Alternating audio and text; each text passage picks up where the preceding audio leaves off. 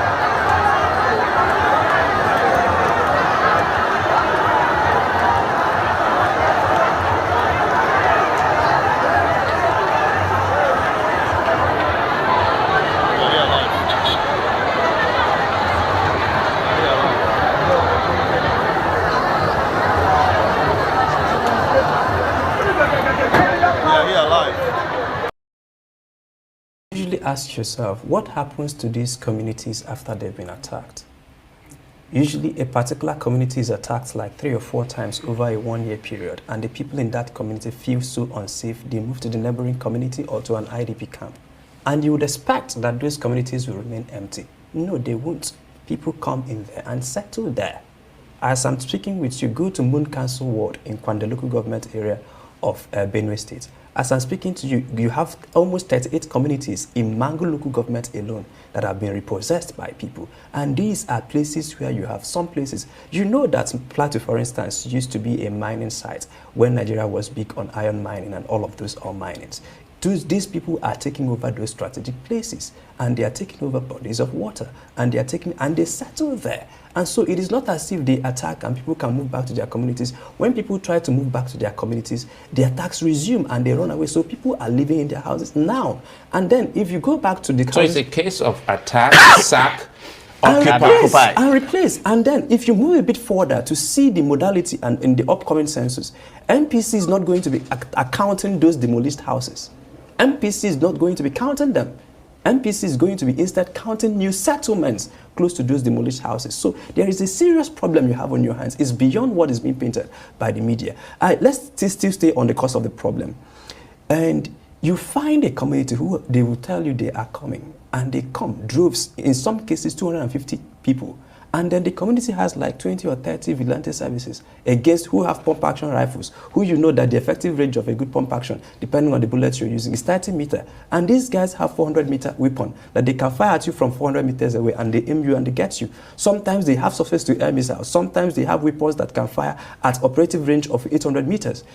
Sometimes they come with 50-meter caliber weapons. And the military-grade assault rifles they are coming with is superior to what our Nigerian army has. This is not your regular pastoralists. This is not them. This is a full-fledged terrorist organization. And when you hear the vice president telling people to live in peace, to embrace peace, no, you are embracing deaths. So what you're telling them is to sit in one of the people I interviewed, I can still see their faces, really. I've been to these places, I've seen shallow graves, I've talked to kids, I've seen people who had different kinds of things. The pictures are all over my laptop here. I can show you this after the program. If you see what is really happening, one of the people I talked to, I said, why are you staying in this community? You know that they will come back. He said, life in the IDP camp is death. Life in the community is death. I don't know whether they are coming or not, but I can't stay either ways. So they are waiting to be killed. It's just that dying instrumentally. This is what is really going on. And you are telling them to embrace peace because the government is seeing this as farmer header class. So they would advise you to live peaceably. That's why we are telling the government, begin the process to officially gazette these people.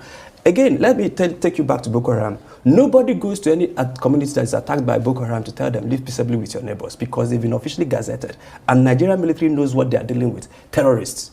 But now, when you see them as, two fighting, it becomes an issue of trying to separate the two guys that are fighting. No, two guys are not fighting. One person has an agenda, ideological agenda, political agenda, religious agenda, and they are pursuing it. And then if you ask the communities, what do you hear when they come? They start chanting religious chants before they attack. And in many of the cases, you ask them yourselves, especially when they have time to attack, sometimes they cordon off the security issue, they cordon off the community and start slaughtering with knives. And why are they not killing with the weapons they have? Why are they slaughtering with knives? So there are a lot of issues that you see on display here that you would see that indeed the federal government is doing Plateau people, Benue people, and indeed all of those people. And I hear my elder brother talking about, these are not border communities.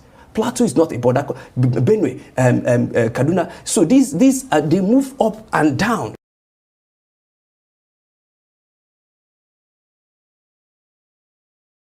Professor. And this professor was determined. He did evening class and went to school, a clerk in university, until he became a professor. So because the name they call him professor, in the end of the day became a professor. I think the name we give our children or the name we bear at times matters a lot. So I want to congratulate this man. When they gave you lucky, they knew you would be lucky. Now you are lucky. When you are given Orimison to be a deputy governor, deputy governor, and even your parents' name spoke volume. Ayedatiwa, Ayedidatiwa. You have been loyal, you have been consistent. You are worthy of this position. And I want to thank you for being considered to complete this journey with us. I have maximum 4 years. Maybe you can proceed from there. It is for me. Now, to come down and for you to grow. I must come down for him to go, and I have done my own little bit. So I congratulate you, congratulate your wife.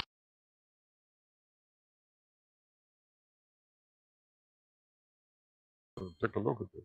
I didn't even know those who were behind it or anything of the sort. I just said, this is a new entry, and this is now making sense out of what an online media publication should be. And so it's quite a relief to find that if one turns into the virtual realm for information, one does not encounter only what I call the garbage of the trolls. And your father is a goat. Your mother was born in there. The whole thing just became nauseating, and I went off it for a long time. So all I can do is congratulate the initiative. Actually, I consider it almost like a sibling product of the COVID times, because it was also tragically, unfortunately, ironically, it was also the lockdown which enabled me to actually complete my last work, Chronicles from the Land of the Happiest People in the World. So it's like in every cloud there's a silver lining, and I consider this the silver lining of the dark cloud of the COVID period, but one which, as silver should be, is illuminating in many ways. It's congratulations, that's all I can say.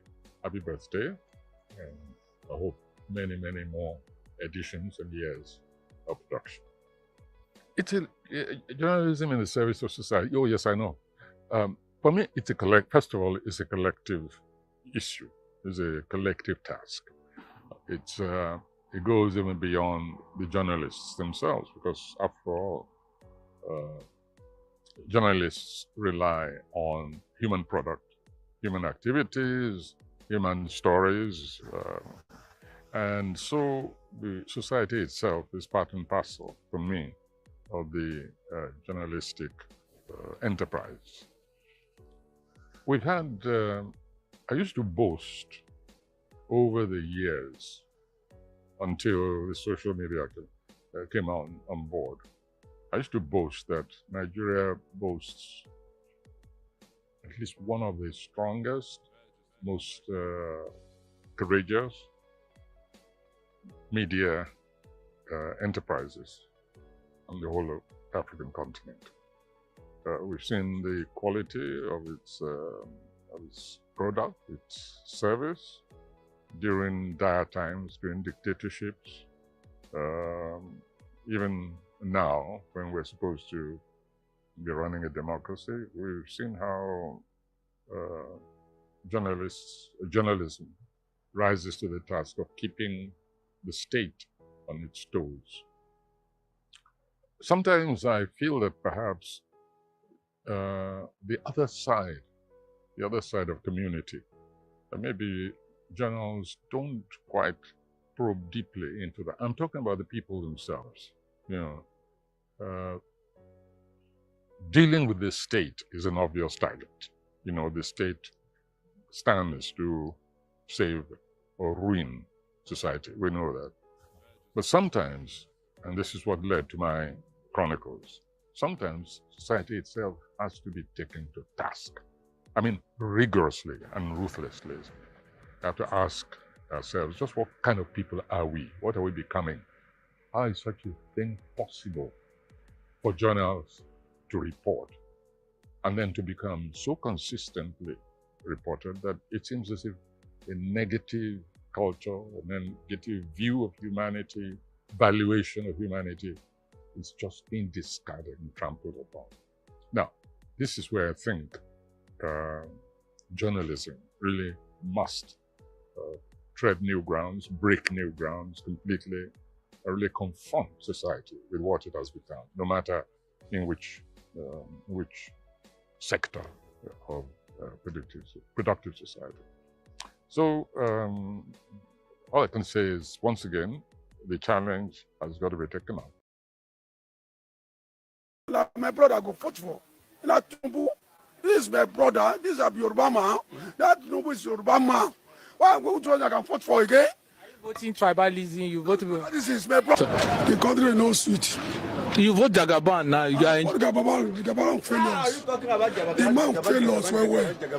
Jagaban fail us. This Tinubu, he don't fail all Yoruba people. Tinubu fail all All Yoruba people. So you don't get joy now. I don't get joy unless make him do well. So Tinubu no do well now. He don't do well at all. Maybe time never reach now. Time don't reach. Time don't reach to do am, but he no do well. Papa, how the thing they do you now? Well, something too cost for Nigeria. You go vote for your own right. I vote for my own. I don't really leave my brother. Go vote Peter Obi or vote Atiku. What you got? Come. Let me tell you this. I cannot tell you that. I don't vote for them. You know, people vote them. I swear. So it's because of your tribe. Yeah, no, forget about tribe. Peter Obi, they say Nigeria need young people. Yeah, but no, so You regret saying you even support. extra regret they worry me. I hope I regret because that man no know wetin go for us as they look am. But they say na Yoruba turn na Yoruba. Na make them forget tribe. Everybody wey go good man, Emilokan. Wetin abeg bros no make me. Talk Emilokan. Emilokan don die now. No me Emilokan no dey again. Emilokan no dey. Nigeria bad. Something where they buy. See, only service of oil now. If you want service your motor, if no close to 30,000, no service. No. See, I tell you as they go. Baba, who say this thing? Allah. What do you confuse make government do for the matter? The government help us now. I beg. See, if they don't do anything, we go rob, bro. We go rob, unless if they do something, they don't dey work. I tell you, Rob, you don't say police go.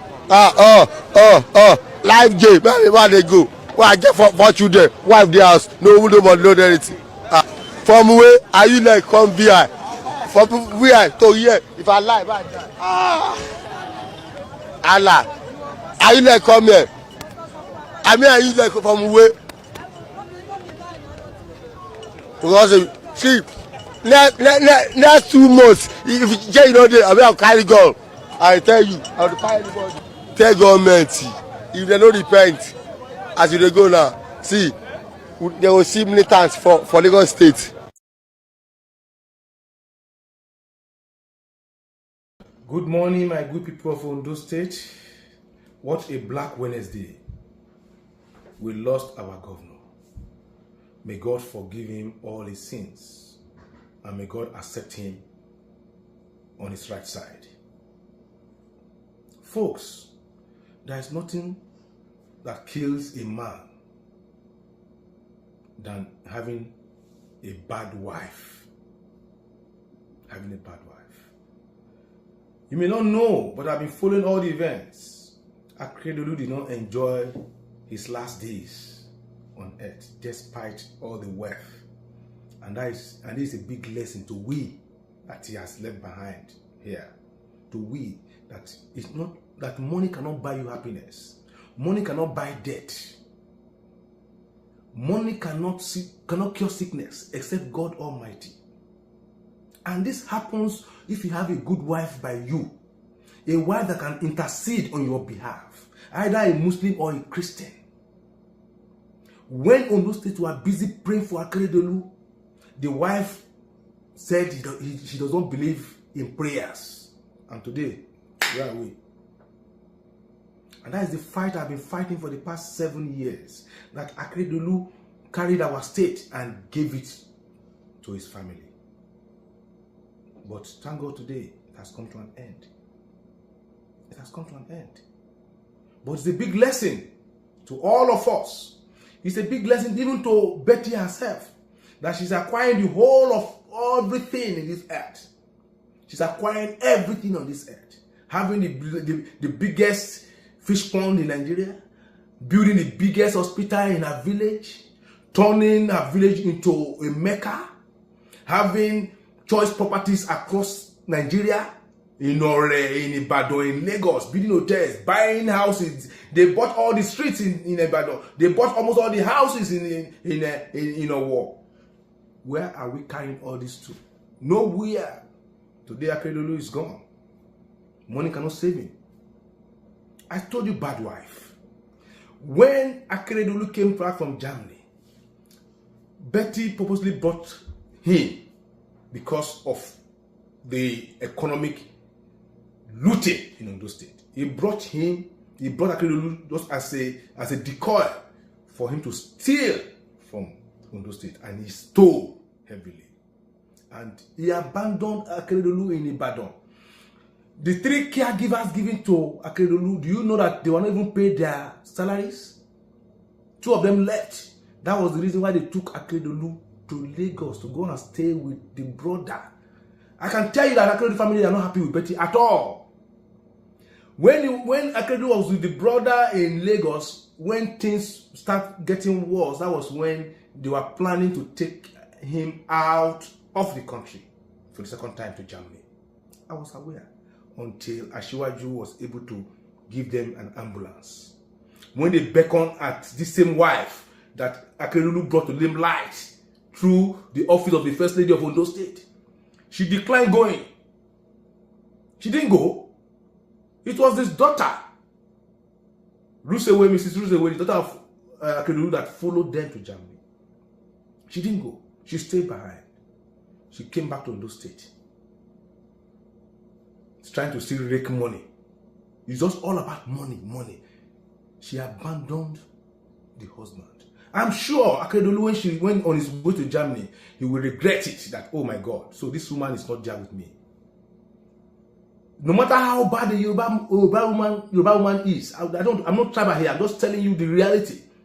A Yoruba wife will not abandon the husband at that critical hour. How would it have been so good, so nice that we heard that Akeredolu died in Germany in the hands of Betty? But Betty was in Akure, was in Ibadan, Akure, gallivanting, supervising how to steal money, supervising how to build the hospital, supervising how to his fish pond. When she heard that Akete is gone, this is a big lesson. May our children not marry from the wrong tribe and from the wrong family. State. It's a mini Nigeria composed of various ethnic groups living together reasonably peacefully. But the peace in this state is under assault. There's an attempt at ethnic cleansing in this state, and of course, all the riverine states of Nigeria. We must resist it. We must stop it. Every one of us must rise up. The armed forces are not neutral. They collude. They collude. They collude with the armed bandits that kill people, kill Nigerians. They facilitate their movements. They cover them. If you are depending on the armed forces to stop the killings, you will all die one by one. The ethnic cleansing must stop in Taraba State. It must stop in all the states of Nigeria. Otherwise, Somalia will be a child's play. I ask every one of you to be alert and defend your country. defend your territory, defend your state. You have nowhere else to go. You have nowhere else to go. God bless our country.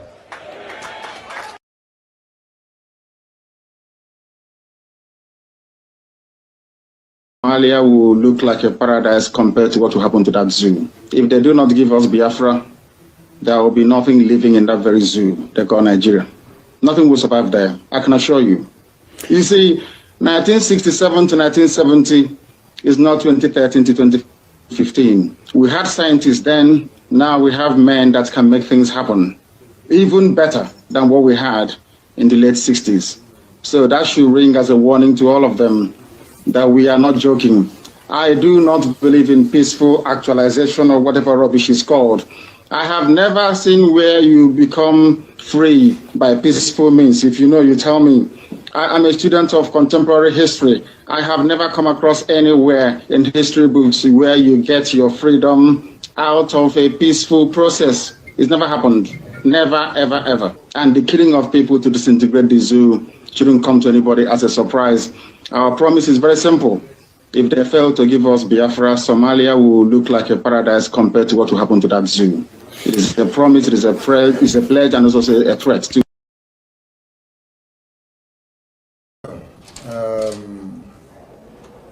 Absolutely. When we hope that that peace has gotten to plateau, and unfortunately this massacre has resumed, and it keeps us to worry on the fact that what are we doing as leaders with what we have promised Nigerians and our constituents during the campaigns, that we ensure that they are peaceful, we ensure that they are safe. But at the end of the day, you find out that a community, it's being killed and sacked. From what you're seeing on the television now, is that these people have lost hope. And losing hope, they are leaving this community and they are likely not coming back. Go back to this same community in the next 1 month. Go back to this same community in the next 1 month. You will see that this community is being occupied by people that are not from the villages. Because out of this, so far in Plateau State, I can tell you that in Riom, over 40 villages have been wiped out since 2001, and people are occupying. In Berkin Ladi, the same place where this attack was. In Bokos, most of these communities are being wiped out, and people that we don't know them from nowhere come in and occupy these villages. And at the end of the day, when such issues happen, you hear that the president or whosoever has given directive. Yes, it's good. President has given directives as chief security commander-in-chief of the armed forces. But at the end of the day, who usually redirect these armed forces or the security agencies not to carry out the directives of the president? Because if the president has given directives and the directives is not being carried and people are being killed on daily basis, heads should roll. We have security formation, we have STF, we have the army, we have whatsoever formation as today, presently in Mangu local government, that has enough security personnel, just 1 hour drive to the villages in Bokos, between Bokos and Berkin-Ladi. What happened? On that same 26, there was a high form of show of force by security agencies within the Mangu axis on the main road. Let me tell you, the same time that show of force was going on by security agencies, blocking roads, nobody could pass, showing the kind of armored cars they have, showing the form they made. That same time, people are being sacked in villages in the hinterland in Bokos area. So what is the essence of what are you doing there? And at the same time, when intelligence show, when local intelligence, these people have route, they come on bikes, and on each bike is either like 3 people or 2 to 3. And they can travel between one state to the other. It will take them not less than 30 minutes to 1 hour to travel. when they are moving from one village to another in as bees, as moving with motorbikes, people raise alarm. But when this alarm is being raised, we expect that security agencies should be proactive. But at the end of the day, nothing happened. You will see, you have intel that this thing is happening, is going to, you see movement of people on bikes, 3 in numbers, in hundreds of bikes. The next day or that same night, people are being sacked. And what is the essence most of these checkpoints? What is the essence of most of these formations? And I am ready to die defending Nigeria in whatever way. When it is God's time for us to go, it is and you not took my going time to be to God. You are ready to defend Nigeria. I gave you my time. No, I'm coming. Alexi, hold on. You already started. What I'm saying, defending Nigerians is this. I gave him my time and he's using it to defend Nigeria. No, sorry. I'm sorry. Alexi.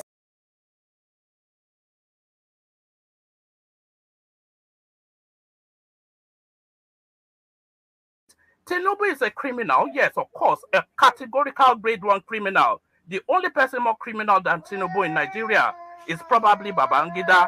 But he's a criminal, and is he fit for purpose? Absolutely not. Should Tinubu be the president of Nigeria? Categorical no. Is there a better option than him? That is subjective. So show me who he is. I hope that Nigeria wins. I'm never going to wish any president evil so that I can say I told you so. No, I won't wish them evil. I hope. You see, I'm not praying. There's no point. I can't pray for Nigeria to be fine. I only hope that Nigeria wins and Nigerians win. Because if you choose a dodgy doctor who has a dodgy record, who has, all sort of accusations leveled against him, to say this doctor, we think he's done this, or this doctor, this surgeon. Yes, he's a senior surgeon, he's the most whatever surgeon, but there are a lot of accusations leveled against him. If you choose him to operate on you, and you tell me to pray for you that it doesn't kill you surgery, what's the point? I can't pray. You might make it, you might not make it. My prayer won't change anything. So I hope Nigeria and Nigerians win during Tinubu's 4 years. Thank you. Thank you, sure. Thank you so much.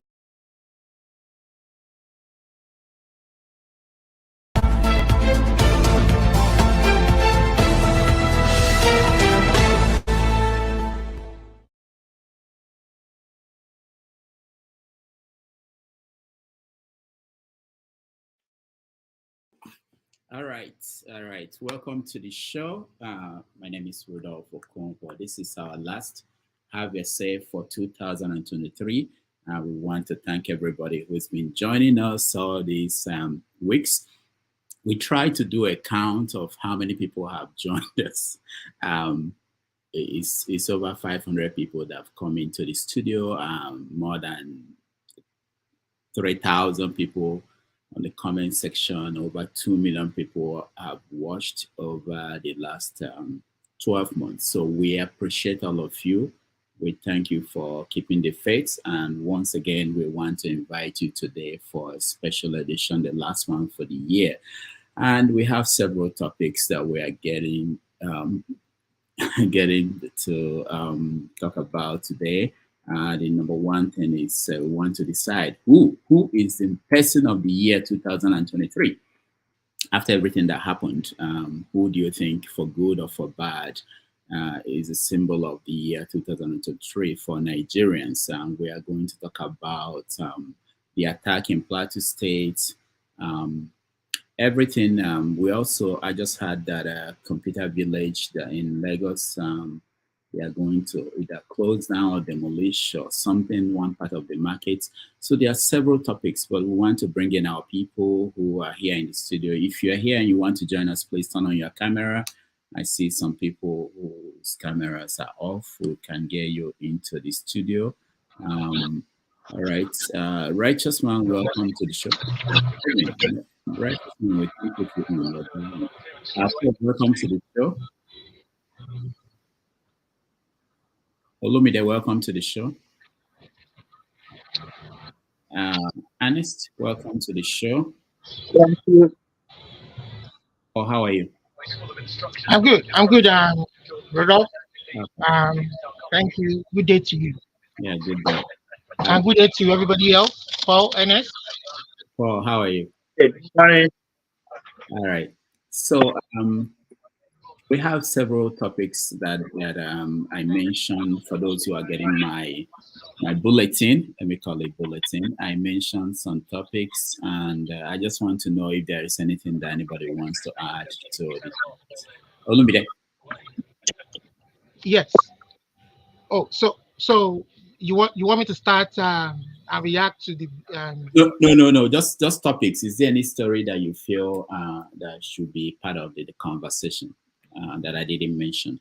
I mentioned. Well, I mean, everything happening now. We've talked about it over the last couple of weekends, weeks.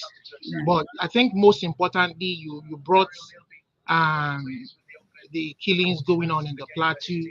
I mean, there's nothing else we should be talking about other than that, because it is very clear to us that this is systematic ethnic cleansing. This is systematic genocide. It meets every definition of genocide, most especially when, as a system, the security system that should protect you looks the other way. For whatever reason you want to give, the terrain is difficult. We don't have sufficient number of forces. Whatever reason, I don't know, but they could go to the southeast, where the terrain is very beautiful and very, very supportive for them. The terrain is perfect for them. I mean, this is just clear. I don't know what to say. 21st century racism. All right. Black on blacks. Olumide, we are yet to start the conversation, so keep your thoughts. We'll come back to you when we start. I mean, for me, even as much as I crave the Yoruba sovereign nation, to get away from all this mess, not because of anything else, to get away from all this mess, because it's not functioning. It's a shido. You understand? We have to move away from this mess and go find our own destiny. Because all right. This is not leading us anywhere. That's why we're saying we want our own place. All right. Olumide, thank you. Let's go to Paul. I'm not interrupting you. Olumide, let's see your face. Bring your face up more when you're talking about Yoruba independence. You say Yoruba what? Yoruba what? You know my face, Jared. You say Yoruba nation. Let's see your face anywhere. Prince, Olumide by now. So I'm sitting on a low chair, but okay, I'll get a higher chair. I'm coming. All right. Paul, welcome to the show. Paul, we can't hear you. Your voice.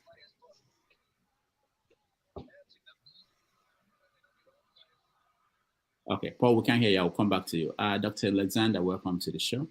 Yeah, good morning, Rudolph. How are you? Let me speak with my perfect English accent. Are you in English? I'm back in my office in Houston. Okay.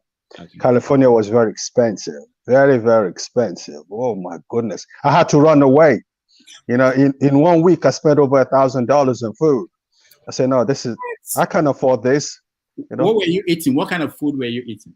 We were going to all these fancy restaurants, and it's just so expensive over there. I said, but you know what I discovered? San Diego. My goodness. San Diego is even more beautiful than Los Angeles. Oh my Lord, have mercy. Anyway, my quick contribution, the superstar of the year. Let me just say this quick because I have to go for consultation. Superstar of the year, without a shadow of a doubt, the great Peter Obi. He shows some of us successful Nigerians how to be humble, and I appreciate him. I appreciate his personality. And I was telling someone on a different platform that I have colleagues, medical doctor colleagues, who are very close to Peter Obi, very, very close. Dr. Gujiafo is a very close friend of Peter Obi. And he tells me, I don't know Peter Obi personally, and he tells me that what you see is what you get. He's not. It's not. That's not an act. That's the man. That's who he is. He's not faking anything. So I give him the superstar of the year, and the one of the biggest political figures we've discovered in the last 30 years in Nigeria. He did an amazing job. From a mediocre party in Labour, took him to a position of strength. If my brother had competed under the banner of the Labour Party, he'll be the senator for Lagos Central. We were talking about that 2 days ago. So that's that. The villain of the year, in my opinion, Emefiele. Emefiele should be whooped. They should need to bring him out and be whooped every day, 5 whoops every day for the next 20 years. What the man did is unpardonable. That should never have happened. He took it, like I said on your show, he took advantage of the naivete of the people in government, and he enriched himself. I don't know how he's going to get away with it, because I think he's in Tinubu's bad books. But I shan't be surprised if I see him in England in the next 6 months. He's done a runaway. I won't be surprised, because nothing is impossible in Nigeria. I don't know. The woman of the year to me is Natasha Apota, or whatever her name is. Even the governor of the state dug a hole in her village for her not to have people come vote for her. And this one was tenacious. You can't take it away from her. So that's my position. And your platform has been intriguing, somehow divisive somehow, but it's been a pleasure to watch you for the last 1 year, and I have a lot of respect for your personality. I've only seen you get angry once on your show, and you were angry. But it's not easy not to be angry when people come up with the most ridiculous statements ever. But thank you very much, my brother, and Happy New Year, my fellow Nigerians. Thank you. Thank you, Dr. Alexander. Thank you so much. Maybe we should add the panelists of the year, and you guys will pick someone amongst yourself. Paul, welcome to the show.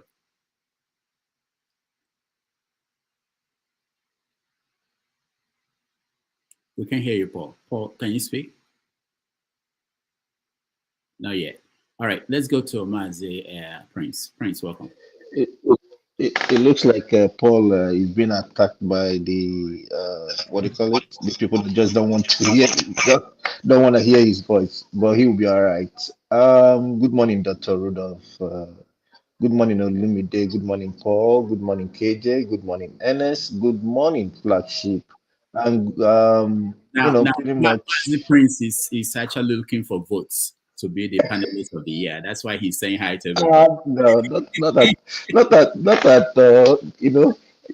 Anybody who wins it, I will support the person. I'm not gonna be weak. I will not weaken the person. Okay. Just like Baci Prince, hold on by chance. Am I okay now? Oh, good. You good. Okay, thank you. Yeah. So for me, it's kind of pretty much I subscribe myself to what Alex said, in the sense that Peter Obi happens to be my, man of the year. He did incredibly well, and he's still keeping cool, still doing what he knows how to do. He's somebody who has shown himself. In the beginning, I never trusted him, but it looks like I am beginning to trust him more and more. When you talk about, I would choose MFLA. Instead of choosing MFLA, I would choose the military, to be the worst people of the year. They keep talking about how they're making all this progress. They defeat this, they defeat that, they eliminate this. They just a whole bunch of whole bunch of English, that they could think about that comes on. However, My woman of the year, we go to. We actually, Prince, we have not started a conversation, but I think we might as well start. Let's go ahead. Okay, go ahead. Okay. Woman of the year. Oh, okay. So my woman of the year is Ngozi, Ngozi Wala. She's still, making a world record, in the sense that she's really doing well in whatever field she found herself. Another news that I'm surprised that nobody have actually spoken much about it is, do you know there's something happening at Abakaliki on Christmas Day? Something happened or happening? What do you mean? No, something happened in Abakaliki on Christmas Day. What happened? Some people were killed in a church, in a Catholic church. Oh, I didn't know that. Yeah, some people were killed in a Catholic church, and I'm surprised, everybody's keeping mum about it. Master Prince, where did that happen? In Abakaliki, in Ebonyi. Some people were killed in the church. I was so surprised. Nobody is actually speaking about it. Can you share the link? Maybe it was overshadowed by the Plateau situation. Can you share the link with me? And let me see the story. I think if you type it in, or maybe Google it, you will see it there. Okay. I think I'll check that. Yeah, because I heard when the bishop was kind of lamenting how people could do such a thing, just almost something similar to a war. That happened there. And I don't know if you added that of Akeredolu, because now he's turning into a bigotry kind of a thing. It's now becoming, they're turning it into Igbo versus Yoruba thing. I don't know why that should be, It's so pathetic that because the wife is Igbo, now they're now turning it that he married a bad woman from a tribe called Igbo. So, but yeah, that's what I could stand on for now. All right, thank you so much. Let's go to the flagship. Welcome to the show. Good morning, Dr. Rudolph. Can you hear me? Yeah, we can hear you. Good morning, everybody. It's good to be back on the platform. I hope everybody had a good week, although it's marked with a whole lot of violence from Nigeria.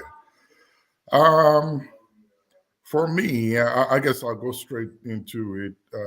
Peter Obi, and I'd like to add Dati also to the list as, in my opinion, Man of the Year. They stood out in 2023 for every one of us, not only in Nigeria, but globally. They changed the political terrain in Nigeria and brought a whole lot of awareness that is now made known in public, give a lot of hope to Nigerians for the future. Woman of the Year, I would stick with Chimamanda. She to me stood out also in 2023. Her voice was quite audible, so she would pick up that flag for me. With reference to what is going on, I heard this week, I think it was yesterday, that PDP was insisting, or they are insisting, that the 27 House of Rep members who quit, their seats still remain vacant, regardless of the agreement between Tinubu and Fubara. And it kind of makes me wonder why they are so loud and heavy on those 27 politicians. And I've never said anything about Wike, who's destroying their party, actually has destroyed it and decimated it. So that's something that came up this week, which I didn't hear too much about in the news, but it caught my attention. I'll stop there for now. All right, thank you so much. Ernest, welcome to the show. Thank you. I just want to comment on one of the, or two of the topics. What we want to do now, we were actually going to pick on topics that we didn't mention that people may want us to add to the list. But also, you can tell us your Man of the Year. That's the first topic, Man of the Year and Woman of the Year, maybe Entertainer of the Year. I choose as my Entertainer of the Year. So I want And then more importantly, Rodolph, Yeah. Because of the title, NS title, the human rights consultant. If truly you are one, how can the people of Plateau and the Middle Belt, benefit from your resource? What can they do at this moment? Olumide, hold on. When we talk about what happened in Plateau, Yeah. It's just if truly is one. Okay.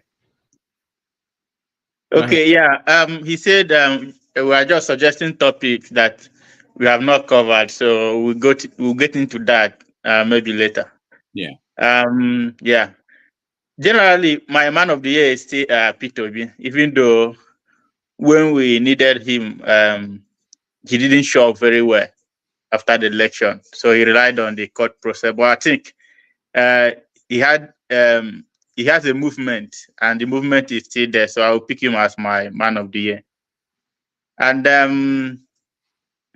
in terms of topic, it's just a general topic I want us to look into, whether Nigeria as it is, whether it's workable. Can Nigeria be revived? Is the Nigeria problem Tinubu's fault? Can anybody make Nigeria work? So if we can add that topic. Okay. Yeah. I like that. All right. Thank My you. wife. Thank you so much. Let's go to KJ. Yeah. Thank you very much, Dr. Rudolph. Thank you, everyone, member of the panel. Good to see you guys again. Now, I will just go straight. My man of the year will remain Mazi Nnamdi Kanu for many reasons. One, some of what Nigeria is going through now, he has spoken about them 9 years ago. And at that time, he was, referred to as a madman, unschooled and all that. But today, we have seen that those things he said 9 years ago, 7 years ago, have all come to to fruition. And so he remains someone that has a great insight into what is going on in the Nigerian polity. My woman of the year, I totally agree with my brother who spoke earlier. My woman of the year is Chima Amanda Ediche, for many reasons, but one of which she has never shied away from her Igbo-ness. And that is one thing that I hold her in high regard. And she has used her platform to advance the happenings in Igbo land and Igbo culture, and even draw attention to the Nigerian politics, so that it brought attention on and pressure on the government based on her, on her utterance in the international stage. She had never shied away. One of the things I hold against Peter Obi is the fact that standing on national stage, he said, "If you want to vote for me because I'm an Igbo man, don't vote for me." That is, for me, the greatest statement, a very sorry statement that an Igbo man can make. Are you being apologetic for your Igbo-ness? Look, like I said, I have friends who are from North. I don't expect them to be apologetic for being Northerners. Okay? And I don't expect any Igbo person to say, "Oh, don't do this because I'm Igbo." No, you are Igbo. It reason God made you Igbo, that you can't get away. And so that is what I hold. And I hold that. Every support I had for him went away right that statement. So like I said, many great players or world stage actors will not draw attention, just like Chimamanda, irrespective of her position in the literary world right now. So I hold her to a high esteem. My entertainer of the year, especially on this platform, will be CM. CM, there are many good choices, but I decided to go with CM. You know the reason? CM, I found out, on the closer interaction with him, he's a well-researched individual. He's so well-researched that I was afraid as somebody who has done some little bit of small research here and there. I asked CM for one topic, two books. CM gave me over 50 books talking on that same issue. I was even afraid. In fact, I said to myself, this guy, seriously, because this is just one issue I asked you for. I just said, oh, do you have any idea about this book? And he gave me more than 50 books, and even told me the ones that's going to be published, that don't yet be published, that are coming on the way. I mean, I found that very, very, very impressive. And I think, so we can't really take light of anybody who's on this platform, irrespective of the person's stand, whether you agree with him or not, they are well researched. Thank you, sir.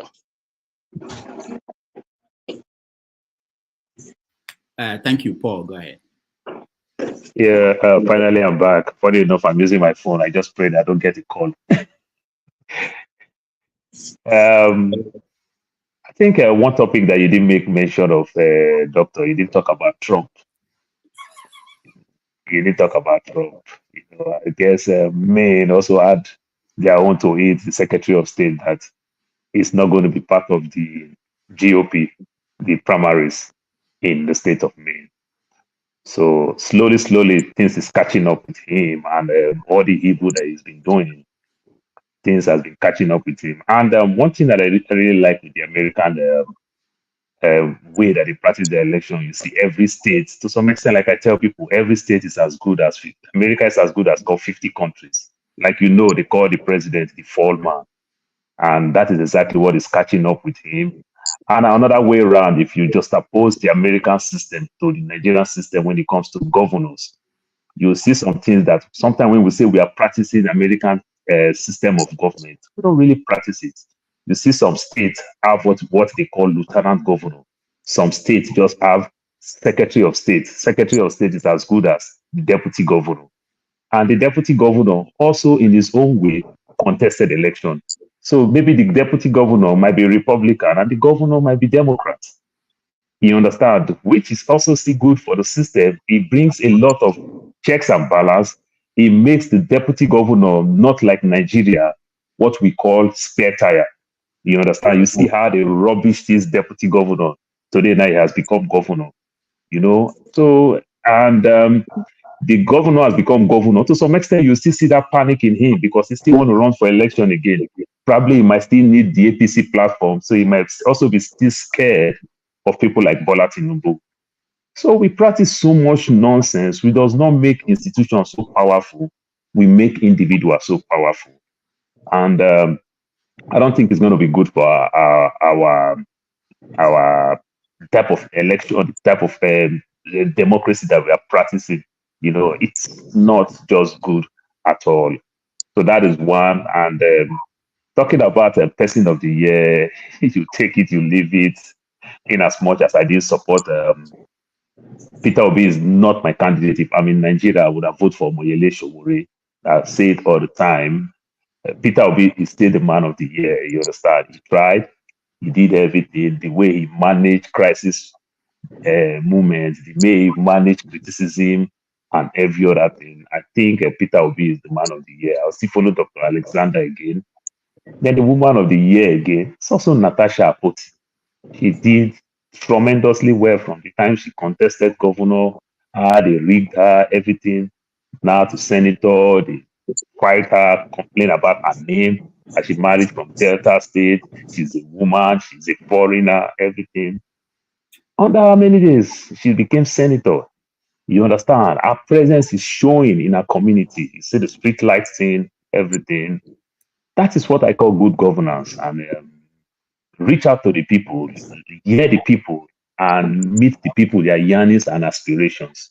Not you become the so-called big man. I will go to Nigeria now. Before I even get there, they arrange 3-4 security for only me. And these people are lacking security. That is not good governance. These are the things we see in Nigeria. Big manism. I give it that. That's to that's my take. All right, thank you. Chim. Hi, good morning to everybody. Good morning. Paul, stop stealing from me. I think I was thinking about topics first of all, but it looks to me like you've literally covered most of the things I had in mind. I know I tried to exchange some notes with you earlier on. Straight up into the persons of the year. for me, when it comes to Men of the Year, it's a joint ticket for me between Obi and Dati. I have my issues with Obi post-election, which I've already made very clear to everyone who's been listening. Though he managed the post-election issues in terms of trying to avoid crisis and all that, but I also believe there were certain steps he could have taken to put the establishment on their toes post-election, which he didn't do. So some of us have issues with him when it comes to that. But nevertheless, I think he's my Man of the Year with his vice presidential candidate. When it comes to the Woman of the Year, I've also picked two people. Number one is Professor Nnenna Oti, the resident electoral officer for Abia State. She did a fantastic job. I perceive, in my view, that if she hadn't taken some of the stands she did take, that Professor Mahmood would have stolen the Abia State election. So for that, she deserves to be a Woman of the Year. And then Natasha, I wrote it down, Natasha. So when Paul mentioned Natasha, I said yes. Natasha went through a lot in the last electoral cycle. She, in her bid to win a senatorial seat, we all saw what happened to her constituency in Kogi, how the governor went there and used boulders to kind of excavate the road. And then, of course, she ended the year on a high. Not too many politicians go there, make money, and then buy brand new cars, take photos of themselves and some Olosho women in Dubai and all those kinds of things. But this lady has started giving her people some dividends of democracy. So perhaps she took the prayer and used the prayer to pray for people in her constituency. So to that effect, I mean, we saw the beautiful light she put in on the streets of a particular part of Kogi State where she comes from. My entertainer of the year, there are several of them. Fowles is one person I want to respect, not because he did anything fantastic in terms of music in 2023, but because he brought his creativity to bear when it came to the elections. And then for those who won awards, what's his name? Toby Bakari did a fantastic job in the movies he took part of, and even won the AMVCA awards. So to that, I want to respect those categories of people. So yes, those are my initial comments. But perhaps as we go on, I will add any other thing that comes on. All right, thank you, Chim. Henry, you're next. Yeah, good evening, Mr. Rudolph. Good evening, everyone. I have to make a comment about what program, what we're going to say today, or I should make what is going on at the moment. If there's any important story that we miss, you can mention it now. I need to add to this security. Nigeria security agencies know where these criminals are. I have to talk about this because they know where they are. Okay, when we start the conversation on the attack, you can talk about it. My Man of the Year is Peter Obi without no thinking. I'll debunk what the KJ said about Peter Obi saying if you vote for him because you're an Igbo man, if you vote for me because I'm Igbo man, don't vote for me. If you think that is, everybody will say the same thing. It doesn't mean it's not proud to be an Igbo man. You'll be seen tomorrow proud more Igbo man than you do. So when you say something like that, it's like Obi is ashamed to be an Igbo man. That's wrong. You should know better than this. What do you mean by that? He said you should vote for him not because he's an Igbo man. You should vote for him because he's capable of taking Nigeria to the next level. This is what it means. So if you don't like the way he approached the tense way he used that, if you vote for me because I'm an Igbo man, so don't vote. If you vote for me because I'm an Igbo man, don't vote for me. That's wrong too. But what I'm trying to say, Peter Obi is still the Man of the Year. The way he came up to become Labour Party president candidate, the way he came up from the different kind of lies, fake news about him, the way he reacted to the situations, the way he calmed down to the situation, the way he didn't want the country to become a no man's land. Because if Peter Obi have to speak, say, you know what, we have to go on the street, we will not be here talking about man of the year today. Nobody will plan to go home. Loads of you will not go home this year to go and visit either. Everyone will be burning. So the way he handled the situation, people here talking about the way he handled it he was not expecting that. What do you want it to do? To say, okay, let's go to the street. If they go to the street, Peter Obi will be. Who, how many of you want to sacrifice yourself for Nigeria? How many of you here want to sacrifice your life to Nigeria? You that is talking here. None of you. He came out, he traveled to those remote villages which you cannot go. This man is a billionaire, but he still spent time with the ordinary Nigerians. He did enough. IGP camp, he went there, Christmas Day, celebrate with these people. What else you want? He kill himself because of Nigeria to want to be better. He did his best. It's left for we to say, okay, you know what, Obi, you try. We are going to the street. We do it ourselves. None of you want to do it. Waiting for Obi to come and make an announcement. Waiting tomorrow. I keep him to be the man of the year, whether you like it or not. He's still the man of the year. Then I go with Pop too. We say Tasha, this senator from Kogi State. This lady dealt with this corrupt, so-called young politician, Yaya criminal Bello, who cannot even pay his teachers, pay his civil servants. Brag every time. That's not supposed to be locked up in jail for long.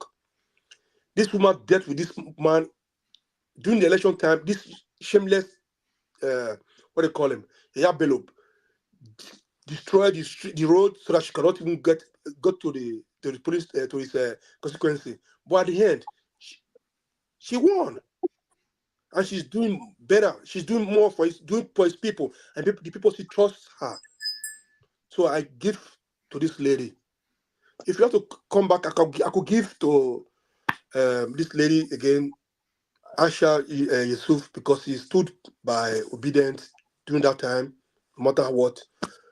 This entertainment, I don't give anyone to entertainment because they're not contribute to the society. Because people are things are going wrong. They cannot come out and speak. I don't give nothing for them this year. Thank you. Nothing for them. All right. Thank you, Henry. Let's go to forefathers. Thank you for having me, Dr. Damages, and greetings to everyone on the panel.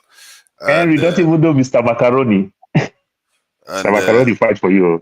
Yeah. But not to finish. They're not to finish. All they're not to finish. They're not finished at the end.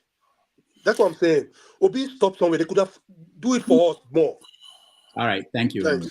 Okay, and greetings to the ones in the chat and to the viewers. I think everybody said it. Most people said it already. Peter Obi, hands down, is the man of the year, and because of his conduct on every front, really. And he's managed to keep the country intact without, even if he has a lot of reasons to, call people and cause anarchy. He didn't. And we all can see the madness. Somebody that could have been a contender has caused Wike in Rivers State. Because if Wike had done what he did in Rivers State and retired and went away, and he didn't rig the election, maybe he would have been a contender because he did well for Rivers State in terms of what people remembered just before the election. And but he went on to cause all kinds of havoc, and you see the hell that is going on in Rivers State at the moment. I wouldn't call it hell, but they destroyed the House of Assembly and all. And so from that point of view, Peter Obi, he stands above every single Nigerian this year in terms of that. He single-handedly has kept the country intact. The others have done their best to wreck the country. They divide, they fight. Nobody came out to even talk when they were busy attacking Southeasterners in Lagos. Where were the leaders, the so-called leaders? They were absent. We were here on live stream watching it, and you don't see them. Nobody came out. And he's given everything that's happened, he single-handedly kept that nation together. And I hope people realize that, because he could have caused all kinds of trouble himself. Look at what El-Rufai was doing. Look at what Tinubu did. Everybody, they were so irresponsible. Emefiele, look at, just name them. What has Peter Obi done other than everything he's done is to keep things intact? Hence, it goes without question that he deserved that award. And in terms of the women, you know, our women have not always covered themselves in glory. Okpotie stands out. The lady, she seems to have battled Yaya Bello to a standstill, and she took the approach of, whatever you throw at me, I will get to where I'm getting to. You can't stop me. And I think that's something we need to learn from. And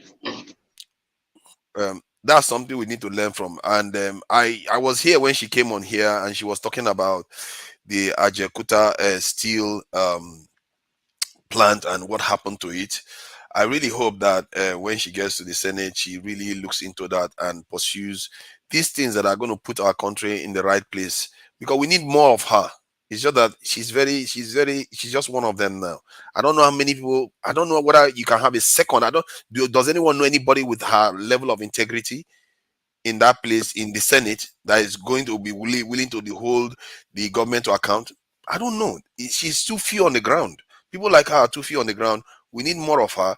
Clearly, she stands out too in terms of women that have accomplished for the country. I don't even. The lady, the writer, Amanda. She's done well, but she was in the literary stuff and got involved in politics to an extent, but nothing like the kind of risk and sacrifice that the Potier made to get to where she got to. And she didn't start just this season. She's been doing it for quite a long time, from what I gather. So she deserves it without a question. I think they were talking about people on this panel and all. Leave that. We are going to do that in another hour. Okay, all right. Yeah, let's not get into that. Righteous Man, welcome. Rudolph, wait, sorry. For the panel, you have to give to CM. I give it to CM straight. No challenges. Don't worry. Yeah, top. What are you talking about? Mama hate you. What are you going on about? Somebody that just shouts at people when people talk to him. No, see, we are not starting that now. Let's have more important conversations. Righteous Man, go ahead. Righteous Man, can you hear me? Yeah, Rudolph, good evening. Yeah, I can hear you. Good evening. Yeah, hi. Hello, good evening from here. Yeah, fine. Good evening, forefathers. Good evening, Chin. Good evening, all the panelists. This is the worst time we've ever celebrated Christmas in Nigeria, you know. When Tinubu visited Lagos Island yesterday, people were yelling at him, shouting in Yoruba language, "We are hungry. Hungry is killing us here." And it's never been this bad in the history of Nigeria. We're in a very state of sorry, state of pity. People are hungry. People are just wailing. Well, we want to thank God for the year almost coming to an end, hoping that things will change for better. Now, concerning the Nigerian Man of the Year, I picked Peter Obi for being truthful, for not being violent, and for being peaceful. And he tried to make sure that irrespective of the rigging, he wanted the judiciary to do the rightful thing, but they failed to do. And he still kept his cool without causing trouble. So Peter Obi is my Man of the Year. My international Man of the Year goes to no other person than my very good friend, President J. Trump. And by the grace of God Almighty, he is coming back in 2024. He will win the landslide. No matter the play is moving. 2 states have already rejected him. 2 states already rejected him. No prayer go solve him. Come back. No prayer. No matter the number of states, he will go to the Supreme Court and he will get it. He is not the first American president that was removed from state. And I'm telling you, Trump will become the president of America in 2024. The Supreme Court will overrule those shenanigans, those stupid things they have done. Trust me. My woman of the year goes to Aisha Yusuf, very courageous woman, very truthful. He stood for Nigerians. He stood for the truth. So there is nobody in Nigeria that has been outspoken without minding the consequences more than that very young woman, Aisha Yusuf. You know, is a human rights activist. She feared nobody. She stands for truth. And my international woman of the year goes to Chimamanda. Very outspoken, very bold, confront the uncomfortable people, try to stamp her own authority and her words, you know, to the entire world to see. She has defended the cause of the black race beyond what any other woman of her age must have done within this period of time. So she's my international woman of the year, Chimamanda. Then in this platform, you know, leave that one for now. Leave it for now. So I want to hear. No, but other people have picked their choice. Let me pick my. Let him say some. Let him say some, please. Let him say some, please. Let him say some. Okay, go ahead. Go ahead, righteous man. I hope you are not authoritarian, no. So in this platform, I just joined barely some months ago, but I've been with Rudolph platform for over 2 to 3 years now with my friends. I think I give it to Dr. Daneji. He has been a very humble fellow. No, I'm not part of it. It's not among the hold on. Okay. Let me respectfully say that I value your personality, your conduct, your behavior, your ability to condole and take, even when you are angry. Hardly will someone that angry. You endure. Then my man of the year for this platform goes to Chin. Chin is very diplomatic. He is very diplomatic that he doesn't want anybody to fault him. You know, and I think in this modern world now, people like him goes far more than people like us that will look at us and tell you who you are. And so he's a diplomat, and I vote for him. You don't know me. You don't know me. I wish you knew me very well. All right, righteous man, thank you. Let's go to us. Righteous man, this is not fair. You did not even call our mother of the year, Ify. That's not fair. Come on. See what I said. That if you stand out, come on. About before we talk about the panel. And all right, Austin, okay, welcome. I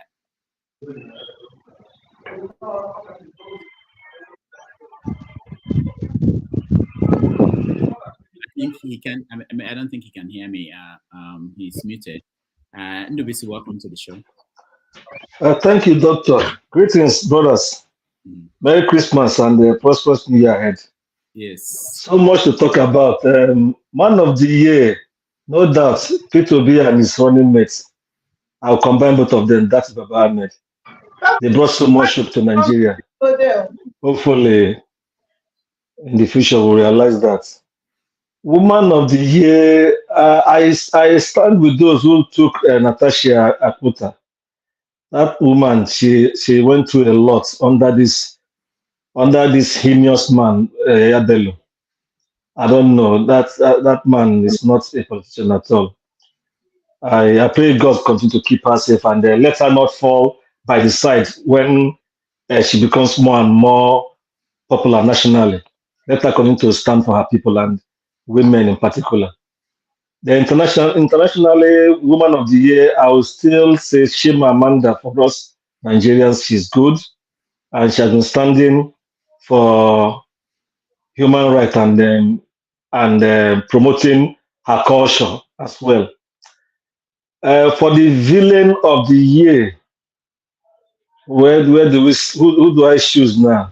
I'm looking at a lot of people. I will choose the former president and the central bank governor. Mahmoud too. Mahmoud Yakubu should even be number 2.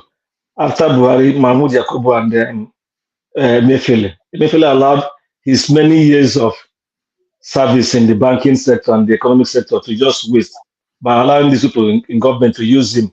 Now he's a fall guy. Others are there, but he's being used.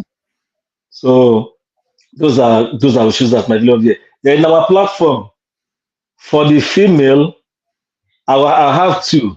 Our sister Ngozi and Mama Esho. Nobody remembers her again. Where is Mama Mama, Esho? Rudolph, our, please. Mama Esho should be remembered too. Yes, should be number one. Should be number one. Musica, two of them. For our men, I will be controversial here. Not for good or bad reason, but for always saying his mind. And sometimes Rudolph will be saying, easy, easy, easy. Mr. Pansak. Mr. Pansak. So, I know it's controversial, but let me stop so far. Thank you. All right, Ndubisi, thank you. Ndubisi, that's not fair. You are controversial. You are choosing another controversial person. Come on, it's like a barbarian married to a barbarian. It's for him to improve. It's for him to, when we name him one of the years, for him to improve. And we hope in the next year he will get better. Thank you. Alaba, you're next. We're going to greetings to everybody on the panel. Can you all hear me? Yes. Okay, yeah, I'm outside, so I'm not in the house. Greetings and happy new year to everybody. I want to say you're always going shopping. I've been watching you. You've been shopping all through Christmas. Actually, I came to change the tires of my cars. What I want to say is that the person I would give the man of the year to would be Dati, because I kind of feel he's more bold than Obi. It would be between him and Obi, but he gets it because he spoke the fact where everybody was that if this stand, our democracy is endangered. Obi, on the other hand, was quite a disappointment to me after the judgment, because as in the position where he stands, he knows the problem, he knows the issue. He should have been, irrespective of threat or fear to him or whether he be locked up or not, he should have been the galvanizing voice to raise the people. Even if he doesn't push them out to do anything, I mean, be their real voice, not push the baton back to the people for the people to rise when the people are already weak or are not ready. He should have used that opportunity as a golden opportunity, as what we teachers call a moment of clarity, to move out of and say, look, let's turn this thing into a movement to reshape our country. And from that movement, all those who want change can galvanize around him. So right now, we don't have a voice. We don't have a major person pushing against this system we're trying to destroy. Obi failed in that respect. He played his typical role as a normal politician. Why don't you leave? I say leave out. You know the kind of capacity I've built. Who said that? I'm sorry. Go ahead. Okay. Yeah. Obi failed in that respect because he should have been the galvanizing voice as a movement against the destruction of the system, but to continually participate in this system that we know is not going anywhere, is endorsing it. That being said, for the worst people of the year, it's between the Nigerian journalists and the Nigerian judiciary. And I will tell you, the judiciary wears the crown like I'm wearing this Russian hat. The judiciary was just a huge disappointment. I can't lie to you, because that's the pillar of any nation, of any country. That's the foundation. And when the pillar goes down, the nation goes down. So the judiciary failed, even though I believe the journalist also failed. For the woman of the year, it would be for me between Orji and Ayo. But personally, I would give it to Ayo because, it seems to me that by the day, Ayo grows better in our questioning. Who is Ayo? Ayo of Arise. Okay. The lady in Arise. No. Her last name. I don't know her last name. She would be the lady of the year because even within the circumstances, everybody shouts Rufai. What's the other nuisance name? The other guy, I can't remember. Anyway, never mind. Ayo, Abati. Abati, yeah, that's the nuisance, yeah. That's a nuisance. Between Ayo and Abati, I mean, between Abati and Rufai taking the limelight, Ayo stands her ground. She pushes her question. She's firm, and I think she should get it. But the judiciary has been a failure. On this panel, the person that has impressed me the most, which is uncanny passion and repeated interruption, is Olumide. He gets it. And the most annoying person, which I would call the spy of the year, will go to True Niger. We shouldn't be in the public place, if you ask me. So those are my own positions and fact. And if there's any more thing I can add, just let me know. All right, thank you. Yeah. Mr. Ferreira, that's a blow below the belt. No, that's a fact. That's a fact. Justice for Plateau, welcome to the show. Good afternoon. Dr. David, can you hear me? Yeah, we can hear you. Okay, thank you. Because this thing is not working. I don't know. Rudolph, sorry to cut in, please. Why people always change their name every time? We have to know their names. Not this kind of. I'm tired of all these circles here. Actually, you took that off my mouth. You took that, but that's okay. This is not child play here. What are we doing? In your headline, you have to put this in your headline, not your name. Come on, man. This is not childish here. Well, is it me or Henry, thank you. Are you referring to me? No, Henry, thank you. Justice for Plateau, go ahead. Sorry, Dr. Dami. Is he referring to me or what? I don't understand. Just go ahead. Don't worry. Go ahead with you. That's how to survive. But I want to ask you. I want to ask you if you are my father or you are my mother. Go on, don't waste your that time. will tell me the day I will be there. Good afternoon, good morning, everybody. Okay, we should wait on it, or we should maybe there's any news or what are we going now? We are basically saying, is there any story that is very important that we forgot, and then people are mentioning their man of the year? They are the one that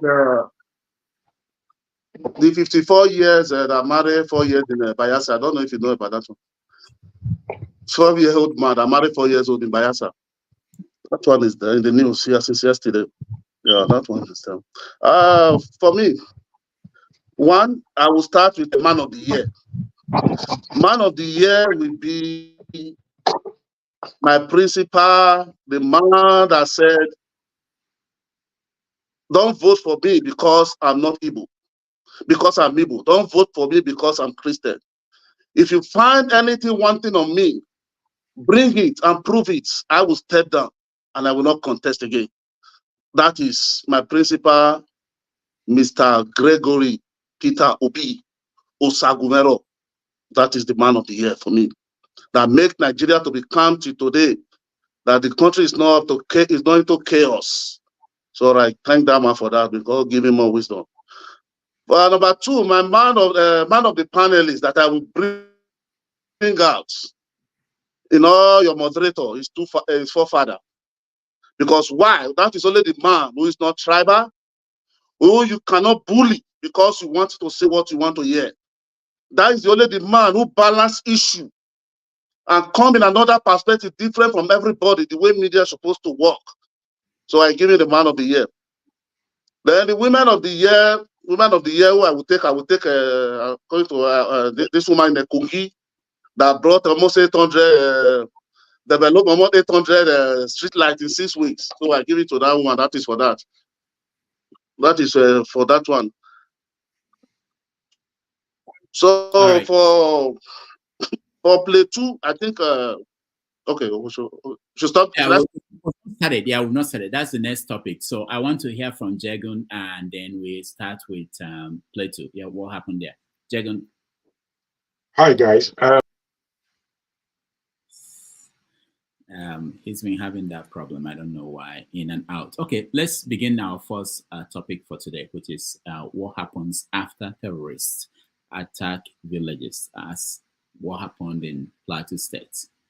Because we only talk about the incident, we don't talk about what happens after. So I want to start with forefathers. Thank you, for that question. This topic, I was on panels talking about this earlier on this week. What happens after? What happens after is we're supposed to correct the mistakes we've made. But I'm not going to hold my breath because many Nigerians are not in the mood to solve the problem.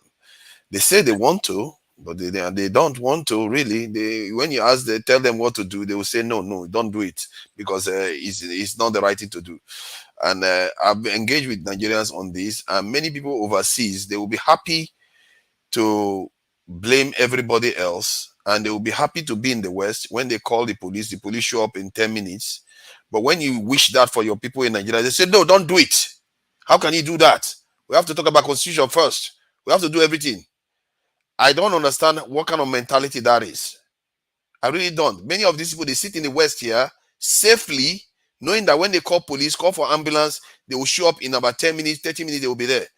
But these people, when they come, when they go and attack villages, they can be there for 1 hour, 2 hours. Nobody can reach there because the law enforcement is 20 miles away, 50 miles away, and then the terrain is also terrible. We have seen roads swallow trailers in Nigeria. How are you supposed to travel miles like that to go to a village to go and intervene in around 3 o'clock in the middle of the early morning or 6 o'clock in the morning? How are you going to do that? It's easy for you to criticize people, but yesterday when I asked them on the panel, I said, "Can you protect 1,000 people?" When I asked them, not one of them agreed that they can protect 1,000 people, and that's what they expect our security forces to do. When you tell them recruit people into that security force, no. How is that logical? No, don't do it. You need technology. But I tell them, one American soldier, they have the best technology in the world, has to protect 150 citizens. The Nigerian soldier has to protect over 1,000 with less resources, less payment. Some of them, they barely get paid even. How do you expect them to do that? What we see going on in the country is what you should expect in that kind of scenario. You don't fund them, you don't have enough of them, and they don't even get any gratitude for the little that they are doing. Everybody insults them left and right. They too are insulting the citizens on top of it. The whole thing is a tragedy and a catastrophe. The entire thing is not fit for purpose. The way Nigerians react to these things, they say they don't want people to be dying, but they don't want to do anything about it. And I tell them, all you have to do is press the government to do what they promised to do. Tinubu promised to increase the size of the Nigerian security forces. He's not doing it. Why don't you press them? There's no, you don't have to remake the constitution to do that. You don't have to have a constitutional conference to do that. You don't have to have a local police to do that. You don't need anything. You just need to press them to do what they promised to do. And our Nigerians refuse. So if you ask me what happens next, I don't see anything happening until they fix our security infrastructure, because that's the country we live in. If I call police here in the UK, they're going to show up. I don't need to put burglary proof in my window to protect myself. I don't have to have massive gates, iron gate, then have gate man, have barbed wire fences, then live in an estate on top of it. This is the madness we live in. The resources we waste protecting our individual selves, if we put that in Nigeria to protect, put into the security forces, we'll be a lot safer. Our borders are open. Foreigners can come in and attack us. Last week, I just found out that Qatar is funding most of the jihadi groups in Nigeria. Nigeria and the Sahel. They are funding the Tuaregs against the Malians, funding the Fulanis against the Dogons, funding the Arabs in the Sudan against fellow Muslims. You see, this is the thing. Many of us don't know the beast we are fighting here. It's not only Islamic this thing. The next layer is going to be Arabization. And it's going on right now in the Sudan. And all the northern people in Nigeria that are so-called, they call themselves Muslims, and they are willing to kill fellow Nigerians because they said something wrong about Islam. But they don't watch their fellow Arab brothers killing black people that are Muslims too. They are killing black people that are Muslims in Sudan because they are not Arabs. Right now, you don't see our northerners complaining about that. But when somebody says something wrong about Muslim, this in Islam, they are willing to kill that person. And that Arabization movement is coming south. This is what you see going on. They are funding them. Qatar that is funding all these people to do all these things. Who has a large military base in Qatar? America has a large military base in Qatar. if we don't protect ourselves, all our people that keep saying, "Oh, we don't need this protection. We don't have any enemies," keep saying that. Just keep saying that, and watch what happens in the next coming years. All right, thank you, forefathers. The flagship, Plateau State. What happens next? Can you hear me? Yes. All right, thanks. It is sad to see what is going on in the Middlebelt in Nigeria. Consistent and constant attacks on the people that live around there, and sadly, within a certain class of people. These things happen over and over and over again. In leadership and management, it is said that if an incident takes place a first time, it's an occurrence. If it happens a second time, it's a trend. And a third time, it's a pattern. And it is said that if it happens the first time and you don't take action, your system is or your structure rather, is at the brink of collapse. If it happens the second time, you don't have control over it. If it happens the third time, the entire system will fail. That's where we are. At the moment, they have moved beyond letting it happen the first time. It's now a four-stage process. The first is when you get a signal that something is about to go wrong, you take action to fix and hold the system in place if it's working good. What happens after the terrorist attack in Plateau State? The system has to be revamped. There is everything wrong with it. Nigeria don't seem to have control over what is happening in the nation. And unfortunately, the commander-in-chief is really not in charge. He's not ruling. He's running Nigeria as an enterprise. I guess at this point, maybe we have to define another type of politics, entrepreneurial politics, where the nation is ran as a business and not really as a nation. Plateau State was attacked. There was a Christmas party going on in Lagos. And sad to say, the governor of the state was even there. That just, it made the hair on my skin stand. So at this point, the entire system in government has to be revamped. We have to check and see where of course we know where it's coming from, but we have to take serious steps to trying to change the system. That's the only way we can correct this for now. I'll yield the floor back.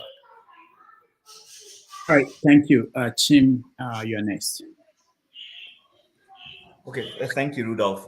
Sorry, guys. Did you guys hear me before? Because I know I got cut off. I beg your pardon. No, we didn't hear you, but we can hear you now. Okay, allow Chim. Thank you. Okay. All right. Thanks, Jagun, for that. For me personally, our security architecture, kinetics, or whatever you want to call it, needs rejigging. I think it's time we brought security management closer to the people. Right now, Nigeria is the only country. Okay, I want to take that back. For a nation as big as Nigeria, I think it's not proper, it's not proportionate that issues that have to do with internal security are left for the federal government that is far away at the center.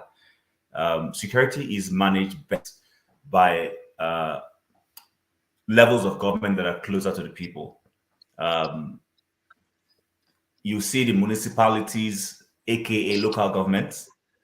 The mayors are responsible for owning police institutions everywhere else that I know. It is not the federal government. It is not the Prime Minister of UK that is responsible for the police in the UK. It is the councils, whatever you call them in the UK, the municipalities. You call them, so that I think it's time we began to look into that. Let every locality manage its security better, because I do not see how the head of or chief of police in a locality will watch people come from outside and deal with their people. Right now, even if we don't want to hand it over to the local governments, then the states should take over and manage their security better. This whole fear that governors will mismanage the privilege of state police or whatever we want to call them, it's unfounded. And then secondly, fine, let them mismanage it, but they will evolve. There will be mistakes. So because the federal government itself is mismanaging security itself. So I don't see why we shouldn't begin to evolve that network. Then the other thing I want to say is this whole concept of creating sacred cows, it needs to stop. If we don't stop it, people will begin to lynch each other. The whole idea that that our security network doesn't know who are perpetuating this evil, it's not acceptable. They do know. A lot of sacred cows are being created. People who are funding these things, we remember under Jonathan's government, there were headlines like, we will expose the sponsors of Boko Haram. At some point, they even went as far as naming one or two senators. I wouldn't want to mention their name because eventually nothing came out of that. But those of us who follow that politics know there was a senator in the north, specifically from that Borno region, who was fingered as being one of the sponsors of Boko Haram and all that. Nothing came out of it. We know in other places when people are identified as being behind terror issues, the state doesn't take it lightly with them. You get them, you punish them as a deterrent. But we find in Nigeria that we have ministers and past ministers, we even have religious leaders making comments and all those things, and the state does not do anything. We let them go scot-free. Then let's fund our military well. I won't say budgets are not being made, but those budgets are being misappropriated right now. We know that funds are being voted to enhance our security operatives, but they are being filtered away. The heads of the military establishments are, taking those funds, digging holes and putting the money into them, putting it in overhead tanks, or even generally just spending it or doing whatever they want to do with it. So I think it's time we begin to look and be more serious. And then the guy who calls himself the commander-in-chief, he should wake up and start behaving like a commander-in-chief. It's not enough to be a milocont. It's time now to do the job. I don't see how you will be partying when a part of your country is burning. See, whatever anybody wants to say about Olusegun Obasanjo, this man took responsibility. There was no place. I'm not saying when there's a crisis and then going there to go and empathize is enough. But he showed sufficient responsibility to say that the buck stops on my table. Everywhere there was a crisis, even when he was outside the country, you will hear he will cut short his visits and fly back home and even fly straight to where that thing has happened. I mean, even if it's for the optics, and I'm not saying we should end in the optics, but he showed sufficiency that he was in control. He was interested in what was happening to his fellow Nigerians. The last set of presidents we've had, including the one on seat right now, these people are aloof. They are not showing sufficient interest. I don't know how a part of your country will be burning. Your citizens are in crisis, and you keep numb. 2 days, 3 days, 4 days, 5 days. And for the governor of Plateau State, I don't even know what to tell him. Is it the rice he was going to eat in Bodilon that was too important for him that he couldn't even say, you know what, my people are mourning, I will not go anywhere? At least say whatever you want to say about the former governor of Benue State. That man won't go for any party if any part of his state is burning. He will stay back. He will tell you it's okay. The optics was right. And that is sometimes, even when you're powerless, there are certain attitudes and certain things ways you express yourself that will make the people know that you're with them. So right now, our leaders need to wake up. Our military officials need to wake up. They need to change the way they are behaving. And lastly, let me just say that, okay, I think I've mentioned that already. I've mentioned that in my talking point. So for me personally, I think we just need to change the way we look at this architecture. And critical for me is perhaps it's time to begin to devolve security responsibilities down to the levels of government that are closer to the people, so that we can't be waiting for this Inspector General of Police that sits in Abuja. I see no reason why we should have an Inspector General of Police and a Commissioner of Police that is not within the control of the state governor. And then when our security operatives get information, let them act on it. We know that Plateau and the Middlebelt is always an area that is susceptible to celebration, like Christmas bombings and all those kinds of things. if I was a president, I do not think I wouldn't prepare enough to say, this is that season. Let's take security to all those places we know that start. We may not be able to cover everywhere, but at least there would have been some measure of, deterrence for these guys not to act. But we just went to sleep. Our president is busy, enjoying himself and all those things. And then we see our fellow Nigerians in pain. I think it's time we change our attitude towards the way we manage our security. All right, Chim, thank you so much. Henry, you're next. If you guys will recall, during the military time, have you heard something like this happen in Nigeria? Did something like this happen in Nigeria during the military time? No. You see, do you think this so-called government or politicians care about the Nigerian citizens? No. They don't care. If they care, why, after the killings in Plateau, your president went to Lagos to celebrate Christmas, and the governor of that state still went to Lagos? No country does that. No country. Only in Nigeria you see something like that. It's the same country, you have terrorists controlling some states. All of you in this panelist, have you ever seen something like that in your country where you live, where terrorists will be controlling one village, one state in your country where you live in that country? It never happened in the world. Only in Nigeria. It's so shameful. Some will say, they will say, you don't talk down on your country. I'm not talking down on my country. You are talking down on yourself because the government are not doing the right thing. They will be killing every time in this plateau, killing everything. They knew, the government, they knew, okay, it's not the same Gomi who went to meet with terrorists to negotiate with them. It's not the same Gomi who said the government should negotiate with terrorists. It's not the same your vice president who went to sit down with the Boko Haram people, eat, drink, party together. Do they care about Nigerians? Nigeria blood is nothing for these people's eyes. They don't even care. Is this, you people will like it or not? I don't care if you like it. Indan Kanu said it about this agenda, Fulani agenda, a long time ago. You people don't like him. You people don't like it the way he presents his talk. I don't give a damn about it. What he's saying for a long time is happening now. You people will be saying it, but some of you will be ashamed to say it. Okay, he said it before. You see, the same people who don't even care about their own citizens will go to Lagos and celebrate when people are dying. It's not time for now the so-called military. Don't we call me and start calling about when I was a soldier. I have generals in my own family too. Retired generals, I have it. It's a little boy soldier who will call it to defend those soldiers. Is it not time for them to go now after these criminals, those killers, right now? I remember what happened in Boston. This terrorists who went to bomb during the marathon. Manhunt everywhere. They marked manhunt before they found these two brothers. I don't know if you can remember Rudolph. No country will let terrorists operate in their own country, in their own soil, where they know. In Germany, you cannot even try it here. If they catch you, they will dig you out. How can these people be moving around freely? We're collecting tax freely in that same country. We are giants. Our soldiers are doing well. Are you kidding me? Are you jokers? No country will let their citizens down the way Nigerian government are doing. Nigeria should be in state of emergency right now. So I'm talking. That should be a country that is working. They should shut that country down. That area, Plateau State, they should shut it down.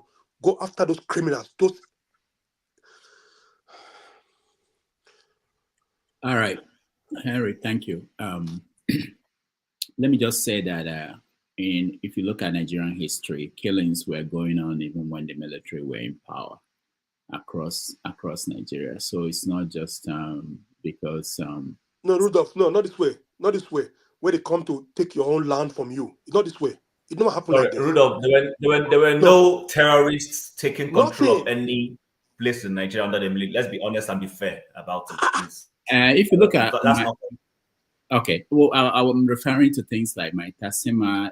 They were different situations. But Michael Sima was dealt with. When they came up, they crushed them. Yeah. I'm not saying what he said was that there were no incidents. I'm No, just saying there will be incidents, but they will crush it so fast, not like repeating again and again, just like again and again. It's the same thing that's going on every time. They will say, "Let's pray for them." Like, can you remember one of the generals? I don't know who said it. One of chief of defense, whatever I said it. Nigeria need prayers. We don't need to pray to defend. Do Israel the Christians go and worship their religion, going there to the highest place? There, do they pray for Palestinians to shoot missiles? They have Iron Dome there.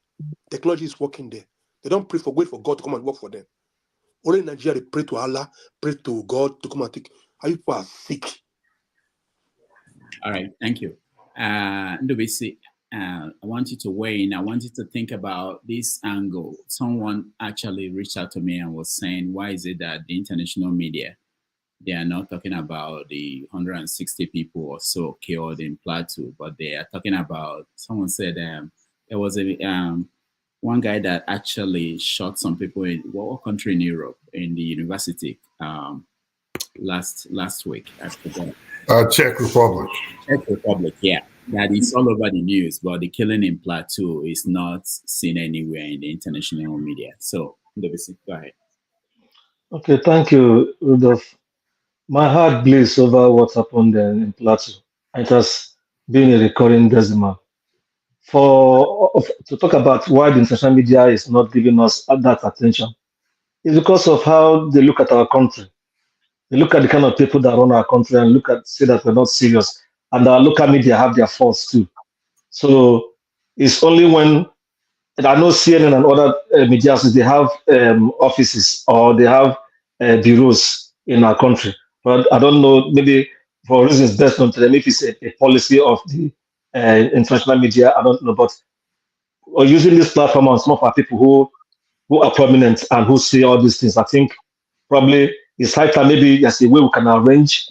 Some people may have to call a press conference either within the country or outside the country and invite these people and let them know what is going on. We have to make noise about it so people will know that the country is really under siege. That is about that. But coming back to what really happened, it's really sad that this keeps recurring. And to me, it has become it's become clear to me that those in authorities, they are clearly aware of what is going on and they refuse to do something about it. They know why they want to do things. I want to do something about it. It's clearly a genocide that is going on. They come ransack the communities, not just one, but multiple communities for hours, and they drive through the major roads into these areas, and nobody cares. The military doesn't stop. See the video you played earlier. That man that was on I think it's Arise TV, was saying that the army will come doing their show of strength in the major road, whereas the killing was going on down there. Are they trying to placate the people passing to show them that they are working, whereas villagers are being slaughtered? It goes to show what some of us have been saying. This clash of civilization that we are not one, that it is high time we come to a table and discuss our country. This can't continue. People ransacking villages, turning people into refugees, and at the end of the day, strangers will take over their places. And if this is not stopped, it will keep going on. And before you know it, the whole country will be engulfed in this thing. I support what Shim said, that it is high time we localize security. There are able-bodied men and women who are willing to participate in security activities in their local areas.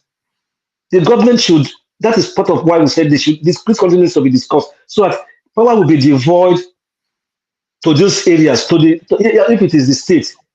The laws will be clear so that governors will not abuse the laws. If the laws are followed, they will not abuse it. So that people will be able to at least begin to fend these people up before the major security forces come for reinforcement.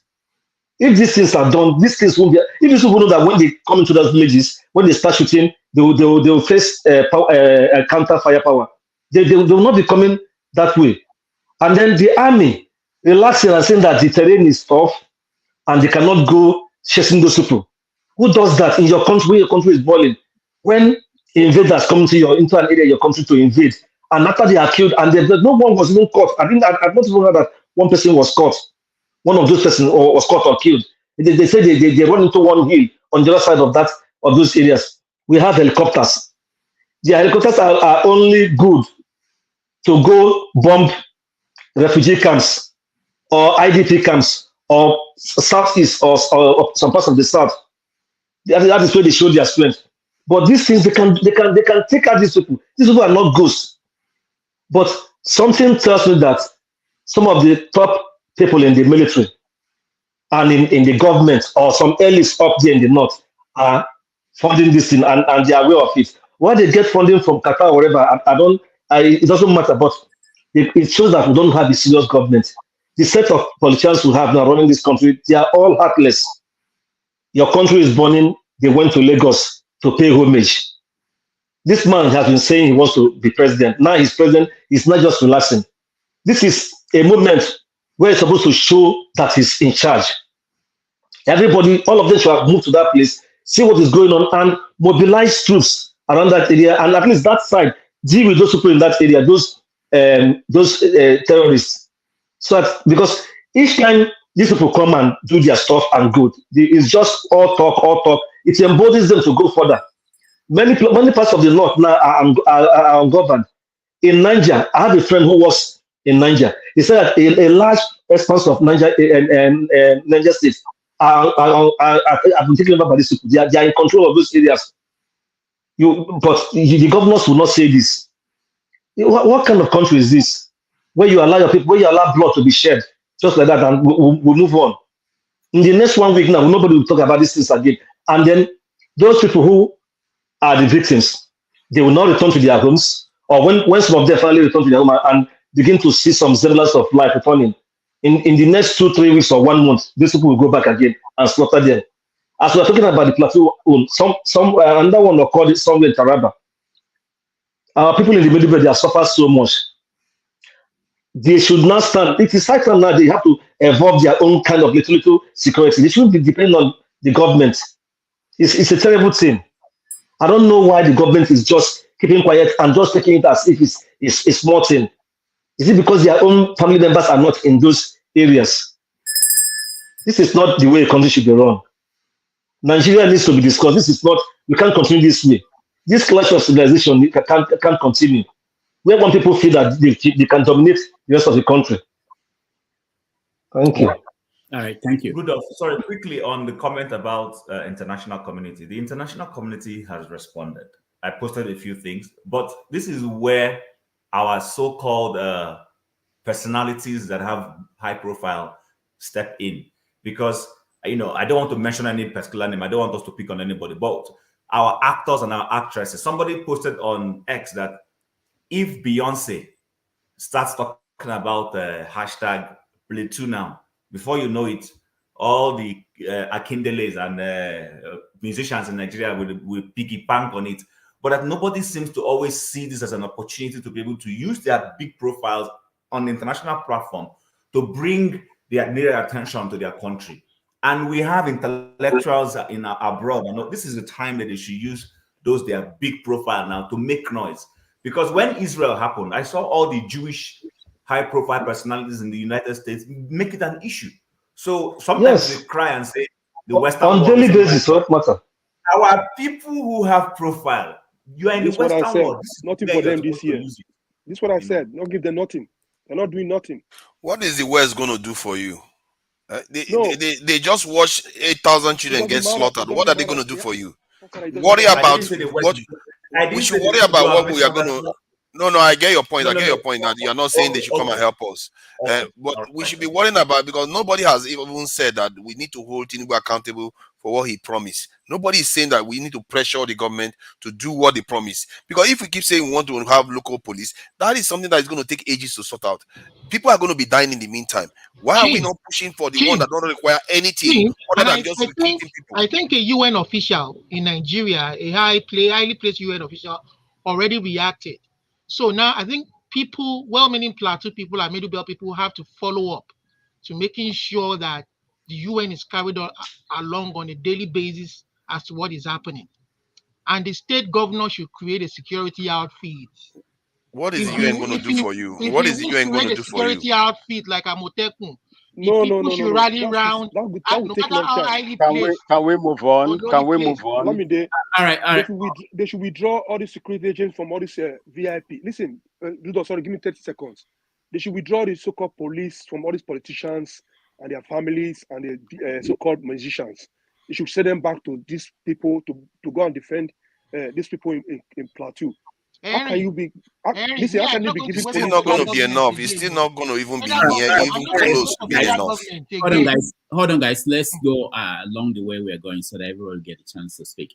Mazi Prince, go ahead. I know when Olumide comes in, it becomes another thing entirely.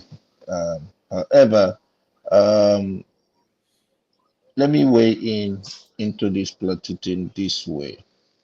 I keep hearing people talking about let the security be, let's fund state police and state police.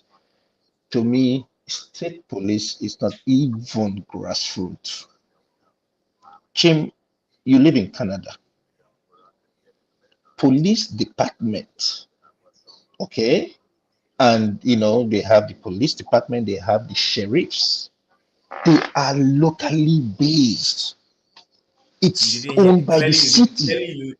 you did not hear me at all, but I will leave it at that. You clearly did No, not no, no, no, hear what no. I I'm said. coming. Chim, I'm coming. I'm just giving an example. I'm not saying you just said that. I'm just talking about in general, those that said state police. State police is not the solution.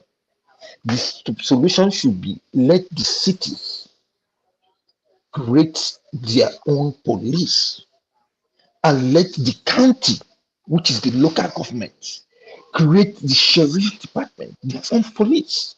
And then the states can pick up and have something that, the patrol, the highway patrol and all that stuff. That was how she put it. So, but my own thing is this. It's so sad that these things are going on and even the government don't have any intelligence. The DSS is an equivalent to FBI, if I understand the architecture of Nigerian security. And the DSS, I don't think the DSS director beat you. If you ask him now, he will tell you, oh, he didn't know what was going on. Mazi, actually, they knew, they just failed to act. Olumide, I know. The only thing he knows how to do very well is to go and drag MFLA and disgrace themselves in the court. That's all they know how to do. Hi, Jesus Christ. Hi, what a country. This is the only thing you see them doing, dragging with the correctional who will take him because of the money they will give for his feeding. Probably it's the little one that will go into their pockets. What a shame. Or how to harass me. Oh, I've not even told you guys. 2 years ago, I went to Nigeria. And I happened to lodge around a hotel in Alausa. And, in the evening, I wanted to take a walk. All of a sudden, as I was taking a walk, what I heard was, hey, stop there. Where are you going? And I looked, I'm like, I was walking with someone. And then the person told me, oh, they're talking to you. I said, me? They said, yes. I said, what did I do? And then when I moved closer, about 3 men with guns. And I said, what's going on? They said, oh, you can't move at this side of the road. You should move at the other side of the road. And I says who? And the man looked at me and said, what are you talking about? Do you know who we are? I said, I don't know who you are. You don't know who I am. Either. If that's how you guys go about harassing people, please, you cannot harass me. I have not done anything wrong. That I am taking a walk is just a way of exercising myself. And then next thing, I think one of them kind of detected my accent and said, "Oh, yeah, leave him. He's one of those people that just come from whatever." And I said, "That doesn't matter. At the end of the day, I just want to know what I did. What did I do wrong?" They say, "Oh well, this is their office, and they actually don't want people, crossing, eh, going across the drums or whatever it is." And I shake my head and I left. You know, the thing is this, the impression it gave me is that everybody in, in one security outfit or whatever thinks they are the Lord, which is wrong. They are supposed to secure me, but no, they want to be my Lord. They want to tell me where to move or where not to move. But that is aside. So going into Plateau, my own thing, and then another thing I will say is the forefather that we have that keeps giving. I don't mean the forefather to Nigeria. I don't mean that. I mean the forefather that keeps giving back to Nigeria in billions or millions of dollars said one thing, and when I say it, I'm referring to General Bacha. He said, when a terrorism surpasses 24 hours, that the government is involved. He said it. Now, Sorry, how bro. can Can you repeat that? I didn't quite catch it. Can you repeat it, please? Okay, Abacha said that when there is an act of terrorism and it surpasses 24 hours, which is a day, then that's the government is involved in it. He Thank said you. it. Yeah. So what I'm saying in essence is, how can some local government be attacked for more than 24 hours, and our military is saying that the terrain is difficult? What a shame! What a shame! And we also saw a video that most times when these people wants to attack, they know the commanders, and they tell the commanders, my people are passing. Do they tell your men not to do anything stupid? And they will go and attack, and they will go scot-free. It's All a right. great indictment of the military. That's all I can say for now. Thank you. Let's go to Maxi. Sorry, I know that he left and came back, so I want to catch up with him. Alaba, hold on. I'll come to you next. Maxi. Yeah, thank you so much. Dr. Rudolph, can you hear me? Yeah, we can hear you. Okay, thank you so much, and good evening to every one of you. Rudolph, you seem to have forgotten me quite a bit. I'm trying to be patient here. All right. I know. How can you know when you put Ferreira, who's spoken before me? What's going on? Come on. No, Let's, did he? Oh, yes, yeah. no. Yeah. My brother. Okay, Jagan, I will come to you. Don't worry. I'm sorry. Go ahead, Maxi. Yeah, thank you so much. I'm speaking to you all from the little beautiful city of Bolgatanga, upper eastern part of Ghana. And this is Ghana, where we don't tolerate nonsense from terrorists. That is who I am, and that is what I represent. The army that you are talking about today are lackadaisical. And for you, to start with, the man of the year for me is Mazen Nnamdi Kanu, because most of the things that man said has come to pass. Probably because most people doesn't like him. That is the reason why he is not, being up there in the, in the space, people talking about him. He is my man of the year. And another man of the year is Gumi. Sheikh Gumi has shown to Nigerians that he is bigger than your 1999 constitution. He is bigger than your government. He can sit down in his place and speak the way he speaks. And nothing happens to him.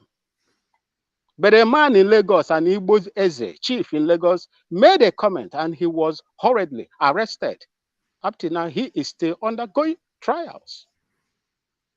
That is to tell you that Nigeria is not one. You can never be one in such a country. What happens after Plateau? Terrorist attack. Dr. Rudolph, I will tell you from my own experience, nothing will happen. Nothing whatsoever will happen. Because when a country decides to recruit, repentant terrorists into the military system. Look, let me tell you, it's not just the officer that fight a war or go into IS, what we call internal security.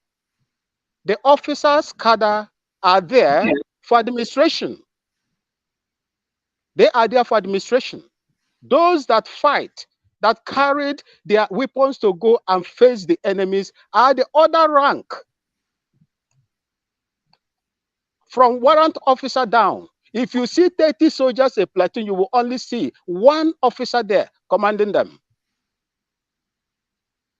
A platoon is 30 soldiers, and it is commanded by an officer from the rank of second lieutenant, lieutenant, or captain. The other rank are the ones that fight. And those people that has been recruited into the army are terrorists. They call repentant terrorists. What makes you think that they would not stay the other way and watch as these people are being killed, the way they killed them in Plateau State? Nigerians are going to move on, and nothing will ever happen. And these killings, these attacks from these people will continue as long as you people validate the criminality that is going on in Nigeria. If this thing happened in the countries where you are, I don't think we will have the opportunity to stay in such country. They tried it, they tested our pulse in Ghana here, and my president did the needful. They call it Operation Cow Boot. You can Google it and check. Things must be done. And if the Nigerian government cannot protect their citizens, there is no point. That government is irrelevant. And as far as I'm concerned, there is no point having such a government. You cannot pray it out. You cannot wish it out. The only thing you have to do is to find a way either to destroy that system that is making it available for innocent people to be killed on a daily basis. Thank you so much. I yield here. I have to give way for other people to come in. Thank you for having me, my brother. All right. Thank you. Jagun, you're next. Oops, I am sorry, guys. I beg your pardon. I would like to wish everybody a good evening, good afternoon, good morning, wherever you may be. Now, a lot's been said, and I've been trying to tune in. I haven't been watching for so long. I came in when everybody was giving their persons of the year. I'm not sure if I was heard, but I feel like this year, I don't want to say it was a failure, but I think it was nearing a failure in all terms, considering Nigeria. Nigeria has been an eyesore for most of us for this year, in the fact that we expected so much. We knew that we should be doubtful. We knew that we should look at our pessimistic edge as far as Nigeria is concerned. But I think inside of us, there was something inspiring about the Labour March, the new Labour March, given Peter Obi's entrance into that party. What we have generally seen, if we tell ourselves the truth, is disappointment. We've been disappointed greatly at every single level. It is very difficult to see this year as to where our spirits were lifted by at least the polity of the country. I think when we say that Nigeria is not one, I beg to differ. Nigeria is one. The only difference in Nigeria in terms of suffering are the elite. Other than that, everybody else is suffering. You may be suffering at a greater degree than another type of person or another tribe of people. I don't know how you would draw these lines, but fundamentally, the suffering that's going on in Nigeria is awful. I would like to just end on this without going too deep, as I'm sure we'll all get to speak again. But an uncle of mine called me today. I haven't heard him for a long time, and I do speak to him from time to time. He's a banker, and he's an extremely, how can I say, extremely serious person. I won't say that he's stoic, but he's leaning to the stoicism, where as a professional he gets on with it. He likes to see black and white. and he likes to speak in terms of what is meant to be said in accurate English term if he's speaking to in English, or indeed in Yoruba if he's speaking to in Yoruba. A very clear-minded individual. He called me today really at the most pessimistic I've ever seen. And I had to use this show to let him know that with all the pain that he was speaking on, where Nigeria is suffering, that there are groups of people around the world on the internet, little parties here and there, who are focusing their minds on what can be done to change Nigeria totally. Because I think that's what we're talking about here. So as far as my person of the year, all rolled up in this one, because as I said, I think largely we have failed, all of us. And we do need to look in the mirror as to what the repair needs to be. Because for me, the repair is in the mirror. Firstly, we are far too unpolite a society. And when I say unpolite, I mean, yes, we may greet each other well and speak politely, but what's happening on the ground in Nigeria is the height of rudeness, the height of a slap in the face and walking free, the height of impunity. And for us to look at ourselves and include ourselves in the blame, I would only say that this show in itself has been a bit of an awakening, a bit of a star, a bit of an entertainment sector, a bit of therapy for many people who still want to have a heart for Nigeria. So for that, I just want to give thanks to Rudolph Okonkwo for the show and for allowing people to speak their mind. Thank you very much. All right. Thank you, Jagun. Let's go to Alaba. I know he's... go ahead, Alaba.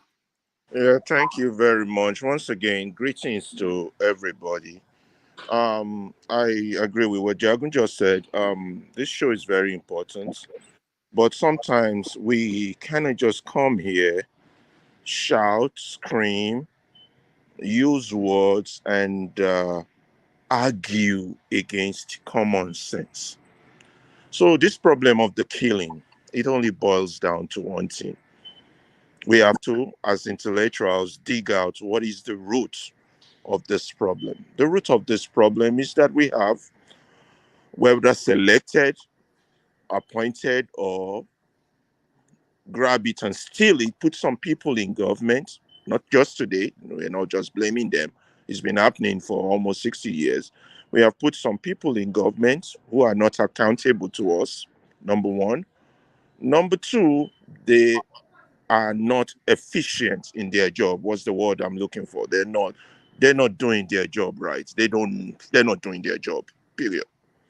And as a result of that, we have developed a system whereby the life of a typical Nigerian means nothing.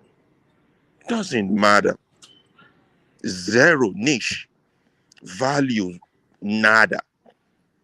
But those of us comes here, speak big English, scream at the top of our voice, profile solutions, unreasonable solutions most times, and then we feel good about ourselves. You understand? So the problem is that we have a government. The primary function of any government is to protect the life and property of the people. Life first, because without life, you can't even have property. So when your government exists and time after time, its people are dying in the hands of terrorists, even in their own hands also, mistake bombings, police killing. It means that government is not responsive to its responsibilities or to its people. That is the core of the problem. So when a government is not responsive to its people, what happens is that resources to protect the people are misdirected or not handled right. And when you talk about governance and people, there's no way you can take away the point of resources. So if government has a problem, it needs resources to fix that problem. But when the government has diverted that resources to private purse, there's a problem. Now, let's say we go with the argument of those saying, let us just recruit people into the army. I bet to throw a question back at them and ask them, so what resources are you going to recruit those people with? Is it the resources that have been stolen? So that's number one. Number two, when people come here and throw out numbers and figures of this country, Sri Lanka, US, Russia, Japan, this, that, have they asked themselves in those countries, do they have a rule of law? Do somebody who committed a crime yesterday, was that person held accountable?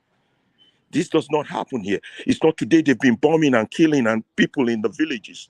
But who has been held accountable? Nobody. So we have a system that has already weaponized poverty. You understand me? It has weaponized poverty. Now you're advocating that the solution is that we have this bunch of leaders who are not accountable to anybody, who does whatever they want. Let us give them more military power by just recruiting these already weaponized people into an army so that the orders come from the top only and nobody can question an order. You now want to militarize poverty like they did in North Korea. North Korea can afford to do that. Even in North Korea, they have a rule of law. You go against the law, they execute you right away. Or you go against the command, they execute you right away. Or you steal, they execute you right away. We don't have that. So what we are going to do, according to these people proposing recruit, and yelling the problem, repeating the problem, thinking that that is a solution, saying we are the we are this, who are the we? Let these people tell us how to hold this government responsible for basic human rights abuses, how much more killing of its own citizens. The people that were bombed, we've not even held a single military officer to account on why a mistake bombing was done. Nobody talks about it. That's done. That's been swept under the carpet. The people killed in their villages. You understand? So none of these things have happened. And somebody's saying, recruit, make an army, millions of army, give them agbado and beans to eat, so that they can only obey order, suppress opposition, suppress any other voice. This is an insane Hitleristic thinking. This is Adolf Hitler talking through the mouth of these people. This is Adolf Hitler. We cannot have that. That's insane. But there is solution. The solution is we tear down this system that is making the lives of our people valueless. And anybody who is not on board in doing that, but is on board in strengthening this monstrous disaster we have, that person has a mental problem. That person is sick. And we got to look at it from that perspective. You want to militarize without dealing with the fact that there's no rule of law, there's no law and order. Nobody has been held accountable. I've been hearing terrorism in Nigeria for the past 15 to 20 years. Not one person has gone to jail for terrorism. But yet Nnamdi Kanu is in jail because he wants a better thing for his people. Is that a country? Now, come on, people. Let's not come here and make noise, speak grammar, talk trash. Let us think. Think. Let me just stop there and let others speak. Thank you very much, guys, for hearing me. All right. Thank you. Olumide.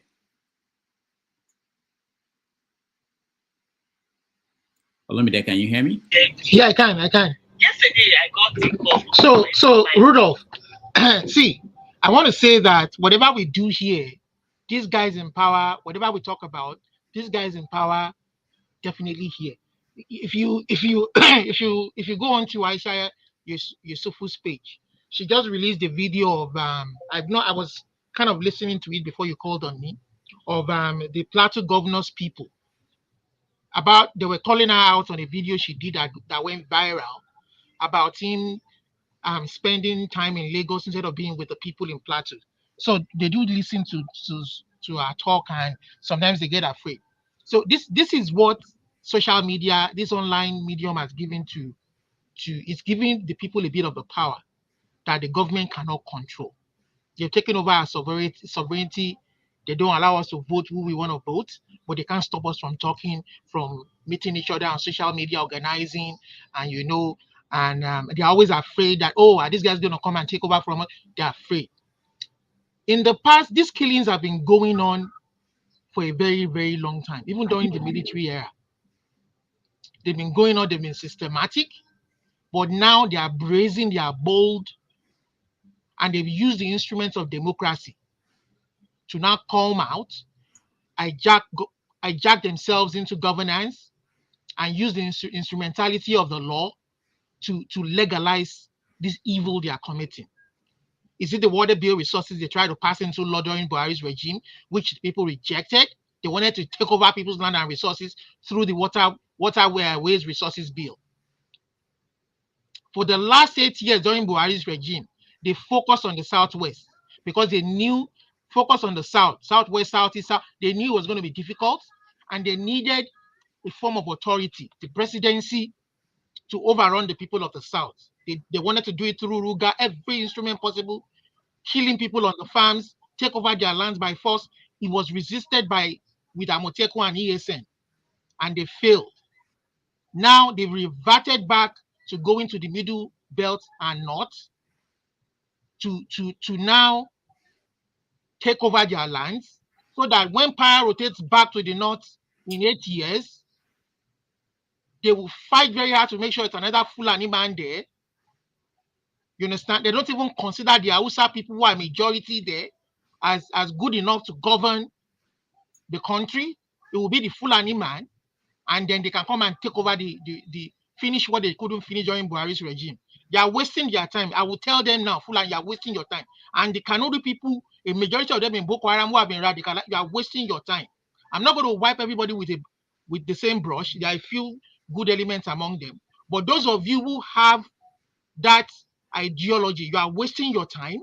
We will fight and resist you people. The people of Plateau, Benue, Middlebelt, rise up now. Don't wait for any federal government. If you wait, they will wipe out your race from the face of the map of the earth. It is your land. It is your resources. You have to take control.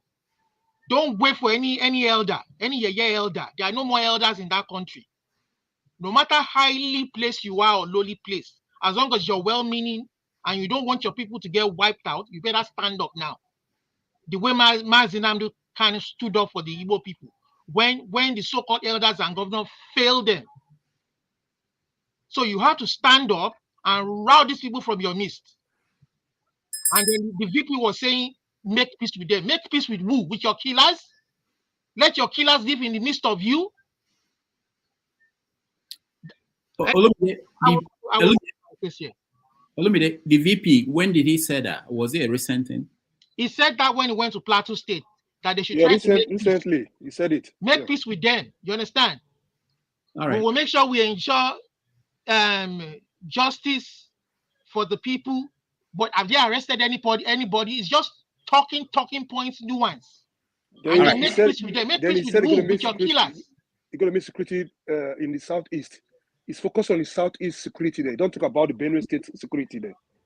All right. That's what he was saying. Thank you, Henry. Before I go to Yi, let me play this video again for those who have not seen it. Then we'll continue the conversation.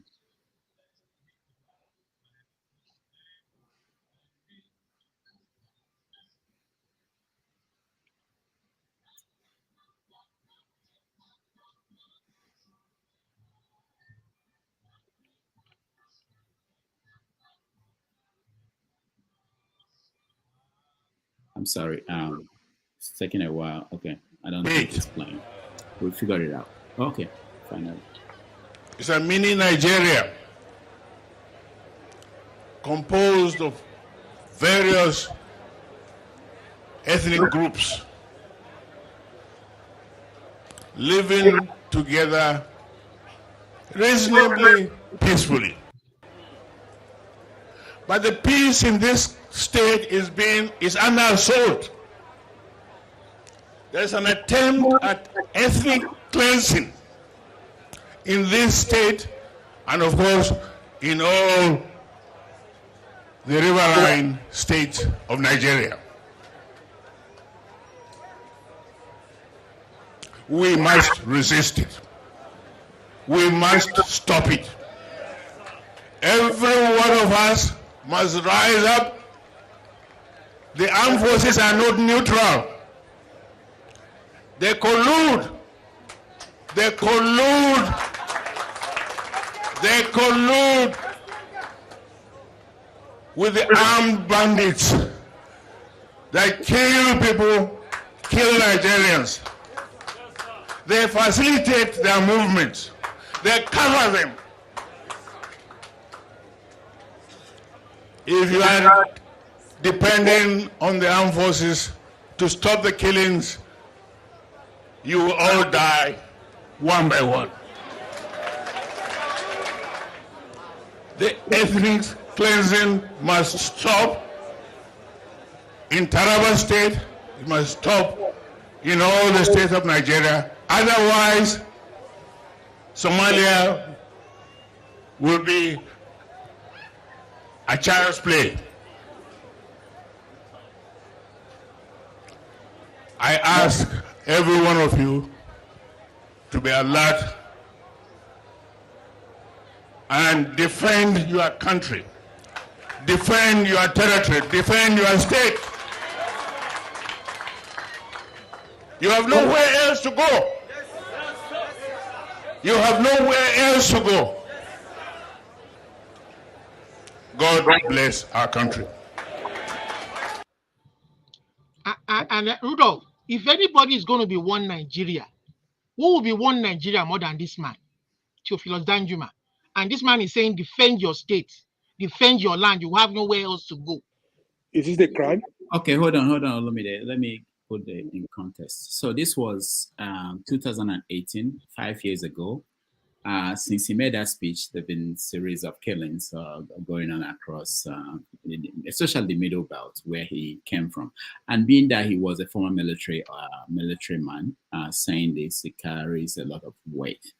And I want us to put that into perspective as we discuss this matter.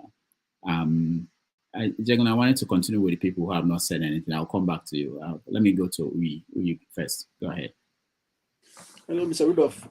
Thank you so much for the opportunity. I'm grateful. And thanks everybody for allowing me to speak. I'm really grateful. Mr. Chairman, nice to see you again. I think one of the beautiful things we need to talk about Nigeria is this. We all grew up in the 70s and the 80s, and we saw a country where we didn't have any issue regarding tribe. And if we're going to be honest to ourselves, since maybe the 90s, the level of interracial marriages in Nigeria has increased. I remember growing up as a kid, our parents would tell us, not bring people who come my house, not bring a robo, not bring this one. But now, a lot of people are marrying Calabars, Igbos, Ijaws, marrying. So when you talk of killing, who are you going to kill? Am I going to go and kill my Ijaw in-laws or my robo in-laws? I think what has happened to Nigeria is just a simple truth. The system is completely broken. When you have a person who is declared president that did not win an election, did not win the popular votes, did not win the most number of states, and you declare him president, the first thing that happens, like my gentleman said, he says you have empty spaces in Niger State. Look at it in the context of Nigeria. You now have empty spaces in Nigeria. There are people who do not accept this man as their president, they don't recognize him, and they couldn't care less what he's talking about.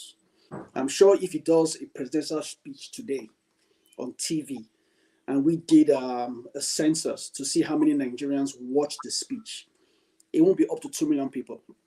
I can bet any amount of money on that. So you've lost the executive. Now, somebody played a video about Shetima's statement about the Igbos. That's who your VP is. This is a person who was keeping Boko Haram in his house.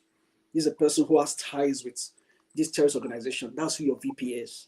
Let's forget about Tinubu's history. So you have that issue. Then you come to the legislative. Your Senate president is Akpabio. Akpabio. Let everybody hear me say that carefully. Your Senate president is Akpabio. Akpabio is your Senate president. That should send shivers down everybody's spine in this country. So you have a president with a questionable past, a vice president with a questionable past. You have a Senate president, number 3 man in the country, with a questionable past. That is Nigeria for you right now. Then you come to the judiciary. The judiciary stinks. Where you have a governor who forged a certificate, and then the courts passes a judgment against NYC for having the audacity to come and say that the man's certificate was fake. And then the court upholds that. You've also lost the courts. So let's look at it in a perspective. You've lost the executive, you've lost the legislative, you've lost the judiciary. Then now, like Niger State, you have a large space of ungovernable space in Nigeria. You have Asari on TV. In short, in America, they show Asari on TV. That's letting you know the level of mockery of Nigeria, making some very sad statements. You go to Edo State, Tony Kabaka is making videos, dancing in Benin. I put it to everybody right here. If Lawrence Anini was alive, Lawrence Anini will run for governor of Edo State and he will win under APC. And they will come out and tell me and you, he used to be a tifo, but he has changed. That is where we have gotten to as a society. Somebody married a 4-year-old girl. It was in the papers that day, in Bayelsa State or so. Married a 4-year-old girl. Humanity has left. Pastors that we used to look up to and say, oh, this is Pastor this, they're not a joke. I can't remember, I don't know anybody on the phone here. Can you ever remember when a bishop or an imam in the 80s and 70s made a statement and anybody dare say that pastor decrease or that imam not get sense? It never happened. There was respect we gave to our leaders. Now a pastor speaks and the first thing people say, Natif. We have lost it. Nigeria is where it is. I know somebody talked about the Hausas being the majority. Well, think about it like this. When you've beaten people and beaten them and beaten them and beaten them, they get to a point where they're like, you know what? Make I just survive. Now only 100 years now. Once death come, I they go heaven or I they go meet my 24 virgins or whatever. It's okay, let me suffer. The mentality, everything in Nigeria has been destroyed to a point where we have now turned against ourselves. Yoruba hates Igbo. Esan is concerned about the Bini man. Mbise is concerned about the Olu man. We have turned against ourselves. And as we're turning against ourselves, the politicians are repairing their house for $5.6 billion Naira. 15.6, they're buying cars for 150. Me, I'm attacking Dr. Rudolph on the phone. Rudolph, you're bad. But the man that is stealing your 150 billion, guess what happens? He comes to Edo State. Ogasa. We have lost our decency. When I grew up as a child, let me make you laugh. Somebody gave me 50 Naira. This is Christmas 1981. Gave me 50 Naira notes. I didn't give it to my father. When I got home, I went to the shop. I bought egg roll. I bought Coke. There's this thing called Uloka. I bought it and I was eating it. My father said, come, this is your teeth. Why is your teeth brown? I said, I just drank some Milo. Grab me. What did you eat? Okay, Daddy. I ate egg roll. I drank Sprite. And I also took Uloka. From where did you buy it? I bought it from Dr. Damages. Oh, yeah, come. Let's go to the Damages shop. Dr. Damages.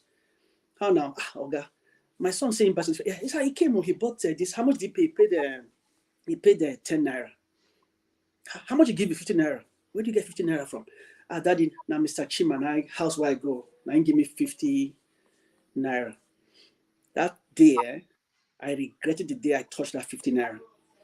Because in our culture, when somebody gives you, Dr. Chima gives me money, I go to my father, Daddy, Dr. Chima gave me 50 Naira. My father will say, hey, okay, you bring it. I will give you 2 Naira from it for you to spend. But that 48 Naira, or whatever, for the kobo that is left, I'll keep it for you.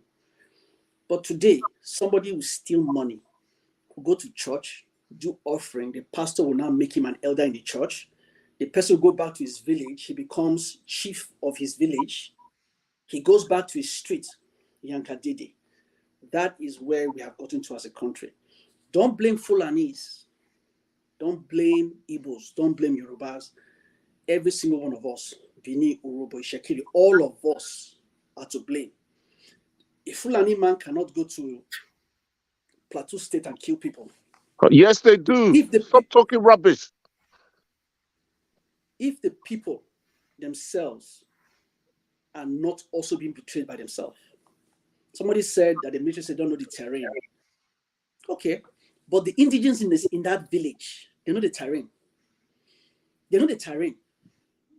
Before somebody can, are you going to tell me someone's going to come into Benin City now and go and invade Oba's palace and get out of Benin?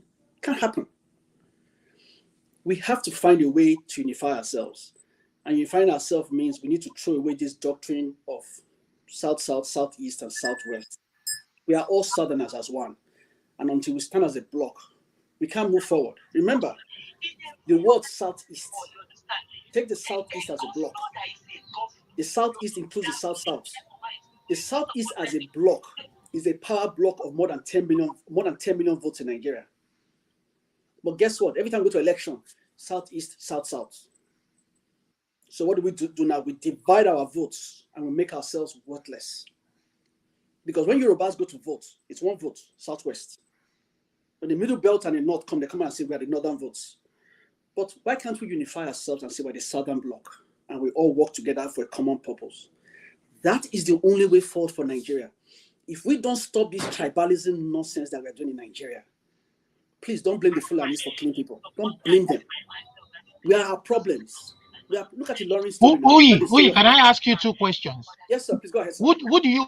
No. Olumide, no. No, I just wanted to. Would you hold responsible for the That killings means in Plateau? he will speak more, and already the time is we have to go to other people. Well, hold on. Let me just jump. Mr. Olumide, the killings in Plateau State. What's happening in Nigeria is a simple case of Fulani. What do you call it? Fulanization. I won't say Fulanization. It's an attempt to create spaces for Fulanis to live, to do what you call demographic change. Let me explain to you what demographic change is. It's the same thing happening in America. That's why Americans are revolting against Hispanics.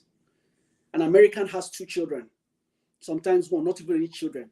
An Hispanic person comes into America, has 5, 10, 15 children. So demographics is changing. Election comes up. Before Atlanta, Georgia used to be a red state. Now it's a green state.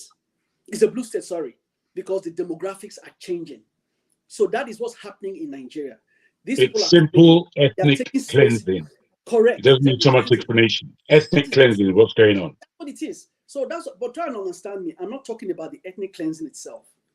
Until we as a people decide to stand together, then we're going to perish individually. If me and Dr. Damages come together as a team, I want to go and fight Chima. Chima can't stand me and Dr. Damages now. But if I go as Uyi and Dr. Damages go and fight Chima, Chima will beat me. Then after finishing with me, he'll carry Dr. Damages into his bedroom, beat him as well. But if both of us go to Chima's house together as one body, Chima can't stand us. And do you realize that the people are already together? The only thing that didn't happen is they didn't allow their vote to count.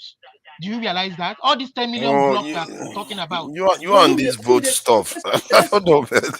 Let's move on for the election. What has happened now? China, they don't vote. China is doing just fine. That car has left. Guys obsessed with voting. The motor park is gone. The election is gone. All right. Uyi, thank you. We will give I'll give you chance. Once I hear from Eagles Air and CM, I'll give chance for you to anybody to ask questions. Jagon too. Let me just hear from Eagles Air. Olumide, thank you for your questions. I appreciate it. Then we can ask questions to other people. Okay, Eagles Air. And I will start. Yeah, good evening. Yeah, hi. Good evening, everyone. Here is 11:17 p.m. in India here. I'm just speaking from India here. I hope everyone hears me very well. Yeah, we can hear you. Okay, so I want us to look into what is going on in Plateau State, because sometimes we need to tell ourselves the truth. We don't need to hide anything, especially we all that is a diaspora. We need to say the truth and stand on the truth. What is happening in Plateau State is not something of a joking matter. It's not something that we can use to say that we are here to speak grammar. After saying all sorts of things, we just go back to our place and stay. The problem of Plateau State is from the fair government that we have today. We have to tell ourselves the truth. Government we have today in Nigeria is a failed state. They don't care about anything that concerns any human being. What I mean about these things, if you go to here in India, there's way they handle their own security here in India. In India here, there's way their security goes. How does that security goes? Every state have their own police, and their own police they tag their name with the state police. Then in that state police, every local government have their own police. Then if you only come to every local government, then in every constituency and in every session, they have their own police. For instance, where I'm living right now, in the street where I'm living, there's a police controlling the place where I'm living. Just within the street that we are not up to 200 people. But there is a section of police that controlling that environment, that moment. And whatever thing that happen in that environment is the police that is within that environment will first of all come to settle the issue, to know what is going on before they put a call to other station for them to come and do what, give them support. These are the kind of the security we need to have in Nigeria. Because whereby we don't have this kind of security in Nigeria, things will not move forward. I was listening 2 days ago, I was listening to Arise News Television, where they invited one retired Major General from Yoruba. The man said that the problem of what is happening in Plateau people know what is killing them. Plateau people know who is killing them. They were asking the retired Major General, what is the major point? He said that the politicians that in that place know what is happening. Even him, when he was in charge of security in that very place in Plateau State, he said he had wrote some letters to the major offices concerning what is happening in Plateau. Till today, they did nothing about it. So what I'm trying to say in effect is that the government we have today are in charge of the problem that happened in Plateau. So we need to speak up. We need to tell ourselves the truth. It's not about putting about the bush. The government have failed. The security have failed. The military have failed us. The judiciary have failed us. So we in the diaspora need to put our hands together to make sure we settle some certain things and speak to the truth so that things will be all go well. Thank you very much. All right, thank you. It goes CM, you're next.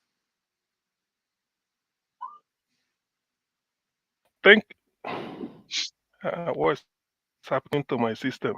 Okay, thank you, Rudolph. Good afternoon, everybody. All protocols Man of the year. duly observed. Probably this.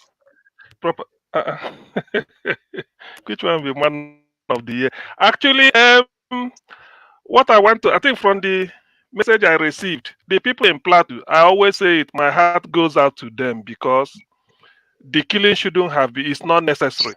You don't need to be slaughtering people. People cannot stay in his house and not feel safe. However,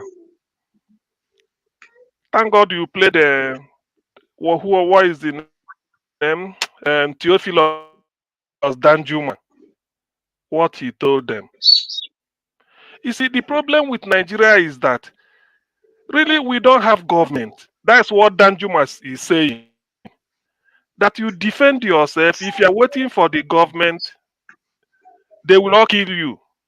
He said the military, which we pay with our tax money, at least to defend us, is even colluding with the Fulani herdsmen terrorists to slaughter people. That's what Danjuma is saying. And we know it.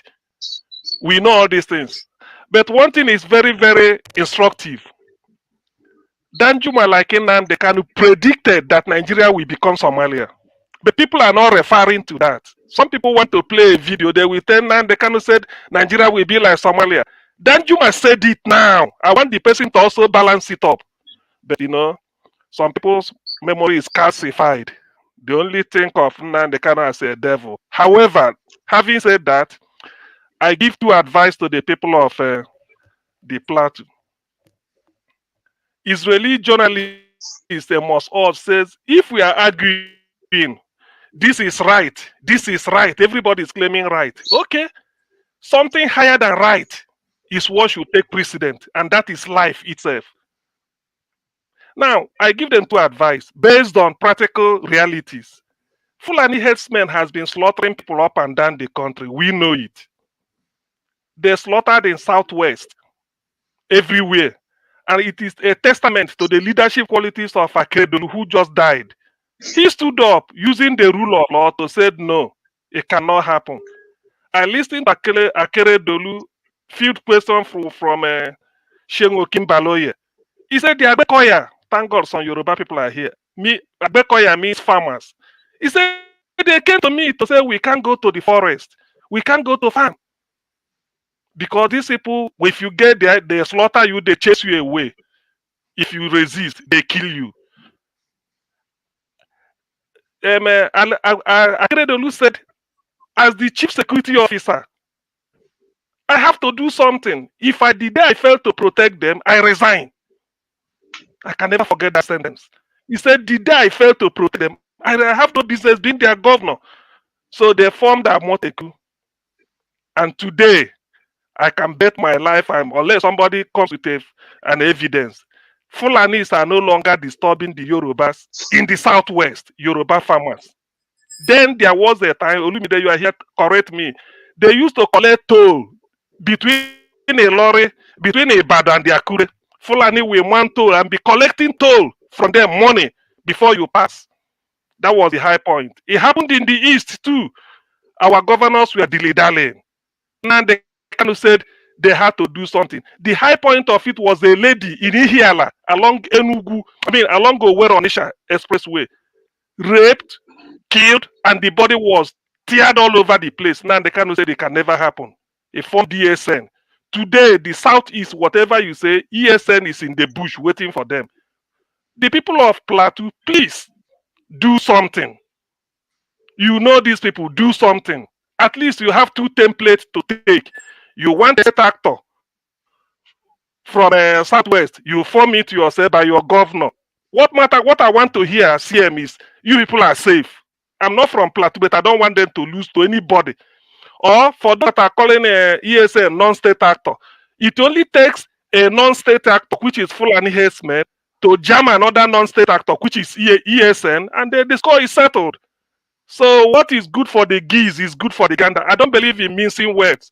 So the people of Plateau better do something and save your life. Listen to T.Y. Danjuma. If you don't like the Southwest approach, Amoteku, take the ESN. Otherwise, look at Benue State. People has been in their refugee camp for over 1 year. Their house occupied by Fulani, and the village is changed. Fulani herdsmen I'm talking about. So if you don't want to do anything, what happened in Benue will still be there. Nigeria have moved on. Refugees in Benue, they've been forgotten. I'm not lying. Thank you. All right, thank you, CM. Biafra, yeah, one more. Biafra, I brought you in before I saw that you called me evil. I would have still brought you. I don't know why, Biafra, let me just talk to you because we're going into a new year. Hopefully there will be changes. I don't know why you feel the need all the time to budge in and speak when you Am I the only one? But you don't treat them the same way now. I'm not finished. So when you are not even called, you just come in and scream and please, we're going into a new year. Can we try to moderate some of these impulses that we have? Please. All right, Mr. Wilson, is it my turn? Yeah, 3 minutes. Am I the only one that chips in? Don't use your time to argue, please. Listen to what you said. Right, yeah. We all feel the same way. Please say your word. Okay. A man of the year is, in fact, as far as I'm concerned, he's man of the top 10 of man of the century is Mazi Nnamdi Kanu. Right? This man has this. You don't get many men like that. Nigeria's never seen a man like this. They've tried all kind of things, bribing, all kind of things to try and get him to be the Nigerian way and all this thing to hide all these things. They thought he was another Uwazirike, you know, that they could bribe him, and then he start collecting some bribe money to keep quiet in what these Fulani people are doing. He never did. He kept to his belief. So he's my man of the century. Now, I'll be keeping an eye on to what a lot of current affairs that's happening around the world, especially in Israel. And the reason that these terrorism that's happening in Nigeria, you just have to look at many hijacked presidents. America has a hijacked president. Organization like the UN, to me, is revealing a lot of things that's going on in this world. You understand? The UN is hijacked by terrorism. This is why they want to shut what's his name, Donald Trump down, because they know that this man cannot be bribed. You understand? And this is why Nigeria is. To me, I believe everybody needs to stand up and start demanding for a referendum or outright carving of Nigeria. That is the only way you can save lives. Nigeria, to me, is an aberration to humanity, as far as I'm concerned. It was created by a very evil empire, the British Empire, for their own means. So don't be surprised what's happening is happening. You understand? So everybody needs to rise up and say enough of this evil. How can you put Islamists? And if you want to know what this Israel and Hamas Palestinian thing that's going on, they've been labeling against the Israeli government genocide, ethnic cleansing. If you want to know what genocide and ethnic cleansing is, come to Nigeria and see what genocide. In fact, in many comments of those videos I see happening in Israel, I always tell them, if you want to see industrial scale genocide, go and check Nigeria.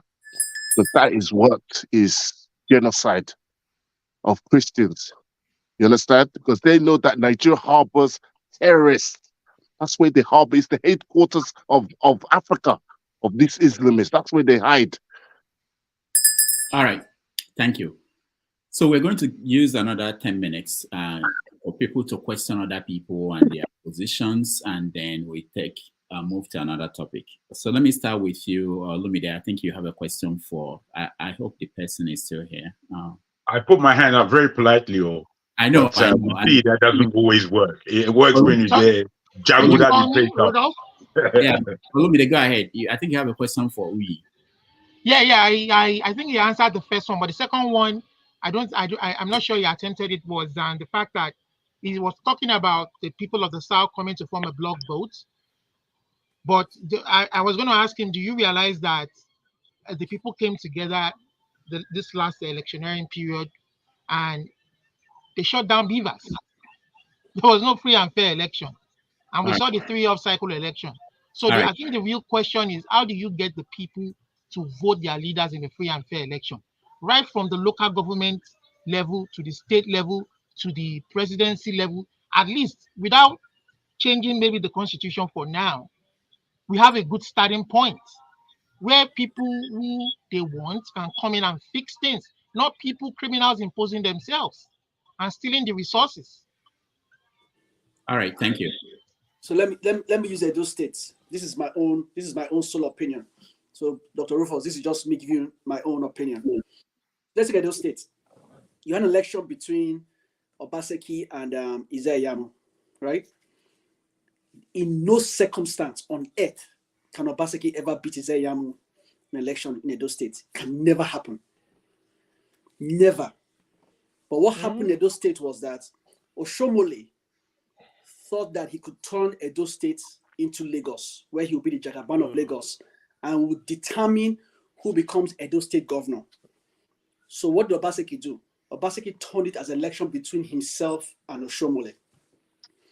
So the Benin rose up against Oshomole, not against Izeyamu, against Oshomole, because Oshomole had pocketed Izeyamu in his pocket, right? So the Benin came out and said, Edo not be Lagos. We're going to vote for Obaseki. Even though they didn't like Obaseki, let's be very clear. They didn't like him. Zeyamu was the person they wanted. But because of Shomole, the Edo said, that can't happen. Sorry, that's not true. Nobody likes Zeyamu. Nobody can like about, don't, that's not true. Like I said, I'm giving my opinion. Before I said my opinion, right? This is me. Now, if you take that format and you look at Nigeria as a whole, the North cannot win election without either the Yorubas or the Igbos. Let's be very clear. If Yorubas go in opposition, the North will come to the Igbos to support them, to Southeast to support them to come presidency. The same thing with the West. Until the East and the Southwest come together as one, you cannot have a power block enough to make opinions. In the House of Assembly today, if you look at all the seats in the Senate and in the House, the North has more seats than the South combined. But if we come together as one voice, we have more impact. I know you talk about the election. That election, I don't even have anything to say about the election. There's nothing I can say about it. The international community, everybody knows what happened in Nigeria. It wasn't an election. It wasn't. They just gave us a president. But it has happened. We should move on. The question now is, in 2027, what do we do? Do we still have a Lagos that says don't vote for an Igbo man? Do we have a South that says don't vote for a Yoruba man? Do you have a Middlebelt? So that's just what I'm trying to say. We have to get to a point where we are all talking in one tongue. And if Dr. Damage is the best candidate, I don't care what tribe he is, we should support him. If Chima is the best candidate, we should all support him.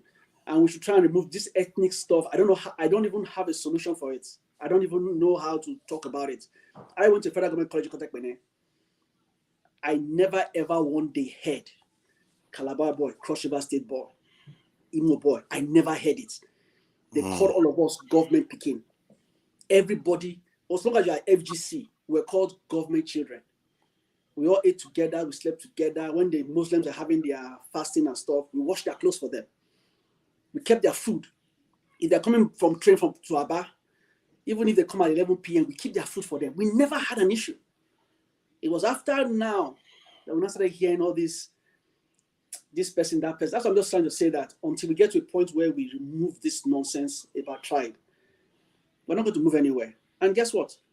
Fulanis will always have the upper hand, because let's be honest to ourselves, though. Those people are strategically very smart. That's just the truth. They are smart and they know how to use money. They are not smart. They're not smart. They are not smart. They are like many of our people. They are not very smart. They always think short term. Look at Sudan right now. What they are doing right now, they think they are doing it for themselves. But look at Sudan right now. Muslims are being killed because they are not Arabs. They are there killing their fellow black people because they are not Muslims. Tomorrow they themselves will be killed because they are not Arabs. How foolish are we? And look at, no wonder our nation is where it is. Look at the way Danjuma is sounding. All right, hold on. If this man like that, look at how he sounds. Yeah. Hold on. But Danjuma is talking now. But Danjuma was part of the forefather. You hold on. Jagon, you are next. Thank you very much. Thank you very much. And I do like the way this meeting is being conducted. However, I must say something, because everybody has spoken on this issue, apart from myself, forefather, Chim, and the flagship, because you went round the other way. But not. I'm just saying that we haven't yet spoken on this particular subject. I want to just go back. I didn't know that. I thought you did. No, I didn't. No, we didn't. We didn't. And you got to be up to date. I know that it's New Year. New Year is coming, and you've had a couple of tipples too many. But we have to draw you to consciousness, as we do to forefather all the time. So let me just first say that it was for me. I didn't know that Danjuma's speech was so long ago, 5 years. Because when I saw it, I actually saw it today earlier, and when I saw it, I thought, he's speaking about the Plateau incident.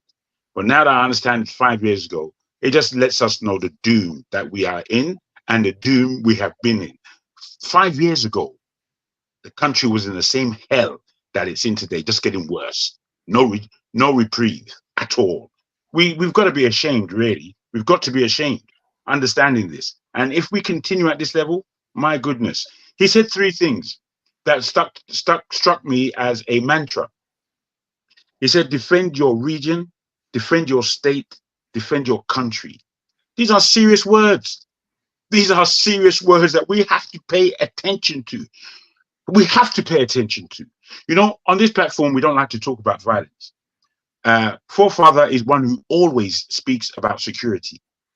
And we have to understand that there is no security in that country.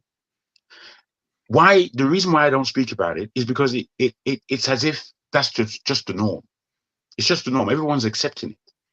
However, he went on to say more crucially that the army is not, what word did he use? That they are colluding. They're not they're colluding. They are not neutral. Well, they're not neutral.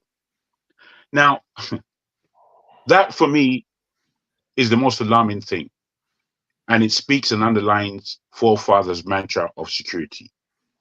Because it really does bring home that there is no institution in that country that is constructed at the moment away from corruption, or constructed positively, if you like, to act legitimately.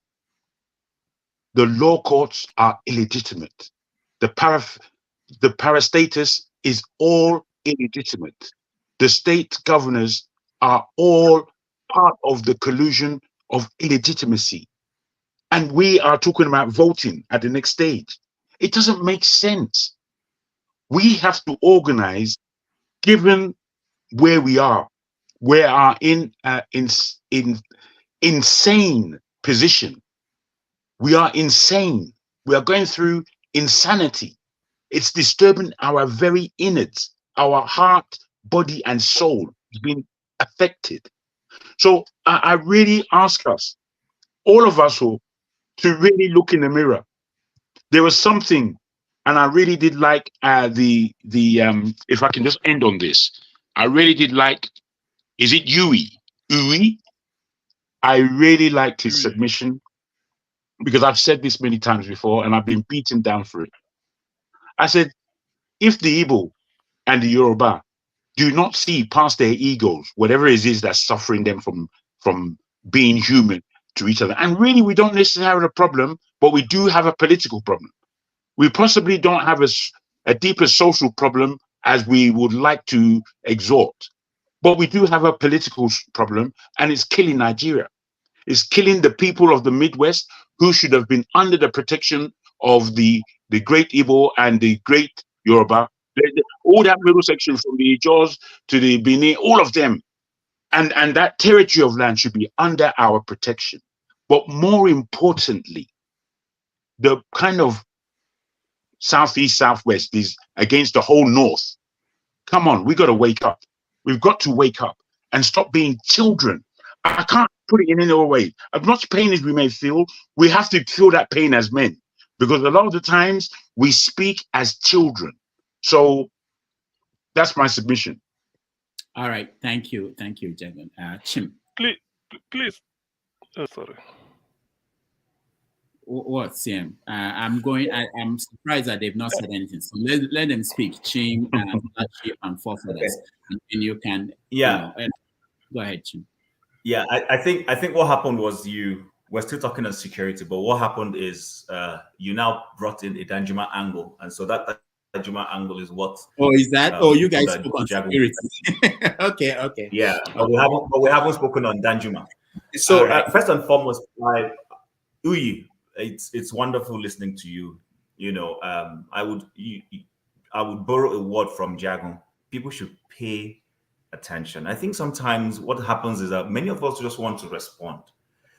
In 2024, let's go back and sit down and not be quick to respond, but first hear what people are saying. If you don't understand, ask them a question, clarify, so that even if what they're saying doesn't sit well with you, then you can respond. But when people just blot out and respond, it shows you're just in a quick fix to respond and say something without necessarily listening to what people are saying. And I'm not suggesting you have to agree, but I'm suggesting that you listen first and foremost, understand, be quick to understand before you respond. Now, Danjuma is somebody who personally, has been part and parcel of where Nigeria has gotten to. He was the chief of army staff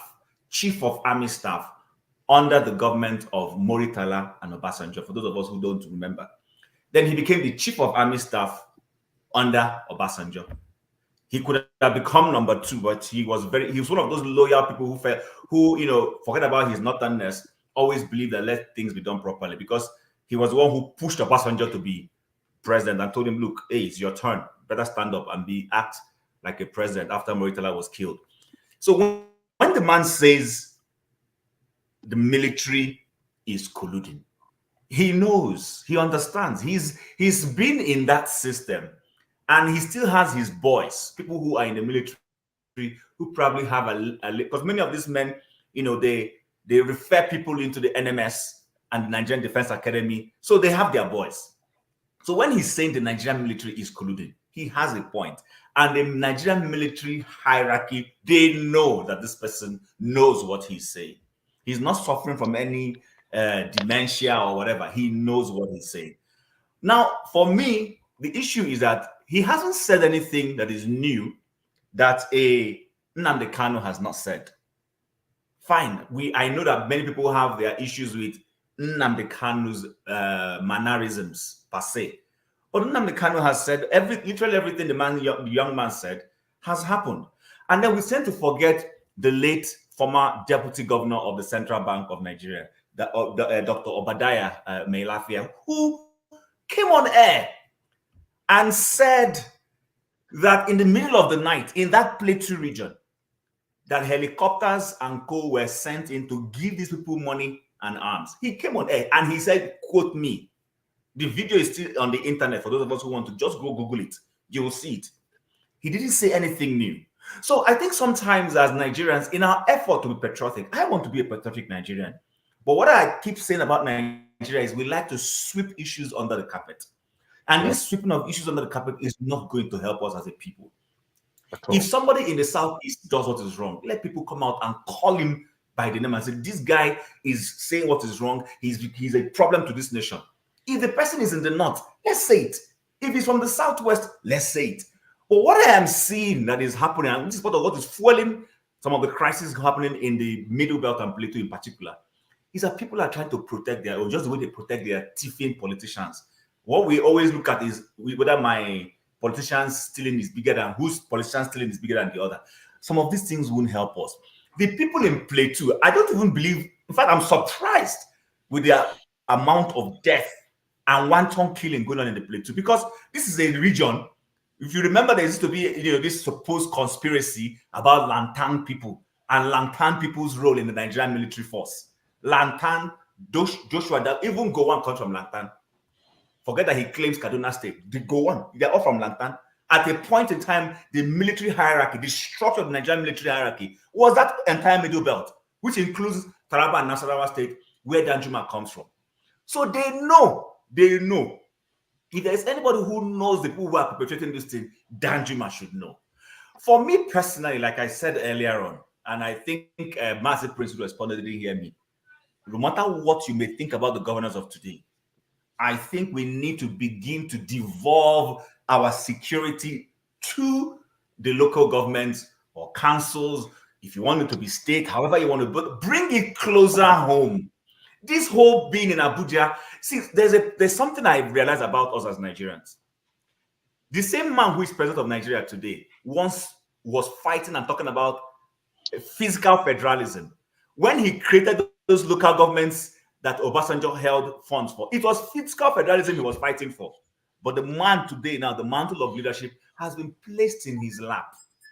And like Olisa Bakuba advised him, now, those things you thought you were saying those days when you said you didn't believe in the way Nigeria was, let's see Tinubu do it now. I hope he won't lose a lifetime and then leave office and then he won't be able to do it. Because personally, nobody like who you said, you can't walk into my village. I mean, I grew up, even though I grew up in Lagos, I used to go to the village. I know when the moment a stranger comes in, they have people who will quickly take him to the Eze, the traditional ruler. Go and introduce him first. In fact, my people used to go and bring farmers who come to help us do our farming. Nobody comes to bring those farmers into the village without going to see either the immediate, the highest chief or the sub-chief of the clan. It's not possible. So nobody can walk into the Plateau or anywhere in the Plateau without the people of the Plateau knowing. What is happening is that they have their internal conspirators who are working with these people shamefully. And then the other thing is the fact that because They may know, but they do not have the power to be able to deter these people, which is where perhaps they need to go and start doing their Amote coup or local. But at the end of the day, I think it's time our security network is brought closer to the people. If it's not done, these killings will never be stopped. Thanks. All right, thank you, Chim. They had security in that region, and the current governor actually opened a emergency contact center to report it, and they did report. It's just that they just didn't get there on time. What made the Southwest work is the Southwest is very different. Southwest has always been more stable since 1970 than most other regions in the country. It has by far been more stable, and that is why you see a lot of progress, especially in Lagos doing very well. The South has had problems of insecurity. The Southeast has had problems of insecurity. Northwest, Northeast, and now Middlebelt is having problems too. We just don't have enough people on the ground. Like I keep saying it, some of our people. I will push back, forefathers. I will push back. Okay, you can push back. I don't think it's an issue. Let forefather land. Let him land. I need forefathers to land. Sorry. Complicating matters. I don't think it's an issue of numbers. I think it's an issue of will. Even when you have few people, listen. Several times I have dialed 119 by mistake. 911.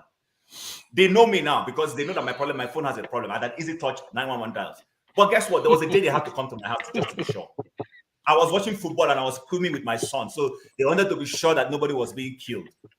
They kept me on the phone while the officer landed in my house and then came into my sitting room and saw that I was watching Chelsea's game. And I was screaming because Chelsea was making a mistake. So the point I'm trying to make is this. It is not a function of the numbers, but a function of the will and the presence of mind to do the right thing. There's a lot of collusion. People are not doing their jobs properly. Forefathers, I want to punch a hole in this your numbers. Can I just say something? Forefathers, I want to punch a hole in this your numbers game. But it's not hole to puncture. You're just going to puncture yourself. Forefathers, it's not your turn. Now we're going to flat you. I don't know how you jumped in, and now Olumide feels he can jump in and mess up everything. Olumide always does that. Forefather's interruption was fair, and I actually wanted him to land.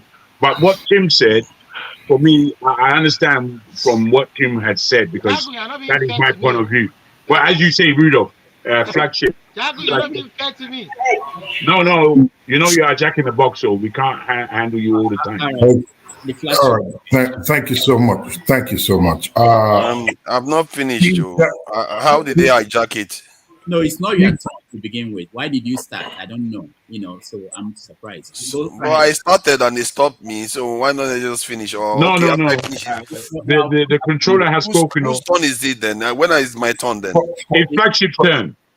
All right, so let's. I think there's a moderator here. We'll follow what he says and we'll respect each other's time.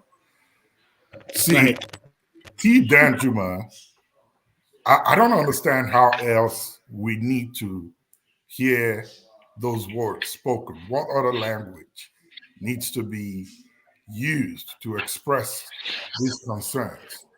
Like Chim said, and I'll piggyback on the points. He spoke a lot of things I wanted to say. If we're waiting for the government to provide security, we're going to wait. And yes, Danjuma is right. Everybody's going to go. In addition to bringing security closer to the people, I believe it's also necessary and very important that the people be trained on self-defense. Just in case it's going to take the military forever to go through bad roads to get to them, they at least know what to do to save themselves.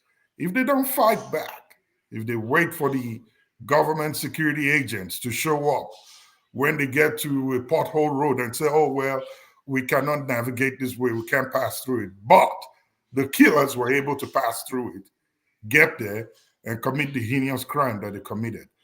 I believe that in addition to bringing security to the local level, that is really fine. The people still need to be trained to defend themselves. There are many ways they can defend themselves. They don't need to carry guns in their hands. There are lots of ways they can save the situation. And it aches my heart. And I always say this, to hear that 100 or so people come into a town on motorbikes and they finish and not one is caught. That's the strangest part of this whole thing for me. So if the people are taught and trained on what to do and how to organize themselves before they start from the beginning of the street to the middle of the street, at least 5 or 10 of them will be down. And if they get this pushback, next time they will think very well before they come back. And we know who they are, where they are from, who do they belong to. You know, it's enough for us to wait to expand the military. That's fine. In an ideal society, that would work. Yes, there's a shortage. But in the meantime, what do we do to stop these things? And it seems to be happening in the villages. They don't go to the cities where they know that there's a potential that they will get serious pushbacks. So how do we get these villagers to get themselves ready, act when they hear or see this thing coming? And Chim is right. The same thing happens in my village. If a stranger comes in, they know who they are. And if anything goes wrong, they are the first people that they go to check out and what they did, where they are, what they, who and where they went to, who they related with. So we need to get down to the nitty gritty. The government is not going to do it at this point. You and I know. Danjuma said it. He's a guy that was in the system. He knows what he said. It's not what we need him to re-explain or Nnamdi Kanu to re-explain it. All of them know this truth. But the more we keep waiting for the government, the more the people keep dying. So we need to get to that part where we have to start training them on what they need to do. Those of us in the diaspora, most especially those from these troubled regions, need to start thinking of how to get trainings to these people. Like I said at the beginning of the show, right now, it is the Middlebelt.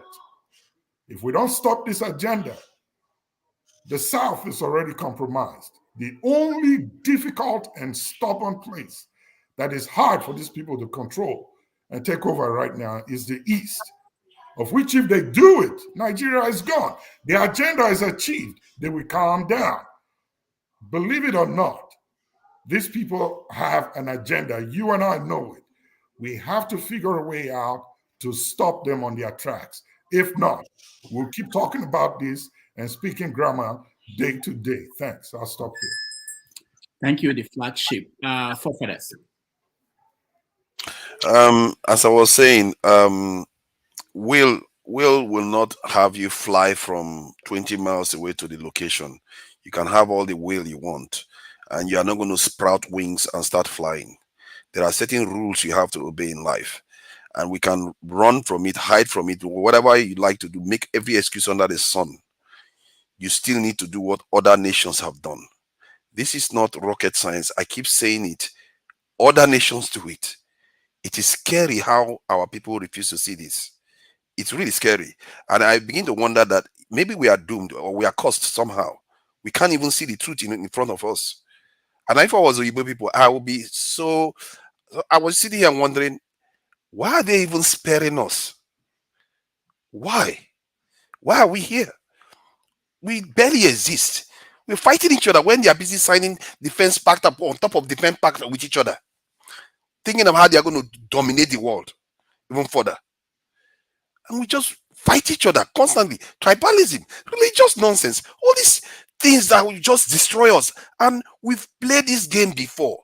We lost woefully. We were enslaved and colonized. And we still keep at it. Unbelievable. I don't understand human beings. Maybe I'm a child, I'm stupid. Some people say I'm crazy.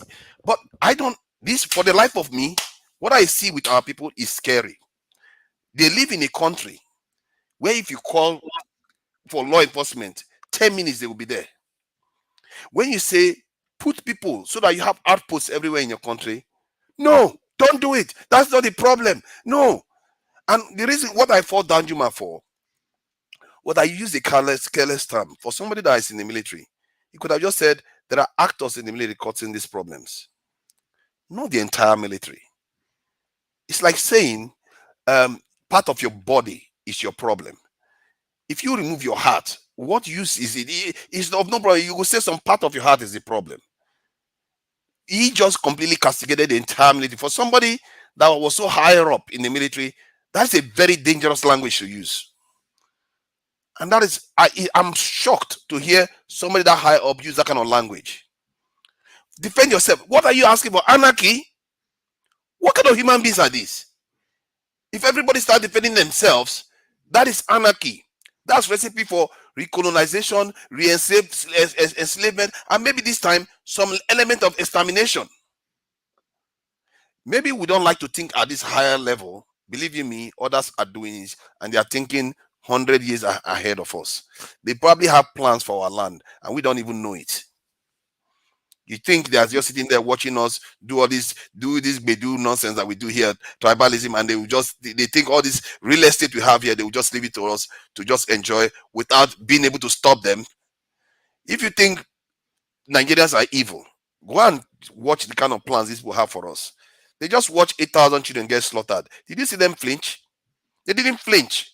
When the day of judgment comes, you people will see something that you've never seen before. These people have used nuclear weapons before. They've exterminated continents before, and we're here having tribalistic argument as if we are children. Rudolph, I can don't you hear understand me? our people. Oh, I really don't understand it. Could I interject? Can I ask you a question with the rest of your time? I'll ahead. Interject. Let me interject first. No. I want to ask him a question with the rest of his time. Forefathers, do you agree that appeal should be made to the Vice President of Nigeria that he should suspend his 15 billion naira mansion renovation and direct that budget to hiring more policemen or security personnel to be domiciled in those places affected in the Middlebelt? I'm sure that budget can take care of their salaries for a couple of years until stability returns. Do you think it's a sensible plan? Definitely. He should. That should be the priority because it's going to bring us money. We are not spending money. We are going to get money out of it by doing that. All right, thank you. Let me go to, hold on, let me here. I'm going to Pansat, Steph, and Ndobisi. Go ahead, Pansat. Thank you very much. I would like to ask for a unanimous consent that my time be extended so I could revise and extend it. All right, thank you. Why is that? No. Christmas hat on. Give us 30 minutes someone now. Why is that Pansat? Must it be unanimous? Must it be unanimous? Well, it's up to the chair to rule on that. You're yet to win the panelist of the year. So until you win that, we may be able to do that. But for now, you are just a regular panelist. Okay, that's fair. That's fair. Now, let me say that, I give people the chance to come up here and talk so that I'll come in later on and give my own little 2 cents. But nobody respects that. I walk back and let these youngsters come here and make their points. But, Rudolph, on a serious note, the issue we have with forefathers, right? At some point, we're going to have to deal with it once and for all. I believe that the onus is really on you, on your head, right? We cannot leave it to him to recover. It's looking more like some kind of psychosis, right? Now, let me say that I've debated forefathers on this. You can find it on YouTube for 2 hours. We went toe to toe on this, and needless to say, that I wiped the floor with him in that debate. Right? You go check it out yourself, and I covered the issues where there's no need to keep going back and forth. Now, some of the things he suggests, right? There's no idea that it's completely bogus. Some of the ideas, some points he makes, in essence, there should be more recruitment, right? And then the security of Nigeria, if it's to be left the way it is, they need more boots on the ground. But, in our constitution, we have a constitution, as shambolic as it is, the soldiers are not really the ones involved with law enforcement. Like when we're talking about some of the internal security issues that we have, right? Now, forefathers couches his debate. Now, I haven't gone into why I'm here. I just want to deal with the issue where you're gonna rule, because you have to, you don't like responsibility, Rudolph, but you have the responsibility to tackle this issue, because what forefather is doing is every episode that we have, he beclouds it because he's a moderator. If you don't want to talk about security, he either removes you, disrespect you, cut your time short. So you have to make a decision this time and save us from this menace, right? So going back to what I was saying, I'm saying that in a security situation, like he couches it, there's food security, there's internal security, there's all kind of national security, all kind of security, right? So if what he's talking about, though, when he says that is the number of soldiers we have, he compares the numerics, right, of soldiers, let's say North Korea, Syria, it doesn't matter to him what country, as far as they have, he looks at the correlation between the population and the number of soldiers, right? So now everybody on this panel and the panels before now has tried to poke holes in that fallacy, right? Because it's obviously a fallacy, right? In the way it's country secured, you could have a lot of drones, you could have artificial intelligence, you have human intelligence, you have all kinds of things to augment and have a total picture according to the state. Experts would tell you. But in Nigeria, we don't even have a state, right? We don't have a country. We're captured by Islamic terrorists.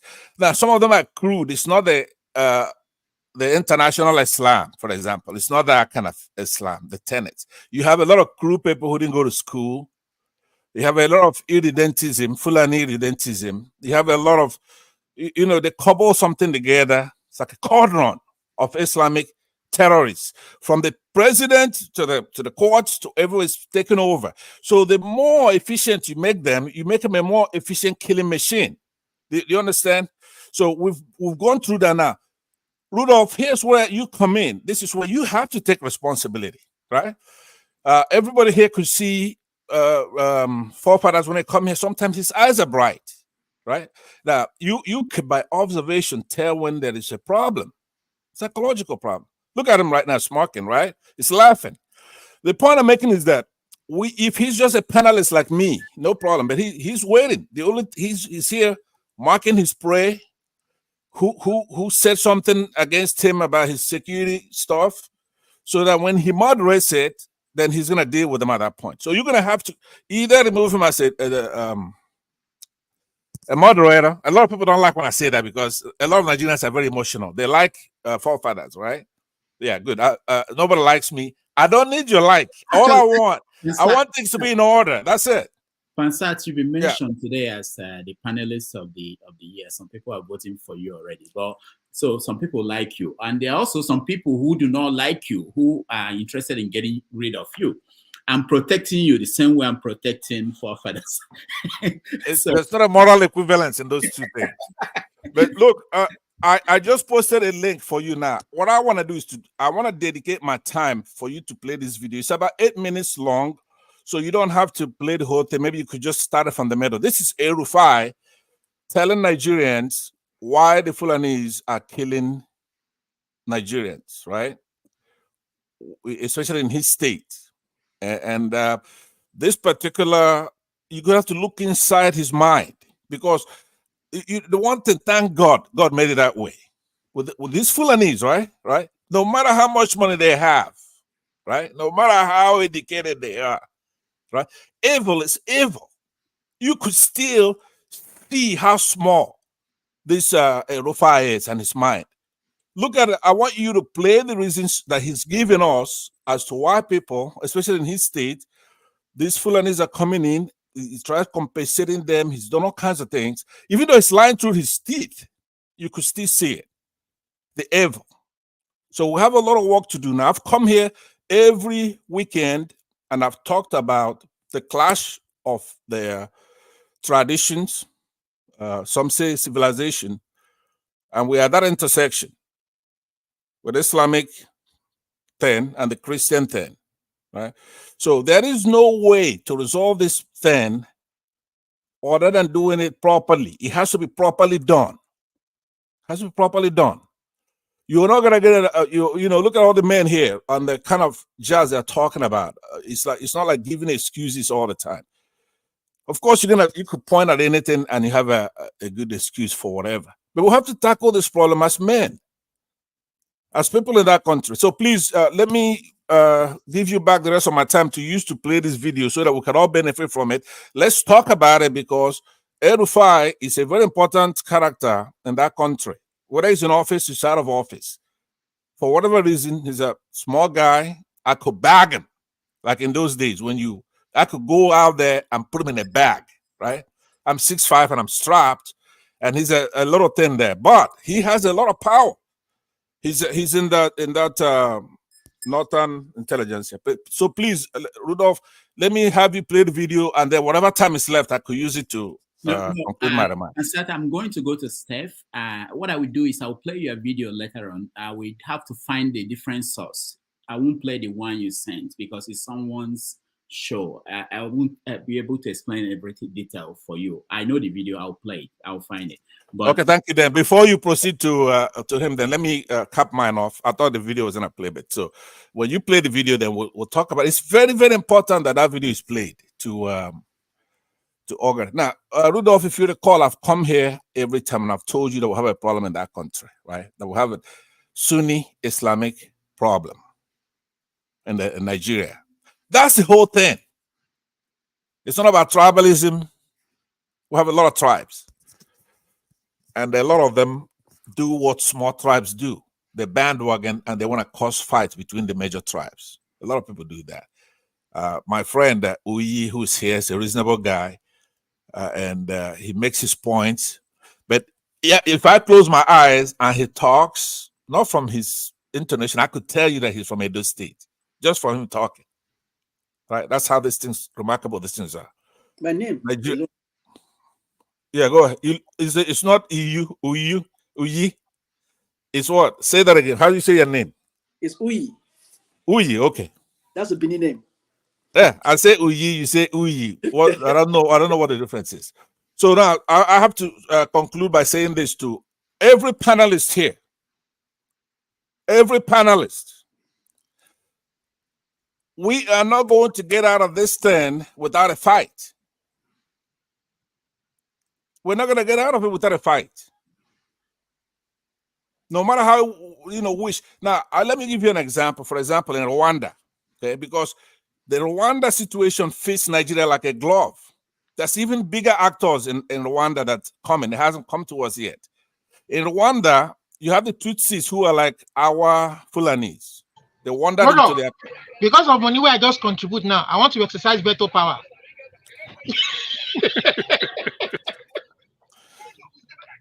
Look, you're over and sat. we are getting to that where we give power to people who... Oh, okay. I've seen that show.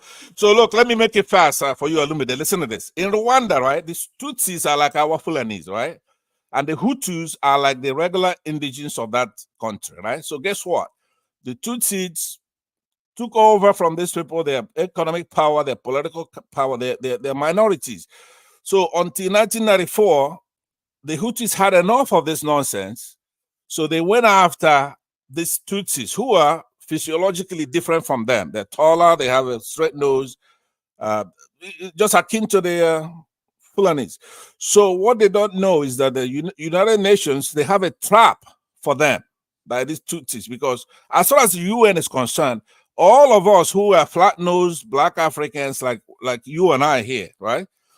We've been abandoned by evolution, right? They can't wait to get rid of us. Right? Are you surprised? Now remember Darwin. Given our behavior.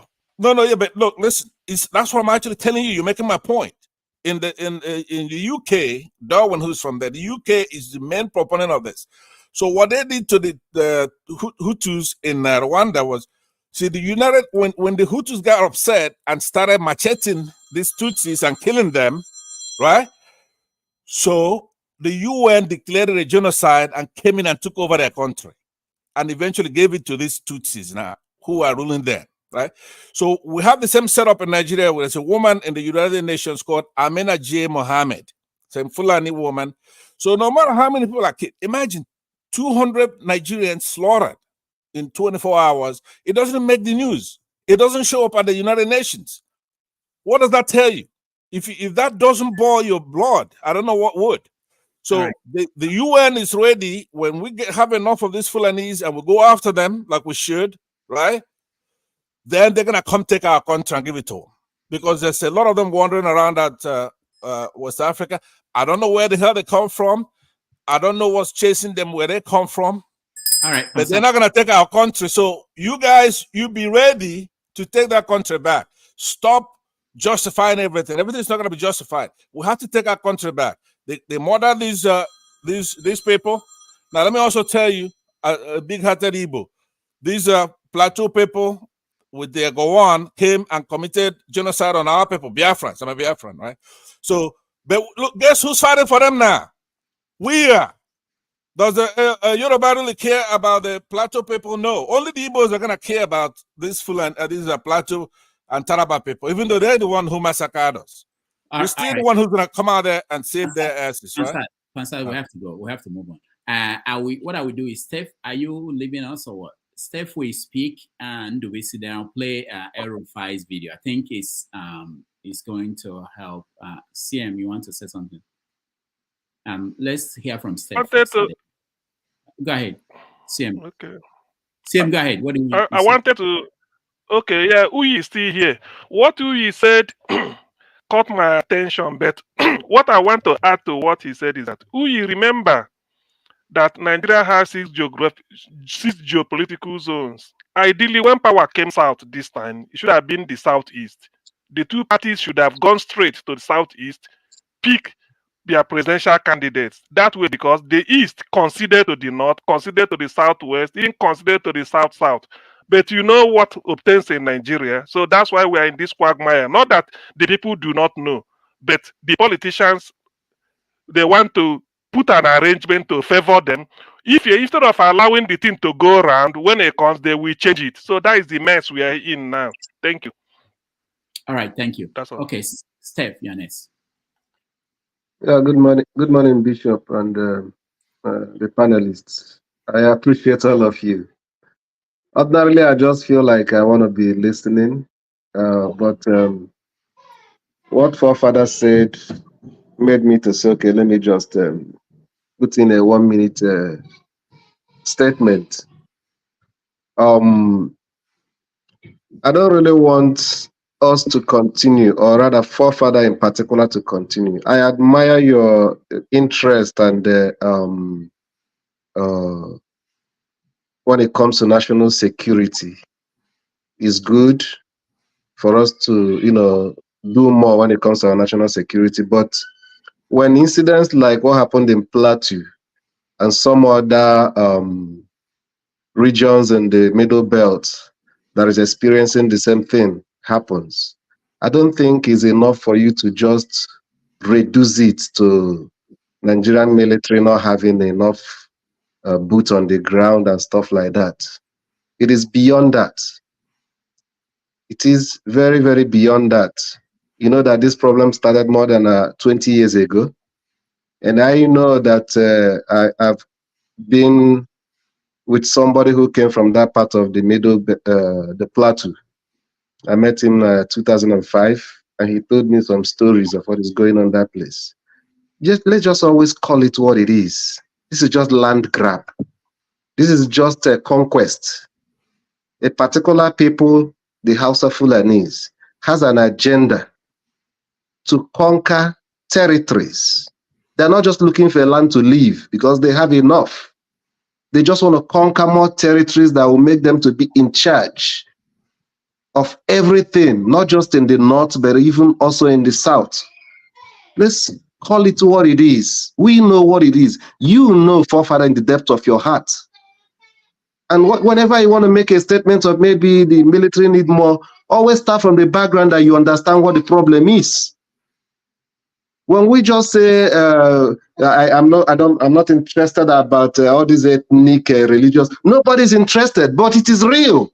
It's happening. So let's always accept that this is a fact. We may not like it, but it is happening. How is that going to, how is your narrative going to save people's lives? How is going to save people's life? Yes. Because you have to say it what it is, blow it up, so that everybody will understand and begin to solve the problem. Okay, what about you hiding it? Does it solve the problem? In the end, people have to come and recruit people to defend those people. That is how it is done. For fathers, it's neither here nor there. That one did not preclude the other one. And that's the only reason why you blame T.Y. Danjuma for what he said. Right. Because people like you that are in high places, people like you that are in high places, people deteriorate to nothing. You people just want anarchy.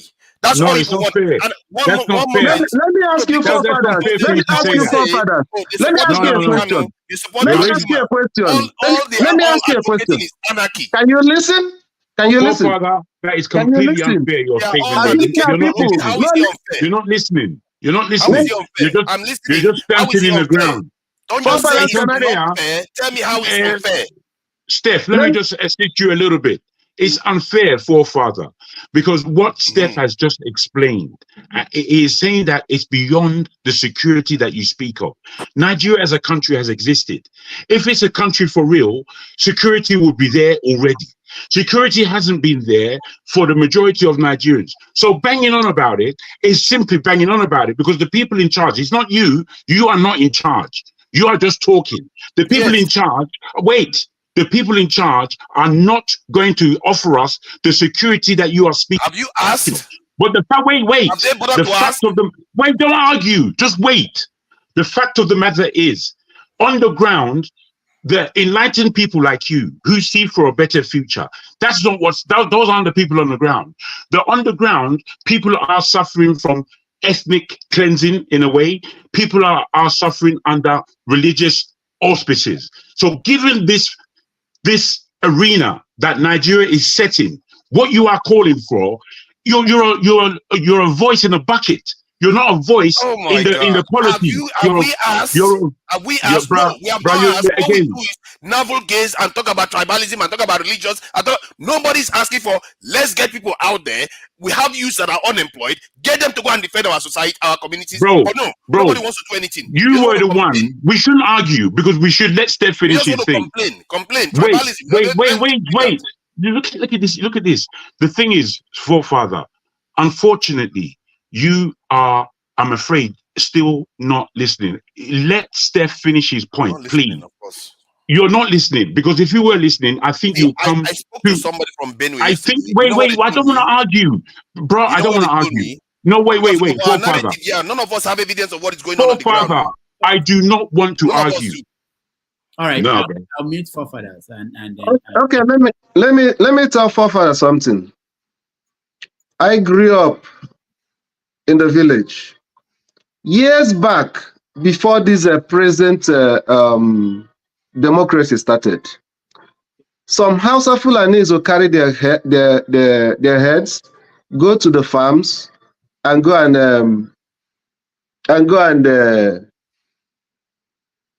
graze on the farmland. And when our villagers, kill their cows, or there's a conflict, you go to the police station. Is a Hausa Fulani that is a DPO there. If it's not the DPO, if it's not the Hausa Fulani, maybe another Northerner. And then if that Northerner is not an Hausa Fulani, maybe the person he reports to is.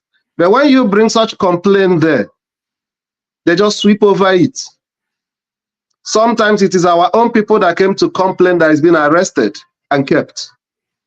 That is the security that you're advocating for. If people come to your place and keep on attacking you, and the security people, this kind of security that you're advocating for looks the other way all the time, and you people begin to organize yourself to ward off those attacks, that is what you call barbarism. But I'm sorry for you because it's easy for you to call it whatever you want to call it because you are not the one affected. You are not involved. Thank you. That's the reason why you believe that is just something your official security. Have you ever asked yourself, how come that all the years that this have been going on, the country don't have the means of providing that security. And you are telling the people that don't have the means to provide it or to influence government to do it, that should always wait. Whenever government now wakes up to decide to employ more boots, that's the only way they can be secured. Is that what you're saying? I'm not saying we should wait. I'm saying we should demand it now. I don't know why this in the damage you are holding me back. All of them are responding to me. You are not letting me respond, and it's not fair. How many things have you been demanding from your government since 1990? I'm coming. Since 1990. Back here. Steph, that's enough. No, let me just conclude, Rudolph. Bishop, please just let me just conclude. Since 1999, how many things have you been demanding from your government that they gave you? Let me give you one. Power supply that they gave it to you, right? Yeah. Okay. They did. Okay. They allocated power supply to states, rail track, they deployed to states. Just last year, they did. Did you know how many parts of the constitution that was amended last year? Many. So we keep acting as if things are not changing. Okay, I concede. Middlebelt should wait because he knows how to handle stuff. But you will not want to handle stuff the way he handles stuff. He handles stuff the right way. That's how it's supposed to be done. And if you want the government to recruit people into the military as they promise, you have to pressure them. And the truth is that Nigerians have not done it. Nigerians have not. They simply refuse to. Forefathers, hold on. Thank you. Uyi, go ahead. So, sorry, I just want to back up forefathers on this argument. Let's just look at the structure of the Nigerian government. We have councillors, we have local government chairmen, we have governors, you have the House of Assembly, then you have the federal executive, right? The councillor is the person who talks to me at the grassroots of my home, right? He takes care of my community. We have people who are elected as councillors. All they do is sit down there every month, because you know very well, the governors have captured the entire apparatus of the state, right? Look at what Wike is doing in Rivers State, for example, right? The governors control local government. The governors control the councillors. The governors control the traditional rulers. The governors control the state house of assemblies. How do you have good security in such a situation? Money is supposed to be allocated to the councillors, to local government chairmen, to governors, and to various aspects of security for the state. But the governors don't do this. They take this money, put it in their pockets as security votes, buy houses in Atlanta and Texas, do what they want to do with the money. So now you go down to the grassroots. The traditional ruler of Abudu, where I come from, my mother comes from Ogan, in Abudu, local government.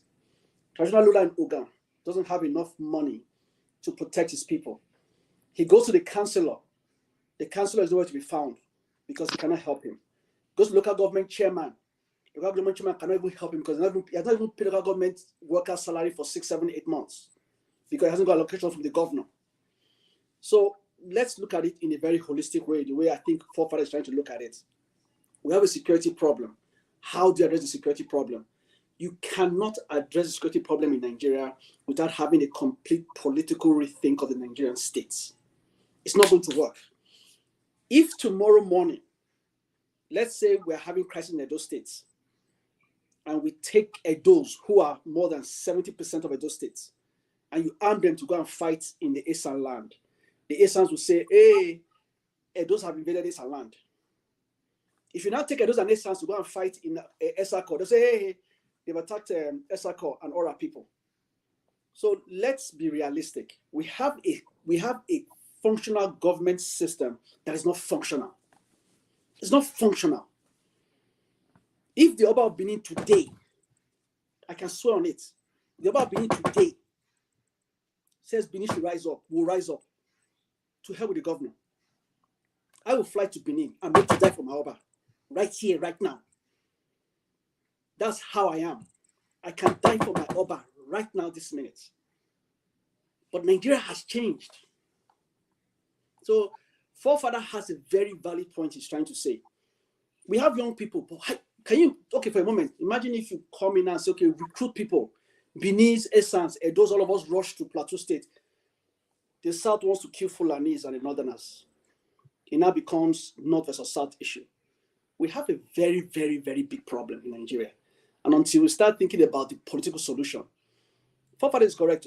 If you arm everybody, my brother, it's total anarchy. I will come after Chima. I don't like Chima. Chima offended me 10 years ago. I will come after Chima first, just to settle the score. Then I'll come after Mr. Ondubisi. I don't like him. The TV he sold to me 10 days ago is not good. I'm going to come after Mr. Ondubisi. I don't like Flagship. Flagship didn't allow me to enter first class in Delta Airlines. I'm going to go after Flagship. So we need to let's be honest about it. We have a problem in Nigeria. The political structure is non-existent. It's non-existent.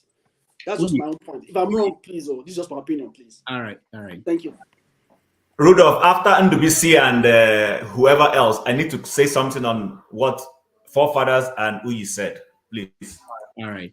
Ndubisi, so we're looking at solutions now. People have suggested having the security structure change, where you have local police, state police, that we're at that point. And I don't know what he was saying, this last thing he was saying. I don't know whether he was saying that local police will go on. The idea was to defend your locality. The idea is not to have state police that will go and attack another state.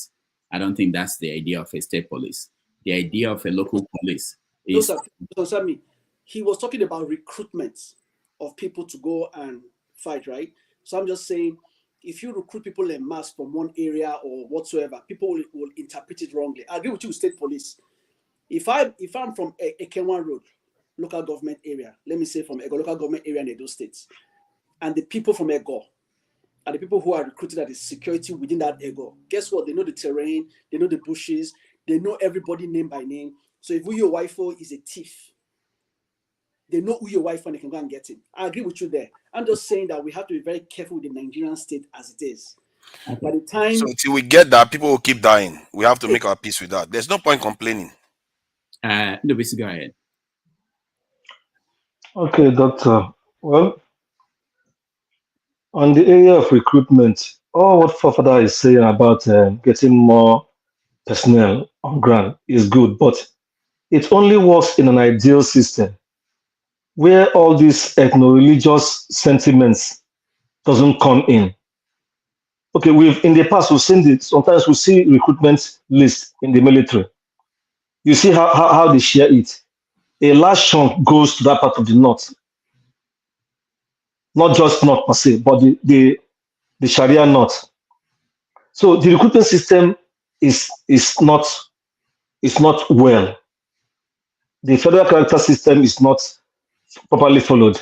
But beyond this, the Nigerian system itself, the Nigerian political system is decayed. It's not working. That is where we have to come together to come to the drawing board or the negotiation table and discuss it and put it properly. Where things are done properly. If we have to solve this problem in all these areas where things are getting bad, we need to localize security. And you have to recruit people from those areas. Like probably, let's say, leave the military from the police area and all that. Recruit them at those lower levels and let them man the area. They know the terrain very well. But with the federal government, who is always lording it over the state, would they agree? Because those who run the federal government, they have an agenda. They want a particular set of people or tribe or ethnic group to going to dominate. Even if they're not in power, they'll put their stooge here, going to dominate and lord it over. When Jonathan was in power, Jonathan appointed somebody from the southeast as head of the army for the first time in a long time. The man was inching towards fighting this toe-to-toe. Suddenly, some elites from that area began to say, oh, because he's from that area, he wants to kill their people. So these are the sentiments that come up every time when things are to be done properly. Then our Southerners who are in power, then they will develop shaking fits because they want to retain power. They are put in their head that if you don't get the northern votes, you can't be in power. They use that to weaken their will, and that is what is going on now. How can we have somebody from the south in power and he knows that bloodshed is bad, and he has been seeing this thing happen in the past, and now he's there. He will not give the military marching order to go after those people, and he'll be asking questions daily. How are you people doing about it? What is going on? Or even go there himself to visit the people. So the system needs to be rejigged completely.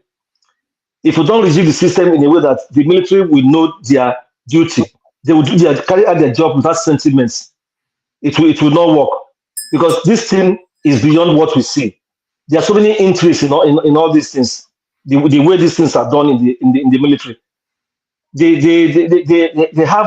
are loyal to a particular set of people, and it is what those people tell them. Tanjuma knows what he was saying because he has been there. He's a major player in the Nigerian military since independence. He knows what he's saying. He knows them very well.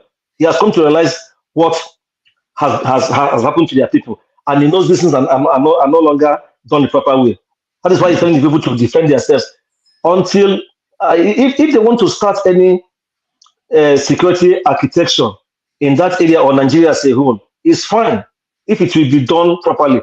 But before these things are done, the people themselves should not sit quiet. Like Flagship said, and some of us have said earlier, they should find a way to train themselves and give themselves a measure of security. So when these people come in, they can withstand them to some extent before the military respond. Thank you. All right, thank you. Can I share something that somebody told me that's from Benue State yesterday when I asked him about these matters? Go ahead. So I asked him about the fighting that has been going on in Benue. He explained that these conflicts have been going on among different groups around that region.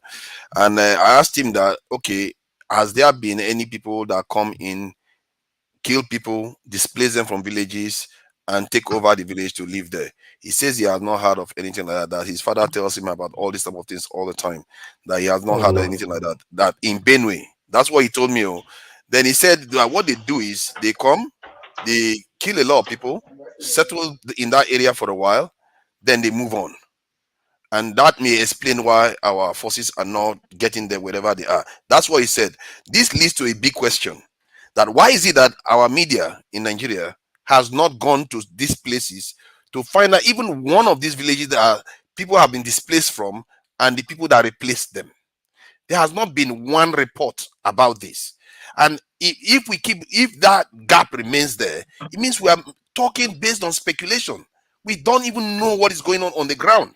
This is why when he told me that, I said, because we are having discussion every day saying that people are being replaced. That one expert came on and Arise TV yesterday and said, these people that come in, they really have powerful weapons. Their weapons can kill people 400 meters away, while the local people, they are only 30 meters, that they cannot withstand it. This is why they can't catch anybody. We don't know where these people are coming from. They kill and they go, and we just assume that things are happening without any real proof on the ground. Forefathers, hold on. Let me play this video. This is an expert. Okay. He's the executive director, Africa's Morning Center for Public Policy. He talked about FEMA, some of FEMA. So let's watch it and then we'll come back.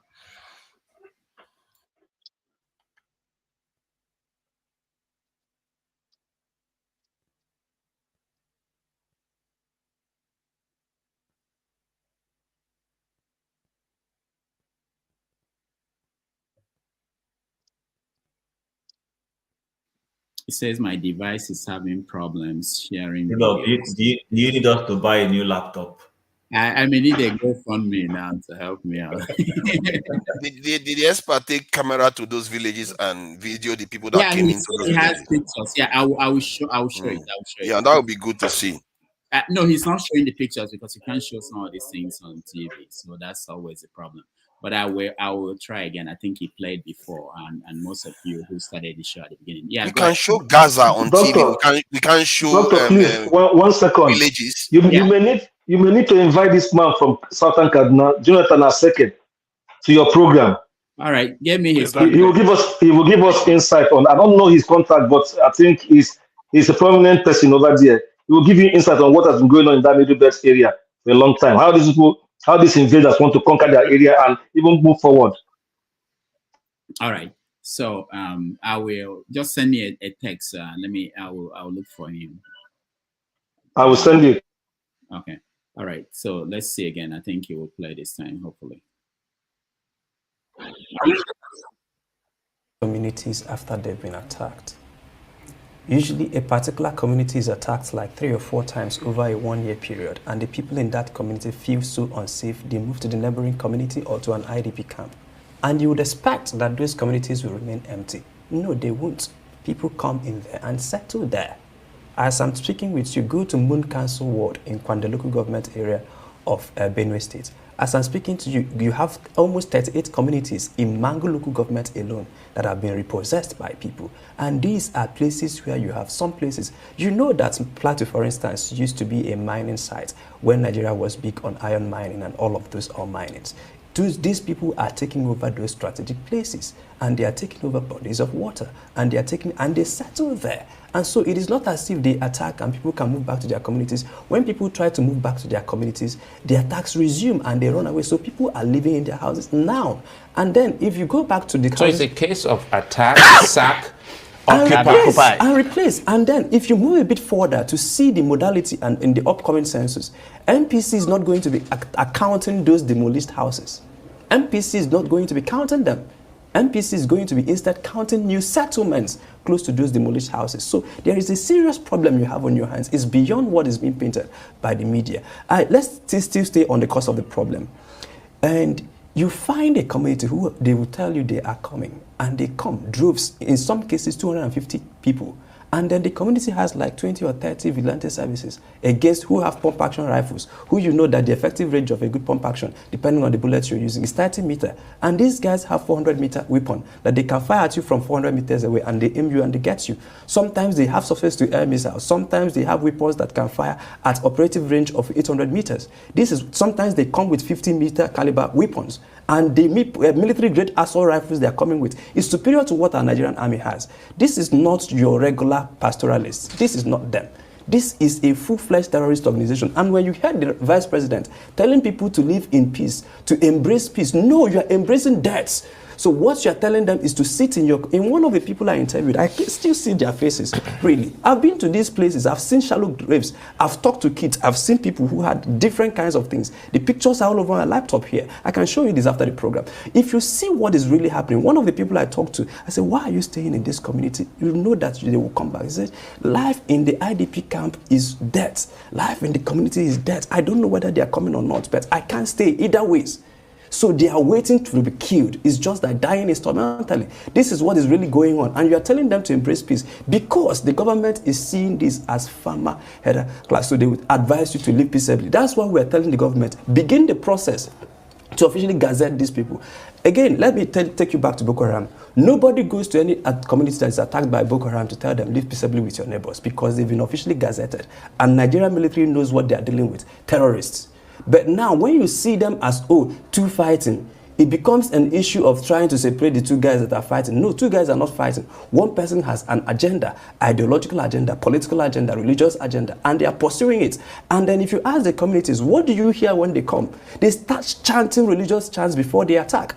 And in many of the cases, you ask them yourselves, especially when they have time to attack, sometimes they cordon off the security issue, they cordon off the community and start slaughtering with knives. And why are they not killing with the weapons they have? Why are they slaughtering with knives? So there are a lot of issues that you see on display here that you would see that indeed the federal government is doing Plateau people, Benue people, and it did all of those people. And I hear my elder brother talking about, these are not border communities. Plateau is not a border, Benue, Kaduna. So these they move on.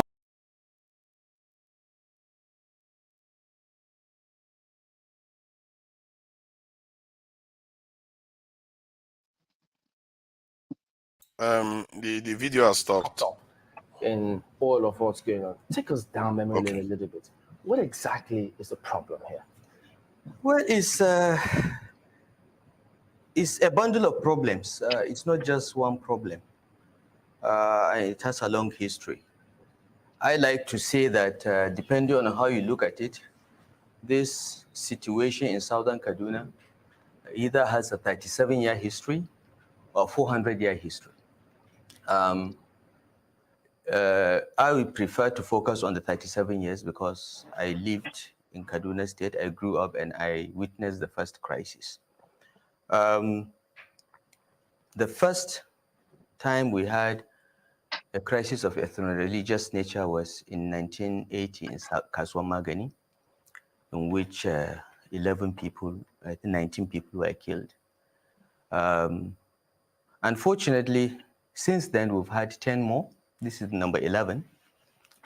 And on each and every one except this current one, we've had commissions of inquiry. What usually happens is a dispute begins between two people of two different ethnic groups or different religions. Anyone is good enough, any mix. And that dispute, instead of being resolved at community level or by law enforcement agents, become elevated to a group dispute. So Muslims kill Christians, Christians kill Muslims and destroy their property. So that's indicative of something deep-seated.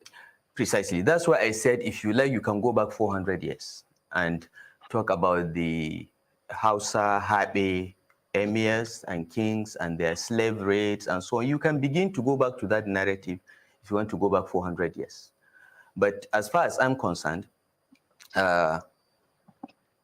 these communities have lived for 300, 400 years. Zangon Kata was established over 400 years ago by traders coming to Southwest to buy kola nuts, okay? And these communities have coexisted for years. Kafanchan was established as a railway town. If you go to the center of Kafanchan, most of the residents are Igbos, Yorubas, Hausa that came on account of the railway. So this, Southern Kaduna has been a fairly diversified community for years, and they have lived in peace. But the breakdown started, as I said, in 1979 in Kaswa Magani, and it has happened since then. Now, I was trying to give you a prototype of a typical Southern Kaduna dispute. It's typical Southern Kaduna crisis. Dispute between two persons becomes unresolved or elevated to group dispute. People get killed, property destroyed, curfew is imposed, a commission of inquiry is set up immediately after normalcy returns, a white paper is issued by the government, it's put in the drawer, no one ever got prosecuted for any of these offenses. In our opinion, looking at all the crises that have happened, and I personally and members of my core team have read all the reports long before this happened. You know, there has been 10 such crises in 36 years in Kaduna State. So we knew that it happens every 3.6 years. On basis of probability, we knew that in our tenure, one was likely to happen. So why did this one prove difficult?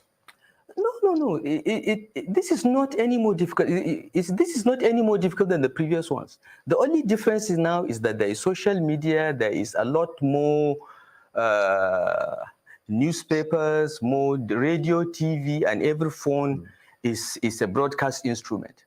That's why it appears more serious. In fact, this one is one of the lesser ones because, look, in 1987 in Kafanchan, when there was a crisis over the emirship, thousands died. In 1992 in Zangon Katab, thousands were slaughtered. In 2011, nearly 1,000 people were killed in Southern Kaduna alone. So this one that we are talking of 100 or 200 people, unfortunate as it is, every human life matters. 7,000 people displaced. All kinds of numbers are being bandied around. I will come to that. But what I'm trying to put in context is that this current crisis, this snapshot, does not tell the story. It's a long movie, okay? The only thing is that today, because of proliferation of information platforms, there is a lot more awareness. But more people had been killed in the past, more property has been destroyed than this one. It's just that now the world has changed in many ways. So this cycle has been going over and over and over. And to understand the current crisis, you cannot take it as a one-shot event. You have to look at all that happened, because what is happening now is largely as a result of what happened and was unresolved in 2011. What was unresolved? Okay, in 2011, there was crisis after the announcement of the results of the presidential elections in many parts of the northern states. But the worst crisis took place in Kaduna State. Okay? And the worst killings took place in southern Kaduna. By various estimates of the Lemu Commission, as well as the Commission of Inquiry we established, Kaduna State government established, estimates of those killed in Kaduna, in southern Kaduna alone, ranged from 690 to 1,000 people. In southern Kaduna alone, okay? And a commission of inquiry was established. People were indicted, named, with pictures. Every evidence necessary to prosecute was available. White paper was produced. It was never acted upon. Now, when we came in May 2015, the very first duty as governor of Kaduna State was to convene a meeting of Security Council on Saturday, because I was sworn in 10 o'clock on Friday, 29th May. By 5 p.m., I got a report of a small community in Sanga local government in southern Kaduna that was attacked and about 5 people killed. So I got worried. We convened a meeting, we called everyone and said, look, what's going on? Was that also part of what happened in 2011? Yes, okay. So, but at that time, we didn't understand. We had just come in, we had not even begun to receive our briefings when this happened. It happened literally the day I was sworn in. So I called the Security Council with all the security agencies, traditional rulers, and said, what's going on? Why is this happening? And we got all kinds of opinions, but at the end of the day, one of the decisions we took was to establish a committee under the leadership of General Martin Luther Akwai to help us understand the problem. Because even as we were campaigning, we knew that security was the #1 issue we may have to address in Kaduna. And at that time, our understanding was there were 3 problems. There were the killings in southern Kaduna. There was cattle rustling and banditry in northern and central Kaduna. And there were urban gangs, these young people that take drugs and just come and kill and attack anyone they see at random. They call them Sarasuka gangs. So we knew that we had to address these problems. But the cattle rustling, we understood it fairly quickly because essentially it was a Fulani phenomenon. They steal cattle. They hide in the forest ranges around Kaduna, Zamfara, Sokoto, and so on.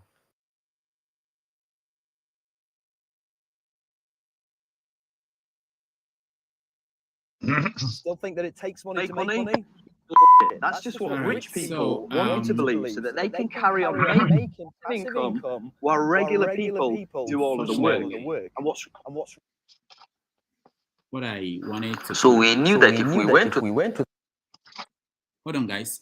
What I wanted to play was the second part. I didn't know that it wasn't the first part. I wanted to play where he talked about what he did to solve the problem. But it's good that we're listening to someone who has been in that position to deal with this issue, where he talked about what he did to solve the problem. And I want us to listen to that. I'm sorry about this, but it's also important that we get the whole picture from someone who tried to do something. To that forest and flush them out would degrade their capacity. No, the greatest challenge that you face, though, is the Fulani herdsmen today, which is being reported in just about every other media, that they are the ones perpetrating this crime. Which are crime? they the ones? Which crime? Killing of people.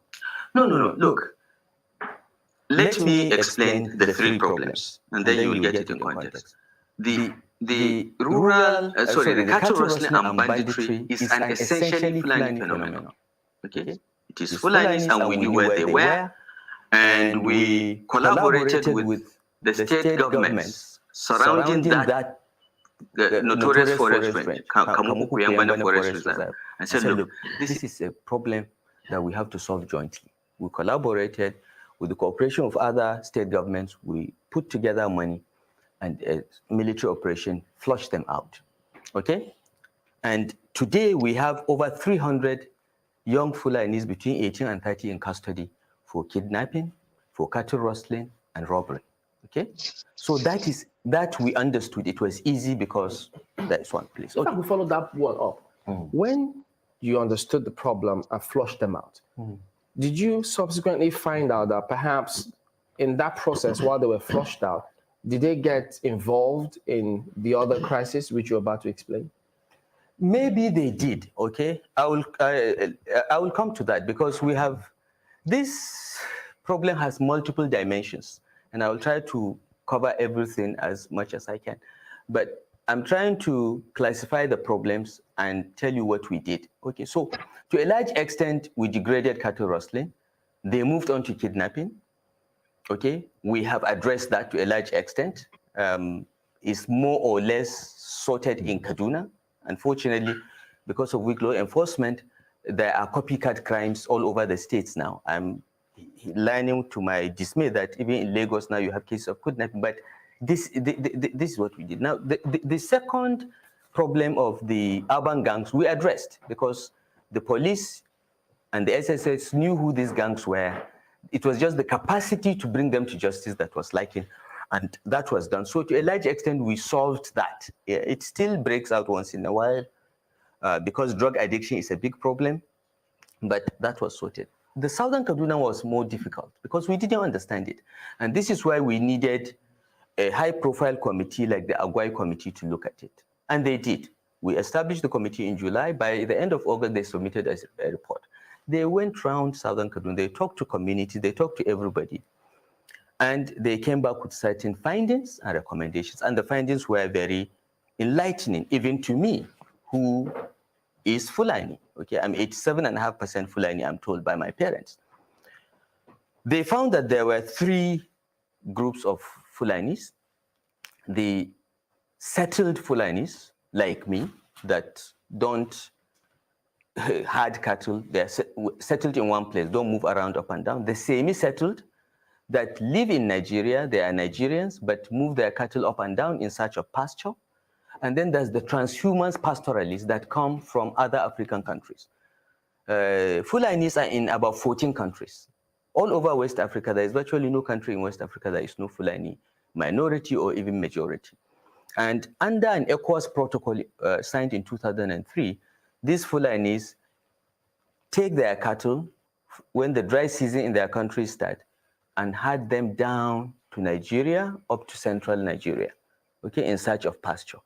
And around March, when the rains start, they start moving back the same routes. And apparently, I didn't know this until I got briefing as governor, there are international stock routes mapped out from pre-colonial times that these transhumans herdsmen follow. Unfortunately, because of population explosion, we're 50 million at independence. Today, we're nearly 200 million. Because of population explosion, urban development and farmlands have taken over some of these international routes. Okay, this is the basis for the clashes. Now, a herdsman in Guinea, for instance, thinks that he can follow this route, and as he's following the route, he meets a farm, and his cattle destroys part of the farm, and the farmer in any situation, have you gotten reports, intelligence reports, that perhaps the farmers also took the cows of the herdsmen? No, we have no such reports. But what often happens that when damage to a farm occurs, in those days, the Fulani would leave behind a small calf as compensation. So, you know, what I'm trying to say that in the past, there used to be a framework to settle these things. Okay, but that framework has more or less collapsed. So when we understood this, so Agwai Committee identified this and said, and they also found that some of what we're seeing in Southern Kaduna were reprisal killings. All over the earth, God is raising up a new breed of wealth builders who will use their money to shape the course of world history without building a golden calf. You see, true prosperity is not about toys and trinkets. For what happened Rufai. Because in 2011, as the herdsmen were moving their cattle back to their countries or to their locations in various parts of northern Nigeria, the post-election violence took place in April. and many of them were trapped. They just happened to be there, and they were killed. Cattle, their livestock lost, and so on. And so some of them were coming back to do reprisal killings. Most of the Fulanis within Nigeria filed claims, okay, because there was the Lemu Commission of Inquiry that looked at this problem and made recommendation that federal government should pay compensation to those that lost cattle. Pardon me, but where did this happen? Where were they trapped? They were trapped mostly around Zonkwa in Zangon Katab local government, Kaura, and Jema'a. Okay? These were all in southern Kaduna? These are in southern Kaduna. And this happened to be also the areas where we have these problems today. Okay? There are 8 local governments in southern Kaduna. Only 3 or 4 have this problem. Okay? And this is where mostly the killings in 2011 took place. Now, after the Lemu Commission made recommendations and the Judicial Commission of Inquiry set up by Kaduna State also made similar findings, compensation was offered to those that were killed, displaced, and so on. And some of the federal government provided the money and compensation was paid. But of course, those that are in Guinea, in Mali, in Niger, cannot claim any compensation. They didn't even appear before the Commission of Inquiry. These are the people coming back to carry out reprisal killings. We'll come back and take a look at it from that perspective and find out what you also did to solve this problem. Do join us again. I think we had enough.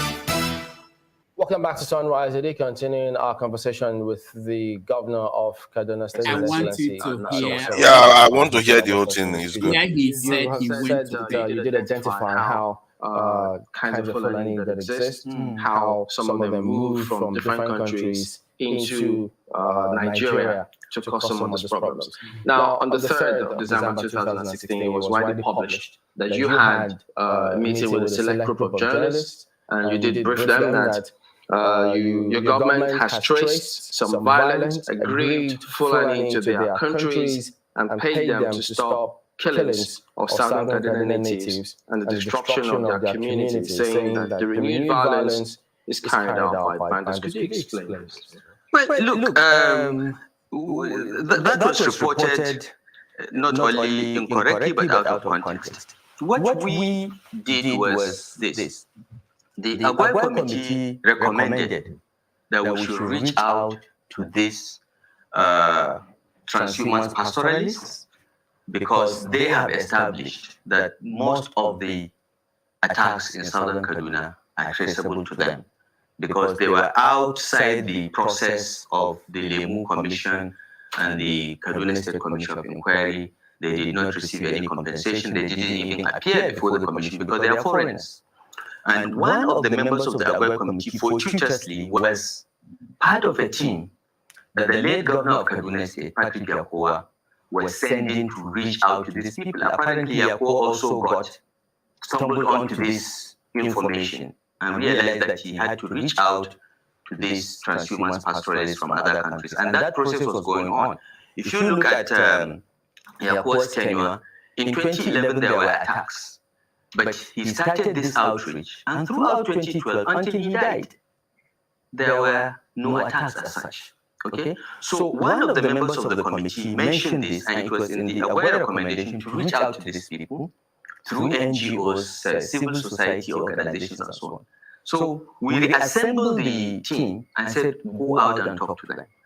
Tell them that this has to stop. Tell them that we are willing to offer compensation for lost lives, for lost livestock, but it is senseless to keep killing people because you feel that you've been offended. So did they respond to you? Pardon? Did they respond to you personally? They did. We sent a team and they went round, and by the time they made 3 or 4 such groups, the killing stopped. So between August, all right. So let's stop it here.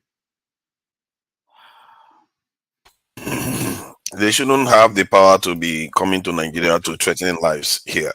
That is one. And there was something he said that he just moved away from that was very, very important. He said there was a way herdsmen used to compensate farmers when they destroyed their land. And somewhere along the line, it broke down. Why are they not doing anything to bring it back in place? Because if you destroy somebody's farm, what do you expect them to eat? How did they survive if you don't compensate them? So that is where the breakdown happened. And he talked about it for a moment and moved on and talked about all the other stuff that has happened.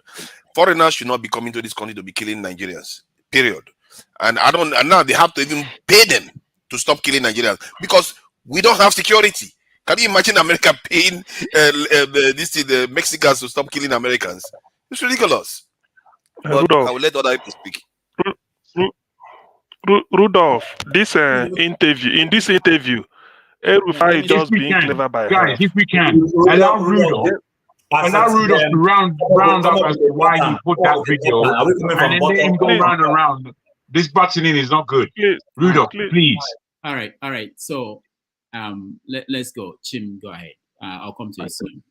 Let's go downward. Chim, Jago, and Lumide, and go down.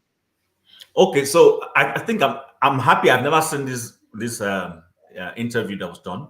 I'm happy to see it, and I'm happy to hear somebody in office. I could see he spoke the truth, but he struggled to speak that truth. But be as it may, he spoke the truth. So it is not in the realm of speculations that Fulani herdsmen kill people. For those who say it's speculation, at least you heard it from a Fulani man himself. He admitted it was painful. I could see it on his face. He was struggling to speak that truth, but I give it to him. He spoke the truth nonetheless. Now, my problem with us as a people is that we don't evolve. You see, when we talk about evolving with the times, there are very little things that every other nation that we always use, say every other nation does, that we don't seem to do. Why is it in 2023, in the 21st century, we're still talking about heading routes? You understand? These are things that happened at a time when, life was so superfluous. People could just move the way they liked. Today, people have better ways of doing things. And heads, cattle rearing is a predominantly ethnic-based thing, Fulani people. And there's nothing wrong with it. It's like saying the Igbo man is typically selling tires or selling this thing. Yes, I agree. I'm not going to deny it. My father was a tire seller. So there are some businesses that are predominantly certain ethnicities. Nothing wrong with it. But you see that while we're selling that tire, we go and officially get shops. We register. We do our businesses the way it should be done. We pay tax to local government. Why is it not good for the cattleman to be told that it's not even in his health benefit to be walking from the tip of Sokoto down to the tip of Nembe in Rivers State? Why is he not told that it's not good for him? That we can set up a ranch for him, whatever you want to call it, wherever he is. And then people who need his service, who need to buy that who are so in love with suya or beef like me, will go to him there and buy it. And if he wants to bring his business closer, like the man from Nnewi will move from Nnewi and take his business to the farthest part of the north, he can also go to that place, officially buy land and build a ranch, and people will patronize him. Why are we not going there? So in all of those solutions that I saw them do, I didn't hear where somebody said, you know what, we need to stop this. Now, the other thing I wanted to address quickly, I know events have kind of caught up with it, is when Forefathers was asking questions, 3 questions he asked that I want to respond, he and Uyi. He said, have we asked? And I'm wondering, what do you mean by have we asked? Have we asked the federal government to increase the population of our armed forces? Okay, so I don't think any serious nation waits for their citizens to ask them. What I know in life is that when the conflicts in the house finishes, you go to the shop and replenish it. When people retire from the civil service, you go to the market where you're supposed to get replacement, which is recruitment, and recruit them. These are not things that you come and say, please, so federal government, our population in the armed forces is depleting. Come and please. I don't understand it. I mean, that please, and I mean no harm. There was no wisdom or intelligence in that comment, as far as I'm concerned. Because there's supposed to be a system where when people are leaving, either they die or they retire, you replace them. It's systematic. Now, when people are saying... See, when you share that answer, I think he's being very clever. If they are not doing it, somebody has to... Let the guy finish. Who's going from we're all being well behaved here? Apart from yourself, obviously. Rodolph, me, can I go I after the applaud next him. person after No. I'm going to say no. I'm sorry, guys. Rodolph. No. Olumide, hold on. I know. Can I go after the next person after Chin? You are after the next. Just keep calm. I know. You can skip me. I won't skip you. I won't skip you. I'm not skipping anybody at this time. Go ahead. Forefathers. And now, forefathers. Nobody is saying that recruiting into the armed forces is wrong. You make a valid point. But I would like you to also listen to what people are saying. While that recruitment process will be done, even if you have to go into your methodology where we have to scream, why we do that? Can people begin to find other kinetic ways of solving this problem, like Flagship has rightly mentioned? We can't keep waiting. People's lives are endangered. And I even gave you a soft analysis where I live. We employed a mayor in 2021 here. When I mean employ, I mean election. She came in here and was beginning to do the whole defund the police. And people allowed her. She controls the resources of the city council. She started doing it. Guess what? Crime increased in Calgary. The same person has come back today now telling us we need to employ more police officers. But it's within her powers. She doesn't need to take permission from anybody. So what I'm trying to say in effect is this. As wise and as good as that recruitment process is, I can bet you, calm down and listen, that is not the most critical thing in solving the issue in terms of short term. There are always short-term approaches to every issue before we come into the long term. Now, lastly, Uyi, you were talking about local government councillors and, if you empower local government councillor and whatever. What is the short-term one then? The short-term one is, first of all, people need to start doing local defense issues. Encourage people to be able to defend themselves. While we begin to, since policing and military is a national issue, remember, I'm arguing it shouldn't be a national issue. Maybe the army should be national, but the policing shouldn't be a national issue. But before we come to resolving that problem, which is constitutional, 800-meter caliber rifles. Okay. And wait, hold on. There's a second part to it. The second part to it is that while I hear you, we can't encourage carnage where everybody has a gun and starts shooting. I hear you. But if you are going to tell me as government, when somebody comes into my territory and kills my kith and kin, and you are not solving it, you are not clearly showing any sign you want to solve it. If you are going to start telling me to forgive them, then please permit me to be able to defend myself. Because what is good for the geese is good for the gizzard. I want to borrow you have the solution. People are just refusing to do it. There is, hold on, forefathers. The solution is simple. Either now, policing is a federal issue. The federal government should show more seriousness. First of all, in terms of getting information, being responsive, and punishing people, coming out clearly to call a spade a spade. If somebody comes from anywhere and you catch him, don't try and look for a way to wriggle him out. The boy who killed that girl in Sokoto State and burnt her is still at large and is being protected. The state has not done anything to him. So if that person, that girl, that Deborah's siblings, choose to take laws into their hands and go and retaliate, would you fault them? Would you fault them? That is what people like Flagship and Co are saying. So I think we need to, for me, I have said it, Nigeria doesn't say the truth. I keep repeating it here that the federal government of Nigeria is a big enabler of conspiracy. Because if our government is doing their job properly, some of these things that we say sometimes, it will not be necessary. So I felt I needed to address that issue. Police brought close to the people. Let's stop being afraid of this. And then, sorry, I remember what Uyi was saying. Uyi, the councillors were accusing of negligence. Remember, it's also a constitutional issue. I live in a place where we have councillors and mayor. The province, the governor or premier does not control them. While they are under the province, I agree. The province doesn't even withhold their resources. They create resources for themselves, and the one that should go to them from federally, like as a confederacy, they share money once in a while, goes straight to the councillors or the mayors. You don't see the state governors or the premiers withholding their resources. So if the councillors are not doing their job, it's because of the way our constitution has made them impotent. It's not necessarily because they don't want to do their job. All right, Chim, thank you. Jagan. Thank you. Thank you very much. Chim, well said. I Well said indeed, because many things that the panel deem to agree upon, there should always be critical thinking and there should always be questions and answers. But sometimes some questions seem inane and unnecessary and full of reasons to argue when nobody's having an argument here. We can agree on certain principles and certain fundamentals that Nigeria constitutes. I think sometimes we waste time in silly disagreements. Having said that, El Rufai, where I disagree with you a little bit, Jim. Yes, he did find it difficult to say what he was saying. And actually, I was doing something and kind of away from the screen when El Rufai began speaking. And I actually thought it was the guy from the north of Moscow. I thought it was Moscow speaking there. The voices were very similar until I came and sat down and saw that it was El Rufai.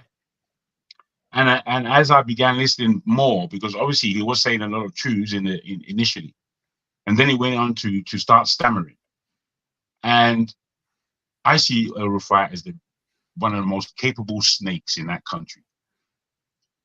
He said certain things. Firstly, to deem in your mind to pay off bandits, criminals, and thieves is disgusting. It's ridiculous. It's rubbish. What's that? Is that policy?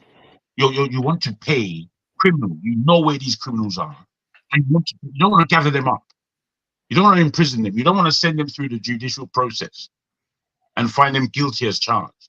No. Let's pay them.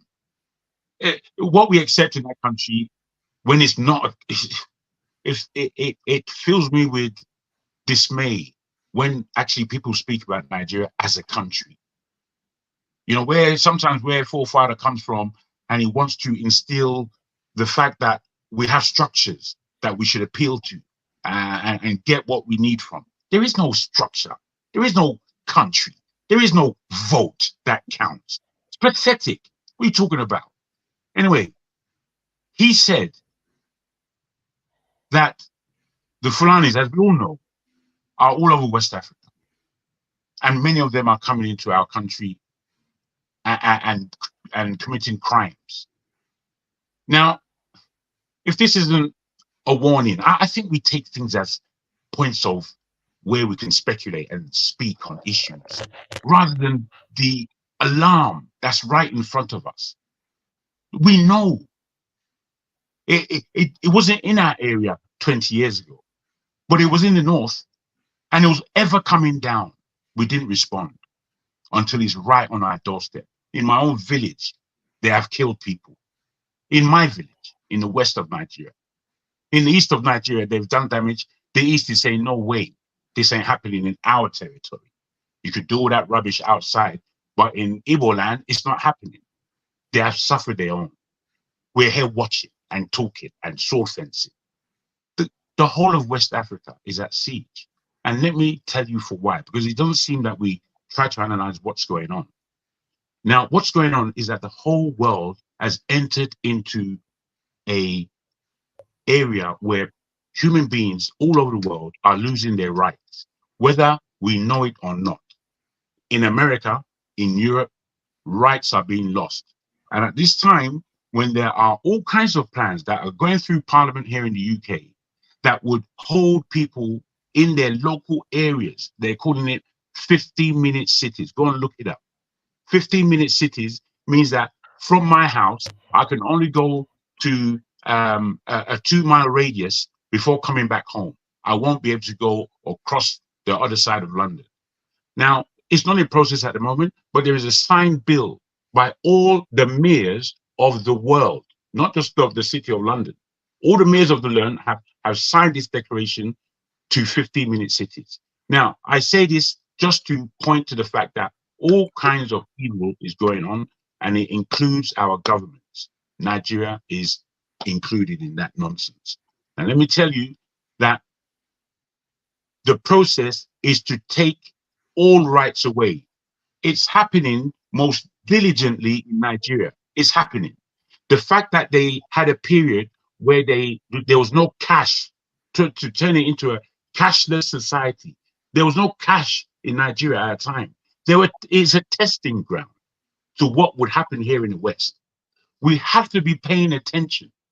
The rise of the Hausa Fulani in Nigeria and the impunity that the whole nation has fallen into is because they are going to take our rights away from the whole country. And if they can lock Nigeria as cases Africa, the rest of Africa is free to put in their pocket all over again. Neocolonialism is not finished with us. So once we bicker here about all strange and silly things, the people that are here to speak truths and to underline facts that there is Islamophobia, Islamophobic processes afoot in Nigeria where they are being used for the greater cause of this one world government that they speak about. We shouldn't lose sense of the fact when we're speaking about Nigeria, we have to include the entire globe and what it's going through. It's not only us suffering in this wicked world, but because we are suffering as far as Nigeria is concerned, it becomes more particular to us, which is for sure, because truly we have to defend our region, we have to defend our state, we have to defend our country. I'll repeat that. Thank you. All right, thank you, Jagun. Olumide, are you there, or should I? He's not there. How would he be there? All right, you're next. Did you say we? Yeah. Oh, yeah, I agree with what he said. Let me just talk back to Chima. You're 100% correct. I agree with you. The biggest problem in the constitution is how they appropriate funding. And the funding seems to be centralized because we have a unitary kind of government, right? So the money goes to the state governors and the governors are supposed to distribute the money to the various levels of government. They have to find a way to stop that. I think Obasanjo was trying to do it. I think Yar'Adua as well tried to do it. I don't know about Jonathan.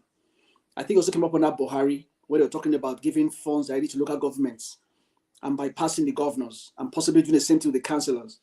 That's another way to empower them in terms of all these security issues. On the issue of I think I don't agree with this word, Hausa Fulani. Maybe I'm wrong, but I don't agree with it. I feel that these are two separate and different human individuals. They are not one. Hausas are different from Fulanis. I don't think Hausas, in my opinion, are the ones going around causing most of these damages going on. I think it is Fulanis. Then when you talk about El Rufai, I'm just gonna be honest to you guys. I don't believe what that man says. At all. Anything that man says for me is a lie. Is a capital letter lie. So all that stuff you're talking about coming from this, there are three kinds of Fulanis, it's a lie. It's a big lie. They know what's going on. My only point in all this has always been, unless we unite ourselves as one country, we are all doomed to fail. Chieflos Danjuma can say all the beautiful things he said. For Christ's sake, that man has been in power since the time of Nzegu. I hope people understand that. Danjuma has been part of government since the first coup. What's that man's name? The former president, the military president that took over after. Go on. Aguiyi Ironsi. Well, Danjuma that killed him, right? If there's a guy on Yes. this, And Fajui too. And Fajui too. And Fajui, two of them. Well said, bros. There's a Well guy, said, yeah. there's a guy The dad on together YouTube, there. there's a guy on YouTube called Dr. Ibilo. If you Google him up and listen to his chats with some of past military officers and Biafras, and you listen to this man's discussion, you'll be shocked. So Danjuma coming to cry now, for me, is just a complete waste of time. The future of Nigeria is in all our hands. And until we stop this tribal nonsense, we're going nowhere. The only way, there's, I don't know, Dr. Rufus. Can I just quickly say, because when we talk about tribal nonsense or tribal, you see, the tribes in Nigeria are very important. They must be respected. Everyone, the tribe belongs to a land territory. You have to ask yourself, which land territory do the Fulanis actually own. They don't own any land. And that's what speaks them out. We need to be really, really accurate in what we're trying. When we blast land, no old tribes. There's nothing like that. If you don't have a tribe in Nigeria, you don't belong to Nigeria. It's as simple as that. It's as simple as that. I beg your pardon. I just want to say that because we say that on this thing, on this platform, we use tribe to bash ourselves. We use religion to bash ourselves. And these aren't the matters. There's a greater matter as happening. These are the things that they put in front of you to argue about. It's nonsense. I am a Yoruba man. You are from where you are from. Everyone here has a place apart from the Fulanis and forefather. Those are the only people who don't claim anywhere. So everybody else is Nigeria, though. The rest of them, I don't know who they are. Simple. Look at you that grew up in London. Yeah, telling me. I grew up in London, but I'm a Nigerian and I can take my heritage. My place is... Okay. See, it may be a laugh, maybe for you to laugh at. Maybe you should have just let my comment go. You should have let my comment go because you know yourself. No. Don't use your time next time. Can I just say something? No. You shouldn't say anything because what I said was free. What I said was free. You know, the people who claim who they are and name themselves as who they are and claim their rights as their tribe, those are Nigerians. Anyone else is a foreigner. You're a foreigner. Nobody else is muted, only me. I'm meeting everybody other than Jagun who was using the time. It's the toxic aspect. That's what we is talking about. The toxic aspect of tribalism. Hold on. CM, you're next. Okay, thank you. Finally, actually, what I need to say is that the interview of Erufai, I've listened to it. It's all lies from beginning to the end. Number one, there's nothing like 400 years ago. Fulani conquered the Hausas in 1804. That is history. And took over the 7 Hausa states. Gobiri, they named it Sokoto. Hadejia, they named it Biram. Zaria was called Zazao. Katsina, Daura, and Rano in Kano. They are 7. So trying to say 400 was just a joke. It's all lies. So that is the number one lie. Fulani has no ancestral land in Nigeria. You can see a Yoruba man somewhere in Sokoto. If you ask him, he will tell you Ile-Ife. You see a Bini man in Medugri, will be telling you Bini. He knows where he's going. Same with Igbo, Ichekiri, Efik. Fulani has nowhere in Nigeria. They are just invaders. That's why they are looking for somewhere to stay. That's why Buhari went in 2019 at Egypt to say every Fulani can come and live in Nigeria. For what? By the way, why is the Fulani rearing cattle? Why don't they do it in Ghana? Are there no Fulani is there? So what Erufai is doing just to tell lies. It's as simple as that. From beginning to the end. I wonder why. You see, sometimes our journalists, they are not well ill-educated because they parade degrees. You should have asked him 400 years ago. Let him tell you what happened in 1804. And he's talking 400 years as if Fulani has been in Kafanchan since 400 years ago. Who is he deceiving? It's all lies. It's all lies. So there's nothing to discuss there than to just, if that is a written paper, just squeeze it and put it in the dustbin somewhere and go and burn it. The guy is just lying. They do not belong. That's why they are looking for, according to Professor Nigo Otite and Uroboman, he said there are over 300 ethnic groups in Nigeria. Why is it that it's only one that is looking for land? Why? Have you had in Igbo, have you had a Bini people going to Kafachan saying they want to colonize here, they need land? Have you had a Jaws leaving their Nembe area or whatever, moving? As widely travels as Igbo are, have you seen Igbo man dragging land anywhere? Except he pays for it. If he buys it, he pays and then goes see of and then. Why is it? Even the houses are not dragging land in Edo State. I've never heard that somebody from Bachama or Birom is dragging land in Oyo State. It's only Fulani. Why? They are not indigenous to Nigeria. And I make this assertion again, and I say this. Professor Patio told me said it on national TV while addressing a question. He said his Fulani friends tell him that why the Fulani are so much interested in being in power and they're making sure that Nigeria remains the way it is that they don't have any country, they don't have indigenous land here in Nigeria. They are not indigenous. So that's why you see them. If you ask them, they said, I want to claim here. Pat Utomi said it, and I'm quoting a name. So when he's come and start to take, that's why sometimes when people promote this El-Rufai, for what he did with all his education, why must he say that you go and pay people to stop killing? Don't we have rule of law? Don't we have rule of law? Where did he go and pay them? They invited all these people in 2011, 2015, hoping that when Jonathan refuses to hand over to Buhari, they will invade the country. That's what happened. You see, sometimes when people come and then, we know these things is playing out. We know it. These are facts. Fulanis are not indigenous ethnic group in Nigeria. Where did they come from? Why must have you heard that a Bini went to something like Jos and changed the city, the name? Have you heard in Igbo, despite Igbo living in every part of the north or every part of the west, have we ever changed anywhere? Yorubas are living in Cross River, living in the south, not north. Have you heard Yoruba changing the name of any place?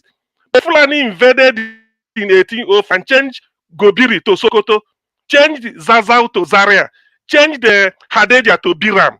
These are history. These are Hausa states, and they start installing emir. Every emir you see must be a Fulani man. So what are we talking about? When people come, that's why I don't reckon all those things. People can listen to nonsense. I don't. Somebody like me, I'm well read. I read and I can cite references for you. Fulanis are not part of Nigeria. They invaded. That's why they are doing all these things. They are covering themselves. And I go back to what I said before. The people of Plateau, the ball is in their court. If they don't want to look to what Yorubas did to save themselves, they can die for all I care. If they don't want to copy the ESN model to save themselves, let them continue waiting for solution. Tomorrow, on Christmas Day, they say it was a Plateau. 2 days later, we are hearing Taraba. Before January 5th, bet me, you will hear another something in Benue. The people of Benue are still in refugee camp 1 year after. What are they talking about that? They've been forgotten. Plateau will soon be forgotten. People will continue looking for evidence whether they change the town A to town B. Why can't they go there and commission? Why can't they say I paid somebody to go there and check if it's true? Or go and ask the platform or the Biron people. People can take something on their own. But when people come here, they just come and talk nonsense. They can bamboozle who they bamboozle. It's not me. I know my stand. I know my intellectual depth. So when people come and be saying all these things, if I playing this El-Rufai tape was just a mere waste of time. We have something to say. The man is just a bigot, slaughtering people, doing anything. El-Rufai will go where they sacked the indigenous people and then go and install an emir. Go and check Kaduna State. He ran Kaduna like a mini Afghanistan. Let it be known. He just a Taliban there. How can you go and approve an emir? Tomorrow you go and prove an emir in a Yoruba land. Is it possible? Because they changed the name of Adekiti to something else. You go and install emir there. Don't you know you are looking for trouble? Go and ask the people of Southern Kaduna. Try and bring in Jonathan Asake here for interview. He will reveal a lot of things happening. El-Rufai just a bigot, just lying. I don't care whether he has satellite in every platform to come and defend him. Fulani this, Fulani that. Fulani are not part of Nigeria. They are not indigenous. They invaded and they are here. Why don't they do it in Ghana? All over the West African countries, they know them, they sack them. They're just a wandering people. They should go and trace their origin. They are not part of Nigeria. Thank you. All right, thank you, CM. Flagship, please let me go to Ngozeka first, and I'll come back to you. Ngozeka.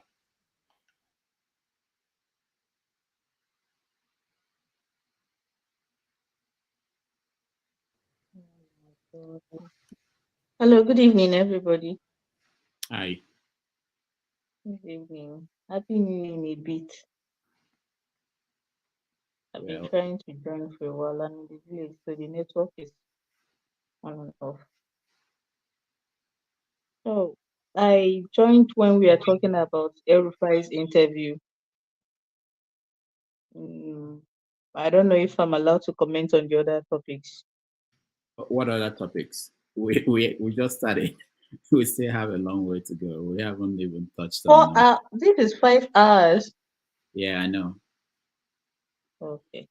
So personally, Did you drink have palm wine? Did you drink too much palm wine? You're holding your head like you have headache. no. I had palm wine yesterday, not today. Could be shark. Nah, I'm good. I'm just tired. It's a lot of running around. I'm just tired. Now why they run? My why you see say sometimes to come village they tire me. Because you walk, you leave the city, find girl in the city and come home and walk. You walk. You walk. Okay, Even so with your fine news, you walk. Go ahead. I personally I get triggered listening to El-Rufai. So as a rule of thumb, anything that he's speaking in, any forum he's speaking in, any interview he does, I avoid it. The man gives me, for lack of better words, creeps. El-Rufai is a lethal human being. He's very lethal, very dangerous fellow. And it doesn't help matters that he's consistent about it. I don't know, how are you so consistent in doing evil? How? Has to take some level of innate evilness to be consistent. Like every time this man's name is mentioned, there's blood attached to it. There is weeping attached to it. Go and ask the people of Southern Kaduna. I don't know if some of you remember the documentary from West African Weekly, David Hundeyin, sometime this year about the massacre in Southern Kaduna. The man is complicit. If you talk as a journalist, you say anything about the killings in Southern Kaduna, you go in for it, you disappear. You disappear. And I find it really troubling that people defend him. Nothing can shock. Why am I even surprised? Nothing will shock me with Nigerians anymore. People that have started whitewashing Abacha because his loots are coming back to Moscow. Nothing will surprise me about Nigerians anymore. But I just wanted to say that I did not listen to the interview, and it was deliberate. I avoid anything that has to do with him because it triggers me. Because the man has blood from the crown of his head to the soles of his feet. He's steeped in people's blood, and it gives me the creeps. That's just all I have to say about El-Rufai. For the Fulani people, I don't know. I heard Mr. CM saying something about. Go ahead, finish your thought. Right, you're frozen. The flagship, right? Thank you very much. Well said, Chim, and well said, CM. Chim took about 60% of what I was going to say, and CM, I think, was trying to copy the remaining 40%. But I would say this, and I'll be very brief. Listening to El-Rufai, all I could do was shake my head. And I'm glad you played the video of where he talked about his action plan and his solution to the Kaduna crisis and the massacre that was going on there. I mean, the three types of Fulanis: those that have settled, those that have their cattle but are Nigerians, not just nomads that go around, and those that are from other countries. It doesn't make any sense, you know?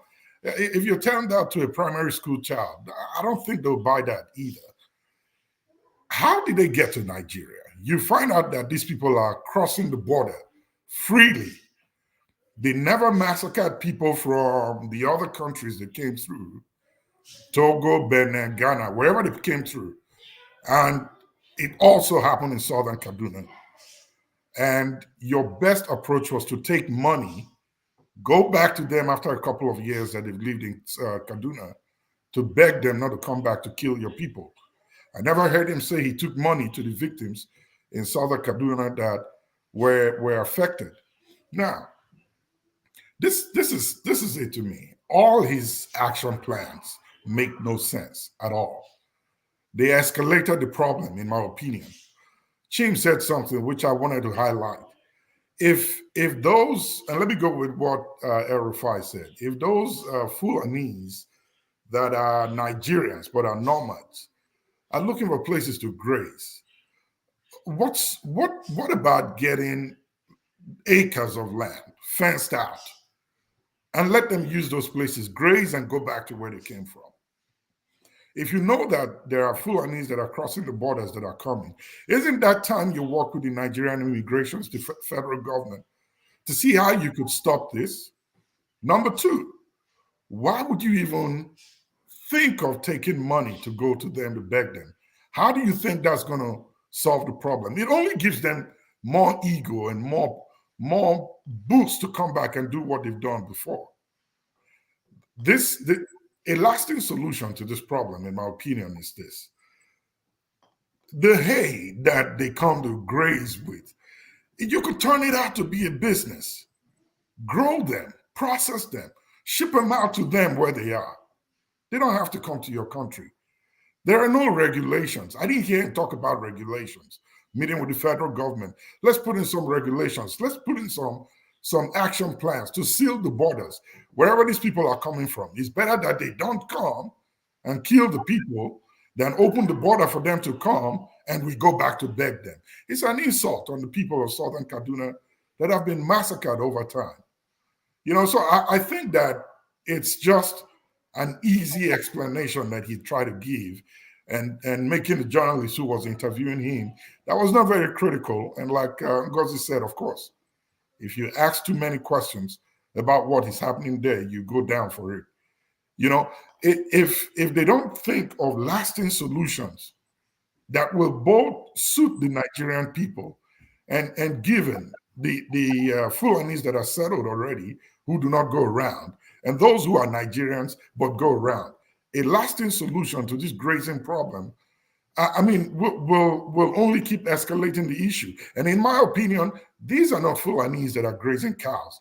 These are people that are coming to take over. And CM rightly said, they don't belong in Nigeria. We don't know where they are from. They are just trying to find a place, and everywhere they go to, they grab it, they settle down. In my place in Nigeria, if they can't, they try to name places where they settle. But they met resistances in my little town. And for lack of a name for where they gather and settle, they just call it Hausa quarters in Waride. They were going to give it a different name. And that would have, only God knows what would have happened to Delta State as a whole. But we pushed back to a great extent. And they can only name it Hausa quarter, and we confine them to that space where they are. So we have gotten to that part where we are very silent. We don't speak anymore. We don't oppose anymore. They come, they do what they want, and they get away with it. And now the Middle Belt, again, like I said before, is where they are trying to conquer. If they succeed, the South is gone already. It's compromised. I still keep saying that. The East is their most difficult part. They've not been able to break through. And I hope they keep doing what they are doing to keep them out. And that the South and maybe the West wake up to do the same. If they meet resistance, they will go back to where they came from. It's just because we're not retaliating. It's just because we're not pushing back. That's why they keep advancing. And again, I'll end with this. If they cross the Middle Belt, it's forgone. We are going to be strangers in our own land. Thank you. All right. Thank you. Pansat, you're next. All right. Thank you very much. Everybody has spoken very well. Black Sheep, CM, Ngozika, and others. Now, we listen to the Erofai tape, not to judge anything. It's to understand where these people are coming from. Now, everybody knows that he's a liar. He lied. Even the things that appear lukewarm. I posted a link right here on the private thing here, Rudolph, to where when Chief Gumi went and made the negotiations with bandits, he's opposed to it. Right? After he elucidated the reasons, paying these people, doing all kinds of things. But then when another actor, one of his fellow terrorists, Gumi, when is trying to negotiate for bandits, it's another nomenclature for one of these terrorists, northern Muslims, right? He's against it. So he's a hypocrite, right? So now that is clear. If you can, you could show that headline right there, because he's not for that. So now, but the problem in Nigeria are the tribes. The tribes, just like we're talking about Kaduna, but with Rufai, but it's also, we're talking about Plateau, talking about the East. It's all the same thing. You have the same problem. They come under different stage and circumstance. But whatever is happening here is going to eventually get over here. When the Igbos in 1965, 66, 67 were against these northern Muslims trying to pursue hegemony and trying to kill us, people like Danjuma, Gowon, people, the thieves, Benue, they were one Nigerians. And they didn't see at that time that they're Christians and they're their brothers in the Southeast. Even if some military men in the Nigerian army who come from that Southeast made any mistake, that it has nothing to do with their brothers and sisters in the Southeast. So they come over there and they killed a lot of people. Now, we could say, well, it's the blood of our kids, our young ones, that this Plateau and Gowon's people is coming to revisit them and massacre them. Those innocent blood that they spilled in 67, 68, 69 is coming to deal with it, because look at how stupid they look. They're sitting right there. And these invaders, I don't know how many could it be? 1,000? Coming in there for years now, massacring them in scores, hundreds of scores. Right now, they're threatening to come back again after they did what they just did. How do you massacre 200 people? And we know who did it. They can't do anything. You know why? They've been playing a bad role, evil role, since 67. Where's Gowon? This is life. He can't come. You're gonna find Masker and the other guy here first before you see Gowon talk on TV. What is that? What is the other guy's name? Not Masker, but John Abba. Copiously, you could see they're gone. If bring about Southeast, IPOP, they're gonna be here. They won't let anybody talk. Talking about Igbos. Here is their people, especially John Abba. I don't know what kind of Christian he is. His name is John. How are you a Christian? And every time you support this northern Muslim terrorist. Now, how do you know somebody from the north is a terrorist? How do you know? Why are you ringing the bell? I just started talking. I haven't even gotten into what I want to say. Why are you ringing the bell? Because your time is up. You don't like what I'm saying? That's why you're ringing the bell? To me, it's about time. I'm thinking about other people. There are people who are waiting. Yeah, because I waited patiently here, and I haven't gotten. I haven't gotten to what I want to say. To be honest with you, I haven't. Then go straight to that thing, because at 2 more minutes, I have to get someone else. All right. So, well, anyway, I hope you're aware that we're all even here. If you're in time restriction, so are the rest of us. If you are waiting patiently, so are the rest of us. So please consider us. Okay, I will. I'll do that, and I'll yield back. It's okay. Rudolph, thank you. You're doing a fine job. All right. I'll wait for another chance. Thank you very much. All right. Thank you, Fransak. Steph, you're next. Yeah, thank you, Bishop Rudolph. On the El Rufai stuff, I think it was actually a total waste of time, what he said. The argument is trying to push, especially the argument that there are three kinds of Fulanis. You know, it's just like saying there are three kinds of corrupt politicians: those that steal too much, and those that steal small, and those that just help the other people to steal. You know, it doesn't really add up. But one important thing that I can pick from what he said is that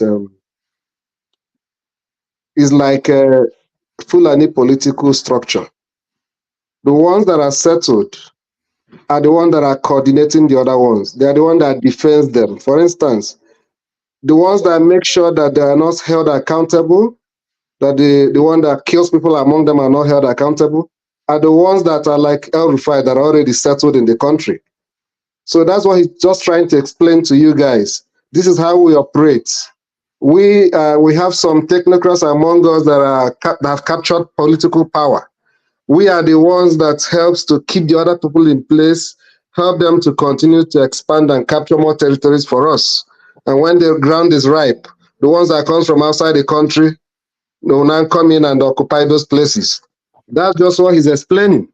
So in as much as he's lying, we shouldn't take it for granted.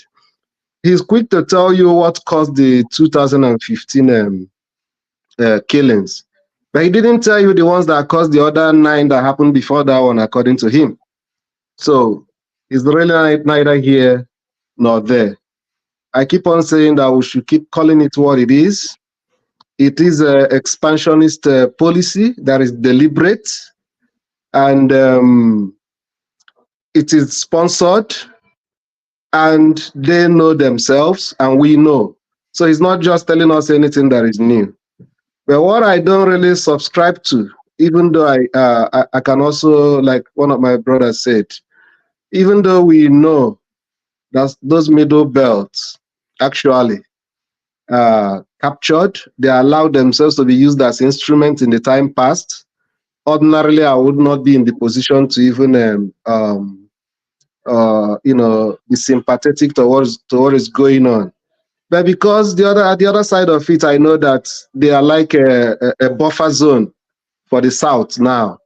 And that whenever those people are captured, the middle belt, the expansion is going to continue. So I think it's better for us to give them the support and keep on encouraging them to rise up to the occasion and begin to defend themselves, because that is the only way we can actually have true peace in the South. Thank you. All right, thank you. Let's go to Dexter. Dexter, you're next. Yeah, thank you, everyone. I think thank you, Dr. Damages. Yeah, I think everybody has spoken well. However, I have this little fear. I had some friends when I was in Nigeria from the north, and they didn't actually know exactly where I was from, and because of my name, well, they just felt I was from somewhere that they would be fine with. And I found out that people in the north, even the average Hausa guy, is trained to hate people from the south, especially the Igbos and especially even the south, they just believe that everybody down there is Igbos. And people in the north, my friend was from Kaduna, a Christian, but he told me, he said, look, the upbringing was stereotyped. You have to hate those guys down there. They are not good for you. Now, my fear here is this. I think, well, the Fulanis have done a great disservice to themselves, which is making, even over here, we can see that people are already having this stereotype, this bad stereotype and this negative stereotype towards them. And it's not good for nation building. I think it's not good for nation building. As much as I know there's been a lot of evils and cankerworms and all that, but I think we should first of all, we should filter things. We should, when we get information, we should filter it and get the truth in the information. Listening to El Rufai, that interview was not done recently. It was not a recent interview. So I don't think El Rufai was lying. I know that El Rufai has done things, and people in Southern Kaduna are very upset. I know that he did some injustices, but when you listen to that interview objectively, that was the second I listened to it. I had listened to it yesterday. You can see that, to be fair, he made a conscious effort to try and explain the problem to us. and try to solve the problem. I think that one of the problems we're having is that, from what he said, the grazing routes are there. Let's not lie. Nigeria had what you call Nigeria today was not a country before. So there were trades, there were systems that were taking place. Unfortunately, these nomadic guys have a system of a business model where it's nomadic. They move from one place to another. And back then, there were grazing routes that were made. I'm not justifying that they should be grazing routes, but civilization has moved on. My question to people like El Rufai that are the elites, because they are the ones that have come into Nigeria, and yes, they've settled, they are elites, is what are they doing to ensure that these grazing routes whole thing, that they educate these other Fulani guys that are still thinking that they can continue in primordial systems of operation? Some of us here might think that not everybody in Nigeria is aboriginal. Even the Edos, not all of them are aboriginal. The Igbos, not all of them are aboriginal. Even the Yorubas, all of them. Some Yorubas are in Lagos. They're not from Lagos. They're not originally from there. Some of them are. Many of the Yorubas are from what do you call this? Dahomey Kingdom. So not everybody's aboriginal. So we should be careful about just stereotyping these people, and you now create hate among them. As much as we want to address the issue, why? The reason is this: you can't, when you create a problem to solve a problem, don't think that you have created a bigger problem. Like what's happening in Nigeria today. There was injustice look, what's happening in the north today is as a result of the problem that was created in 1960, 1963, 1967. It is bettered, it has been pampered, and it is growing. And the problem is you can't solve it. You can't solve it because you have original problems that you still have rooted. So if we ourselves start creating that problem of Sir, Dexter, before you finish your time, let me ask you a question to get you along the train of thought. So we are saying that some people are hell bent on a conquest plan of land grab and resources grab, and they have been able to hijack power. How do we solve it? I agree with you. There are some people like that, but not every Fulani or Hausa person is like that. Now, the biggest problem is that the Nigerian state is complicit. It's not, they are what you call the gatekeepers of Nigeria are involved. And the issue is this. Let me ask you a question. Why don't you have problems? How do we solve it? Let me ask you a question. Let me see where the issue comes up. How come you have the people of Benue State, the people of Plateau State, people in the Middlebelt cannot even stand up for themselves? Because they've had a handshake. Look, let me tell you, deals were made when there was the Biafra war. Look, during Biafra, they were fighting for oil. The future world is going to fight for water. Let us not deceive ourselves. Biafra was fighting for oil. The next resource that the world is going to fight for is water. And where is the water? It is down south. So these people are going to march down. Now, there is a handshake. When they did that Biafra war, there was a handshake. There were deals that were made that you and I don't know.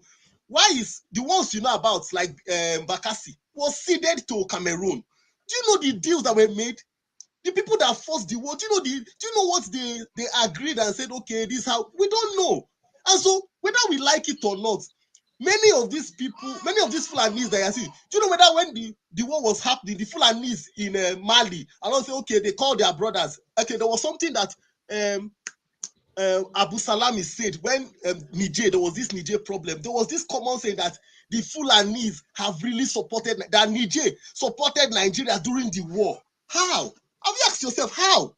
Do you know how many Fulanis they imported inside just to, okay, come, let us keep there's oil there. And the question they will ask is, okay, what is in it for us? They will say, we will resettle you. We will resettle you. Don't worry, there's land in Nigeria. Where is the land? Oh, don't worry, there's property. And then they come in, and that's why they come in from Castina. They tell them, don't worry, go down. These people come in from Castina, Jigawa, Yobe. The people accept them there and tell them, go down. There's land. Don't worry, if you see anybody, clear the place. So this is a problem.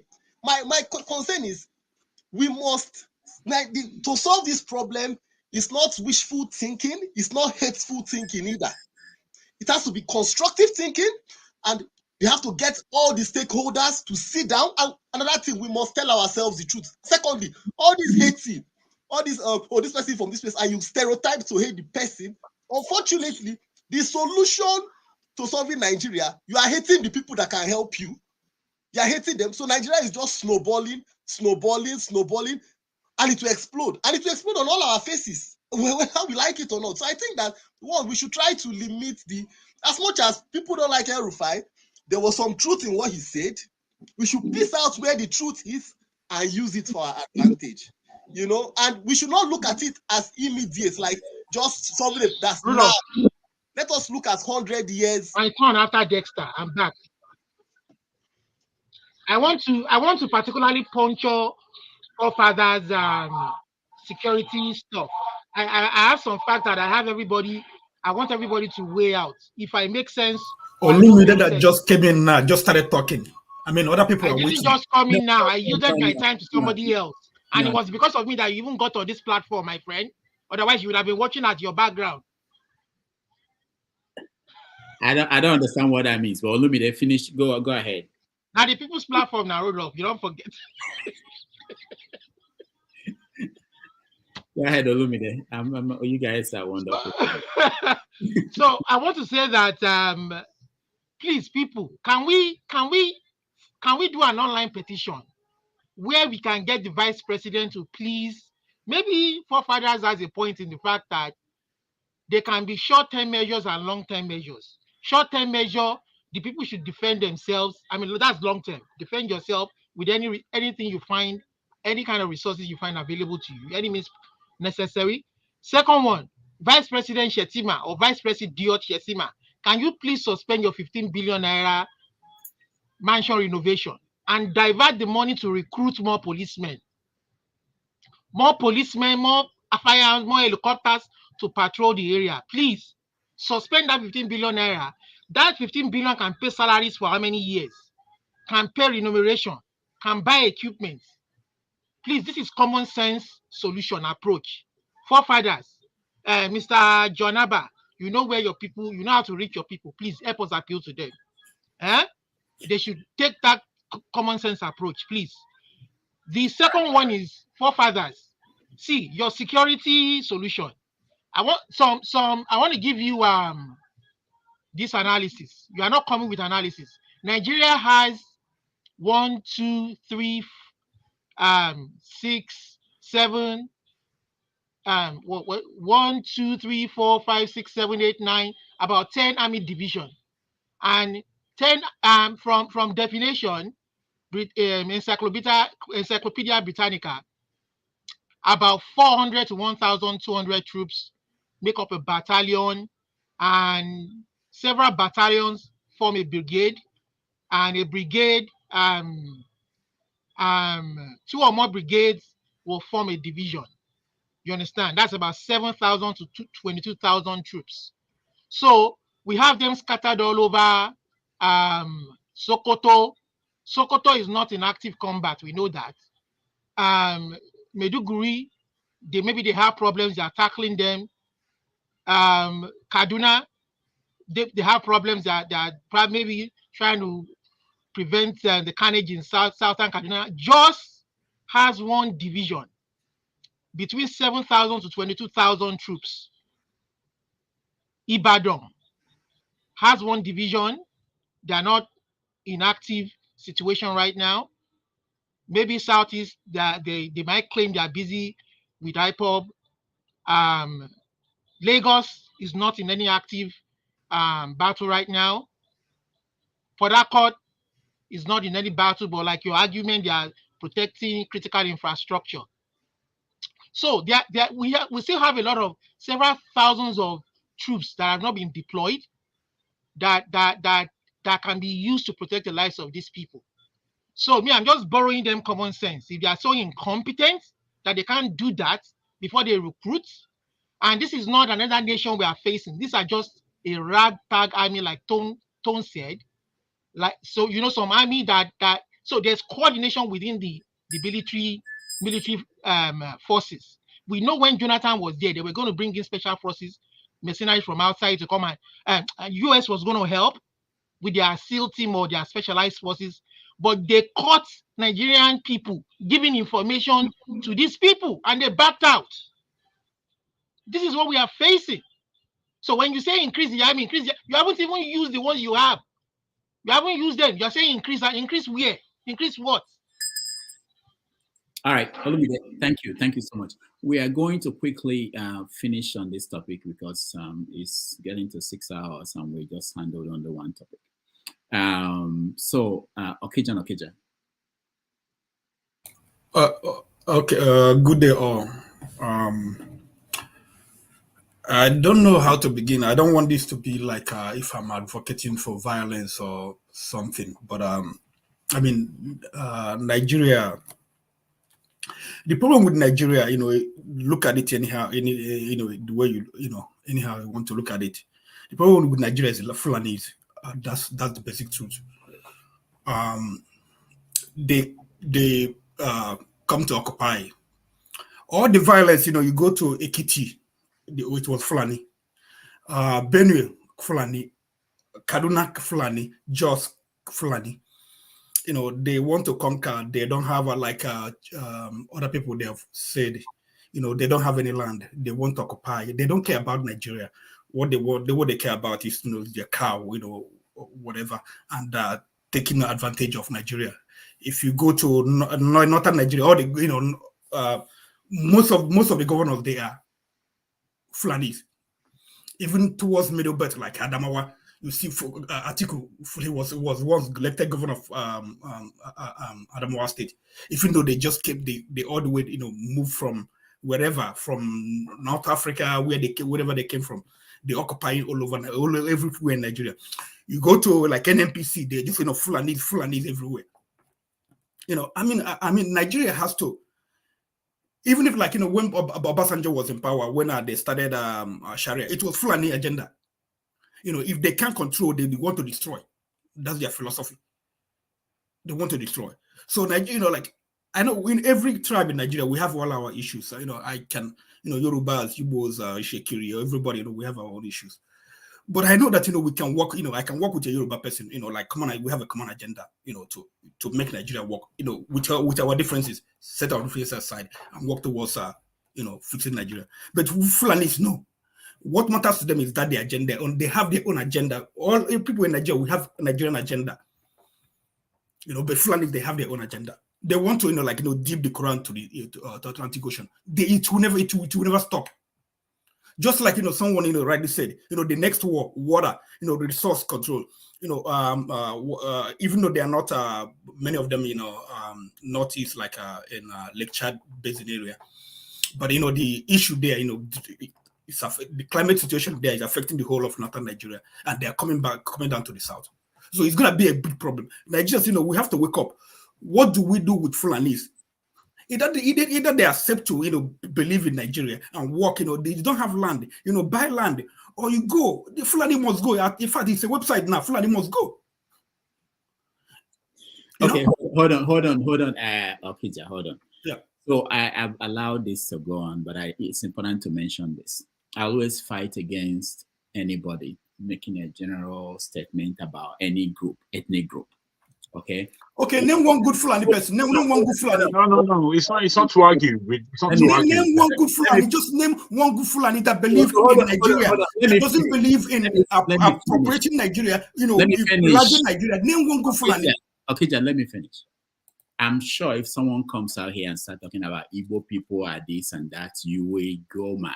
No, because there are Igbo, there are good people. Everybody knows. Like Rudolph is a good Igbo person. Everybody knows it. But name one good Fulani person. Name one good Fulani person. Now, do you know that this is recorded and you it doesn't? No. We have to start speaking the truth. You see, Rudolph. Well, hold on. What is the truth about what you are saying now? The truth, I agree with him. I agree with him. Rudolph, let me say this.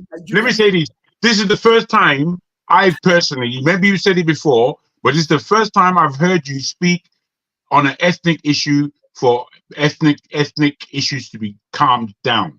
There are many times here. Wait, bros. There are many times here when explicitly Yorubas are called out for whatever issue, for whatever bigotry.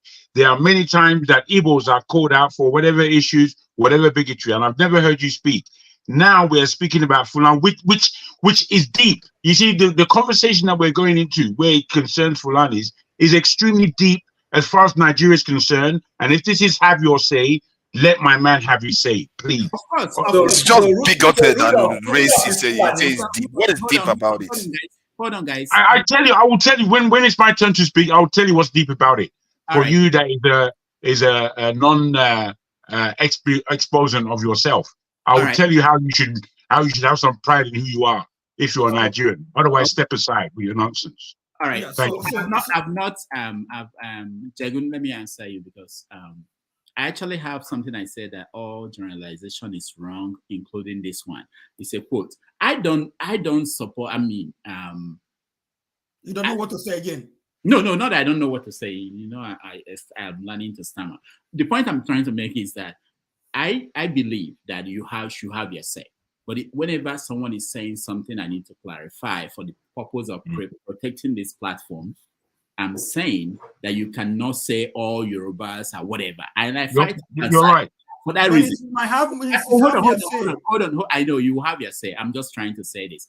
I fight Pansat for that reason. Not that I don't want Pansat to talk, but when you do a general putting everybody on that, there has to be somebody who is good in any society. Give me one. No. We have to agree with what he said. Let continue with what you're saying so we can move the show forward. Yeah, but you supported the jargon. Okay, can continue. So even if we say okay, like let's make laws. Like if people are saying grazing laws or whatever to accommodate them. No. As long as it's not the agenda, if that agenda doesn't fit into that, their grazing law, they won't abide by it. So eventually Nigeria will explode because of Fulani. So we have to deal with it now. Because there's no way to contend, like whatever they want to do. Listen to Hausa people that are, fighting with them in Jigawa, all those states. You see, listen to them, you still understand understand the issue. These guys, I don't know, from a Central African Republic, they're fighting there. In Ghana, they're fighting there. Everywhere. They just want to occupy. They don't care your custom. They don't care about, what you believe in. They don't care, they just want to control you. They don't have any land. Okay, imagine, look at northern Nigeria, the example. How they've run rampant everywhere in northern Nigeria. They control governorship, they control every local government, they control. But how many are they? They're not even up to 7% of Nigerian population. Not even up to 7%. So, it's an issue we have to, because it's not only now, it's eventually, even the next generation, they will deal with Fulani issue. Because they don't go to school in order to, for them to, the gap, bridge the gap between them and the other people. No, they will be they are going apart, and then these guys are, pursuing education and other things and moving the other way. They will.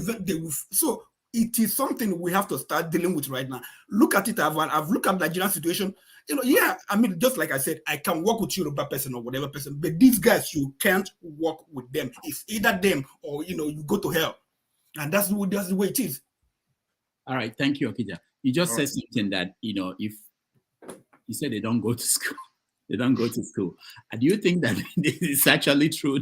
No, I mean, that one is not like, it's not, I don't mean to generalize it that way. But even if they go to school, that agenda, I mean, like you can go to school, but the school has to pass through you. So they go to school, but the school doesn't pass through them. And they are still like that Fulani mentality.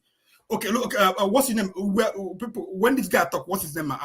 Former governor of Central Bank. Former governor of Central Bank. You know what he did? You know his connection with Gideon Sanusi. You know his connection with Gideon Akaloka, whatever. The one that was beheaded. Was he not involved? So you can always, but he went to school before that.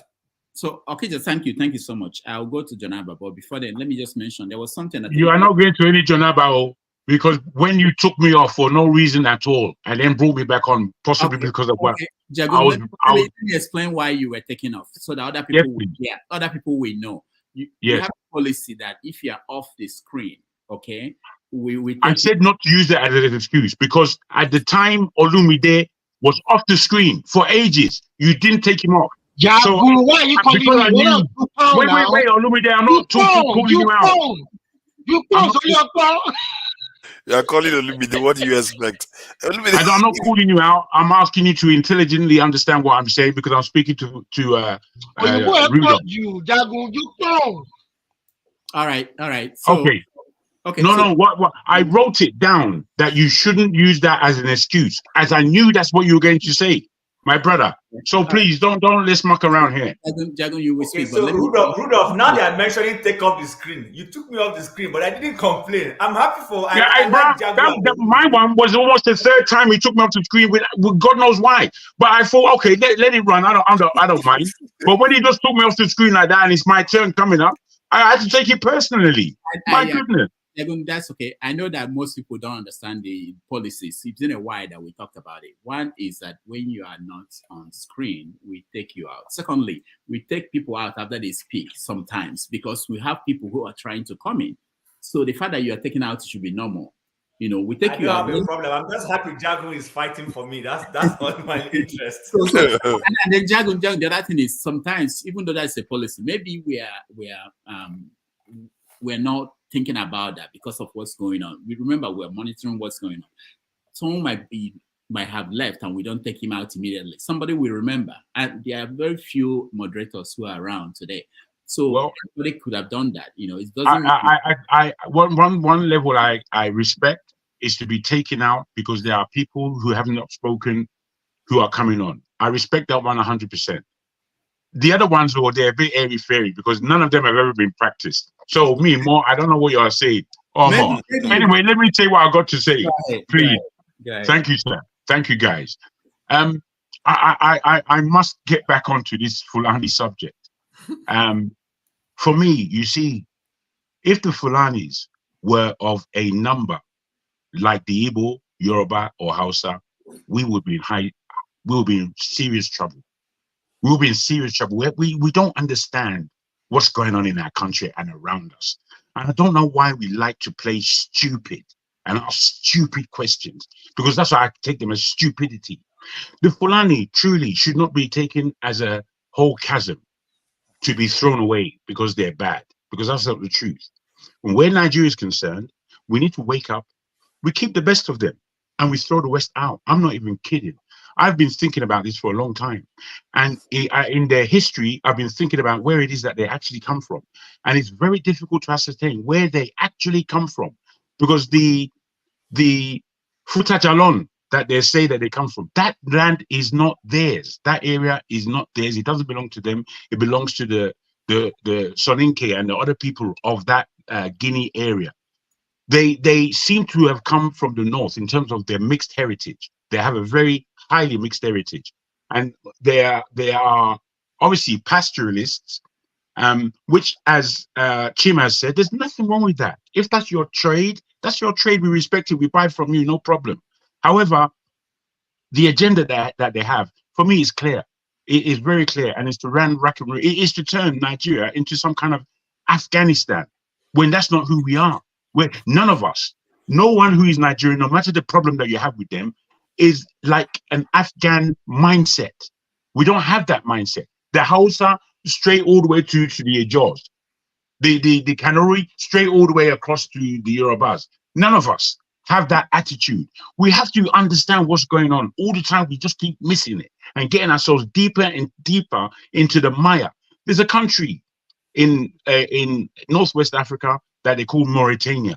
Me personally, I believe that we should take them all from the West African area where they are and dump them there, with agreement with the North Africans, such as the Moroccans and the Algerians, yes, and the Niger, because between the Fulani and the Tuareg, the trouble that is being made, because these aren't people who have yet learned to settle down, and we in West Africa are trying to go somewhere, for goodness sake, and they are constantly holding us back. And if you want to start talking nonsense about, oh, they're not all like that, oh, no, there's nothing like that. We have to recognize what's there.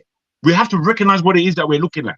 Okija has just spoken about from state to state. They're just looking for territory up and down. There's been too many. This is a serious conversation. I put it to you, Forefather and Rudolph, that the Fulani issue in Nigeria is the capital issue for our progress being delayed in that country. I end there. All right, thank you, Jadon. Jonaba, you live with in the north, and help us understand what we don't understand. Good evening from where I am, and Rudy, Happy New Year in advance, and my fellow panelists. I hope you guys have a good Christmas. Brother that have a good Christmas will not characterize another human baby to be dumped somewhere like they are just dead, and they have been your power, been in control of power for years. And hear you saying this, then they'll just relinquish power to you after you criticize them and you say you're going to dump their people somewhere, and then they'll give you say that how power work. All right. The issue of all you have said is that sometimes we have to be careful when we are correcting ourselves. If not, we fall into the same thing if we are not that careful how we undermine or underestimate one another or a certain perception about any other tribes or any that will lead to so many the seed of hatred. And if we allow hate to be built up, it's going to consume all of us. The purpose of education is an enlightenment. And if you are that, then you have to use it for the good of the whole society, not just for your own self. Be a good neighbor. Can I just ask you, Janaba, did anyone speak of hate? Because this word you are using is very emotive. I don't recall anyone speaking of any kind of hate. So please. I don't know whether that is love or when you say they should dump No, them bro. It's not hate. Don't argue with me. I don't need to argue with you about nonsense. I say to you that nobody used the word hate. So please. You don't have to pronounce the word hate. When you say the set of people should be dumped somewhere, we can argue our differences. Like now you talk about the grazing. And we can say, okay, in a modern society, the nomadic Fulani, they should find a way of raising the cow without destroying farms. But when you say dump them like they're not human beings, I don't think, and that word I have to interject again. I'm so sorry, Rudolph, and I'm so sorry whoever sees themselves as a moderator. If I can just say this to you, John Abba. In speaking about Fulani, can you speak about the Fulani as opposed to speaking about what others think? Because if you don't talk about that thing, that's another thing. I think you are better than this, Jago, my brother. No, I'm asking you to go to the point because what you're almost don't worry reacting. How I go to the point. You're not the one to tell me how I go. Jago, I bet let him finish. Today, I bet make the guy just finish. I will indeed. I concede. Yeah. Thank you. So the mentality we all have, all in general, even when you come to this platform, and if we are to access ourselves and to say, okay, are we providing solutions? Let's give ourselves a score mark from 1 to 10. What word do we use that is more of uniting us or trying to build ourselves as a nation? Everybody will come up with something that is way, if you allow the viewer alone that don't even say anything here, those with a neutral mind, they're going to score so bad. Because end of the day, what we want is a Nigerian that work for all of us. And there's always a way to resolve our differences without igniting or demeaning any tribe or any person in general. So the thing I say, like the Plateau, the Benue stuff that is going on, the massacres, somewhere I watched from the background. So many people have spoke to it, even though I don't think they have I personally do not have 100% knowledge of it, but sometimes is that there's one that happened in Otukbo not recently, but what happened then is that close to the GRA, the chief of that area sold the land to the Fulani, the land that doesn't belong to him. And when the owners came there and tell them that why are you occupying this place, they say we have bought it. And that's from who? And he escalated to a fight. About 20 people were killed in that incident. So wherever you call it, I'm not supporting killing, whether it's Fulani, whether it's anybody, but the point is that it's a failure of leadership of every level, from any level. And the community that we are talking about, sometimes I do not understand about what the military or what the security personnel are recruiting more of them is going to help. Because in Benue right now, they have under the former governor, and which they still exist, they call them state police, and then they have local vigilante. The local vigilante and the state police, there are many of them that they become more of corrupt more than anything, that they'll go and stay where there is a pothole and they'll be harassing innocent citizens. So sometimes we that personally advocate for every state should govern themselves, should have state police to the local level. But end of the day, I think the deterioration of the mentality in general, whether it's the North, whether it's the East, whether it's the West, for the corruption. Some people are ready to put on uniform in Nigeria, not because they want to go and defend anybody. They just want to use it to oppress and use it to steal and use it to destroy more things. And the motive, only God knows why we are like this. So in the East, Nigeria is a complicated place. And until we all started sending the word of healing, uniting us, I'm praying for a leader that can really have the heart of the people and a vision for the nation. Because no human being in their normal sense, we see another human being slaughtered the way it's going on, and then you keep quiet for some reason because it's not affecting you directly. I think that is not right. But we should use knowledge and understanding and quit all those name calling. That's not going to help us. Thank you. All right. Thank you, Janaba. Yeah, but Janaba, we've been praying for since 1960. We've been praying, and then there are laws also that says you shouldn't kill anybody, but it has been happening. So what do we do? Let's Janaba, don't answer that. Let me go to somebody else. Constance is raging there. But I'm just worried about I want to get to different people. One Nigeria is there. Okay. Yeah. Chim, you already said something, okay? I can skip you, or you want but I have something to say about John, but later, after okay, Nigeria. Let's go to one Nigeria. One Nigeria, welcome. So what I'm going to do, one Nigeria we speak, and then concerns we speak, and then we take a few questions, and then that will be it. We'll move to another topic. All right, one Nigeria. Go to concerns. One Nigeria is frozen. No, he's up. I think. One Nigeria, can you hear me? He's delayed. Okay, where is he? What part of great. Are you hearing me? Yeah, go ahead. Yes, I can hear you. Can you hear me, Doctor? Yeah, we can hear you. Go ahead. All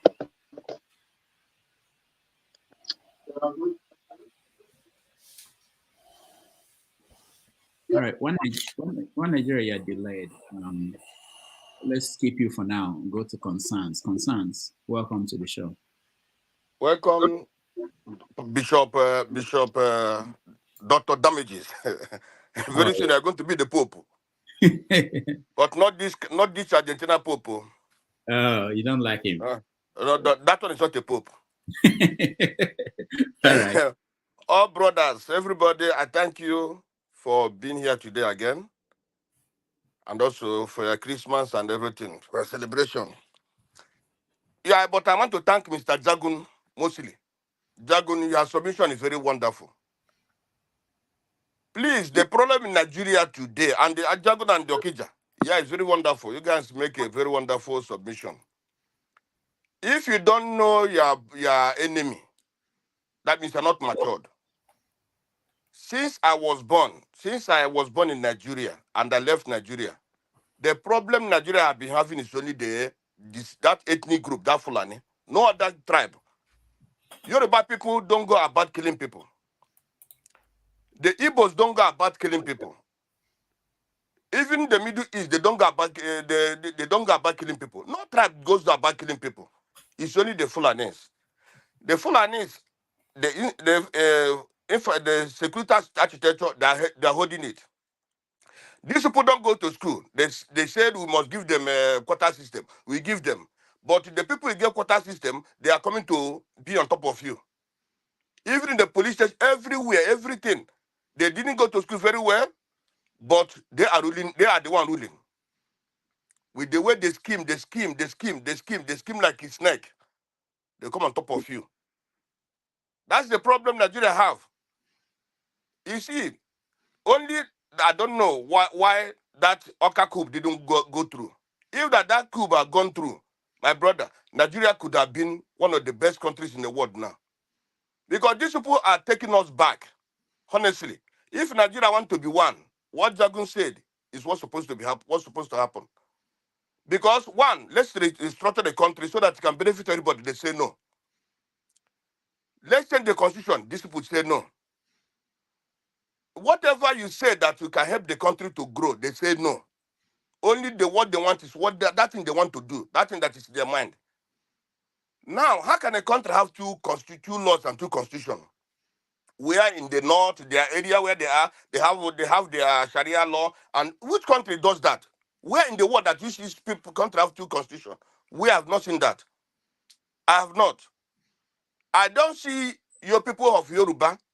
If that today we have only southern Nigeria as a country, honestly speaking, you can see that we are going to be one of the best countries in the world because we have good people they got people with brain and other things in Yoruba land. The same thing in the east, the same thing in Edo, everywhere. But these people, what they know is how to kill. How do you kill and country move forward? Everybody say, let's be peaceful, let's be this. You see this killing of Plateau people and the Benue and so on and so, even in Imo State, even in Abia State, that the people who kill and they taking people and killing is them. When you say let's stop killing, they don't want their human being. It's only to kill. That's only what they know about, to kill. So that's why Nigeria can never move forward. It can never move forward. Anybody can doubt. I can even bet $2,000 here with somebody now. Let's put it there, down there. Even in 10 years more, Nigeria can move forward. And I don't think that country can eat 10 years before this will occupy. Who bring Tinubu there? It is them. They have the money, but they still control this Babiala. Tinubu want to start giving them money. They didn't give the money. Now they change their mind. Tinubu is going to rule. How can people bring somebody like Tinubu to come and rule the country? So everything about every evil in Nigeria is these people. So if in Nigeria people don't, okay, look at the broadcasting, this in Nigeria, they don't talk about them. They can't call their name. Because if you call that name, you are going to be in trouble. You are going to be in trouble. But we outside, we have to call them. We have to say the truth. And because only the truth can set us free. If today they said, let's go back home and reclaim that country, my brothers, I will go. Because like this, if what is happening continues, we can never move ahead. In this Plateau killing, I have got many, I listened to interviews and many interviews that were conducted. That people said, most of them, even one of the guys, they cut his hand and they said, he knows them. The people that want to kill him, he knows them. They're living near to them. He said the military knows them. My problem is that the military knows these people. Right from even all the whole killing, even the one that happened in Katsina, the one happened in Kaduna, the one happened everywhere. They know them. Why can't they go after them? They can go after IPOB, They can go after the Igboho. They can go after this. They can, but why can't they go after them? Why the people? This guy said, let's have more military. Even if you have 1 billion military, it's going to happen. You bring mercenaries. When the mercenaries came to Nigeria, what happened? They are the one giving the mercenaries giving the terrorist information where that's why America and other people left. That's why they left. So if these people are continue to be in that place, we don't go after them. Like what happened, what Central African Republic did, and other even Ghana and so on and so forth. If they don't rise up against my brother, if Ghanaians did not rise up against these people, Ghana is supposed to be like Nigeria now. Let us check in the SADC. In South Africa, they're not there. In Namibia, they're not there. Botswana, they're not there. In Tanzania, they're not there. Those people are not living peacefully. It's only in Nigeria that is not living peacefully. Now, let us go down to West Africa. In West Africa, where do you see peace in West Africa? It's not Ghana. That place these people coming from. Originally, I've asked somebody. He said these people are not coming from Guinea. These people are coming from Ethiopia. They are coming from Ethiopia. That's originally where the Fulanis come from. Now, they migrated to other places. They went to Mauritius. They migrated to where they call Niger and all this. Let us check how is Niger today. How is Niger today? How is Chad today? All these places they occupied. How are those countries? And the worst is that when they occupy these places, the military are watching them. They occupy the places. When after killing, they will occupy the places and continue to occupy, kill more and occupy the places. Why after occupy this place? Why the military cannot go after those people and ask them, who are you? Where are you coming from? They don't. So this is an expansion. This is the agenda they have. And the more we keep quiet, the more it will consume all of us. Even if we like, let our traditional rulers, let them continue to do stupid things they're doing. If the government let them continue to do stupid things they're doing, why Tinubu cannot go to that place? Because if Tinubu goes there, he will have offended the Fulanis. That's why the Tinubu cannot go and visit them. If Tinubu steps out today and go to Plateau and go to, he has offended the Fulanis. They will find a way to remove him. That's why he cannot go there. So, my brothers, this issue of killing, even if it is what we'll be talking from now till next year, to see the solution that Nigeria can have. People are that kill human beings. The day the military made the mistake and they bomb the Fulanis, you know what happened? Senators went and donated money to them. The governors went to see them. Everybody went to see them. Went to see. Why these people are not human beings? They are human beings. Why can't the senators go and donate money to them? Why can't the other people go and donate money to them? Why can't the governors go and visit them? My God, which country, which people are Nigerians? People come to defend nonsense. And also, this man, Dr. Damages, please, let me say this. What is his name? This man, he knows what he's doing. Either the father, what is the one near to you there? What is his name? What is that today? That one near to you there. He knows what he's doing. Either the mother is a Fulani, or the Fulani send him to Britain, or they are the people who send him to Britain, or he knows what he's doing. And all these things, let me tell you, even in Niger, they don't Niger watch. We have already said this before. He knows what he's doing, and anywhere he's going, anywhere he went, they are chasing him because it's a distraction. Let us not. I don't know. Wait, that man. The other last week, I know what people said here. The more you accommodate evil, you will be buried in evil. One day, all this thing that he's doing, don't know how it's going to be consumed. Thank you, everybody. Thank you, the Damages. Okay, thank you. Sorry, the Damages. Can I just? Sorry, I know it's not my turn. I know it's not my turn, but if you allow me, I just weigh in because I have an occasion I'm going to go to right away. KJ, I'm just telling him to invite Moses Ochon. I'm not making any comment. He about his book Protection by Proxy, the House of Fulani as agents of British colonial rule in northern Nigeria. Bring him in to talk. All right, he was here a few weeks ago.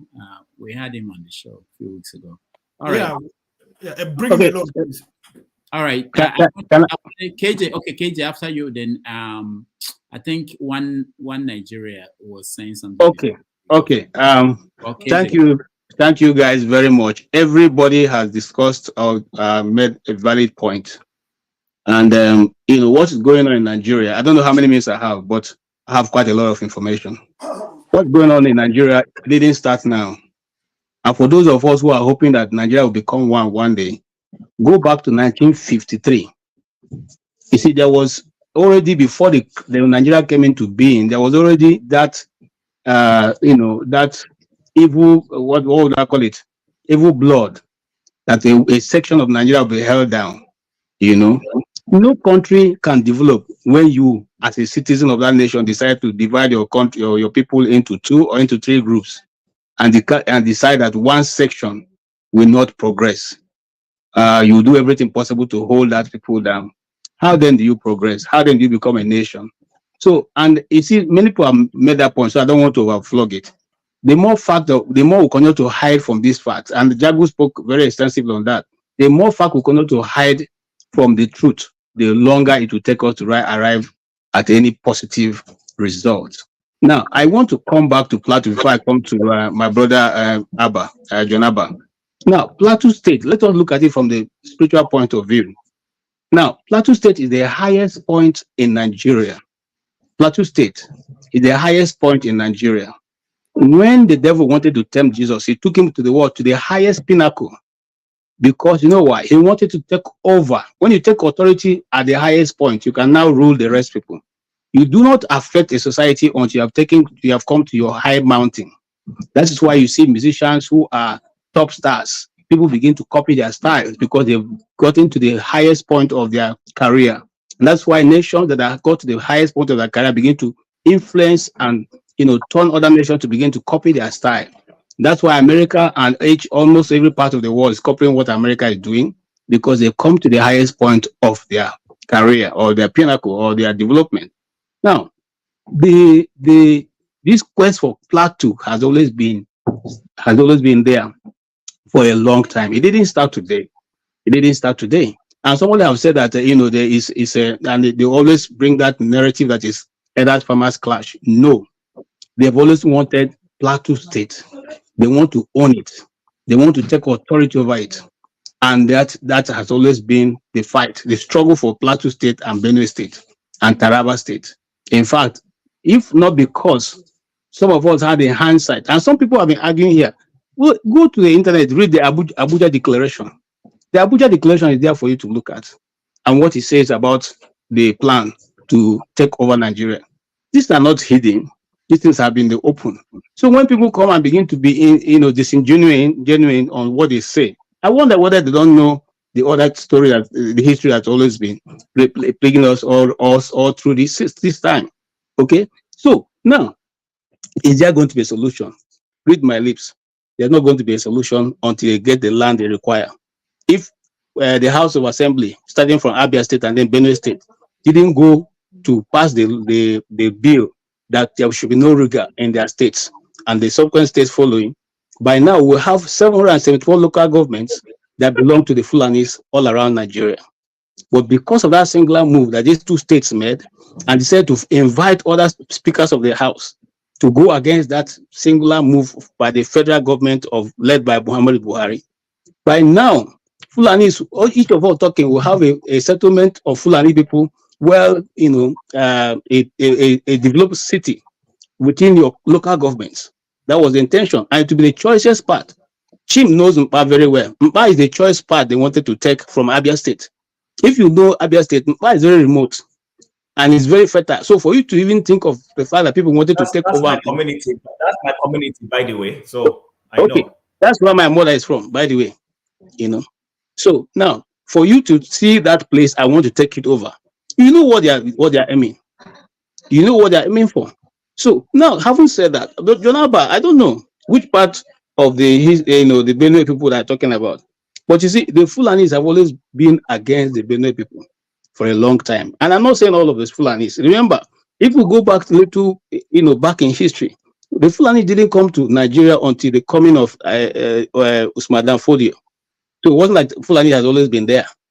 What we had was the Banza Bokwe, the 5 Hausa states. Okay, and then he's coming and eventually taking over those places, brought in the Fulanis. And the reason why they constantly wanted to, conquer the people of Benue. And somebody made an assertion here that the Fulanis came to fight. No. The people who fought the war and took it over were the people of the Plateau State and the Benue people.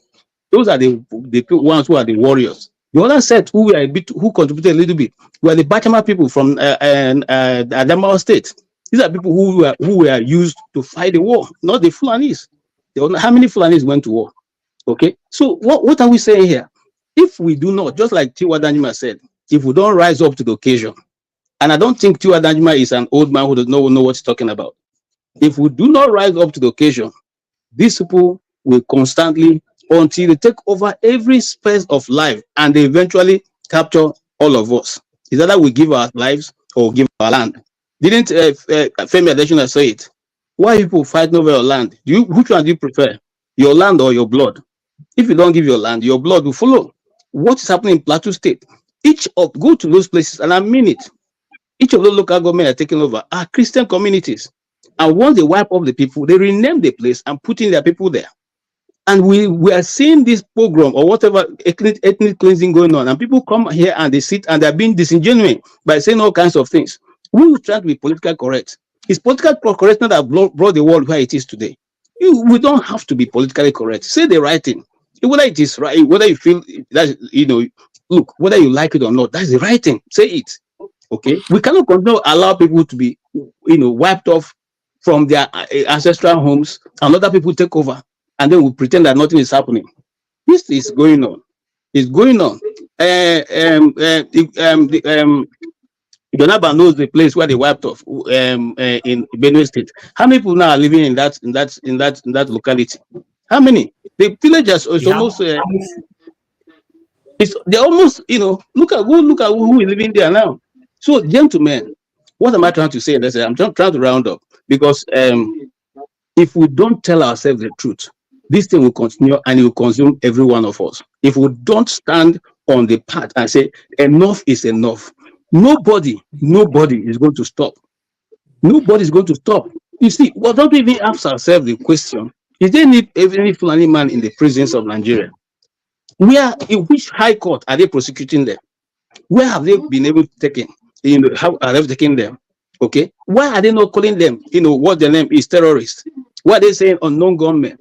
Remembering that unknown gunmen had been acting since from the day of for life's mother, when they threw her down from the stairs, and it was no unknown gunmen, and unknown gunmen is still acting in this time of our lives, and we are looking at it and accepting it. No, I don't think it's right, gentlemen. I don't think it's right. No matter what your tribe is, no matter what your religion is, when you see something that is true, say it. When you see something that is bad, say it is bad. Thank you. All right. I know a lot of people want to react, but hold on, guys. I want to hear one Nigeria, if it's possible, before the reactions, and that will be. We have to just get off from this topic. One Nigeria. Yes. Good evening. Good evening. Good morning. Can you hear me, Doctor? Yes. Go ahead. Can you hear me now? Yeah. Go ahead. Okay. Thank you very much. Yeah. Thank you. I just want to talk about this plea too, because today I was looking at the scene at the plenary today. So because there is about 6 to 7 prayer there today. One, because they call after they deliberate, they call the former governor, it's the Senate, that is Samuel Along. So they call him. So he said they sent about 6 different operations, Save Heaven. It was naming there. It was about 6. It's funded by state governor. It was funded by state governor. This is Sam Lalong. That is the one that left the governor. That is he said they have 6 or 7 agencies there. They are funded by their own state governor. That is said during this time. But there is something that is still. All right, one Nigeria, we can hear you. Many of us doesn't know. One Nigeria, you are breaking in and out. We can't make out what you're saying. I'm sorry. Maybe you can join again. Just log out and join again. Maybe that would be better. Dr. Rudy, let me follow up with all these people. No, hold on, Janaba. Hold on. Uyi, you have anything to say about this? You have not said anything for a while. I know there was a gentleman that called a while back, and he was talking about indigenship in Nigeria. I don't know, Mr. Rudolph, if you heard him, where he said something that Benin Yorubas are not real, something like indigenous of Nigeria, and that Yorubas are actually from a place called Dahomey. So I want to address that. That's not true. Yorubas are indigenous. That was Dexter. Yeah. So Yorubas are indigenous of Nigeria. The Beninese are indigenous of Nigeria as well. Now, there was no such thing as Benin. They were called Binu, B-I-N-U, Binu people. And they were from a city, which is Benin City now, was called Dahomey. When the first people that came to Which Nigeria, Benin city is that? Which one is Igodomi Godo again? You might be getting the Benin mixed up. I'm Benin. I'm just saying, when the first people that came in were the Portuguese, they landed in Nigeria, where you call now Aja area. The Beninese met them there. Bros, I'm so sorry to butt in. I really am. I beg your pardon. However, two things. You've got your history a bit mixed up. I'm a bit confused. And in actual fact, I just want to point out to Rudolph that the next person actually to speak was Chim. However, we're enjoying your conversation. I just want to correct you on this. The Yorubas are in Togo and Benin, the country. The word Binu is a Yoruba word. I will tell you what it means if you need. Yes. However, I hope you are speaking of the Benin people of Edo State who were the old Ogiso. It means vexation. Absolutely. Good. Absolutely. So we get that right. Yes, let's get that right. So the Benin city you know today is Dahomey. Okay? It was the Portuguese that named it. No, my brother. Dahomey is Benin, the country. That's Dahomey. I'm telling you, I'm giving you historical facts. It was the Portuguese that named it. So which one is Igodomi Godo again? This is what everybody is giving it their own names. So Igodomi Godo is Benin. Before it was Benin by the Yoruba people, which the Benin are arguing about for some reason. However, is the historical country, the one that they call Benin next to Togo there, that one is Benin Dahomey. Please. So, when you hear Godomi or whatever you call it, it is the dynasty of the Obaship, right? That's what the Benin people call their kingdom. All right, so Jago, can you let him say what he knows, because this is Javier say. No, let him go ahead. That's fine. That's all right. I don't want to go ahead, but it's okay. Let's leave it.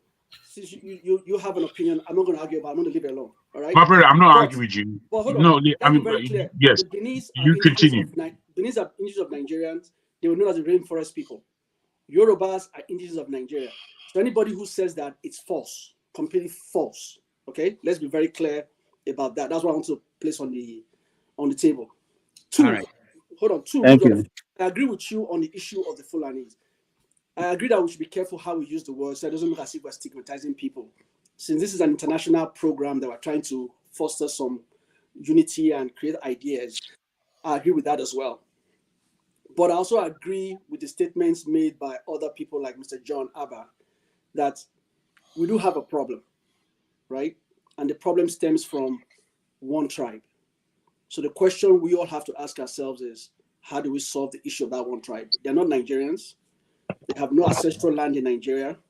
They are visitors into Nigeria. They came into Nigeria through violence. They eliminated the Hausa, Obas, and everything. It has been an issue that has been going on for centuries. So how to solve that, even I cannot even tell you.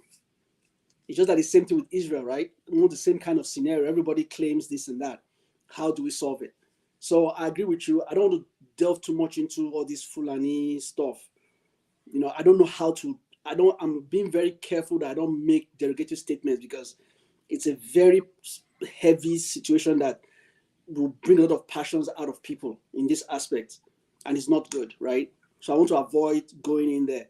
The killings in Jos, I mean, it's terrible, but I don't even know what to tell you about it.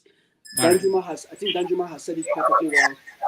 The government is involved, the military is involved, traditional rulers are involved. Rudolph, you know very well, mosquito cannot bite. You cannot get malaria without mosquito biting you.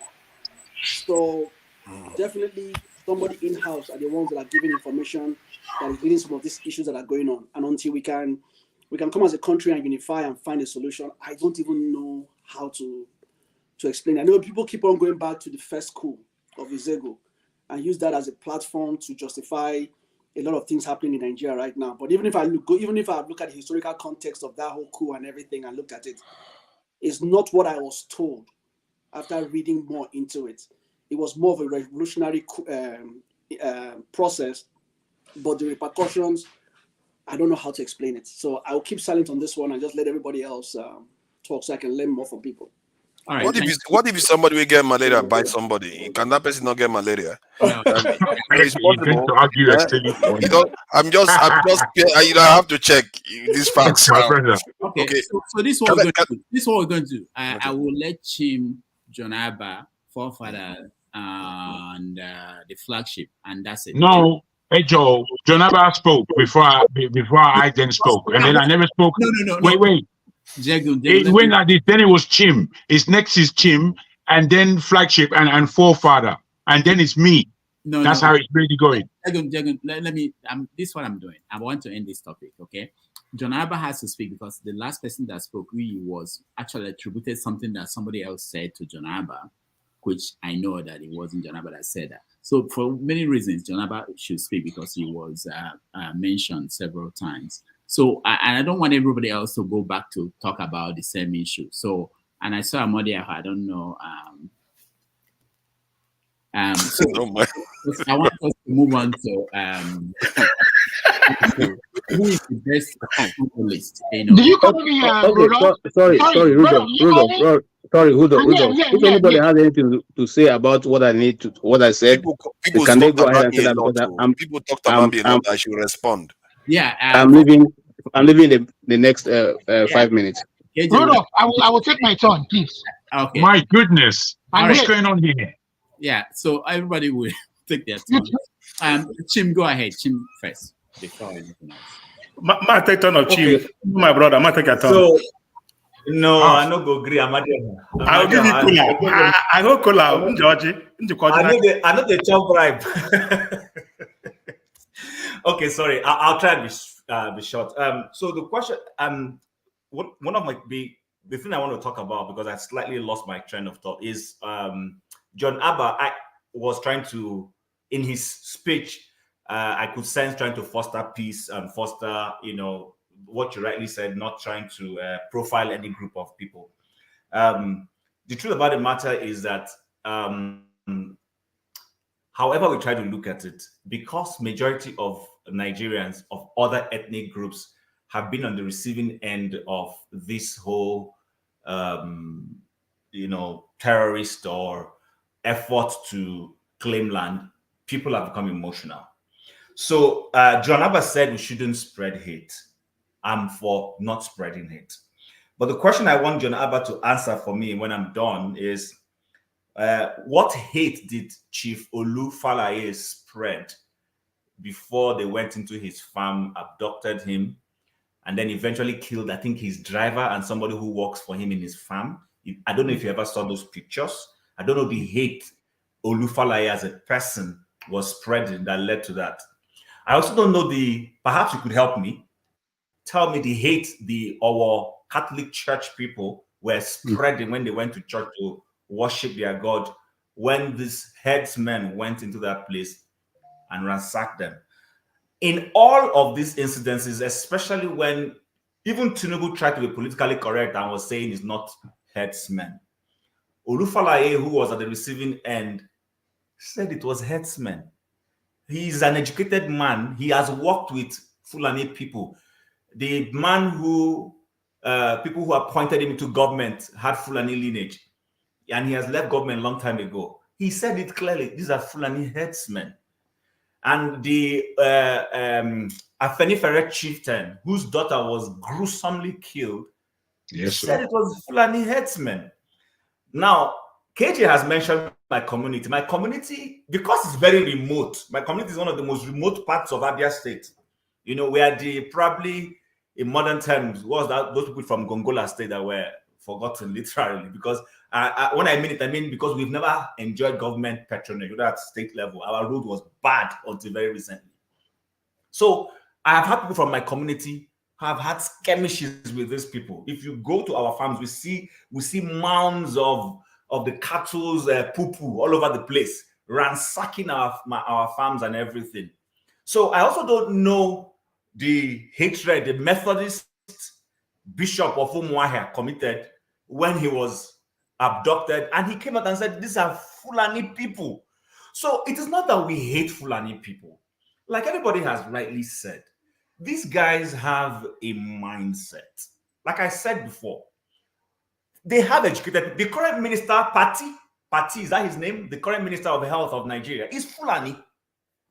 That woman who sits at the United Nations as our representative is Fulani. They have educated people. My problem is that their elites seem to be the problem. Because their elites are one of the most selfish people who gain education and not willing to spread it to their people. How can you live in the UK or live in New York as Nigeria's permanent representative or whatever it is, and you're not able to come to your people and say, people, you know what? I think it's time we stop this our nomadic behavior. I think it's time we get in tune with how global best practice, form ranches. We can't keep going into other places, ransacking communities, eating up farmers' business. A farmer too is into business of crops. You eat off his own, and then when he comes to kill your own, you say he's cattle rustling. So that's the point I would like John Abba to answer for me. And then my last comment would be that Central African Republic, in fact, what I was going to say is that everywhere the Fulanis have had a free reign without government intervention is the places where they've had irresponsible governments. So the places we've mentioned like Ghana, we've mentioned like everywhere where there has been a check, it's because we've had responsible leadership. Perhaps the Nigerian situation is because they control the commanding heights of the Nigerian military and other infrastructure. They command it, and perhaps because they command it, it might sound conspiratory from me. That is probably why their people look the other way, and these are their elites, the El Rufais of this world. That woman in the United Nations, if she's Fulani, and all the other, they turn a blind eye. They don't tell themselves the truth. I love what Uyi said. I grew up from a place where they will tell you, don't touch a visitor. If a visitor comes to my community and you try doing anything wrong to him, you're in trouble. We don't touch foreigners, even these northerners. They come to our place, we let them in. It's in modern time that they have started, kind of breaching in a community goodwill and breaching host acceptability, and we're having all these problems. So, John Abba, please, in this effort not to spread hate, can you tell me the hatred, all those people who are the receiving end of the Fulani brigandry, what hate were they spreading? Where is Rudolph? Let me. Is asking you a question, John? No, wait. I thought Rudolph, I thought he left it to you. But he didn't. There he is back. I wait for others to be given. I'm waiting for go ahead to talk. I'm a senior citizen. I just talk. You can talk, or Janaba, go ahead. Okay, thank you. It's New Year, so I'm trying to have a new way of approaching life. I cannot be adding age and not have sense. Where I come from, it doesn't make sense. They say age is wisdom. So I will not be jumping into when people are talking like that. I'm not Fulani man, so we don't have any common enemy than the leadership of Nigeria. What I said is that nobody is happy to see any other person get killed, even whether it's Fulani or anybody. But the inability to secure our people is insecurity. I'm not saying it's not caused by whatever you think, whether it's Fulani henchmen. Where is the security of that place? The governor of Benue State is not a Fulani man. It's a thief man. It's a reverend. The governor of Jos of Plateau State is not a Fulani person. The government, the federal government, give them the money for security. You know that the governor take it. No, that's John. No, sorry. To help you, my question is this. Because I said, listen to me. I listened to you when you were talking. I said that the problem that all that they are facing, the killing and everything going on, is caused by lack of good leadership. and also people that has no vision. If you have vision for your people, in Benue State, there's this camp like this people that being chased out of their place from their IDP home, camp. the ID camp, whatever you call it. Where since then, why can't they make a way to go back? If the government or the governor and all of that are responsible, it's easy for us to come here and criticize. John, you're not answering my question. Let me repeat it again if you permit I'm me. not going to answer. You're not addressing. No. You're not addressing the issue. You're going on a tangent, and I just need to bring you back focus. I'm not talking about government. Government has failed in Abia State. Government has failed in Oyo State. It has failed in Sokoto. It has failed everywhere. My question is this. Comments here seem to be based on your response earlier. And I want us to judge up that we are profiling our brothers. So, I say, let me accept that we're profiling our brothers. My question is, that man in Boko or in TV land or in my Mpa, where it happened, where Fulani people came and rustled and killed them, what hatred did this person extend to the Fulani person? I'm not talking about irresponsible governance. What hatred? Because you see, sometimes in our bid to be this nationalistic, we don't come down to look at the issue. If I beat my brother unlawfully, my mother is going to say, you beat your brother unlawfully is unfair. My mother is not going to say, okay, my brother should not ignore me. No.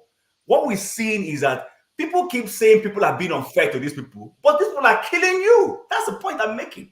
And I said it's not supposed to be generalized. That are good Fulani people that once you explain it like that, the moment you see there are good Fulani herdsmen today that they have not killed anybody. But once you do this and people listen to you, you stereotype them. And once they see them on the road, or see them with their cow today, they don't see them as any other good henchmen. That rather they see them as terrorists and they may be attacked. And in that we are escalating the problem, and that is what I'm saying. There are Igbo people who does something wrong. There are Hausa people who does something wrong. There are Yorubas and all the tribes. If they just term that, oh, the Igbos are like this, that is generalization, and that is to create a chaos. It doesn't, whatever you are saying, I'm not saying whosoever you are saying, whether Fulani person, the person you are saying is the right thing, that you use that to generalize and make your point that Fulani people have to be pushed to one side and this. There are good Fulani person, and it's because we have that mindset. If not, if you listen to what El-Rufai said, you may not like him, but that's the truth. That is the fact. There are three types of Fulanis. And you are talking about the one in the United Nations. The language they speak is called Fufu. That is the general language they speak with themselves. But they have different other dialect within themselves, and they're different.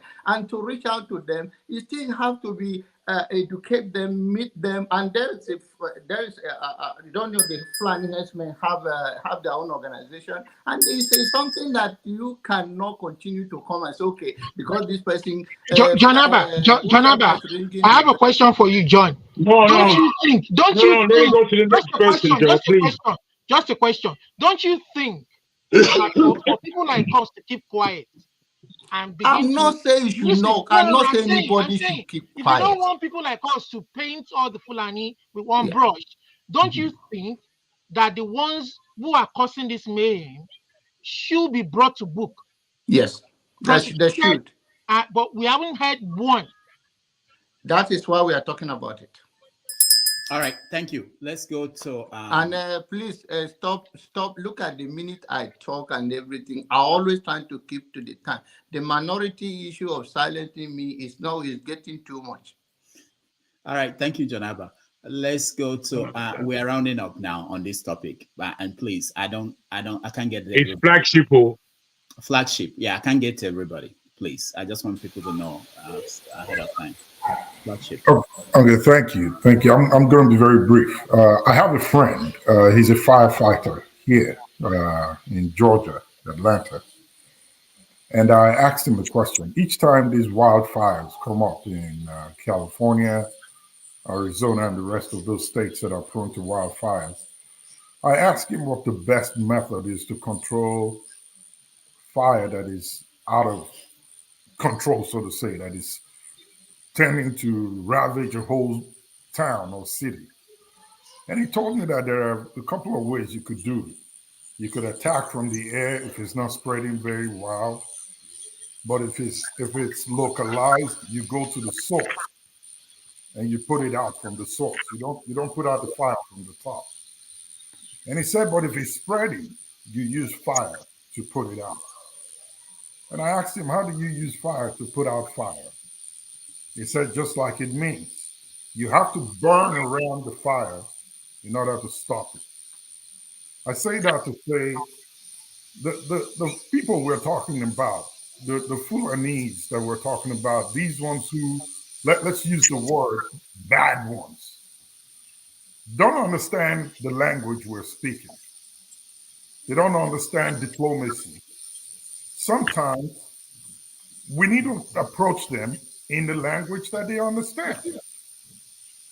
And maybe that will get them to have a recourse and stop this thing they're doing. We have been too nice. We are complacent at this point.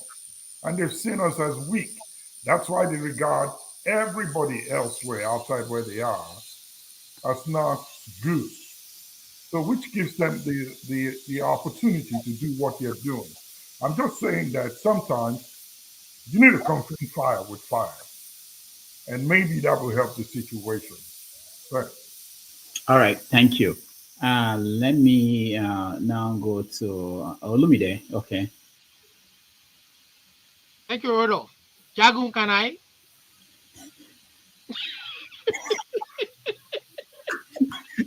Jagun, I'm sorry. Actually, Okay. Who is next? Please, you are the moderator. Who is next? I thought that was going to be allowed. No. Yeah, it's forefather before me, and then after me, maybe it's Olumide, maybe. Let's go. All right, forefathers, go ahead. Olumide, stand by. Yeah, I didn't think that I'm going to be living to see a day where we have to be telling people that you shouldn't generalize a population with a population.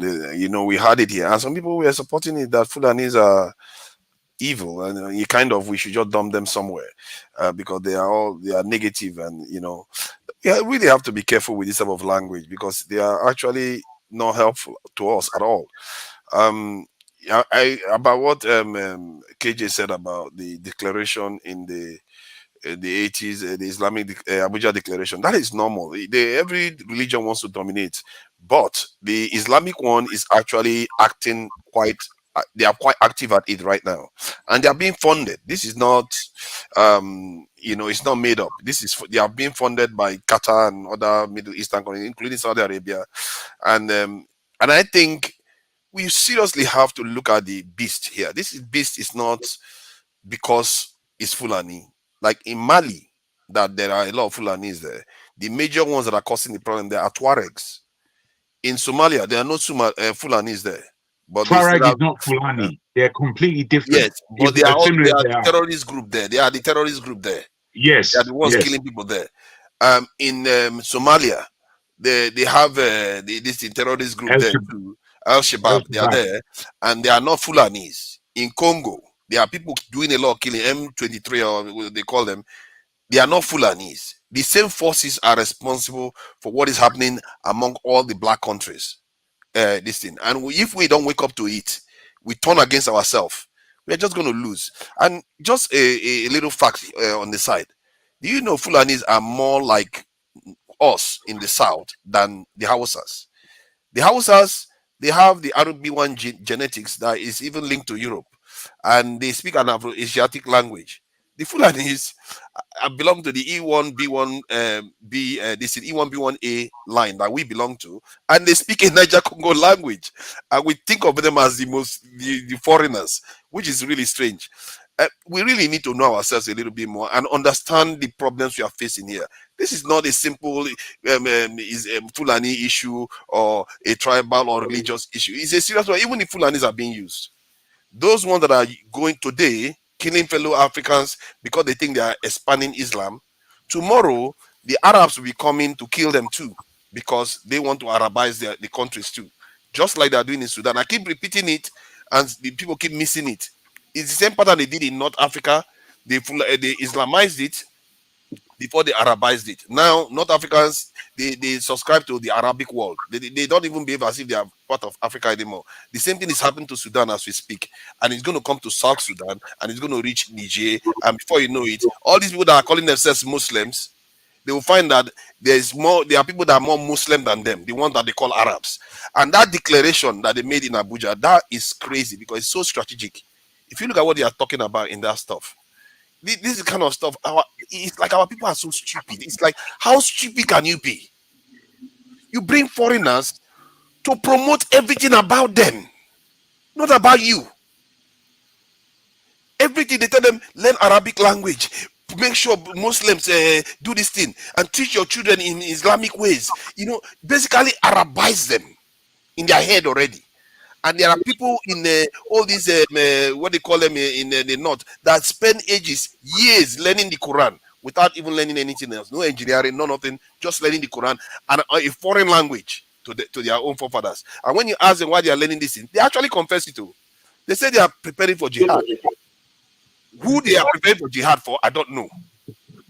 This is the brainwashing our people go through that we need to understand. We in the South are doing it, and they too are doing it. We have to wake up to all these dangers because we are all compromised if we don't wake up to it.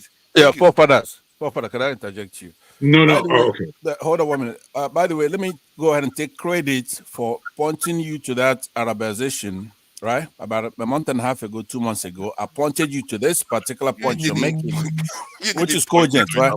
But hold on. Now that you try to create a moral equivalence, because you just made a very honest speech about one of the problems we're having, right? You have these people memorizing something, saying they're going to fight a jihad, but then you turn around and you say, and then the Christians do it too. Now, tell me directly, where are Christians doing it? What do the Christians do that equal to what you just said? Christians attack the native religions. They malign them, and they too try to expand. So that's the same magnitude as what you just said. No. Right? It's not the same thing. It's not the same thing. Then, I think the listen, one from the hear me out. Islamic Wait a minute. Hear me. I stronger. appreciate you coming out for the first time right now. You talked about something that's cogent, that is contemporary. One of the problems we have, like when you talk about security. Okay, we know that poverty is a very major element in that, illiteracy, inequality, right? These are your normal orthodox problems that lead to insecurity. But that's not what we have. When you have jihadists doing things, no Christian of any denomination that I know is looking at doing anything like that. It's not one of the problems we have. It's not Christianity. So be pointed. Don't create moral equivalence. You made a good step towards being honest right now. So stay there. Thank you very much. Stay there. And I take credit because I know that the day I said it, that Arabs are trying to differentiate themselves from black people, then you went and did the research. It hasn't even been 2 or 3 months. Now you want to deny it. All right. Thank you. Let me go to Pansa. Do you want to respond? No. It's Jagu now. It's Jagu. I do want to respond. I know you're going to make error. I do want to respond.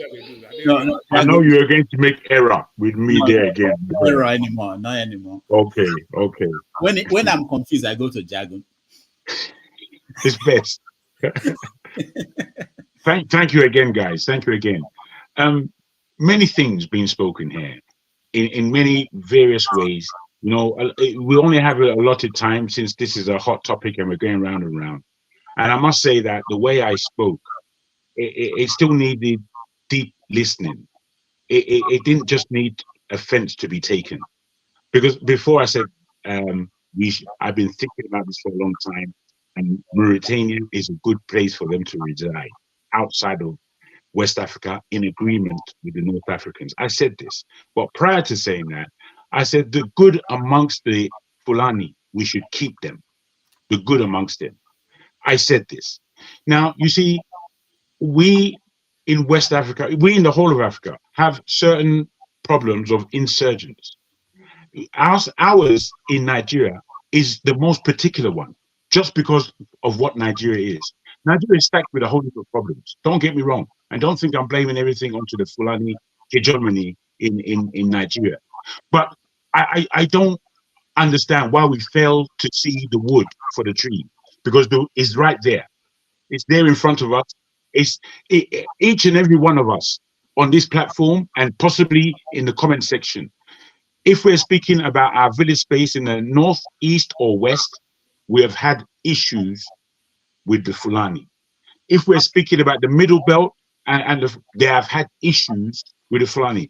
I don't know all this mamby-pamby European idiotic, let's speak evenly, bullshit that people are coming with, as though it makes any palatable sense to somebody like me or to anybody in the platform. We're real people.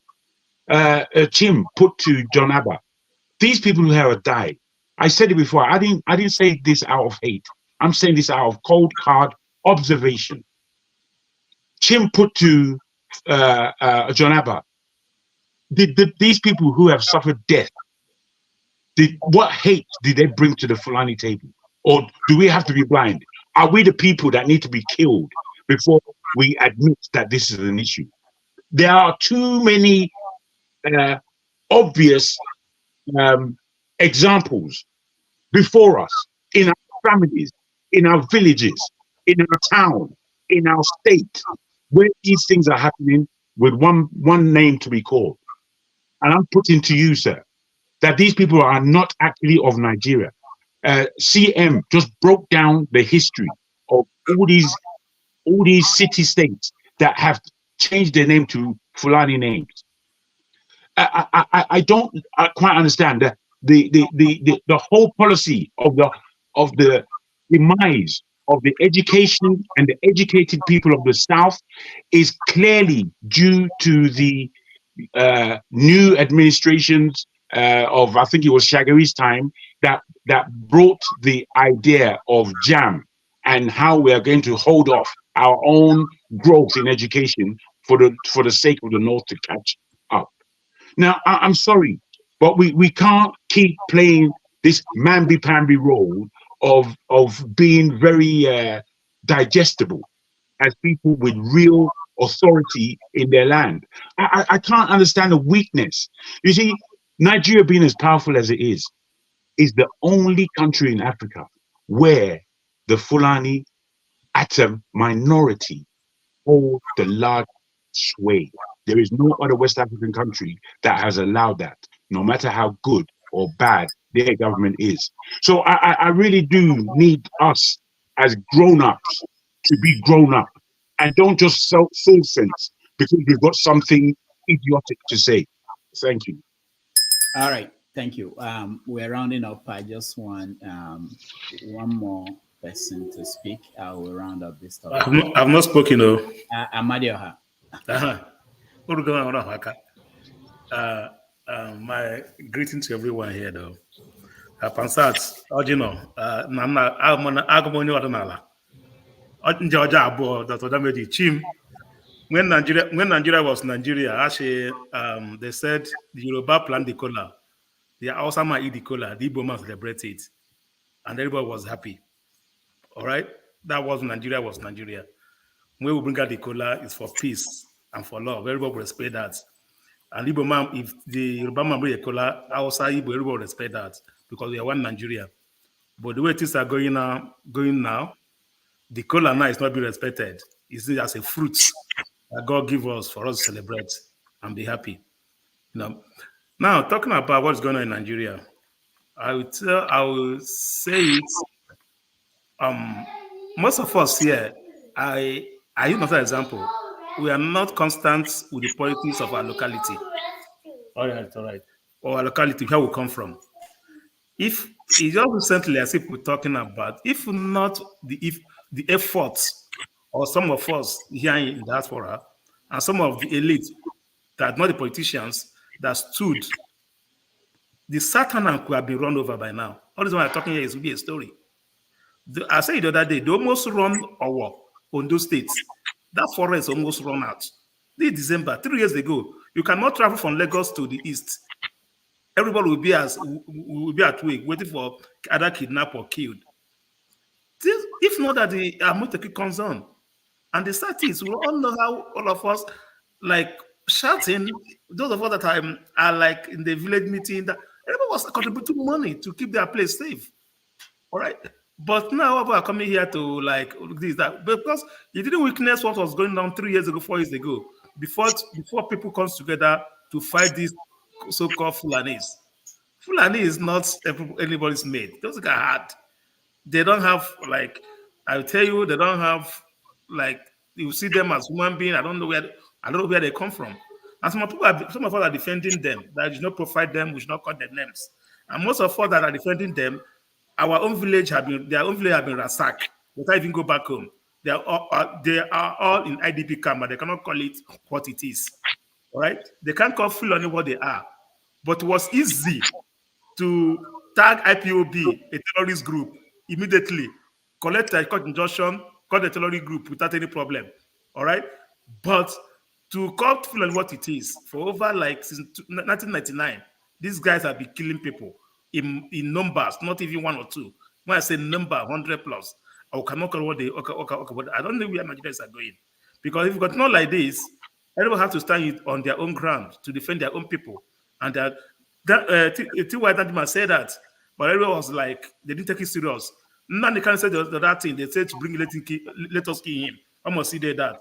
The same thing T.Y. Danjuma said that if guys not taking, so Somalian will be a child's play to Nigeria. Now they can't say it. Everybody want to kill him. One must say that. But today, I tell you, there's no war in Nigeria, but people, over a million of people are in IDP camp. Even in Ukraine, in Israel, in that is war. The amount of people in IDP camp in Nigeria, they're not up to that. And we're all here talking and talking and talking and talking. Nigeria is not safe. My own thing is that they have ring. Let us not to be looking at up there. Let's go back to our roots. And so we are going to keep our people safe, our community safe. Then we will drive the Fulanis back. But if you make our own people back home variable to Fulanis, they're going to run out. That's my own stuff. Thank you. And Rodolph, you know what? You know the funny thing is, a couple of years ago, majority of us here were on this platform, and we were crying that these people were ravaging us in the south. They told us we were crying wolf to shut up, not talk. It's tribalism, it's profiling. Now, look at all of us here. We are not from any of the areas where these killings are going on, and they're still saying it's tribalism. Does it make sense? All right. Thank you, Olumide. Are we still crying wolf? Thank you, Olumide. Let me, for the sake of being fair to people who, one Nigeria, just a minute, 1 minute, speak. Let's see if your connection is better. Okay, thank you very much. Are you hearing me now? Yeah. Okay, let me just give you a contribution because we are flogging so much. So let me just give it a contribution. I find the matter is too much. I just want all of us to know, because we like to promote tribal, Fulani is the problem, Yoruba is the problem, this one is the problem. See? Peter Obi and Dati Ahmed, they are in Kano at any wedding. Rufai that we watched last month or early this month, he was in Ogun State collecting a chieftaincy title in Ijebu. Shetima was in Anambra, I think last month or earlier this month, collecting chieftaincy title. Tinubu was in Abia collecting chieftaincy title. We are here. We are not finding what we are going to do. We are complaining about these people who doesn't care about us. We have to think we are going to do. That is the problem. These people doesn't know if Fulani or Fulani. Look at all of them. They are going together, enjoying. Peter Obi and Tati, they're in the Kano today, attending wedding. And that's not Fulani. Tati is Fulani. So we are here talking about Fulani. Thank you very much. Let me just drop that one in. Thank you. I like that kind of let me respond to that. No, don't. Well, I haven't spoken either, so I don't know what you're doing. I'm coming to you, or maybe I will end with you, or maybe I won't get to you. But go ahead. Thank you. All protocol duly observed. I have been listening for the past hours. Right? It's really paining me. And I thought, no, I need to get in because it's the last session of the year. Anyway. Yes. Sometimes, honestly, I think I need to remove the screw in my head about Nigeria. Maybe that will give me some sanity. Because sometimes when I think about it, like, where did we start from? Where did this problem come from? And I look back, although I wasn't born then, I thought, okay, we are educated, we are religious, but still we are having this problem. Why do we forget where the problem starts from? That is one. Now we know what the problem is. Are we ready to solve the problem? We're fighting each other. One, if I look at it from the religious perspective, that says, the fool gather the whole world and, without knowing who is going to spend it, or what does it profit a man that that gain the whole world and lose? So you and I will be grateful. Maybe by tomorrow we'll go for Passover, Happy New Year. We've seen another year. Some people, Akeredolu have gone, Naba has gone, people who have no name, they've gone. At what point do we start thinking, you and I, we might be right, we might be with our brain, but there are some people that are animals. They are carnivores. They drink blood. Killing human beings doesn't make any sense to them. So these people, sometimes I do wonder, do God really create them? And I keep posting something on the chat that, where did our problem start? As a black person, I think I asked Electricity on one of his programs that, are we really called? Why can't we just come together and live like human beings, look after each other? Why do I have to make you feel like I'm better than you? At what point can I help? But, that's why I said there are 50 million Tinubu waiting for their own turn. There are Apabios, millions of them in line. No matter what we say today, we just feel like, maybe we're trying to console ourselves. We rant, we know the problem, but what is the solution? Even if we know the solution, are we able to kind of go for it? Maybe no. I was listening to these Tinubu supporters. Do you know these people are already thinking of how they're going to win 2027 election? They don't come on platform to discuss. They strategize whatever they want to do. Did you mean rig? Sorry. So what I want us to do, and I keep saying this, Dr. Rudolph and every panelist here, maybe there is something, I don't know how we're going to do it. There is something we need to do to kind of, I don't know, we can't just be coming and, I know we all want the country to be great, but how can we go about it? What can we do? Because these people, trust me, they don't sleep. They're already thinking of 2030. When APC, how can APC even continue to rule Nigeria despite all the, people are praying for Buhari to go. Buhari even said, people will thank me when I leave. Are they not thanking him now? Are they not missing him? So at what point are we going to forget our tribes, our religion, our ethnicity, and come together like Mr. Uyi said? Everybody has raised a very vital point. And I want us to go back to our roots, even in our own family, our friends, people will know. We need to spread the news. We cannot continue running away from the country. Nobody will stay in Afghanistan. Despite the people want to japa. I don't know anybody who want to japa to Afghanistan or Ukraine. We all look forward to go to Western. It's because they make their own home better. If not, where are we going to run to? If Germany decide to bomb UK today, are we going to stay here? So let's think what we can do. I know we are all pained. I know we all love the country, but let's look inward and see what we can do from our own way. Thank you. All right. Thank you. Doctor, you give me 1 minute. Have you? No problem. Yeah, I'm sorry, but we have to end this topic somehow. And Righteous Man, I'll give you 1 minute. Dr. Rudolph, we that are in Nigeria, I think we've done something that makes you feel very bad. That is why you will allow Nigerians that are in diaspora to have 5 minutes speaking. Or let me say, there are people you have chosen to be the owners of this platform. In this area, Dr. Rudolph, this is the end of the year. You are not doing pretty well. You are partial in allocation of time. And if nobody is going to tell you, I will tell you that you are not good in... That's tribalism. Don't do that. Tribalism. That is it. Please, my thanks goes to AY, Candy, and one other brother who had the cry of that woman in Lagos who lost her goods, and they staked out their hard-earned money and sent to that woman in Nigeria so that her pain could be released. This is one of the good things this platform achieved in 2023. And may the Almighty God, who created the heavens and the earth, who gives life to all, bless those individuals who had the cry of this poor woman and responded immediately. I think the video coverage of her receiving the fund were given to Dr. Rudolph, and he can send it to those individuals so that they can also view it. That woman, she called me day before yesterday, and she was still praying for the platform and those individuals couldn't touch her. They say charity begins at home. There is one thing we normally say in Igbo dialect. When you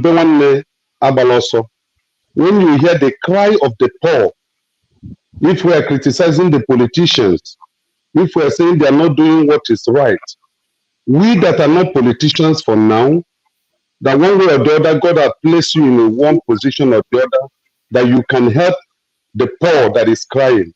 How have we reacted to the cry of the poor? You know, that goes a long way. Charity begins at home. Let's begin to live by showing example from this platform.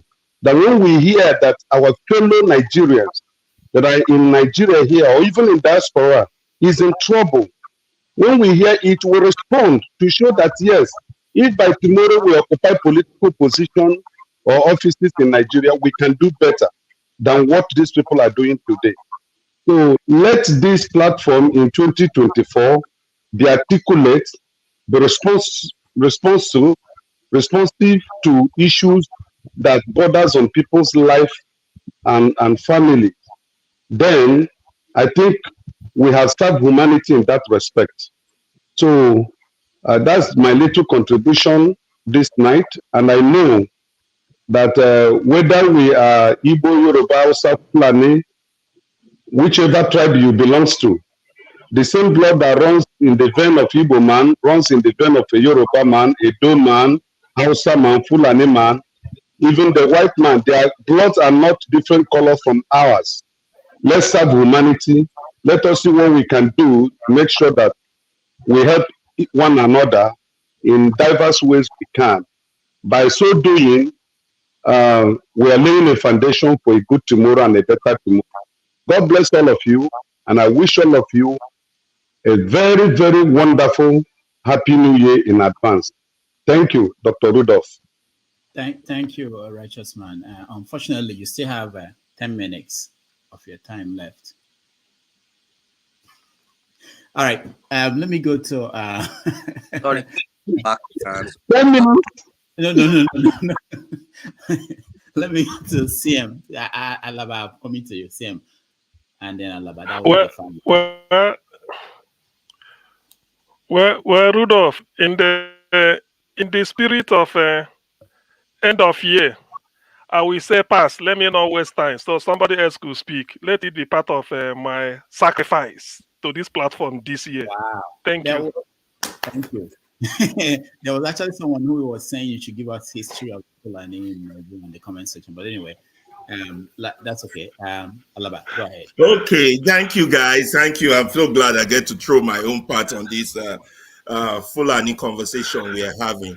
I have a 3 section of my speech. First one, all of you have been bashing and beating the Fulanis here today. But first of all, we have to bash and beat the other tribes. Look, let me tell you, when evil persists or injustice persists, is because other people had played a complacency role in it. Now, this Fulani invasion or agenda that is ongoing now in Nigeria and causing all this killing has been able to succeed because the Yoruba man, the Igbo man, and all the other tribes have been in cooperative complacency. Their leadership, they are so-called politicians because of what they have to gain. Now, the Fulani man invading is doing it for the purpose of what he has to gain, land, resources, whatever.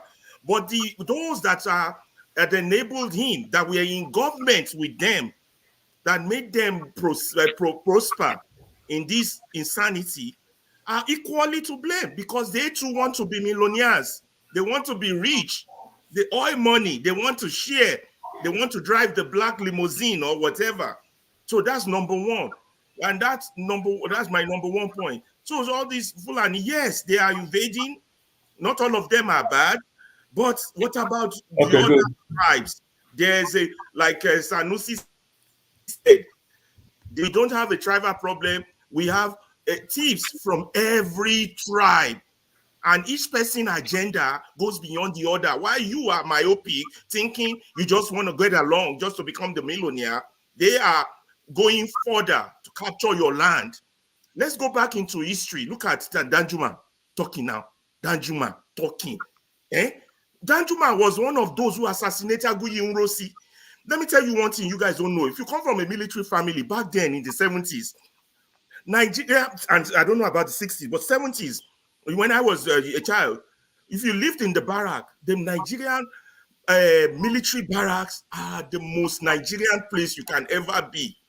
Has every tribe. But what happened? The boys of 66 destroyed that military hegemony. You understand? They put tribal nonsense into it.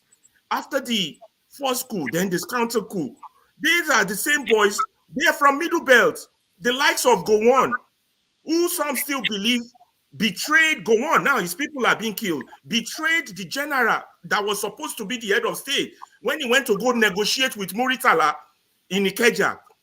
Muritala wanted to take all the northern boys up north. They don't believe in Nigeria. Before they pick this chief justice, this Yoruba chief justice, and a few big men to come negotiate with them to stay and keep Nigeria. Good people, go and read Nigeria. Go and, this one on Google, on YouTube. Go and check Nigerian history. Muritala wants to move away. Yeah, okay, we're taking all the northern boys. Now, the mistake they made then was that they compromised to evil. They made a lower ranking officer higher than a senior officer. This was the point Ojukwu also was pushing when he went to Aburi. This point further led to the civil war. You guys, you got to understand history. All of them were part of it. Then, after Gowon spent his 9 years or 10 years, you understand, this same Fulani group betrayed him, took him out of power. And then the likes of Dinka did a counter because they were the Middlebelt boys. Boys, you got to understand Nigerian politics. The Middlebelt boys did a counter, but they were all together against Aguiyi Nwosi and the Igbos. Do you understand? Now the same system that they used to oppress others is now oppressing them. This is the fact. Look at history. You understand? So when then after the Dimka coup, then they gave it to Shagari. Then after Shagari, they came back together again. The Northern boys, and along with the few Westerners and Easterners, cooperative hegemony, until Babangida started wiping out the middle belters in the military. Babangida wiped them out from the Gideon Oka coup and some other coups, including his best friend, Vatsa, clearing the road again for the Fulani S-man. Babangida himself is from Mina, Niger. So the same system that they cooperated with, they joined on. It's coming back to eat them. The one cannot talk now. It's in the old age. Danjuma is talking. Danjuma. About how the people in the Middlebelt have been attacked. The same way on this platform, we have some people who have complacency with injustice. They cannot come up and talk the truth and speak the truth.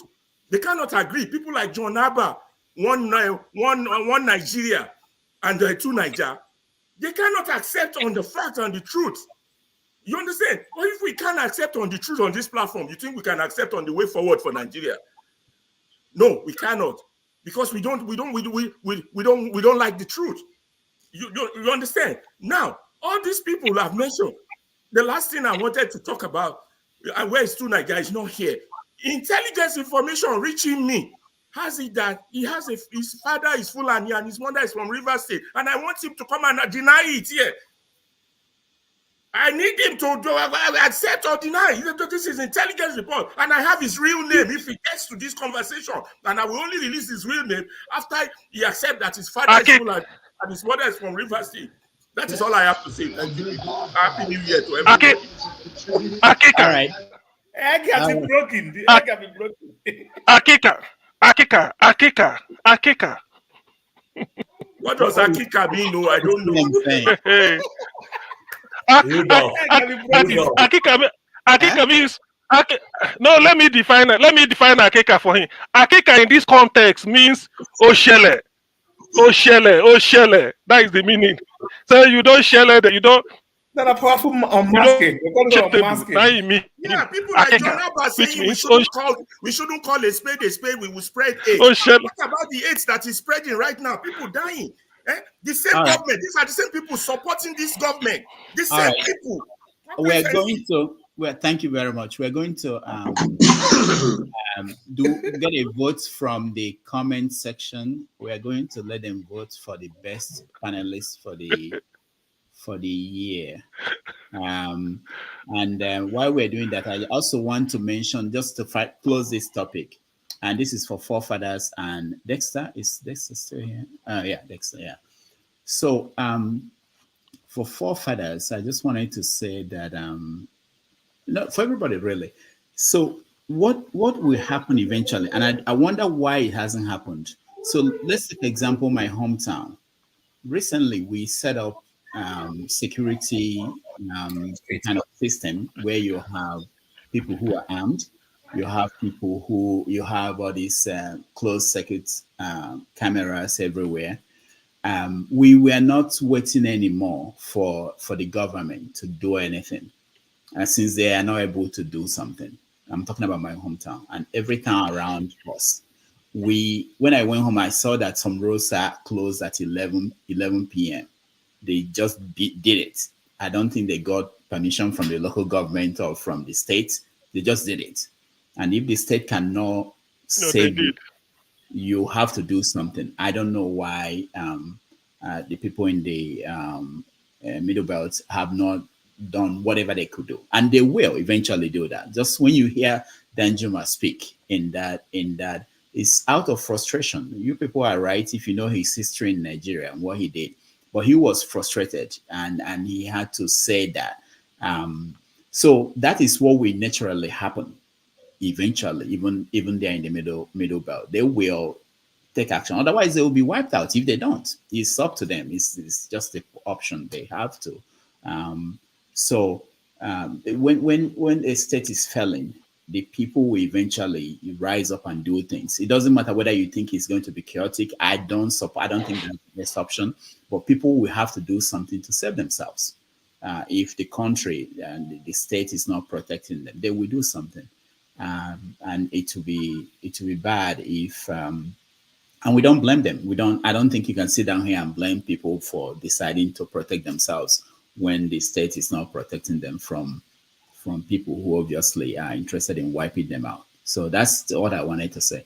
The other thing was something that Dexter mentioned, that there was a plan during the war and that these people were told something, or there was an agreement. I get worried about that because being an Igbo person, I know that was the accusation they leveled against Igbo people, that the people that planned the coup in 1966 planned something. They were doing it for Igbo people to dominate. I don't know if the people running the country went to the villages and talked to local people. Oh, we have this plan for you. I try to make sure that we are careful about what we throw out there in terms of, if I decide today to do something, I'm deciding. I did not consult. Even my children may not be consulted, but people can attribute it to something that a whole ethnic group or a whole family did. So it's very important that we differentiate these things. All right. So for the people in the comment section, you have to help us this time. And then for people in the panel, so I want to hear everybody.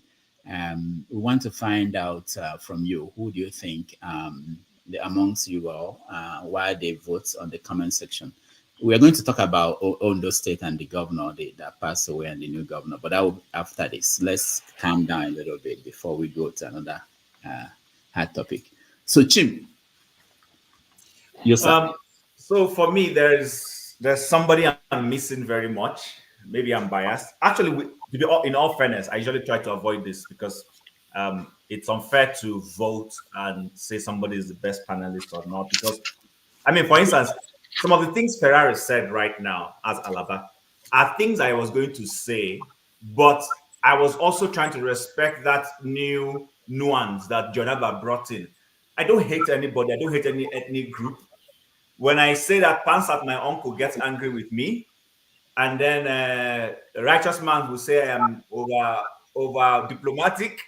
But you see, there are some truths that are out there, and don't forget, we all have grandfathers and aunties who were involved either at pre-independence era, who know a lot of things and share a lot of things with us and all that. So in all of this, my rambling, I'm avoiding voting, but I will say that one of the person who was very intellectual, two people actually, in fact, three. Not that every other person has not been intellectual, but the people have enjoyed their intellectualism when I come here. Is Ed. Ed is not here. He's not been here for a while. He's a very deep searcher. The other person is, I love the way the calmness that what's his name, that flagship brings all the time. I love watching him when he wants to talk and all that. And then of course, CM is a very, very, I don't know how he goes to do all that, his research. I enjoy when he goes to dig out things and he talks with confidence because he knows he has done his research. But on a general note, everybody has been fantastic. I joined this group September, or was that October? And I was going to say this.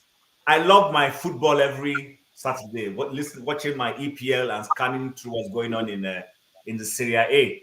But Rudolph, you will not believe it. Since I joined this group, except Just today, do vote. You are giving commentary. Chim. I don't watch Vote. football You are giving anymore. commentary. You're not about commentary. Vote. You're not about commentary. I don't watch football anymore. Today, Chelsea played. I was going to go and watch Man United and Nottingham Forest. All I could do was use my phone to be checking results. But that's to tell you that I enjoy coming here. I truly enjoy coming here. There are people I come to. I don't always come to talk. There are times I want to tell the background. Chim, are you playing David Jebu? No, I don't play Abi Jebu. I don't play Abi Jebu. So, but so that I can go to space. It's been a wonderful year. I've enjoyed coming here. I've learned a lot, even those I've disagreed with. And for forefathers, please. Personally, I have nothing against you. I just that I would like you to be a bit more listen, a bit more before, and then if you genuinely see that people are making better views about what you're saying, be magnanimous along to give. There's nothing in it. It's not about. I don't know it all. I don't know it all. So, but I enjoy his pushback. Just that pushback, like you rightly said, Dr. Rudolph. There are times when people push back at you. See from a positive angle. That's what I do. I go back. My daughter, my youngest daughter, is always teasing me when I go back to play this event that we had. She's like, "Daddy, are you listening to yourself?" I said, "Yeah, I want to listen to myself so that I know if my presentation style was bad. So that next time I know how to comport myself." That's the whole. We're growing. I'm not planning to join politics tomorrow, but hey, we never know. You just never know with life. You find yourself as a minister and they start criticizing you and you get angry like Wike. I don't want to be angry like Wike. So I want to be able to listen to those who criticize me, go back and ask myself, do they have a point? If they do, then make those changes. If they don't, just see it as one of the responsibilities you carry for being in the forefront of social media and life. That's all I want to say. All right. Thank you, Chim. Olumide, you can vote for yourself.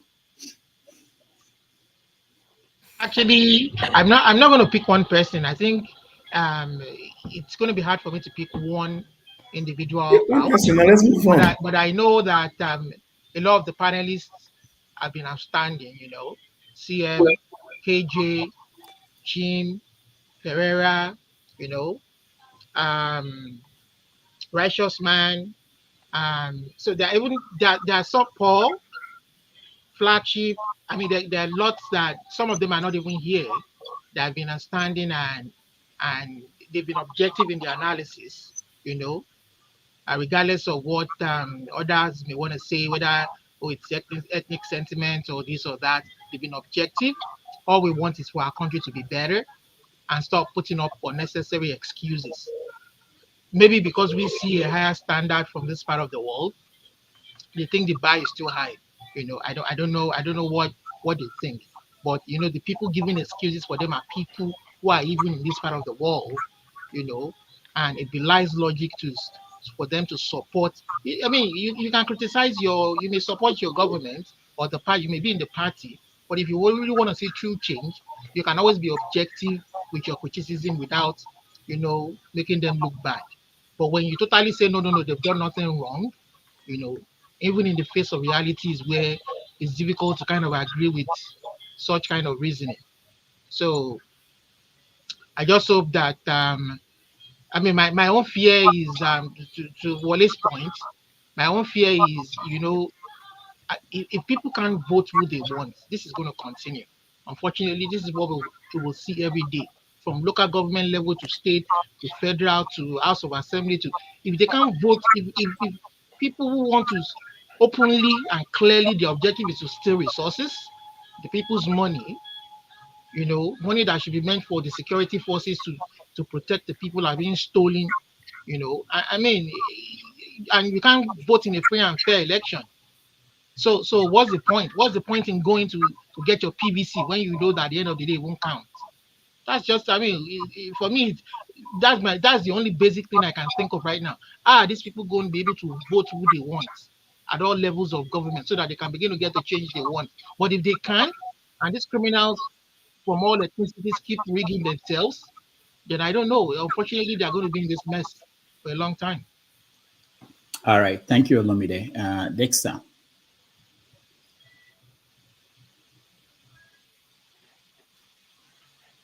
So, Dr. Damage is really, I don't know whether I have enough sample size to be able to scientifically contribute, I'm not in the distribution curve. I don't think I've covered enough samples. You and this your research, Dexter. I'm just being honest. So honestly, everybody you distribute rice. You distribute rice. I can distribute rice if it's necessary. But I think everybody has done a good job.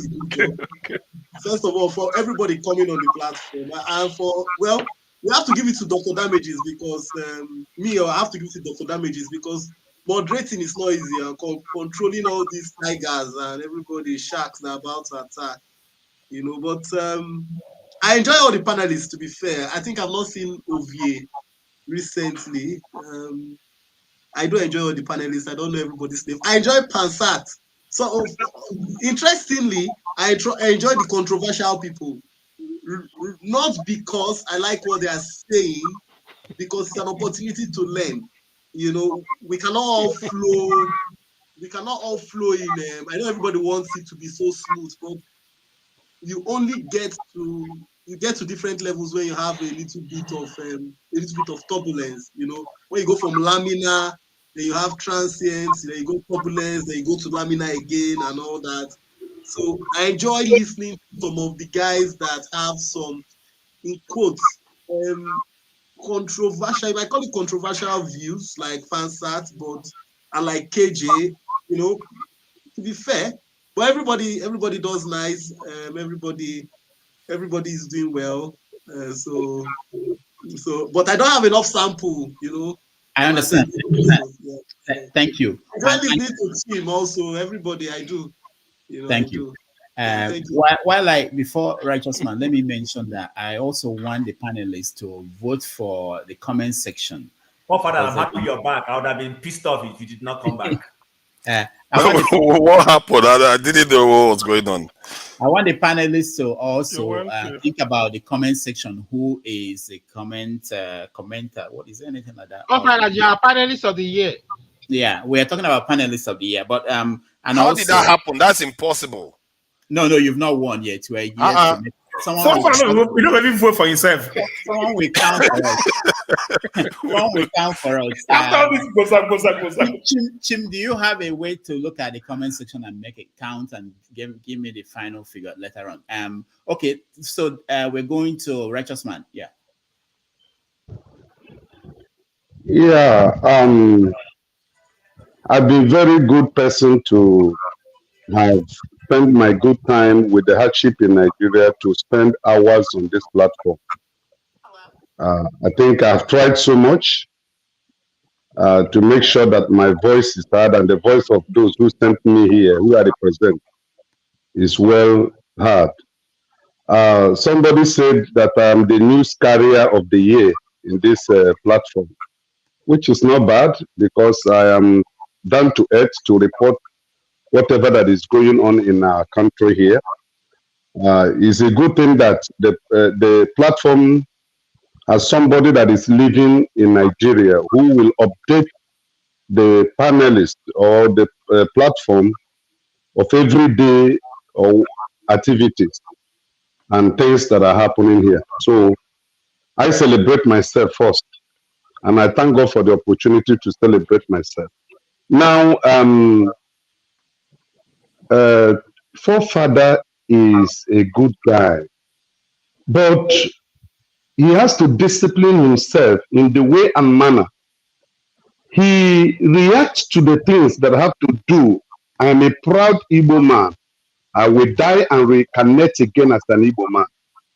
And there is no way I will not react when you react negatively, when it is not a call to react negatively against my people.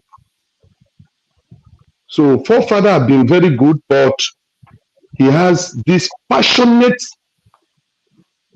disliking of Igbos in him. It looks like anything that have to do with Igbos irritates him, especially when it has to go to the area of Igbos wanting to beat themselves.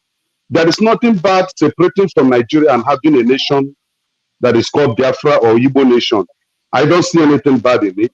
In Germany, where I was, I know a lot of countries that were together with Germany, and later they broke away and become an independent nation. So when Forefather get angry with Igbos asking to leave Nigeria, sometimes I begin to ask myself, is Forefather a spy? Is he an international spy sent to this platform to make sure he discredits the Igbo? To make sure that he says things that will rubbish the integrity of the Igbos. So apart from it, he's a very good guy. He's sound. I love him. Chi is a diplomat, and if he refuses to accept it, I am telling him right now, he's a diplomat. It is very difficult for you to know where Chi belongs to. You know, he tried to play the game of a politician. He will put this way, then he relax and watch the reactions of the people. But that's good. You may be a governor tomorrow or a minister, but you are doing good. And to my brother, Siem is fantastic. Siem is bold. Siem is fearless. Siem wants the truth to be truth, and right to be right, and wrong to be wrong. And to Olumide is exceptional human being I've met in my life. He's not a tribalist. He's a realistic person. He faces things as they are. That's wonderful. And Passad is a very, very good, intelligent man, an orator. He's a man that wants his voice to be heard, and he pushes for whatever he believes in. He wants to make sure that he sells his idea, and you have to get yourself into that idea to know why he's pushing for it. So he's a very fantastic man. KJ is a wonderful guy. Tone is a disciplined man. I love Tone. I love Tone to a fault. He's a disciplined man, maybe because of the background of his profession. He doesn't talk anyhow. He takes his time before he dish out a word. He knows. Blackstone is a wonderful brother. He's a loving, a kind brother. AY is a fantastic man. He loves everybody. He wants to make sure that people are happy. In fact, every man in this panel we are all great people. I love all of you, and I want 2024 to be better than 2023. And I pray and ask the God of creation to bless all of you in Jesus' name. Amen. Amen. Righteous man, if you had told me you give the vote of thanks, I would have called you now. I mean, you do it for me. I don't have anything else to do now. But before we go to CM, forefathers, there was something that Alaba said. I thought you came back to respond to that. Did you hear that? Or do you want to come back to that? Let's go. What did he say precisely? Let's go on course. We'll come back to that. I don't know what he said. I wasn't here, so. Okay, all right. When he gets, if he wants to say, that again, I want you to have it. CM, go ahead. No, let's go around. Yeah, we're going. Yeah, CM. Wait for CM. That is it. I think we're talking on Akeredolu. No. I think we're talking on Akeredolu's something. Akeredolu. No. Okay. Now we are talking about performance man of the year. Of the year. You know, you can break it down. Okay.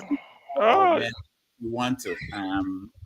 The most, there are many ways to break it, but I don't want so much time. Most annoying, most. Well, no. The thing is, I will do a short list of 3. I will do a short list of 3. Olumide, Pansat, Ferreira. Any of them you pick as a panelist of the year, I'm okay. Olumide, Pansat, Ferreira. I could have, if I'm to make it 5, I will remember my old friend, Ebi. And then Wole, add 2 of them, making it 5. Any one of them you pick, it's okay. I say this because when I go back, I don't listen to. Go ahead. CM, go ahead. I don't listen to myself. I don't listen to myself. I listen to what people say. I listen to what people say. And when I digest it, despite all the annoyance or whatever, once in a while I said, okay, I agree with this person. I may not agree at that time. That is okay. But if you want me to say moderator, no, we're not talking about moderators. I will ask you. Okay. Then for the female category, if you ask me for the female category, there used to be a lady that comes before, but she has ceased coming. I don't know, but let me leave her alone. But I will say Ngozika for raising all the odds from Nigeria to join us. Ngozika and Ifi, enough of them, anyone you choose is okay. Because it's for people, I just do a short list. Anybody you choose from there, I like what people give. I'm not trying to do anything. So I like people that will come. Oh, there's no female category. Yeah. Then I reshuffle my list. Then I will reshuffle my list. Since I was looking male and female category, you should have told me that because I didn't know about this. If I'm to reshuffle my list, I make it a distance of 7. So anyone you pick there, like I told you. We're looking for one. You're making it 7. All right. 7. Let's go to No, not rigging, because you shortlist. You allow people to, because if you ask me again from this list, I will start being analytical and then say, okay, because of this. But to me, and all of them, they are panelists. All right. Thank you. Any day. Okay, Alaba here, Ferreira, doesn't agree with me. Rudolph, you yourself, you're a good panelist. We're not talking about panelists, but you have been blessed with a team of panelists, which I call the good, the bad, and the ugly. But when I go into my Game of Thrones mode, you have the dwarfs, the bastards, and the broken ones. The dwarfs, the bastards, and the broken ones. It's one title in the Game of Thrones, if anybody ever remembers. So you have great people on board, man. Chim, very moderate, just like you don't want to offend anybody, Rudolph. CM, I think me and CM, we must have met somewhere in our past. I don't know. Could be our primary school or secondary school or something, but we'll talk more about that later. There's just something about you and your voice that just keeps saying, I know this guy from somewhere. But anyway, righteous man. Oh man, that man burns petrol so much just to be on this show, just to have data. I feel for him. And I think he should be the panelist of the year. Before I was pushing for video, but just to see the pain this man push. The only problem with him is that I think he has been infected by that Nigerian virus, because I think it was him or Alam FN who thinks that Trump is a good candidate for America. Trump is a supremacist, and I don't think any man should ever support Trump. But maybe it could be the Nigerian virus. Amadior, I don't know much. Flagship is I don't know much, but flagship very balanced. Oh my God, Wole, very critical, objective, and interested in solution. Madzi, I would say interested in solution, moderate. There's a lot of Ovie, those that I can remember. There's so many people. Let me see if I could dig up name. Ovie, oh my God, Ovie is good panelist. On the comment side, I can't go away without giving it to Kulata. Although I can't stand the other one. What's his name? I call him Snap Ass. Zap. Snap Ass. You guys got great team. Intelligent people. I can go on. KJ, the journalist, he too has that Nigerian virus, because sometimes he'll be talking about some things and I'm going, boy, you shouldn't be saying that. But anyway, KJ, who else? I gotta give a shout out to a few good names out there. Don't worry, forefather, I will get to you. I did talk about your mom and dad, but that's an issue we're gonna get to. Too many people on the women's side. Just one time I saw her on your show. On my corner, my God, the lady I bow for that Chim wants to tweak for. So you got a great team, but electricity, your panelists are great too. Electricity show. Tone, oh my amazing Tone. Tone just loves me. Tone, electricity, Tone, Chim. These are panelists you should. Rudolph, you should look into in future to actually gives us a balance. But if you can snatch Wole too, it will be pretty good. Forefather has an agenda, has a Marxist, communist, fascist agenda that is pushing on. But I don't know why. You should use him a little bit when you want controversy, but don't use him too much to be in full charge. When you use him, you make him second chair. That way somebody could curtail him because the guy, I don't know where he's going with it. He has issues. And that's why I've thoroughly intelligent report reaching me now says that his father is from his mother is from Rivers, and therefore forefather is a confused tribalist who doesn't know where. Report. I don't know where it is from. Come on. So who else can I talk about? If I miss your name, John Abba. Oh my God, John Abba infuriates me. You are a pastor, for God's sake. Stand on the side of truth. Stop trying to be diplomatic with truth. What is wrong with you? You stand for God. Jesus. Who else have I missed? Have I missed anybody? Moderate. If I miss you, I'm sorry, but you got great people. Like I said, the draft, the bastards, and the broken ones. You're their father, Rudolph Okonkwo. Thank you. And I don't know where I belong in the group, and each of you should put yourself in the right category, whether you are a draft, whether you're a bastard, or you're a broken one. But being in Nigeria, you can best assure that you have been broken at one time or the other. All right. Thank you so much. Amadioha. Okay, my turn. The girls are speaking. Everybody should be quiet. First of all, let's say, ekele onye akede ka ọ gwara agwọ ya gwa ọzọ eti ya crayfish na azụ. Chim, you understand na? Ekele onye akede ka ọ gwara agwọ ya gwa another one eti ya crayfish na azụ. Let's first of all give shout to Mr. Damages. You are giving us voices. Most of us that are hiding, all right? You give up for a very year now. We have been on this show. Most of us who can come out to speak in public and view our views without hiding. I think if not that is the honor of this channel, he should give him Man of the Year because he have brought so many people out. He have even those that have their own platform that are not doing well. The Damages have helped them out. So first of all, they give it a shot. And also, I want to use the opportunity to also beg. This platform have been a national TV. We need to like upgrade it. That's just my own. We need to like. Forefather was here saying you don't know how Samuel are raising money. We need to raise money here to upgrade the platform so it can reach worldwide. We need to do that. It's not I know you agree from Igbo perspective or anything. We need to do that. If all of us like the platform, I see that everybody it's not. It doesn't belong to Dr. Damages. That's all of us comes here to like laugh and chat. It belongs to all of us. So it doesn't belong to him. That's why any day you miss it, you feel that something is you're missing something. Any day I meet platform, yes, I'm not eating a bar that day. I like a bar. You I never eat a bar that day. So we always work on like when he traveled, he didn't I don't know what happened.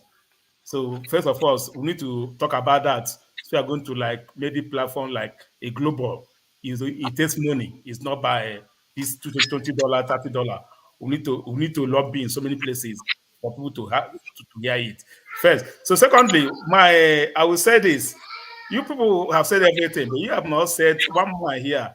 Somebody that is everybody likes.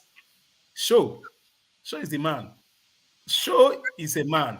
Number one pick. But first of all, I want to give shout to where is him? Righteous man. It's not easy. Righteous man is streaming from Nigeria. For over 3, 4, 5 months now, he's been here 6, 7 hours. Burning credit. So free as they are not paying for credit. We're not paying for internet. We don't pay for a month. He just roll for 24 hours. That guy is burning fuel, stay awake in Nigeria. You know how Nigeria is. Burning credit, burning to be here. That's the passion that we are looking for. The sacrifice. That is self-sacrifice he's doing. It's not a matter of this is not only platform. That is I think he should be the man of the year, if not for anything, for the sacrifice he have put in. All of us here have contributed a lot. Yeah, Chim have been good. I think Chim is a man that everybody like want to listen to. All right, forefather have been good. You cannot get everybody cold. Some people want to be hot. In the family where everybody is cold is a problem. Somebody not to be hurt. Somebody had to take it for the other people. It's a human being.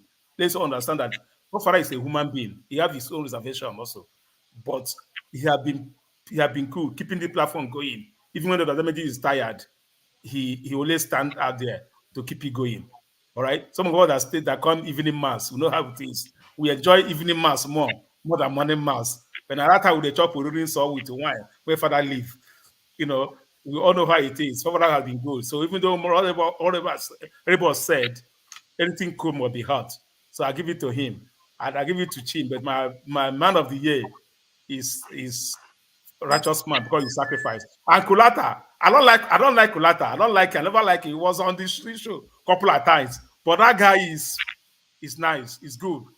He stand his word. So I chose him in the comment section of the day. I'm sure I give if not righteous man, show is my man. All right, it's really my man. The righteous man, I pick righteous man. And the CM, everybody have been good. Only me there, pharmacists. Any day when they did pharmacy, they talk. You know, everybody have been good though. I can't start measuring and drop. But shout out to everybody. Let's see. Let's make it like let's do something next year. Let's do something next year. So thank you, everyone. All right. Thank you, Amodia. Thank you so much. The flagship. Can you hear me? Yes. Well. Thank you so much, Dr. Okonkwo. I'll have to start with you. I'm not going to give a vote of thanks, but I would say this. Your platform is a big relief. It's a place where one can burn stress and get their mind together when we meet these great minds and we all chat and talk about our dear country and what we need to do and can do to save it. I know you don't have that category, but if there ever will be, I think the moderator goes to you. I'll give you that crown to wear. Everybody here on this platform is great. I really can't. In my books, everybody here should be man of the year on this platform. when I listen to everybody, trust me, I look for that positive aspect of what they are saying. And I learn a lot from you all. I joined you guys about a month or two ago, but I've been listening to Rudolph for years. And Chin, Tone, Forefathers, Paul, Ovie, Ngozi in Nigeria, Righteous Man, everybody on this platform. You guys have some great ideas. And each time I sit down, and I do a lot of listening to everybody, I picture everyone here as leaders in Nigeria. You know, this idea that you're bringing up, you are part of the solution that we're looking for in Nigeria. So I appreciate everybody's great insight, very intelligent responses and ideas that we share. For me, I'll give it a Righteous Man. It takes a lot to do what he does for Nigeria. It's not cheap, it's time consuming, time difference, but he stays on and he participates, he brings information, he gives his ideas. It really takes so much to do that. So personally, I want to give that crown to Righteous Man and Ngozika from Enugu as well, both of them. I think it'll be fair to do a women's category too. She takes that crown also. So kudos to everybody. I'm looking forward to a better 2024. Great ideas to move our country and steer it from the direction that it is into the right path that it needs to be. Thank you. All right. Thank you so much, the flagship. Wale? Well, thank you. First of all, let me thank every single person who have been on this platform. And Dr. Rudolph, I think the Amadia who do the juju for you really tried. Honestly, I love to listen at it. Now cola, I just cola. You pray with cola. I think so. Amadio, I think you have to do that kind of juju for me. For people to be glued to their screen for 7 hours. I drop my cup. You really try. No, jokes apart. I think me personally, it takes me a long while to trust a platform. I always listen at the background at first, but later on, I start to contribute. And one thing I learned about this platform is it's not all about I'm right or I know it all. I learn from people. I listen to people. Like, we probably haven't met, well, maybe people who live in the same part of the country. Maybe they've met each other. But for you to come to class, not because you want to write exam, but to meet, to socialize, to have a laugh, to have a critical thinking, to listen to others and see where they're coming from. Because my dad used to tell me that even if you finish your university degree, if you haven't traveled out of where you are born, your education is not complete. So travel, listen to other people, learn how other people do things. And people have different stories. So I really, really thank every single person on this platform that, time is precious. For people to be here for 6-7 hours, every now and then, make it a commitment. Honestly, it's not easy. But everyone who has, said one or two things that I've learned from every single one. I can't say one thing is this, but I give the credit to Rudolph and all the panelists and, for your commitment. Everyone, thank you very much. And another thing is, we didn't take 1 minute to say, let's maintain a 1 minute silence for the people that always come to this platform. This is 2023 coming to an end. You never die now. Look at the 1 minute silence. Is it that life? Let's no, none of that happened to any one of us. We should be grateful. We might not have money, we might not have the power, but that alone always make me think it's not by my power, it's not by my strength, it's the grace. People who have lost their life is not that they commit sin more than mine. So, we thank God. And by the special grace of God, next year, and many, many years to come, we will be here. We'll move to the next level where we'll rescue our country. Because what we are doing is how we can rescue our country. We are patriotic. Honestly, if we are not patriotic, we won't be here. Mr. Chim has his football to watch. People have other things to do. Now, I know my time is short. I know Mr. Rudolph is looking at the time. Let me quickly say this. There are three people in a country: the idiot, the tribesman, and the citizen. The idiot, they don't care. They will leave banana. They don't care. Whoever split on it, if you like, break your bone. The tribesman, in as much, is not affecting my tribe. If you people like, go and kill yourself. The citizen will make sure that, irrespective of his own countrymen or whatever, he will do things rightly. And that's why I asked Mr. Shin the other day that if my uncle happened to be, a politician who embezzled money to send me to study law, would I send him to prison? So anyway, I leave that. Now, there's one person, when I used to listen many, many, many months ago, the woman used to say, my daughters, my sister, da, da, da, da. I think Madam Wu. Echo. Sorry? Madam Echo. Mama I don't, she used to be the one that her voice would be so loud. Yeah. But since I joined, I haven't really heard her. I don't know where is she. But, I used to think that there would be war if Obi didn't become president, and we're going to block the street, we're going to block the airport. Like, okay, this woman must have some kind of a banje or some kind of power. I want to see. But all of a sudden, I didn't see her again. All right. But many, many things, when I listen to the program, sometimes I just listen. Oh, okay. Do people just say things they don't really mean? Anyway, that is leadership is not easy. And we can testify that on this platform. We agree to agree. Even on this platform, we don't agree on everything. But that is how we can move forward. People will listen.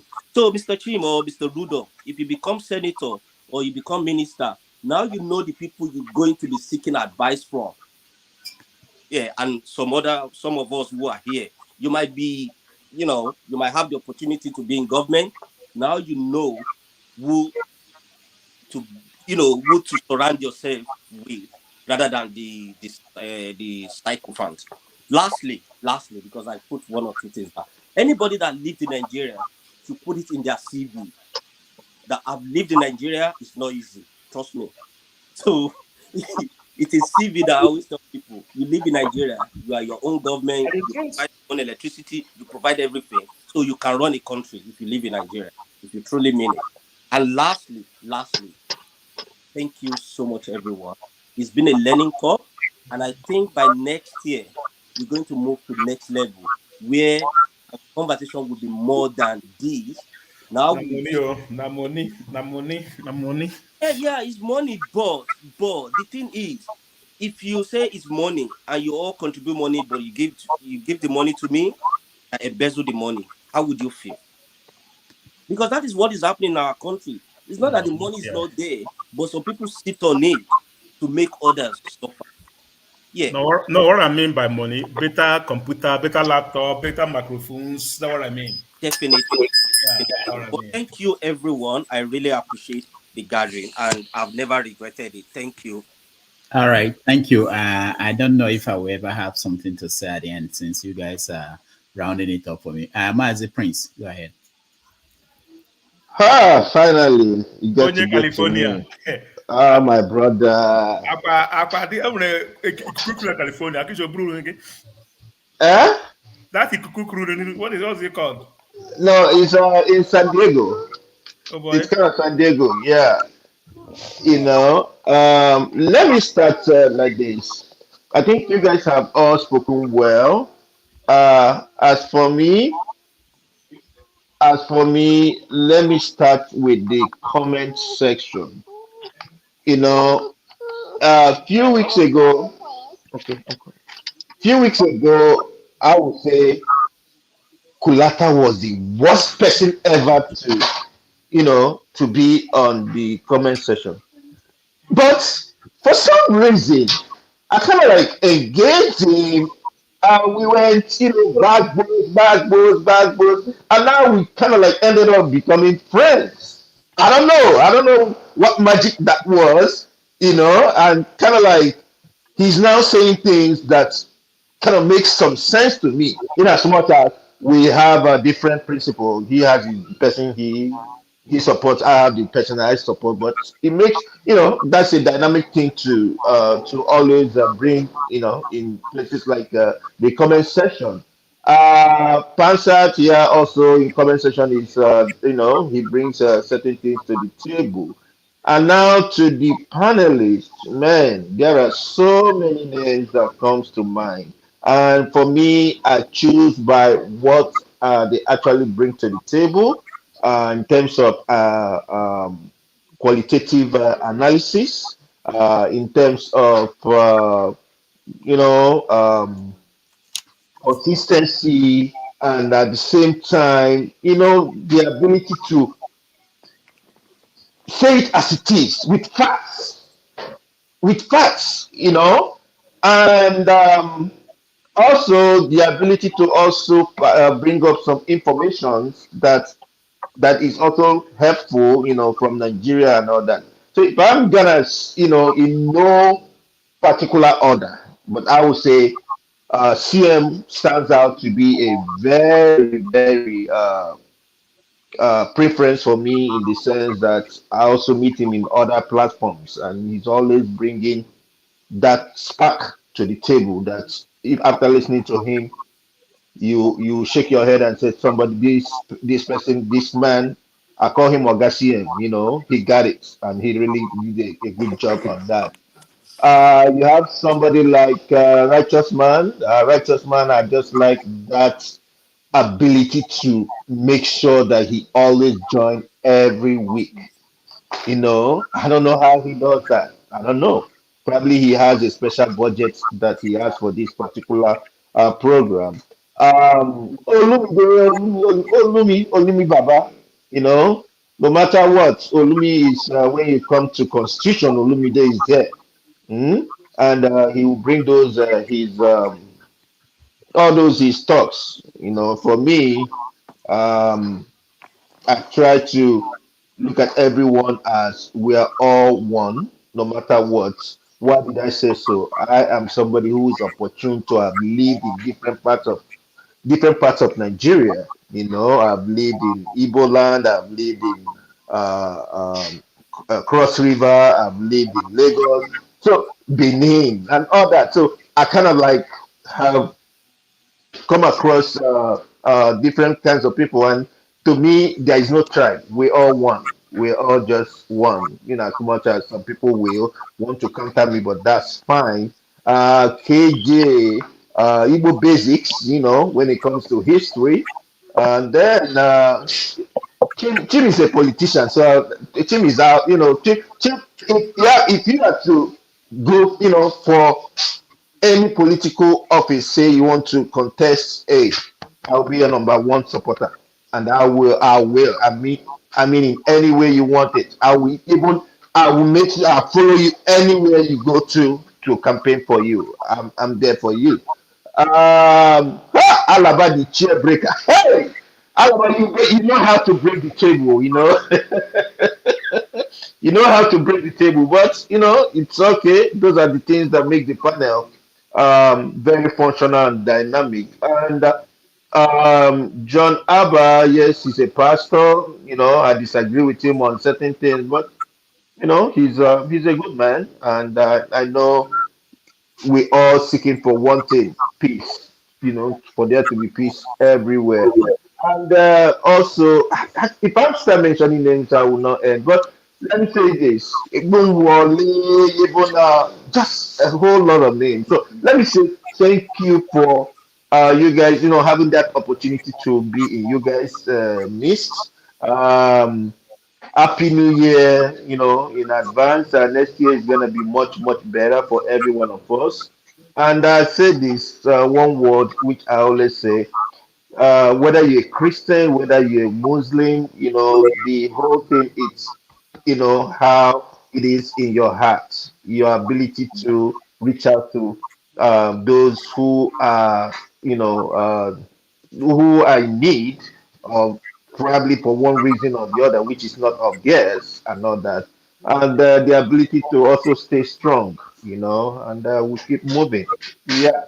Righteous man, Trump is not gonna win. I don't know who's giving you that fake news. So you should go and throw that in the dustbin. He's not gonna win. He All will right. even be disqualified very soon. So yeah. All right. Thank you. Thank you so much, Master Prince. Uyi. Yeah. I just want to say thank you to everybody. I really enjoyed the platform.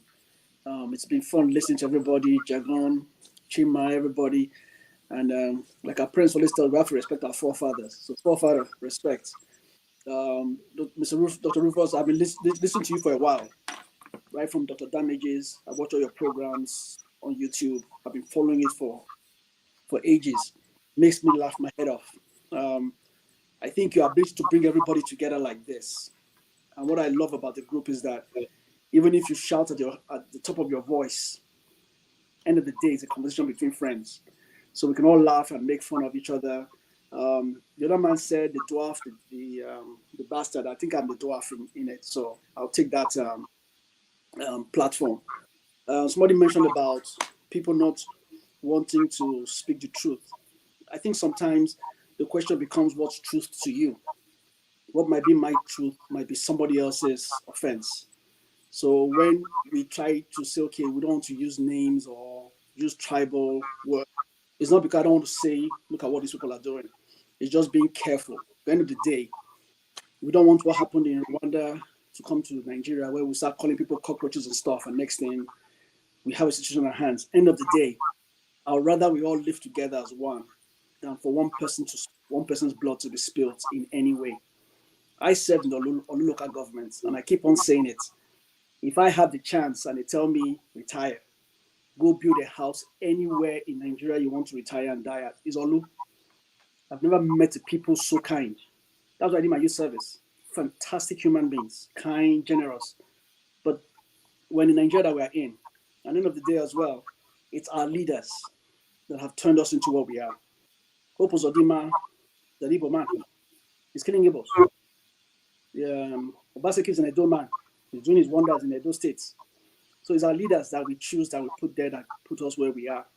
The question for all of us is, what are we going to do about it? You know, Rufus, Mr. Rudolph, I've always told people that sometimes it's not always good to look at the coconuts at the top of the tree. Sometimes it's to look at the bottom of the tree and say, how can I climb up to get that coconut? And we all want to be president, want to be governor. Maybe if we start a platform or a process whereby young people can run for councilorships, young people can run for local government chairmen, young people can run for House of Assemblies. Remember, if I'm a councillor in my local government, in my area, people see me doing something, I can make that change. And once they taste that difference, then the next person says, have you been to my councillor? Man, this guy is awesome. It channels the next person, and gradually you go from local government chairman to governors, and you start making a change. The beautiful thing about Republicans in America, I keep saying is that Republicans, their aim is always very, very strategic. They went for the courts. They knew that they might not be able to win presidency because they don't have the votes. They went straight for the courts. They own the courts. They pass the laws. They make things happen. They want to make it happen. They go to the states. They take over the state assembly, and they pass all these crazy laws to keep themselves. They redistrict the maps so that they can keep themselves in power. You know, sometimes I want to be governor of the state. No, maybe if we start from the bottom and people start tasting that change. You know, water here, food here, road here, security here, and you start changing people's mindset. It might take us 10 years, 20 years, it might not even be my lifetime. But if we start that process gradually, and one day then we'll get to the top of the coconut and we can now make the change that we want. Because that's the best way to go. Even if I'm governor of Edo State today, don't forget, there's a structure already in Edo State that will make me not function properly as a governor. And if I become Nigerian president today, there's a structure in the system that will not allow me to succeed. You know, Peter Obi, in my opinion, is like he's like somebody who has sprinkled a certain kind of flavor into the Nigerian system. Everybody wants that change. Everybody wants to taste that change. But even if you had put Peter Obi as Nigerian president, you'll be walking into that same structural system where he's going to have to survive in a system. If he comes in and says, okay, I'm going to do this, they'll impeach him in 5 minutes. 5 minutes, they'll impeach him, and nothing will happen in the country. We'll shout and scream. So I love this platform. I've enjoyed myself. I'm really grateful to everybody. Thank you for allowing me to speak. And I want to stay on the platform and just say, everybody, thank you so much, and God bless you all, and have a happy new year. Thank you. All right, thank you. I posted something for you on private chat. I'm not sure if you saw it, but just to ask you, did you go to Our Lady of Apostles, Lagos? No, I went to Federal Government College Contact. Okay. All right. Tone. No, I'm in primary school in Lagos, but that's fine, no problem. Okay. I wanted to say Our Lady of Apostles is a girls' school. What do you mean, Jim?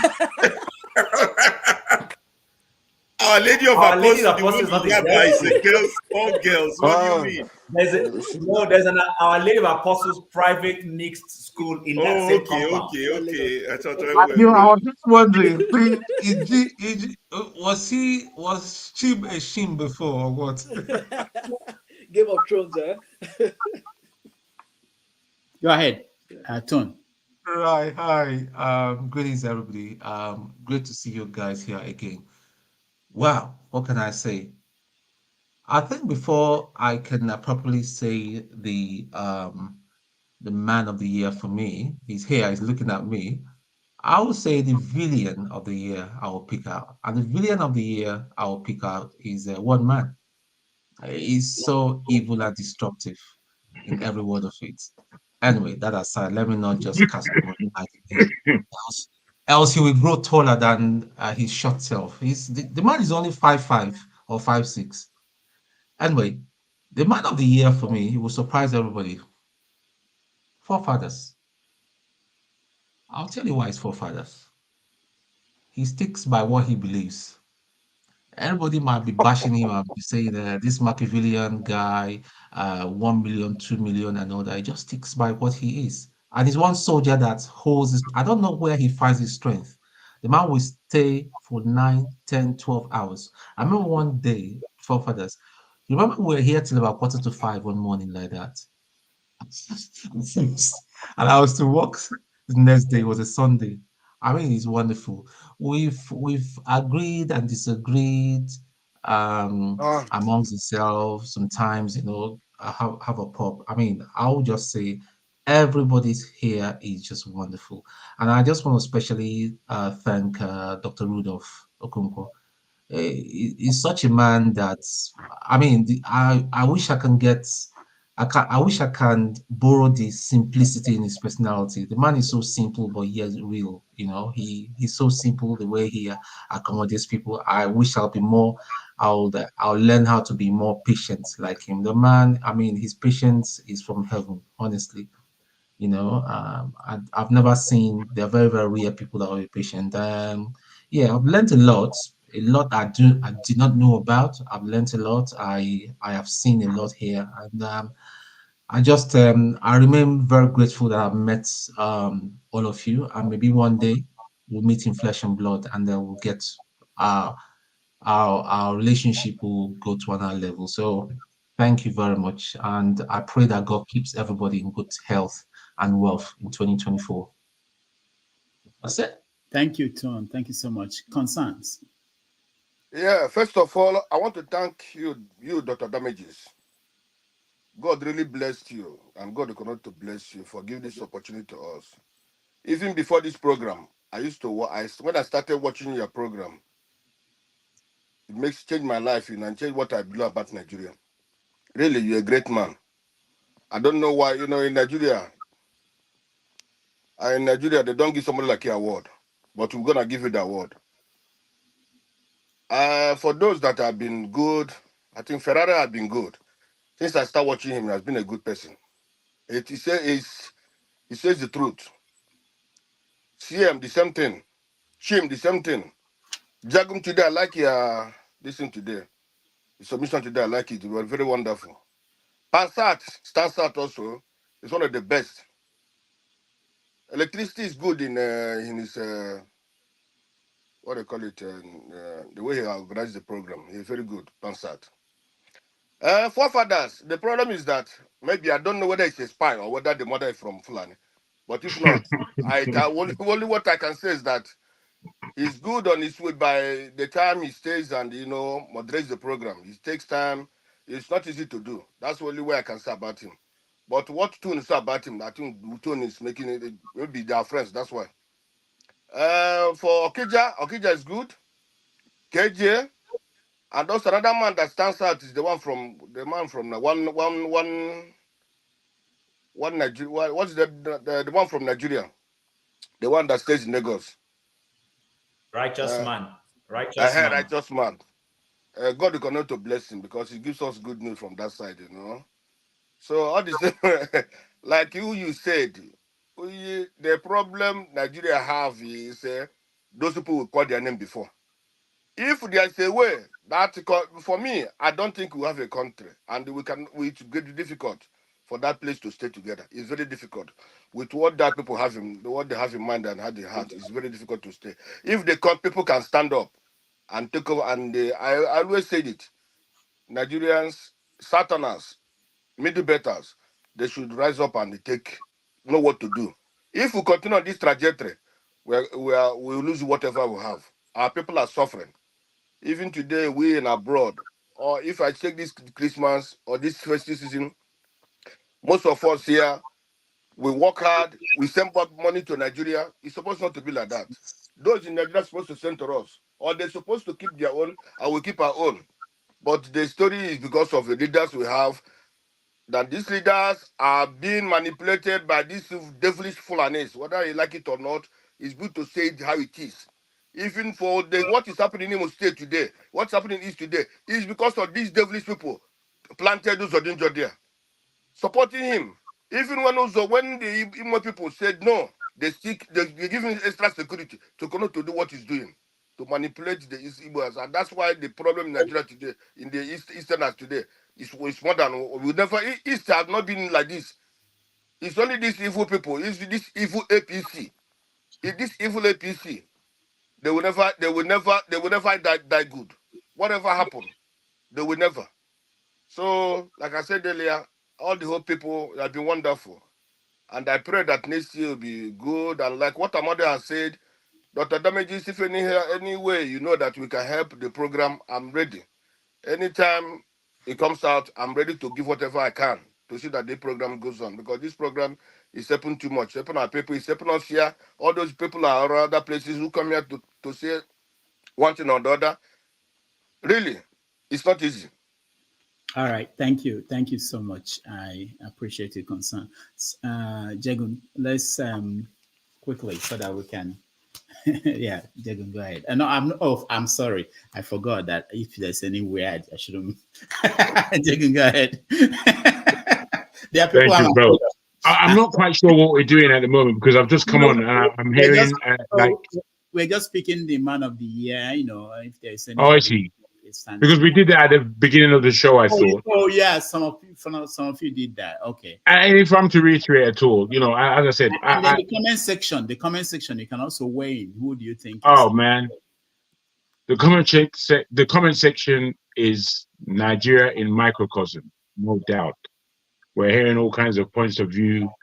We're hearing all kinds of explosive material going off anyhow. We're hearing those who are making friends. We're hearing from those who are really on the Nigeria something of development and progress and seeing their comments there.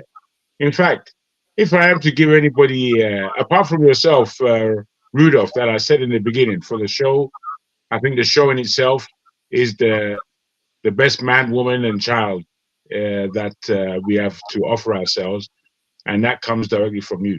But if I'm really actually to speak of an individual that stands out to me in various ways, he has a certain grace that isn't easy to understand or to come by. I think it's electricity. I like the way electricity does his stuff, man. I didn't really like it or understand it initially. It's cold, it's calm, it's authoritative, yet it's quite fair. I think it's fair. And I like the way he kind of runs his shows.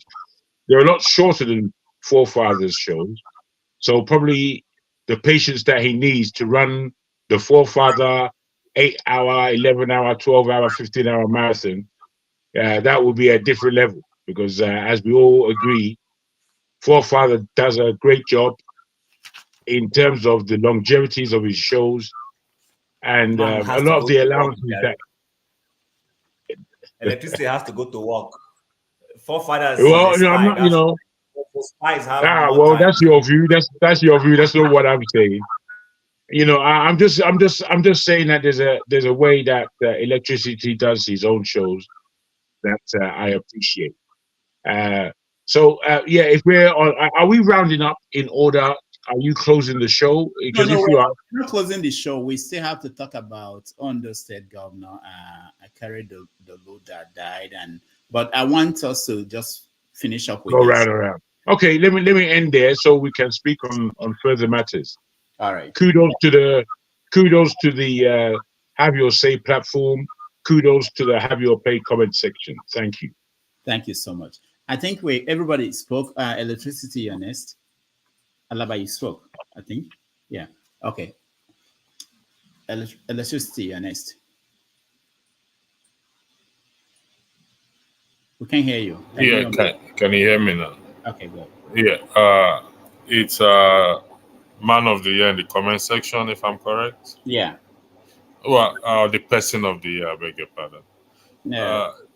I run a comment section show only, and I will give it to every one of them there because with a comment section only that the few times I've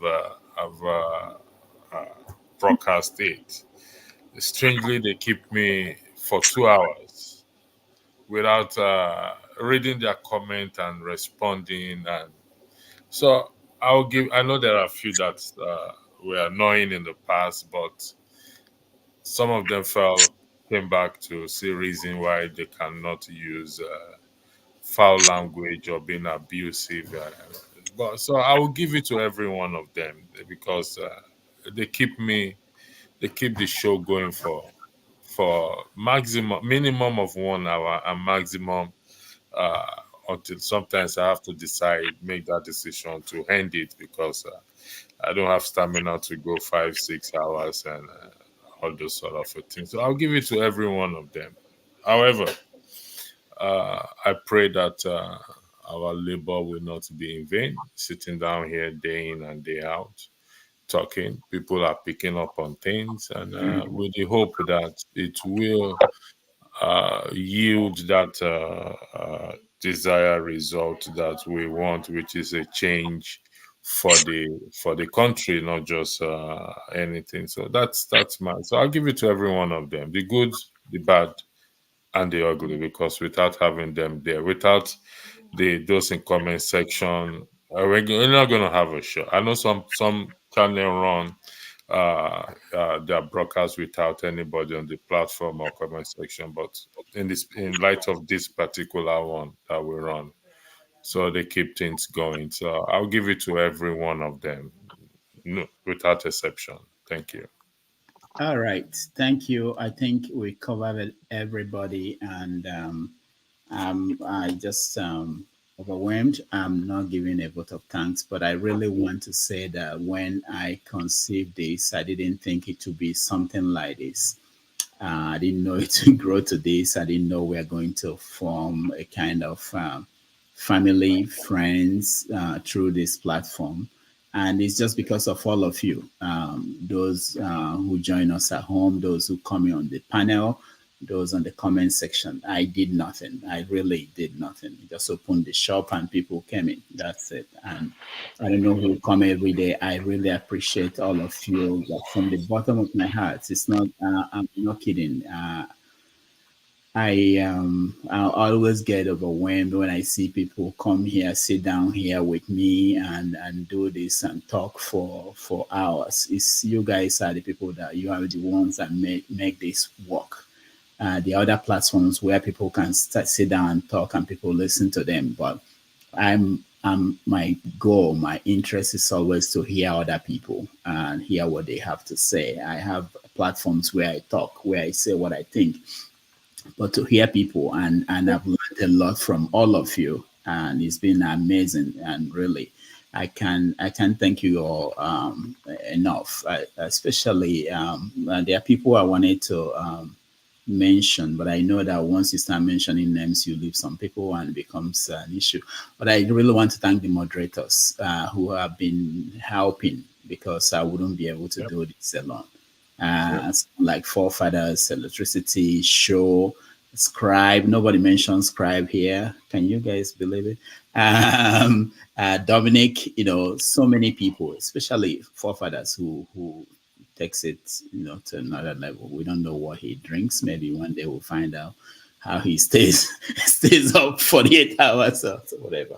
But I thank you all, and I wanted to thank the people who gave money to this channel, super chat. Well Um, said. um, I wanted to mention their names, but I was going through the list and it was over 50 something people, different people. It counts $2, $3, 150. You don't understand how, but we'll talk about that when we get to next year, how much it helps. We have people who work on this channel, we pay them every month. And we have people, we have obligations to StreamYard. Um, but I don't want to bring that up for now. But I thank all of them, especially Alexander. I have to mention Dr. Alexander Kulata. I was going through the names and I was seeing Alexander Pansat, Dr. Kulata, so many people. I don't want to. There is somebody that is switch. I don't know who that person is, but I thank you because anyway, I thank everybody. Those at home, people who call me and say this is going on the channel when I'm not there, people who contact me. I think that next year, one of the things I believe will happen is that I don't want to make promises, but we will try to meet somewhere for those who are in that who can make it. It was planned last year, but it didn't happen. We are going to meet in Atlanta. So we announced that we can do a live show from one city somewhere in the world. And then people can join. People who are around might come in. I would really love to see everybody meet. I don't know. There are very few people here that I've met in real life, but I appreciate everybody. It's a wonderful thing. You guys, this is your show. This is not my show. My show is Dr. Davi's show. I still do it. I have, and if it's yours, you make this. If any day I come here and there's nobody, we close shop. But you are the reason why this is working. So I appreciate all of you, everybody, and their contributions to this. I thank you. I thank you all. There's a name that wasn't mentioned here also. Oh, nobody remembered. During the election, there were unique people who came during the election. I wish I can remember all the names. And there's one man of prestige. I know he went to Nigeria. These are people who are regular, and I think all the people who come into the panel, I tried to make a list of everybody. It was over 150. I stopped. A lot of people have come in here in the last 1 year, and you are the guys who so thank you all. Thank you very much. Forefathers, you want to say something? Yeah, I wanted to shout out to the people that I remember most in the year. Mama HO stands out in my mind. I'm just going through the women now. Ismiri, Bumi, Ngozika, Ife, definitely. And Ife is growing and getting stronger and stronger by the day. Every time she comes in, she makes some serious contribution. I think everybody enriches the show, isn't it? And the ones obviously I'm going to be biased based on the kind of opinion I hold. I think AY stands out, and Masca, and they stand out. And there was one other person. They never shifted. They've never shifted for any opinion to become religious bias or in tribalistic manner. They always remained objective no matter what topic is being discussed. And I believe that that's something we should encourage within the platform. And electricity never shifted too, no matter what no matter how he is. He's not always a big fan of mine, and he doesn't let me. I'm not sure he likes me, but the point is, he is what he is. Um, so, but the thing is, he's action oriented, and he's consistent. He's consistent. He doesn't dive into that cesspool of tribalism or religious kind of stuff. So those stand out as consistent speakers. I'm sure there are more. I just feel like these are the ones that stood out. So thank you very There was much. a name that you was going to mention whilst adding electricity. You didn't mention it. Who? I can't remember any other name. I just remembered it while I was, Bumi and the other women. The women generally hold the ground. They don't go into these things. All the women actually that I just mentioned stood their ground. They don't go into this religious stuff. They just are very objective. Actually, it's Mary. Sometimes if he goes in that direction, but she's not. She's not in that way at all. All of them are more objective, and the men. I'm sorry to say, some people are 90% objective. They later on they shift with one topic alone. You find that sometimes it does happen, but AY, electricity, Masca, they never moved, and I'm sure there are more. I just missed them. I'm just forgetting them, and I'm sorry for those ones that I didn't mention. And in terms of the chat, I remember Chioma. She's not here anymore, but she's often the few nice ones to me. The rest are very, very mean to me. So, Reabua is there. He's always been mean to me, but they are always here. They're always here all the time. So, what can I say about the chat? So, but the one that stood out to me was Chioma, but she's not here anymore. I don't see her on the chat. So that's it. All right, thank you. I also want to mention African Queen. And Dr. Rudolph, Yeah. before you mention that, can I say, I think, was it Boxing Day or the 27th that we had a broadcast? I unmarked somebody that I promised I was going to mask. That was the highlight of my thing. The mysterious fake Emeka. But the person that saved his ass on the day was Chim. Thank you, Mr. Chim, you gentleman, because he will have been grilled. I was ready to grill him, but he's been unmarked. It's okay. It's okay. I love him anyway. All the same, he's still our brother. He's still my brother. Thank you. All right. If not one man want to mow, you wouldn't have even know him. Yeah. One man I'm asking for you. Just a quick one. Forefather, nobody dislike you, for your information. Personally, I don't. But when I take a reflection back, I can say that this broadcast has improved me as well too. And the only thing is that the only thing to me, to you, sorry we're saying this in the open, is do you take into account what people really say about you? And do you reflect on it and willing to improve on it? I think that is the only ground that most people actually disagree with you. Or it's not that anyone hates you. Nobody hates you. Nobody dislike you.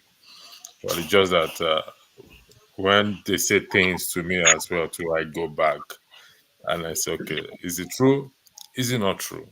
If it's true, then I find a way to see if I can adjust. If it's not true, then I brush it aside. So from a man to you, I don't think, in my opinion, and you do that. Now, for the gentlemen here, next year, by God's grace, we will be having women on this platform. So the competition will be high. And when I mean women, I mean uh, intellectuals and the timber of caliber, if that word used on them. Because Are you going to bring your harem on? Where are you getting these women from, my brother? No, I am not going to disclose that. I'm not going to disclose my strategy to you, but I have them. I have them as my resource personnel in those days, and I'm talking to them to come on this platform with the hope that they will come. I'm not going to give Man of the Year to the platform on anyone. The reason why is I acknowledge everyone's effort, contributions. So it goes to everyone. Without Rudolph, we will not be here. Without us, Rudolph will not be here. So that's just the way it works in life. So it goes to everyone. Like they said, like to the good, to the bad, and to the ugly. Thank you for allowing me the space. Yeah, before you go, Dr. Dame, before you go, please, before you go, I want to say something though. He's not going anywhere. For over a year now, the people in Texas, me, Dr. Abba, Pansad, the majorities, the people, the movers and shakers of the platform. Are you sure? For you to come down to this place. There was a plan to come to Texas. Was it Dallas? Yeah, but we'll see what happens. We're going to. All those people are in Texas. They were running there because they thought it's an oil state. They wanted to chop the American oil. It doesn't matter why we are here, but we are majority in this platform. I just wanted to say something. You know, it's instructive listening to people. In fact, the person who took me by surprise till today, and maybe one day he will know why, is Righteous Man when he said I'm a diplomatic person. I almost froze. Because I'm sure if he says that to my wife, she will like say, who is the diplomatic person you're talking about? You know, so what that goes to underscore is that I came into this place and a lot of you started rubbing off on me. I became more conscious and a bit more sensitive to people's feelings, views, and all those things, and which is what iron does when iron sharpens iron. Those who know me personally know I'm very, very tongue stinging. But I object to that. I object to that humility.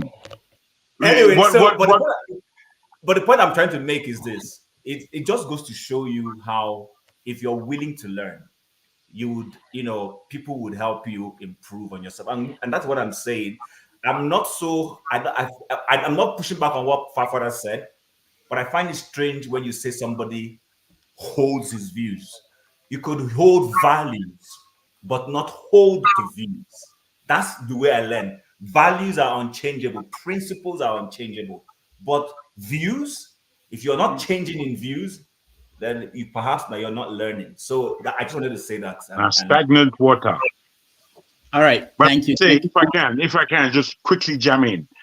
Tim, you are being you're speaking in a way of humility or false humility, because ever since I've been on the show and listened to you particularly, and there are very many who are similar to you, who have a diction, they can organize an argument and then put things forward that are palatable, at least in understanding. One always have to agree with, as you say, the point of view, and we can argue the fact. And for me, insults can be taken. But sometimes because of time, we don't always have enough time to, this is what I find in myself. But one doesn't always have enough time to explain everything as deeply as it needs to be, maybe. But we want to speak in an adult enough way that our main point is heard and understood, as opposed to the minutiae. Because the minutiae could be a slip of the tongue, it could be passion, something could have taken us to miss out some level of politeness, let me put it that way. So those who, like myself, come across kind of hard at times, it's due to time. We don't always have time to be very placid. And I've learned on this show that man best sharp, because there are too many people who will just cut you up if man is not sharp. So maybe you've taken that on board, but you are a diplomat, and we respect that. All right. Thank you. Let me just say one last thing. Dr. Damages, thank you for for making the platform available and basically not making things complicated at all. He makes things easy to work with. There's nothing complicated about him at all in terms of working with him. And I wish more Nigerians are like that. And Amadio, I see you there. I just wanted to say the ones that, Tone has always been there to maintain stability when people are trying to cause chaos. And I have to say that sometimes it looks like I don't notice those things I do. And Amadioha is a very, very good spirited person. He's Uzokalo, that's what he is actually. He's just hiding his name now. But he's very, very nice. And one of the first time I came on the Nigerian scenes, you know, we had a heated session. And the next day he said, can you go and watch the video of yesterday to hear what you said? I said, what do you mean, what's the video? I know exactly what I said and all that stuff. But even if he was really pissed at some of the stuff I said, but he was still in good spirit. And that is something that I wish some of us, have a little bit more of. Because whenever he shows up, I start smiling because he's very, very, no matter he disagrees with you, but he will still be in a good spirit. If I'm a woman, now by now, you don't send me invitation. Oh, stop that nonsense. don't even start that. All right. Start that. But when I see you, that's why. Because right. you're easygoing now, so that's good. Alaba, one minute, so that we can move on.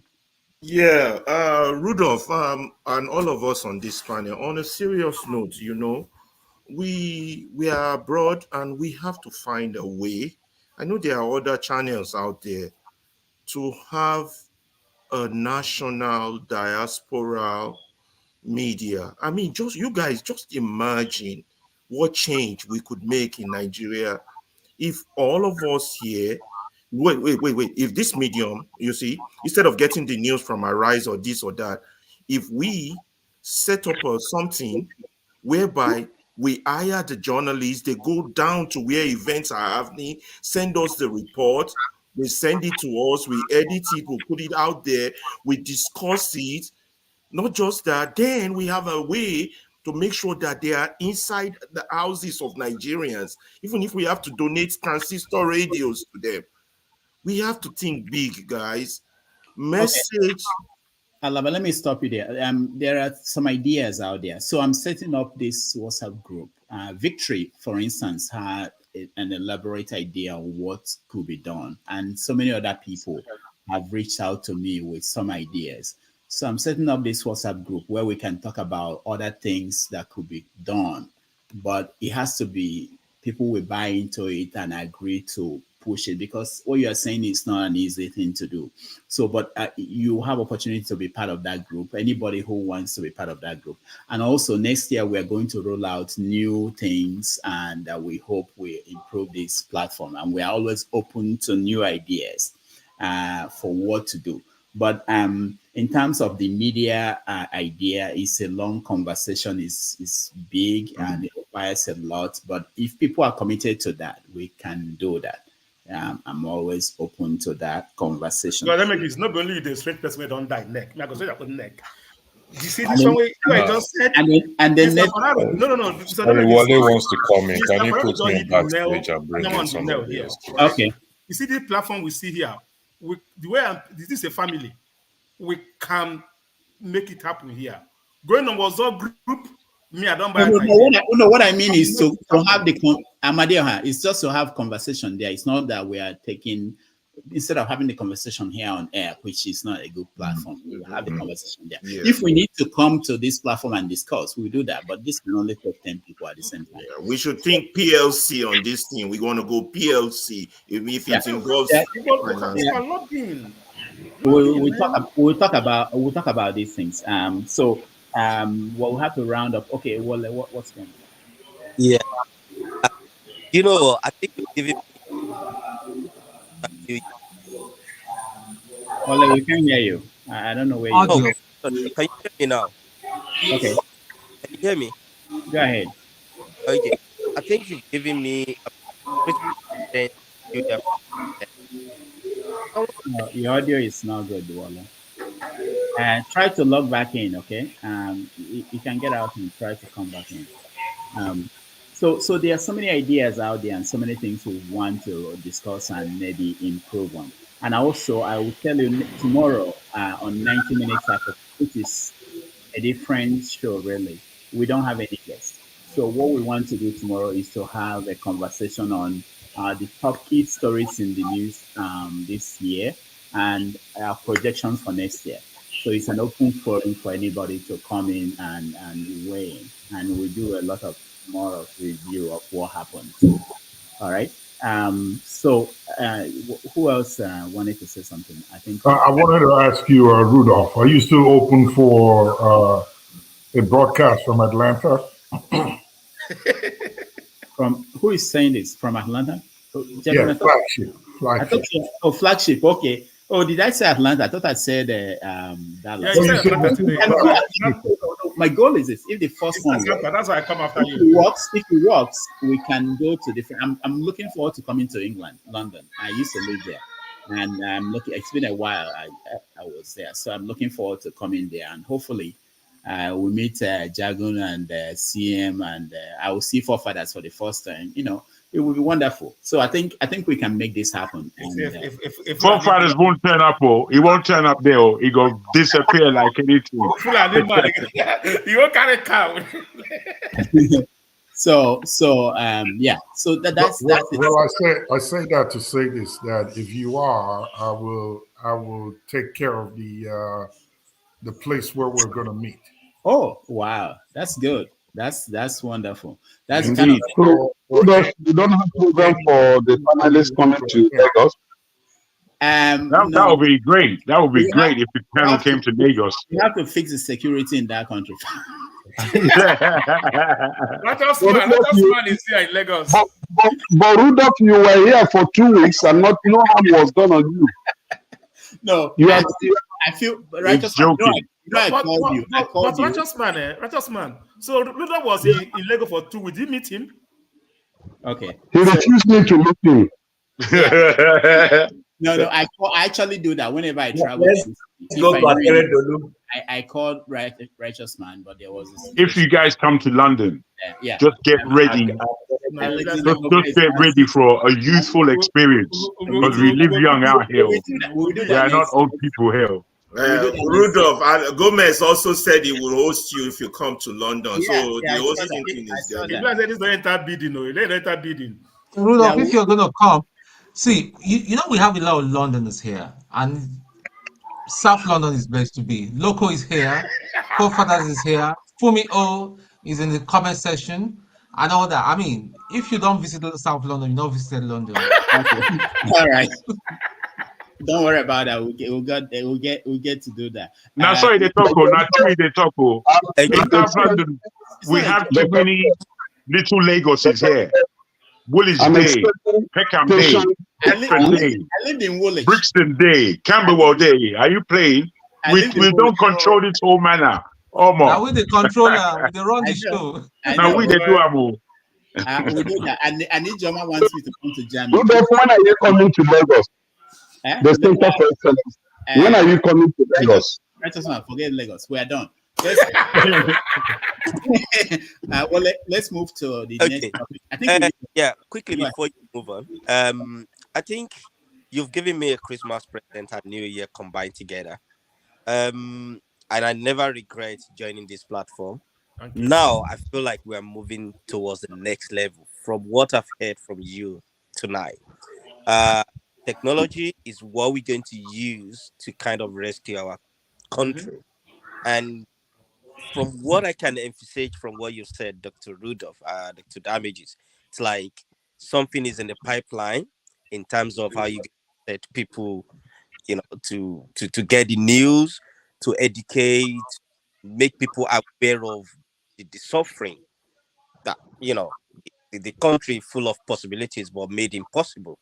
So I think that is a great news for me personally, and I'm happy to be part of the little I can, because I'm not, a big person. I'm not a celebrity. I'm just a common man.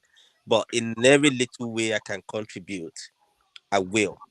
And you can count me in. But one thing I need to tell everyone here is, how can I put it? When I trust someone, I trust the person with everything in me. If you let me down, honestly, I don't know. I might just curse you or just go and look for whatever I can use to. If I can't, honestly, I hate being. How do they say? You love attention, but you don't like rejection. I'm a kind of person that I take my step to kind of see what I say, what I do. I'm not perfect. I just look for people with intellectual, people who Jealous genuinely, lover. There must be a jealous yeah, lover. honestly, I think I am, but I don't tend to show it so that people won't take advantage of me. So I guide myself in a way, but I watch my step and see what I say to people, because I wouldn't like people to say things that will make me feel somehow. But in this platform, I've seen a lot of intellectuals, people who have changed their perspective over the years. Do you know, Dr. Ruba, when you used to bring I mean, when you used to bring people to this platform, honestly, I don't know how they do it, because people just like boss. Like, why people will be scared to come to this platform? Like, oh, don't go to them, they will tear you into pieces. But with time, you can now see the way people really have the love of that country. You can't just come here and be telling us cock and bull story. Make sure you get your fact right. And I think that is it. And I love it that way. So moving forward now, we need to move away from what is the problem. Now we know what our problem is. What is the next step? What can we do? It could be we start from 2, 3, 4 states. We get our men on the ground. Maybe we have to contribute, buy them cameras, let them get us the information. Yeah, Maybe we roll out. those things. Well, we talk about those things off Okay. air. They are written down, and they are written down. Well, yeah, moving to speed. Yeah, we'll talk about it. Okay. All right. So let's move on. Let's move on. Yeah, we have to move on. Let's talk on their finish. Okay, thank you, Doctor. I was not around when you guys were giving your Men of the Year in the platform and the validatory messages and good wishes for the next year. For me, everybody has been a nice brother, sister. We have our differences, but all in all, we can't be coming to this platform if we don't want the best for the country. So I give everybody kudos, and I want us to have that spirit of we live in countries where things work. We must also want Nigeria to work. So let's continue in that spirit and say things the way they are. No matter who's us is God, that Nigeria must move forward. Maybe if this platform and similar platforms across the world where Nigerians gather to talk about Nigeria, if we keep having many of them like this, our leaders, maybe they will start listening and they'll know that change is really coming, that they cannot stop it. It's only a matter of time. So let's keep it up. Then, Doctor, I like what you're saying, that since you want to plan for the next year, I hope all of us we key in and then get involved. I wish everybody well. Thank you. All right. Thank you, everybody. Let's take a break. When we come back. Dr. Rudolph, excuse me, please, just a second. Dr. Rudolph, what happened to VA, please? What happened to VA? No, my column, but for last speaker. No, Ovie is okay. I think he's traveling across America, so that's probably what's going on. So, but it's okay. I don't think anything is wrong. I must say, Alexander Gomez seems to be a special person on the platform. He's donating all the time, and he doesn't only donate here; he donates to other channels too. So he really supports Nigeria's media in what he does, and him and Dr. Damages and all there. We don't put our we don't do. I just come and spend time here, but he puts his money in all the time, and Dr. Damages creates a platform. He pays for all these things. So I have to give Alexander Gomez credit for that, because wherever I go, I see him, and he's donating all the time. And a very level-headed person. I don't know. He doesn't pass judgments, which is weird, and I don't know how he does that. But it's just what it is. And some people just, they operate at a level that is not discernible, and some people may not feel comfortable about it. But I think he's a special person, so I think I should shout him out for that. Yeah, that's true. He really is, and there are so many. He's really one of my greatest. Not just about donating. He calls me. He talks about he's really a big contributor to this channel, and he doesn't want credit or people to be talking about him, but he's really very, very good. Many other people, I don't have to, I'm trying not to mention them, many other people who are contributing in so many other ways. But thank you everybody. Let's take a break. I'm not surprised. His older brother is my senior in school, so I'm not surprised. Oh, are you serious? Wow. Okay, that's good. All right, so we'll take a break, and when we come back, I was looking for the video. I wanted to play a new song for you guys, but Well, Kantara Jim. Eh? Don't finish their program. They'll make me drunk. I don't finish my bottle. All right. Okay. Hey, Tantum.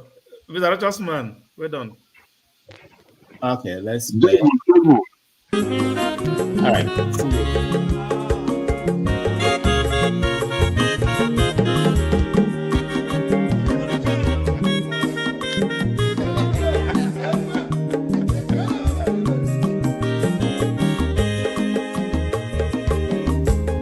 Onye ọma zoro obi o, akwa nwa zoro obi o, Max ịbịa bunye gokwanụ m n'ofu ube n'azụ ụlaga n'ịbịa zigo, mmanwụ ụlaga do n'ịbịa zigo, akwa nwa ilochi o, biko rapụ zoro ka ọ nabazi ya. Onye ọma zoro biko, abọmma nwatara ndasari, ịbịa wunye n'ịgwana m ụlagado n'ịbịa zigo, mma ụlagado n'ịbịa zigo, abọmma nwa ilochila, biko rapụ zoro ọ na-agbazi ya. Mazi welcome Odogu no kwere zineka Onyo mani gadele mo Mazi ni mazi gamba Ibu go with melody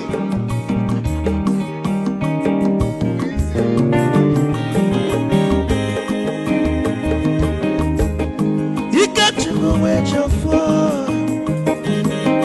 Odogu nachala noka. Is it one them nigga delemo? Olagado ni pesigo no. Mo olagado ni pesigo. Amama wilo chilo. Bigora buzo. Anabazi. Say. Onyama zoro de, abama zoro de sari. Ibya muya no kwana mo ofube naru olaga no ni biasugo nazaboy. Mo olaga no ni biasugo, abama wilo chilo biko rapu zoro anabazi. Odogu kenenu mikechofo Ama kwa mnika kugogia Waligwe kwelo Ikechobo bele bege Hey, you want?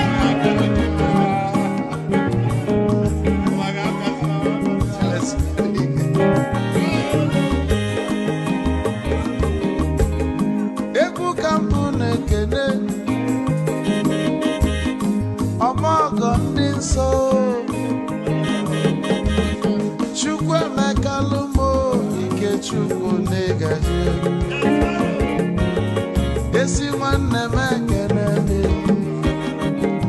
Ịlapụl ife nini na-eme wee bịa Ka gosili na anyị na gị bụ nwanne wisdom ga-adị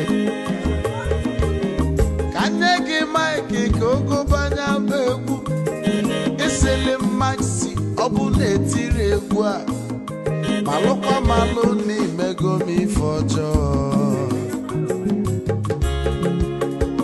wee sị gị nwanne m ife ọkụ na ịchọlụ na ngeme wisdom onume ekene gị agbamanwụ iyo iyo biko lapụ nabasị ya zoro zoro zoro zoro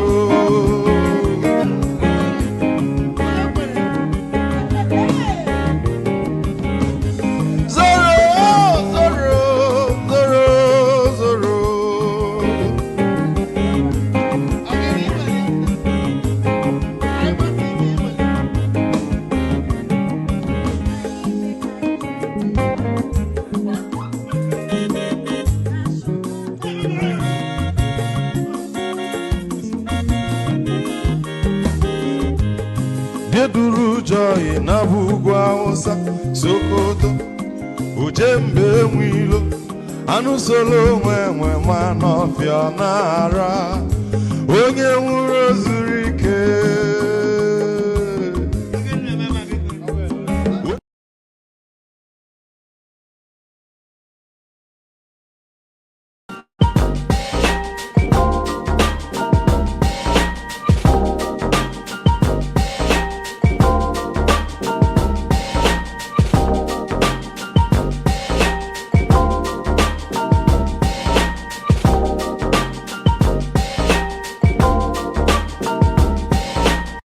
I was one of you just a few weeks ago.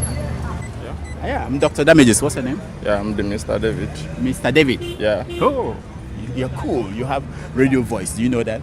Okay. Yeah. So we're just talking to people in Lekki, you know, how they feel about how things are, situation in the country. Are you interested? Do you? Yeah. Okay, good. Let's talk. Okay. So what do you do? I'm a tiling contractor. Oh, you're a contractor? Yeah.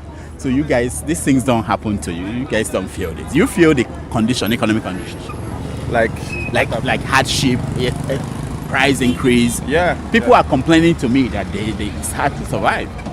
How is that impacting you? Like, for example, the way things are increasing, like when it comes to transportation, food, you know, everything. Yeah. But the work we are doing is not increasing. It's not increasing. Yes. So people don't pay more. They don't pay more, but everything is getting higher. So in things like this, everything is getting hard. What's the solution then?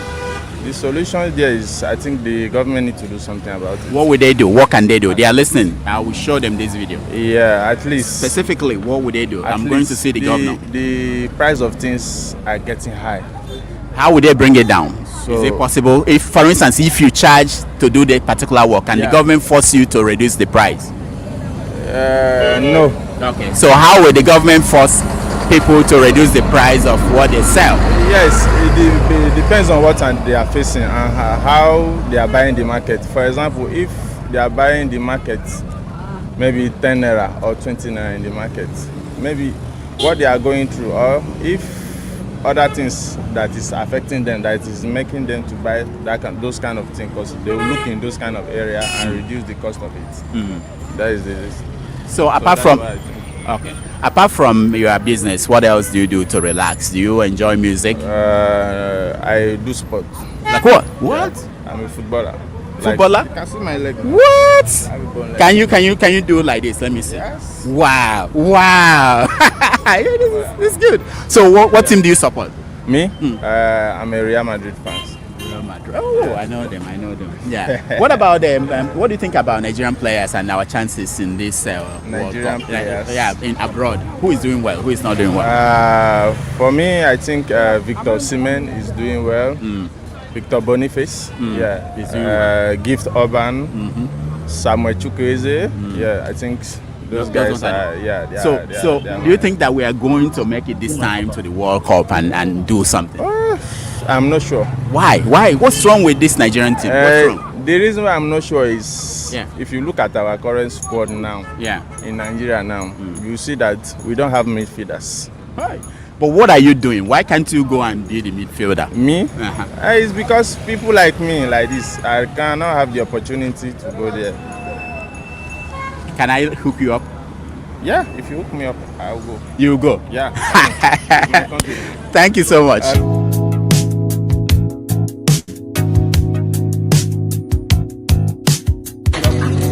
You're welcome. I'm not welcome. Yes, I got your call. Who sent this to me? Your brother from America. Yeah, I'm so excited! I need to go. Hurry up. I'm so excited. Ta-da! Surprise! Surprise! How are you guys? I'm nice to see you. I'm live. With Help Me Waka, I came to your house. From your brother in America. Wow! Are you happy? Help Me Waka, the people who do what? Run errands for you in Nigeria and in Ghana. Say Ghana. Say Ghana. Nigeria and Ghana. Say Help Me Waka. Say Help Me Waka. Say, help me waka. Help me waka. Help me waka. The people who run errands for you.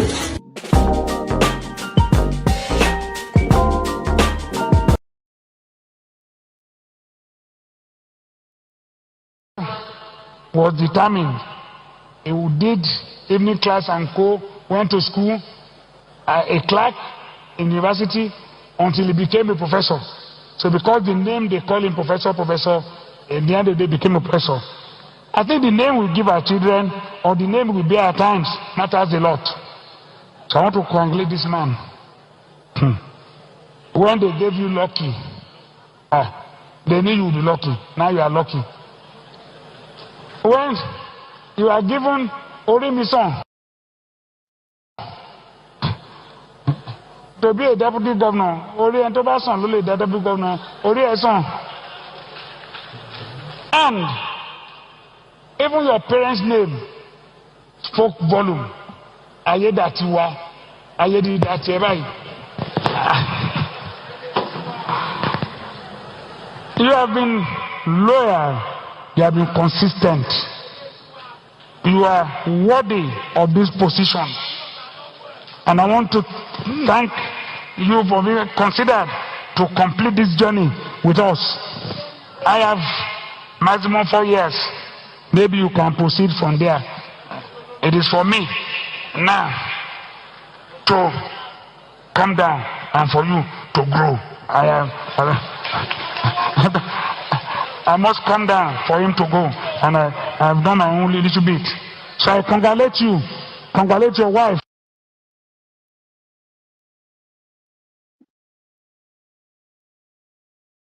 Good people of Ondo State, what a Black Wednesday. We lost our governor. May God forgive him all his sins, and may God accept him on his right side. Folks, there is nothing that kills a man than having a bad wife. Having a bad wife. You may not know, but I've been following all the events. Akeredolu did not enjoy his last days on earth, despite all the wealth. And this is a big lesson to we that he has left behind here. To we that it's not that money cannot buy you happiness. Money cannot buy death. Money cannot cure sickness except God Almighty.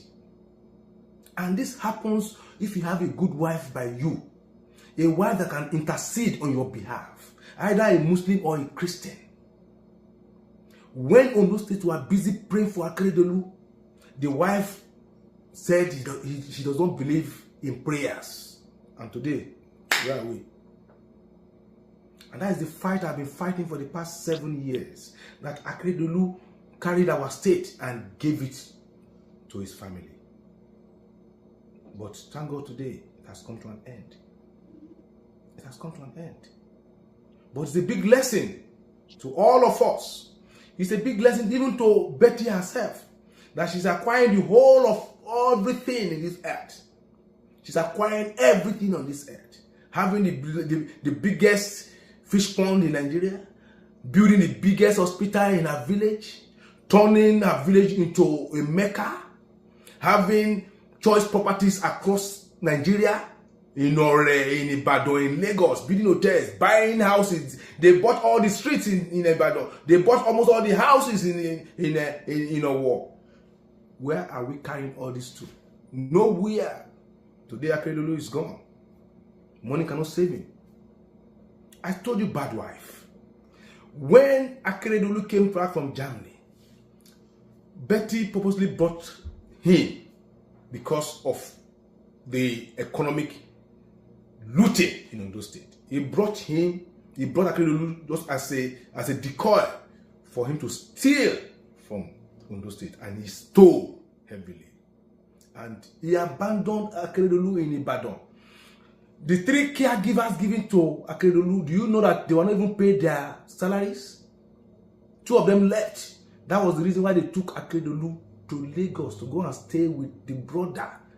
I can tell you that Akeredolu family are not happy with Betty at all. When Akeredolu was with the brother in Lagos, when things start getting worse, that was when they were planning to take him out of the country for the second time to Germany. I was aware until Asiwaju was able to give them an ambulance. When they beckoned at the same wife that Akeredolu brought to limelight through the office of the First Lady of Ondo State, she declined going. She didn't go. It was this daughter, Rusewe, Mrs. Rusewe, the daughter of Akeredolu, that followed them to Germany. She didn't go. She stayed behind. She came back to Ondo State. She's trying to still rake money. It's just all about money, money. She abandoned the husband. I'm sure Akeredolu, when she went on his way to Germany, he will regret it, that, oh my God, so this woman is not there with me. No matter how bad the Yoruba woman is, I'm not tribal here, I'm just telling you the reality. A Yoruba wife will not abandon the husband at that critical hour. How would it have been so good, so nice that we heard that Akeredolu died in Germany in the hands of Betty? But Betty was in Akure, was in Ibadan, Akure, gallivanting, supervising how to steal money, supervising how to build hospital, supervising how to fish pond. When she heard that Akiti is gone, this is a big lesson. May our children not marry from the wrong tribe and from the wrong family. This is a big lesson to all of us.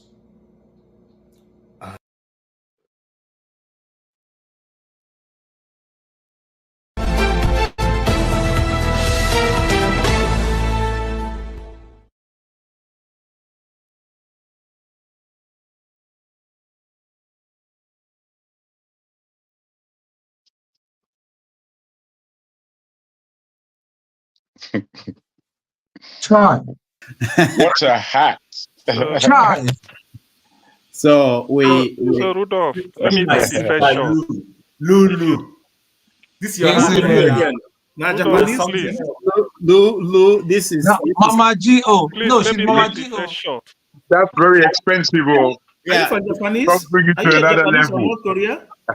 CM, you won. Mama Absolutely. G.O. I don't want to. Look at Lou Throw that one off. in Yeah, her. I don't want to. All right, go ahead, CM. I don't want to.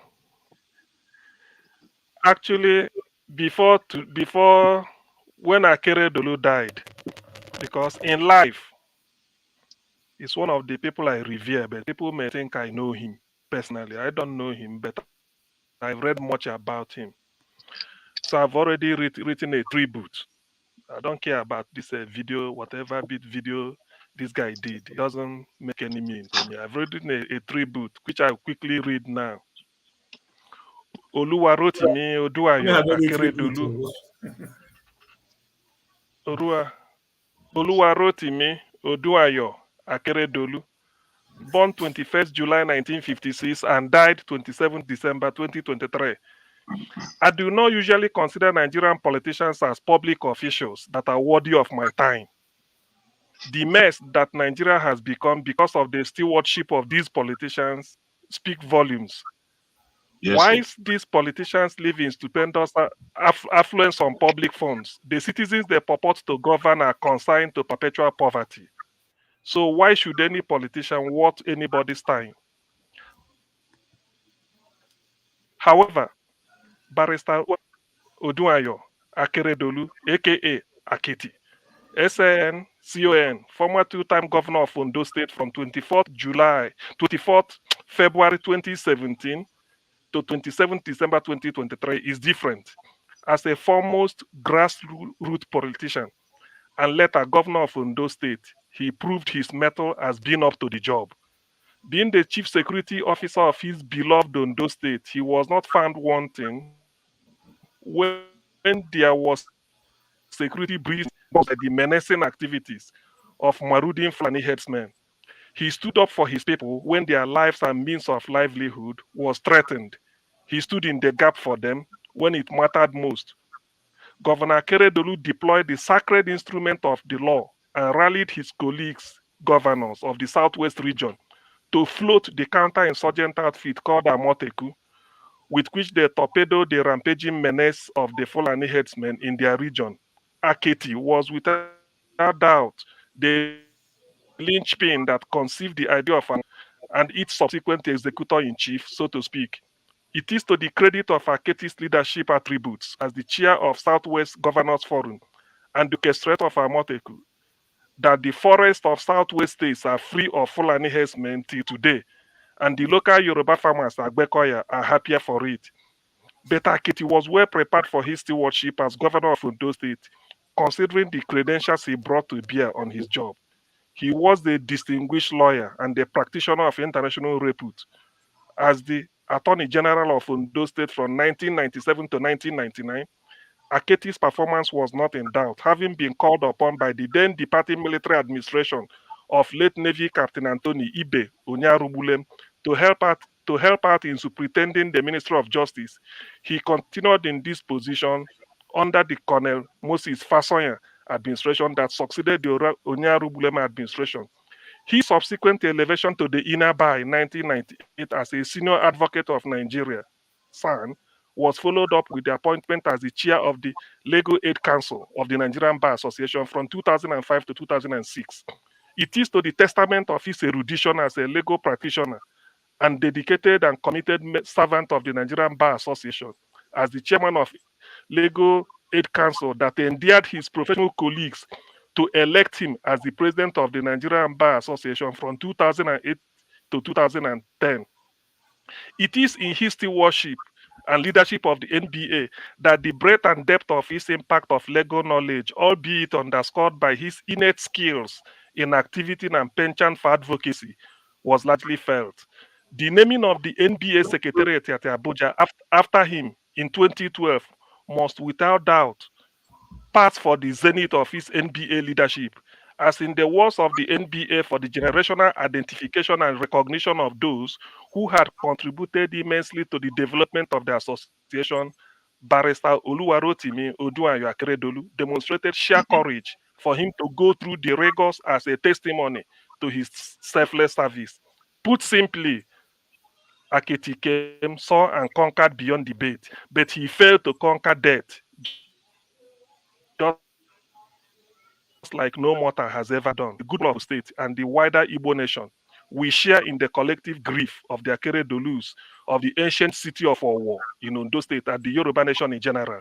The union of Akeredolu and the Anyanwu, as epitomized by Rotimi and Betty, is an enduring assessment that intertribal marriages could after all succeed and even endure with the mounting challenges and difficulties in the terribly ethnicized and bigotry-infested Nigerian society.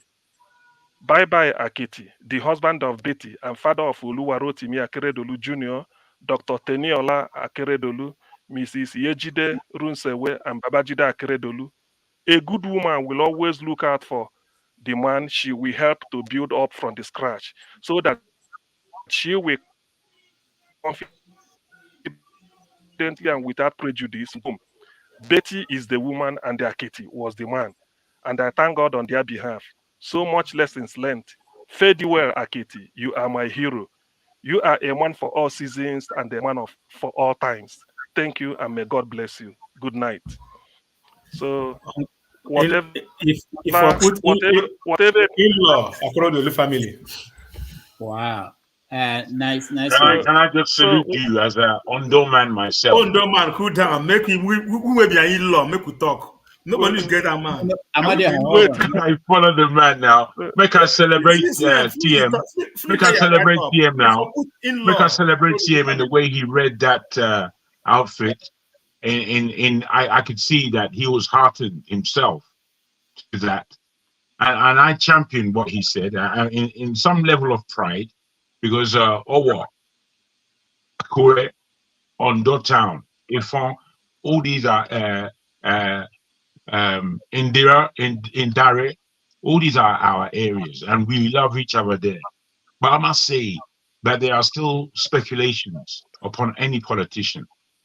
Truly, Amatekun was something to have happened. In Ifon, the Fulanis, they killed our king. In Ifon itself, my own king. My cousin brother who is there in Lagos, who is a gunman. I won't say his name, but they researched my village to know that the only problem they're going to have is with my cousin because he carries, and they know that he's the first to stand in line if any trouble is coming. So they hunted him down. The guy had to run through the forest, and because he knows the forest better than them, he hid for 24 hours under the ground with bushes on top of him. They were going to chop the head of him up. Now, we must understand that these are serious things. And what you underline, CM, in reading what you read for us all, is that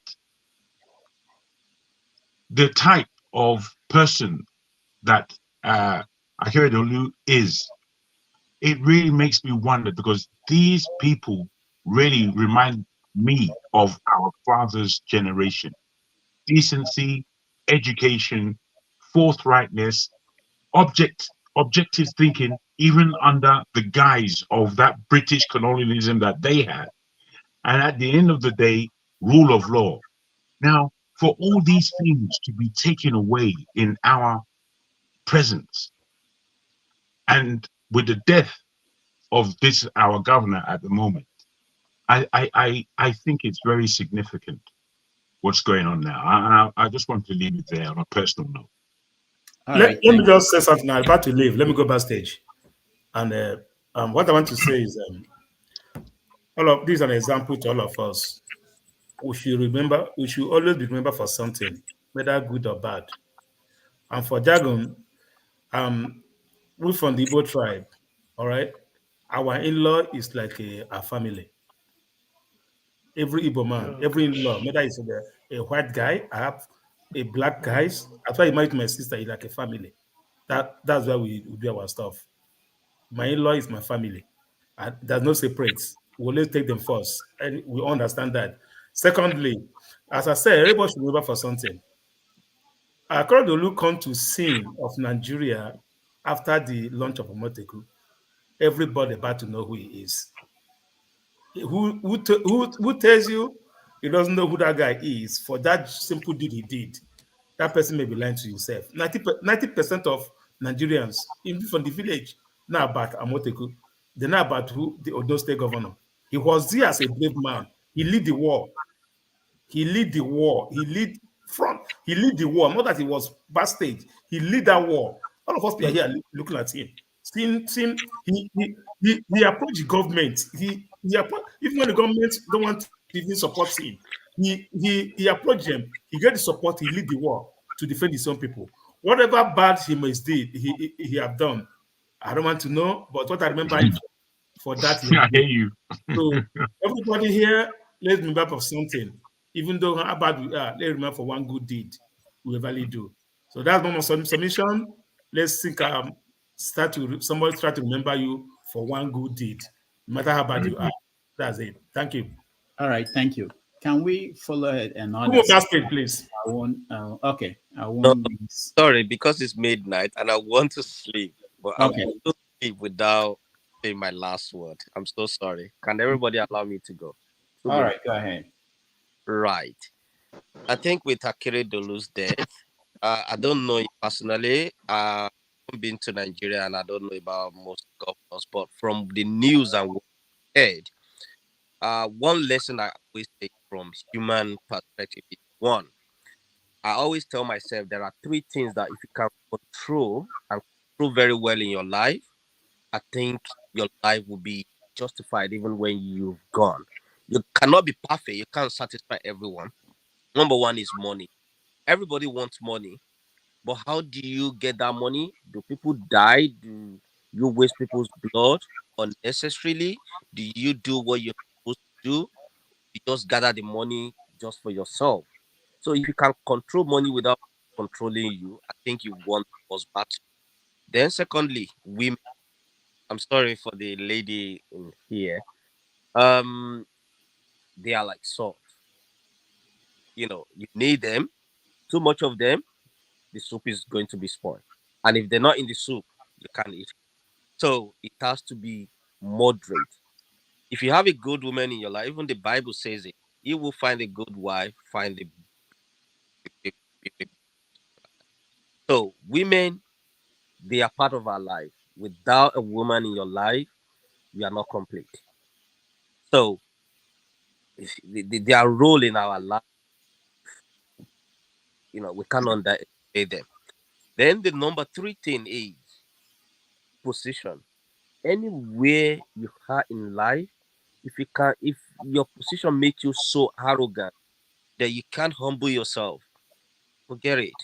And all these three things, no matter how we look at it, no matter how good they are, no matter how they make us feel so good, one thing, which is death. And we're not going to go with a pin. We're not even going to go with the beautiful wife or the children or the highest position. But whatever you've done and you leave behind is what people are going to talk about. And I always use that every day, that if I wake up tomorrow morning, it's the grace.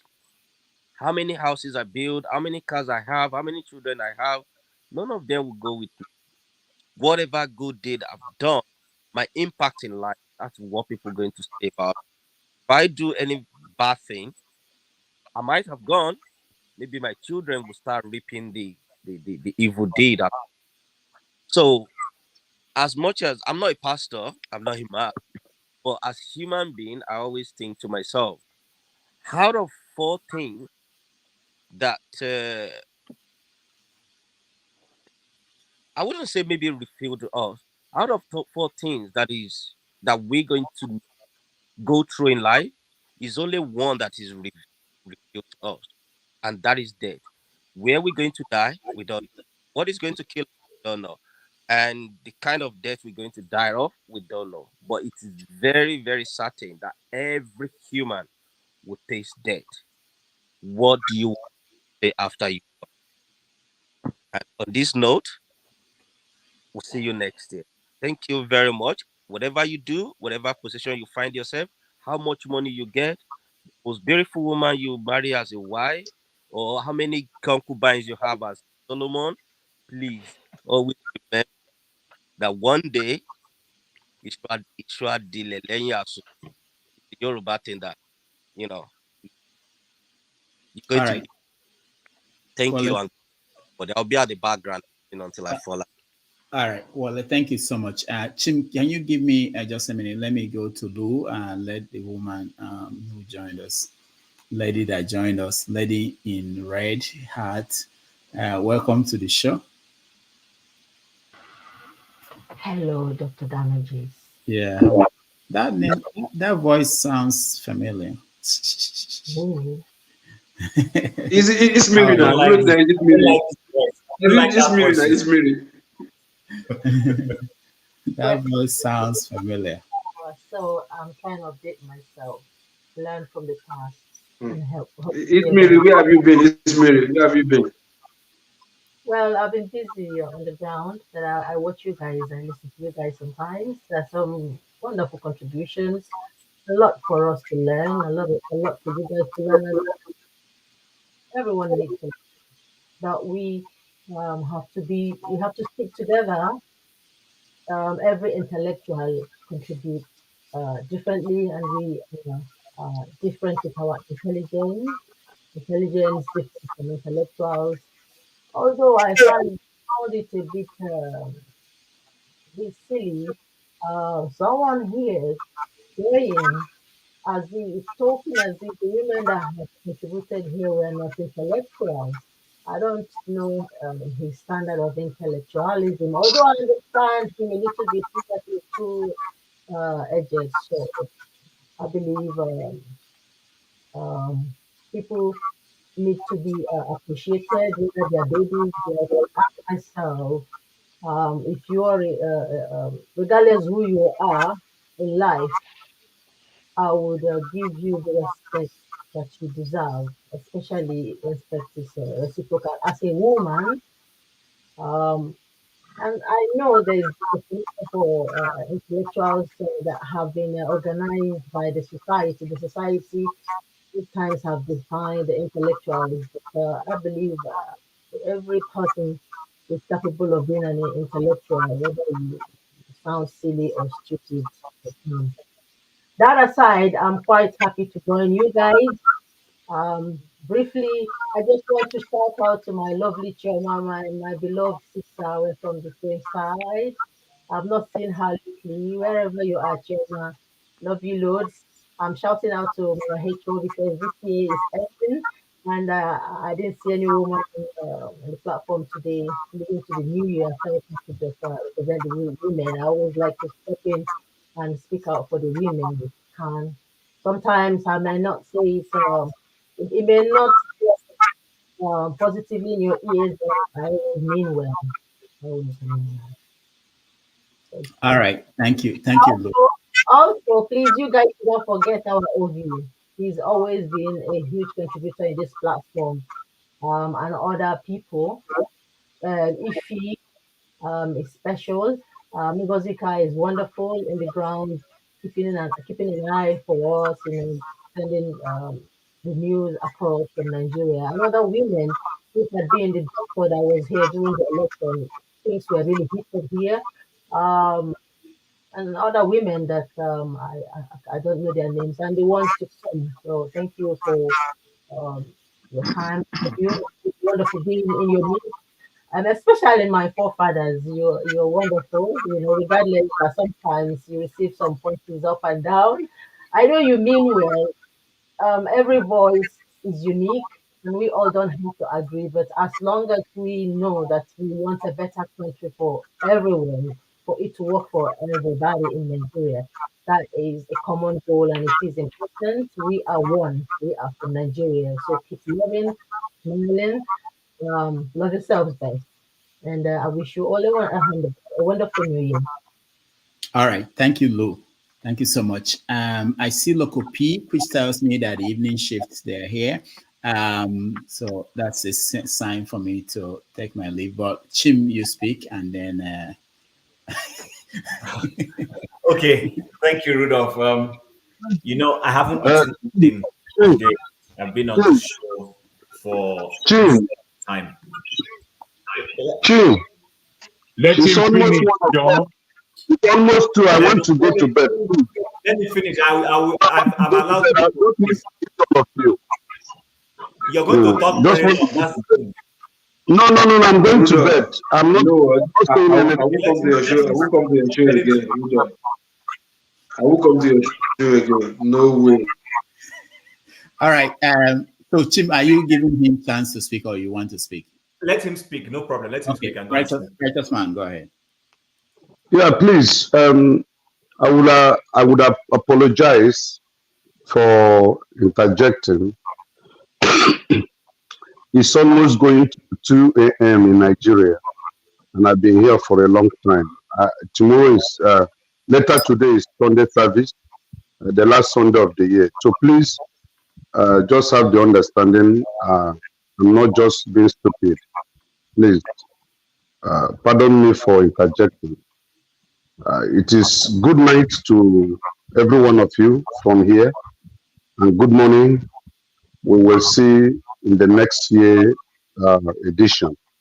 And I pray that the Lord will keep all of us alive and healthy in Jesus' name. Amen. Amen. Good night. Thank you. All right. Bye. Thank you. Good night. Okay, Chim. Okay. So first and foremost, I want to extend my condolences to the families of the Akeredolus. There is no circumstance of losing a loved one that's palatable. Even if somebody lives to be 90, there will always be that emotional attachment that you've lost because that person is gone. So to that extent, my condolences to them. Aketi, as he is popularly known, is somebody who, as a young man, I started following. First and foremost, I used to love his gyration. I know he used to be a kegite. So I love that his kegite behavior. And I think he was a very down-to-earth man. In addition to the fact that his accomplishments in the private life speaks volume. Not only was he an outspoken lawyer that we know, he also became the national president of NBA. And he did marvelously well when he was in that office. You can't take it away from him. He did amazingly well. In addition to that, when Ruga came up and everybody was afraid, politicians in the Southwest were dilly-dallying.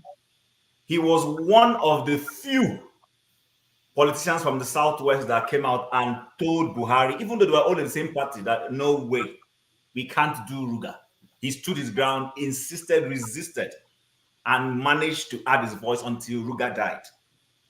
And then when this whole Fulani herdsmen issue came, he also stepped up and fought until Amotekun. When I know he was a lone voice for a long time before he brought the other governors, excluding Lagos State governor. Lagos State was the only Southwest state that was trying to stand aloof, but he pushed on until Amotekun was approved and they got the minimal licensing. They can't bear arms and all those things, but he wanted them to bear arms like normal police.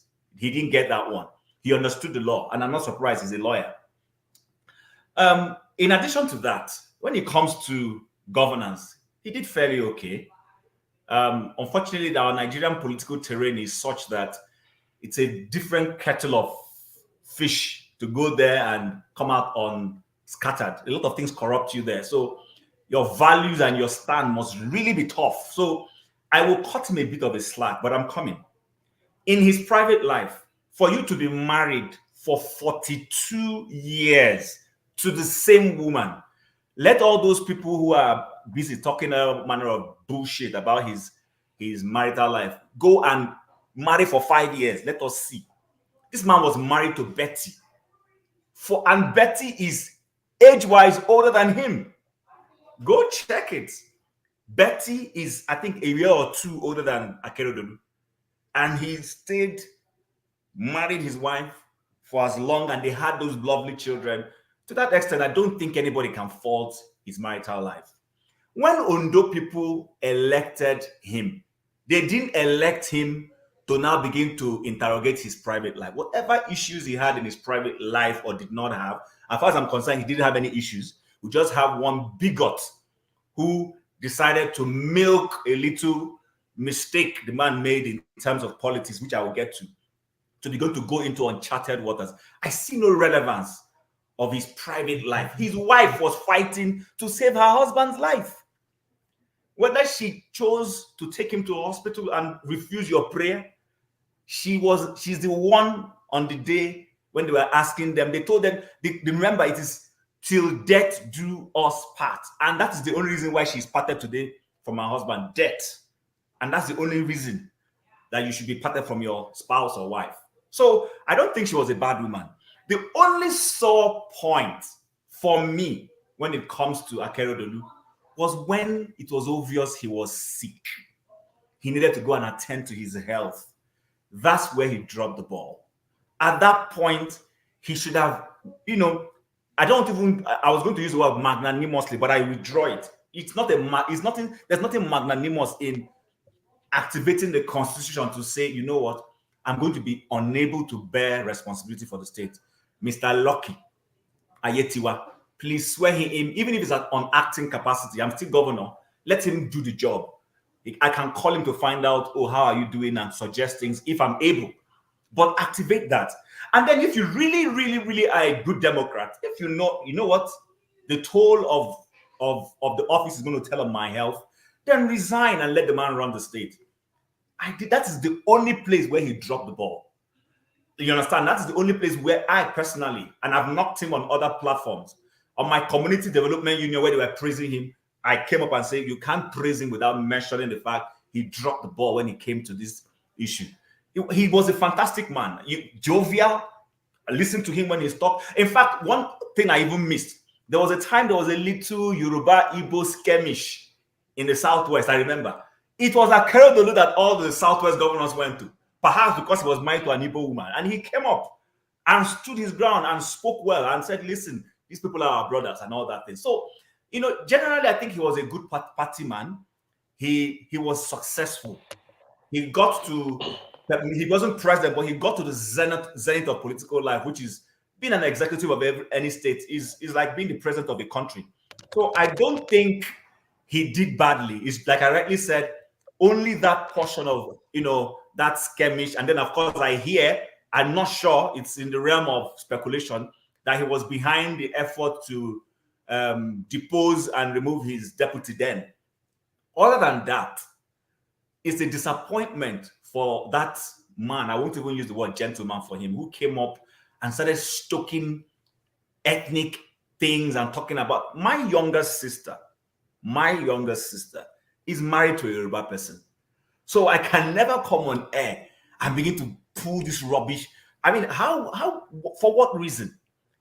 Ondo people, if there had been any infractions in terms of fraud or embezzlement or corruption, it is not Betty that you hold. It is the same Rotimi Akeredolu, because he's the one Ondo people elected. Ondo people did not elect Betty. Ondo people elected Aketi. And so if there's any infraction in any form, the buck stops on Aketi's table. So I think I will join other people to say it's a great loss. He was a fantastic man. I always used to enjoy listening to him. He had this way of bringing joviality into his comments and his speeches. I watched him when, he hosted Tinubu. I think it was his birthday, and they all went to celebrate with him. I heard the way he even brought the nuance that was going on during the election, called Tinubu Emiloko and all those things, and people were laughing. It just goes to show the kind of person he was, his heart.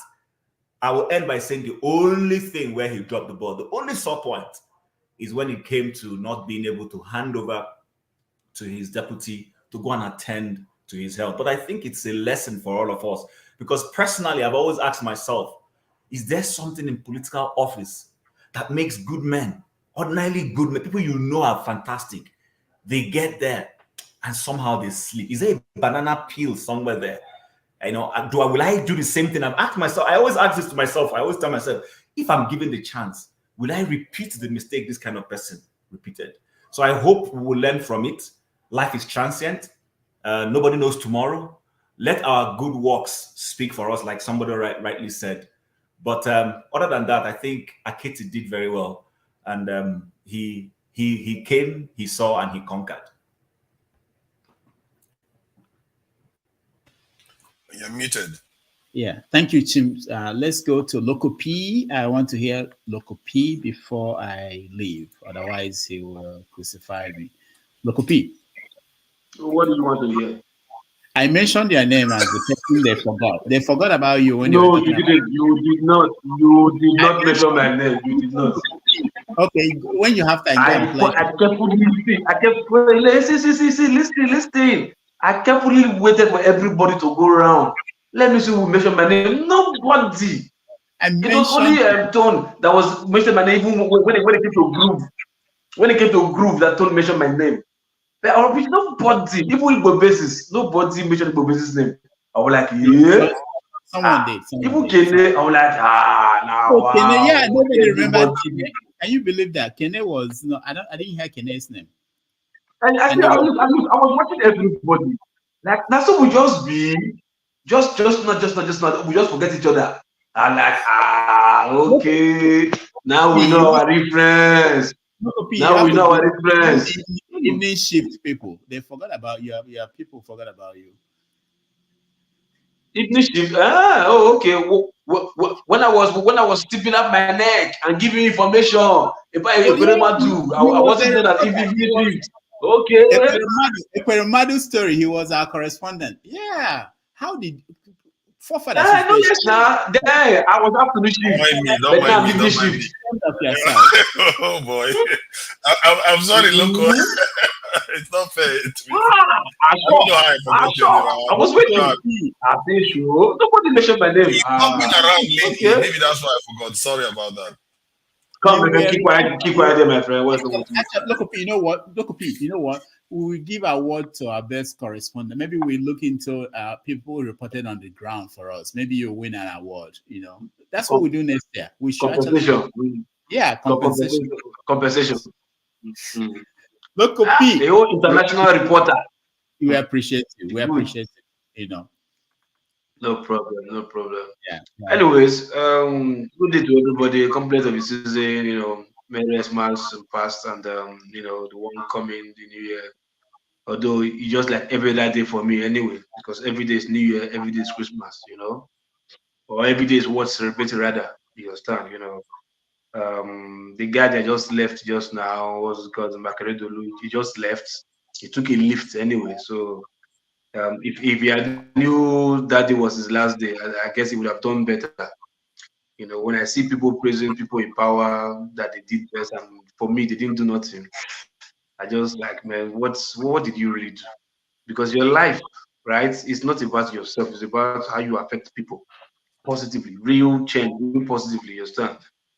For me, the one thing that I would have praised him for if he has built a better hospital to take care of his own health in that state, I would have said, yeah, this guy did very well, yeah.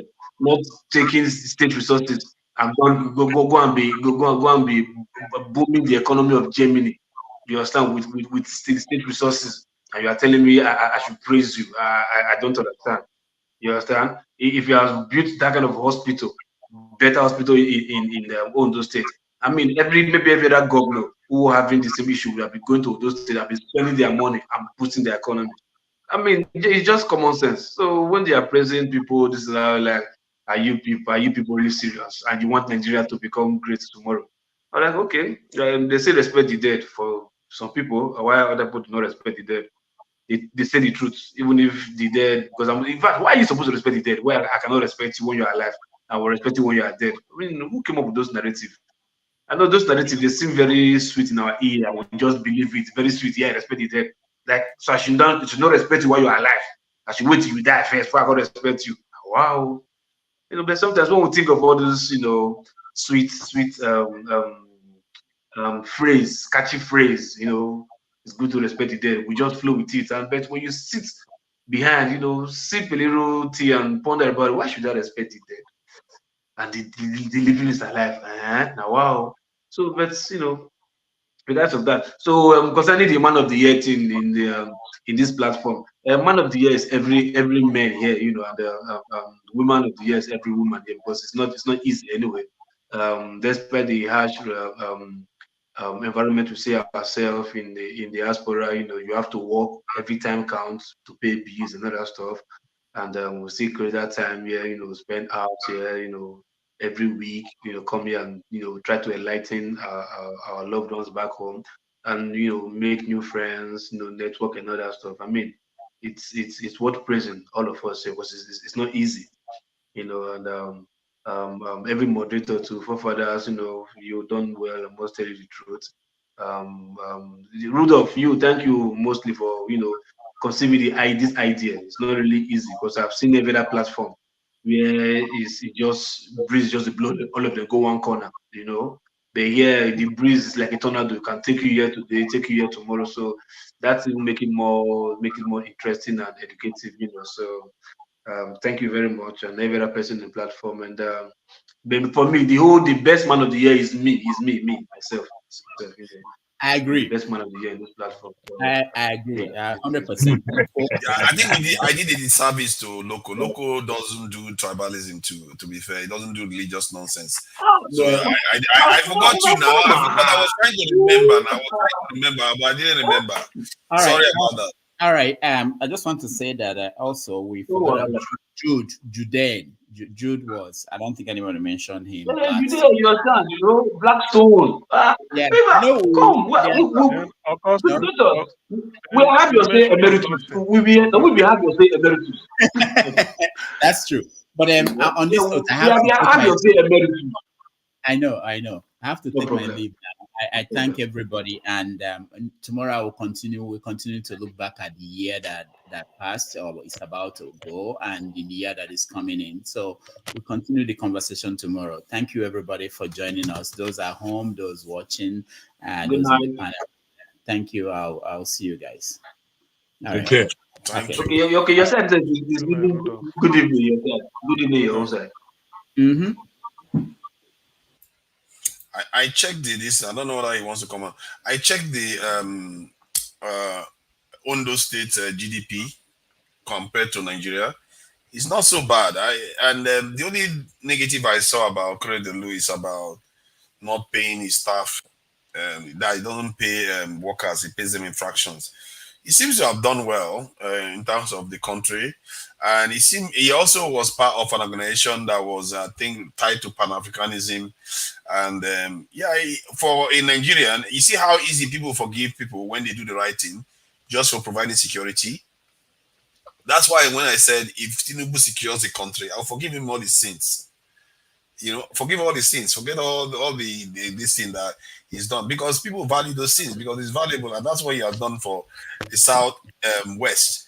That said, though, the Southwest, most of the people Amotekun is arresting, they are Southwesterners, not Fulanis, kidnappers and criminals all over the place.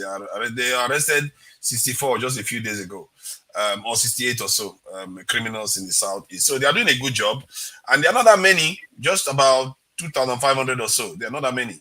And look at the kind of job they are doing. So they are doing very, very well. And the thing about the Southwest that they did, I think is very, very important that other regions learn. They secured their area and stopped there. They didn't go after attacking the state or attacking the federal government constantly. They just secured their area, period. Move on. And that's how it's supposed to be. You secure your area, you move on from there, and everybody get on with their business, and the country flourishes. Everybody get on with their business. So, does anyone want to say anything about him before we move on? I just want to add, if I may, to what you just said, and I'm happy that you just brought up the GDP of Ondo State, and you said it wasn't doing too badly. Yeah, it's ahead of it. I was shocked that it was ahead of it. No. You see, Ondo State is the richest state in the West by itself. We know about Lagos and what the connotation of Lagos is, but Ondo State, it has everything in that state, everything, including diamonds. Now, when you have a state like that is woefully underperforming its people, we are only 4-point-something million in Ondo State, maybe 5, if the stats are right. But we have oil, bitumen, gold, forestry, intelligent people, most arable land. The list goes on. Amazing tourist destinations. The way that state in itself, just like many other states, is underperforming.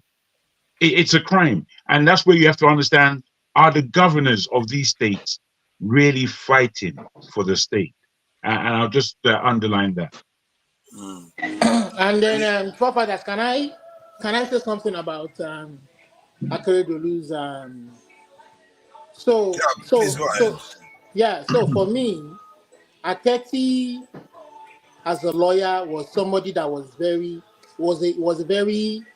somebody you can call an erudite lawyer.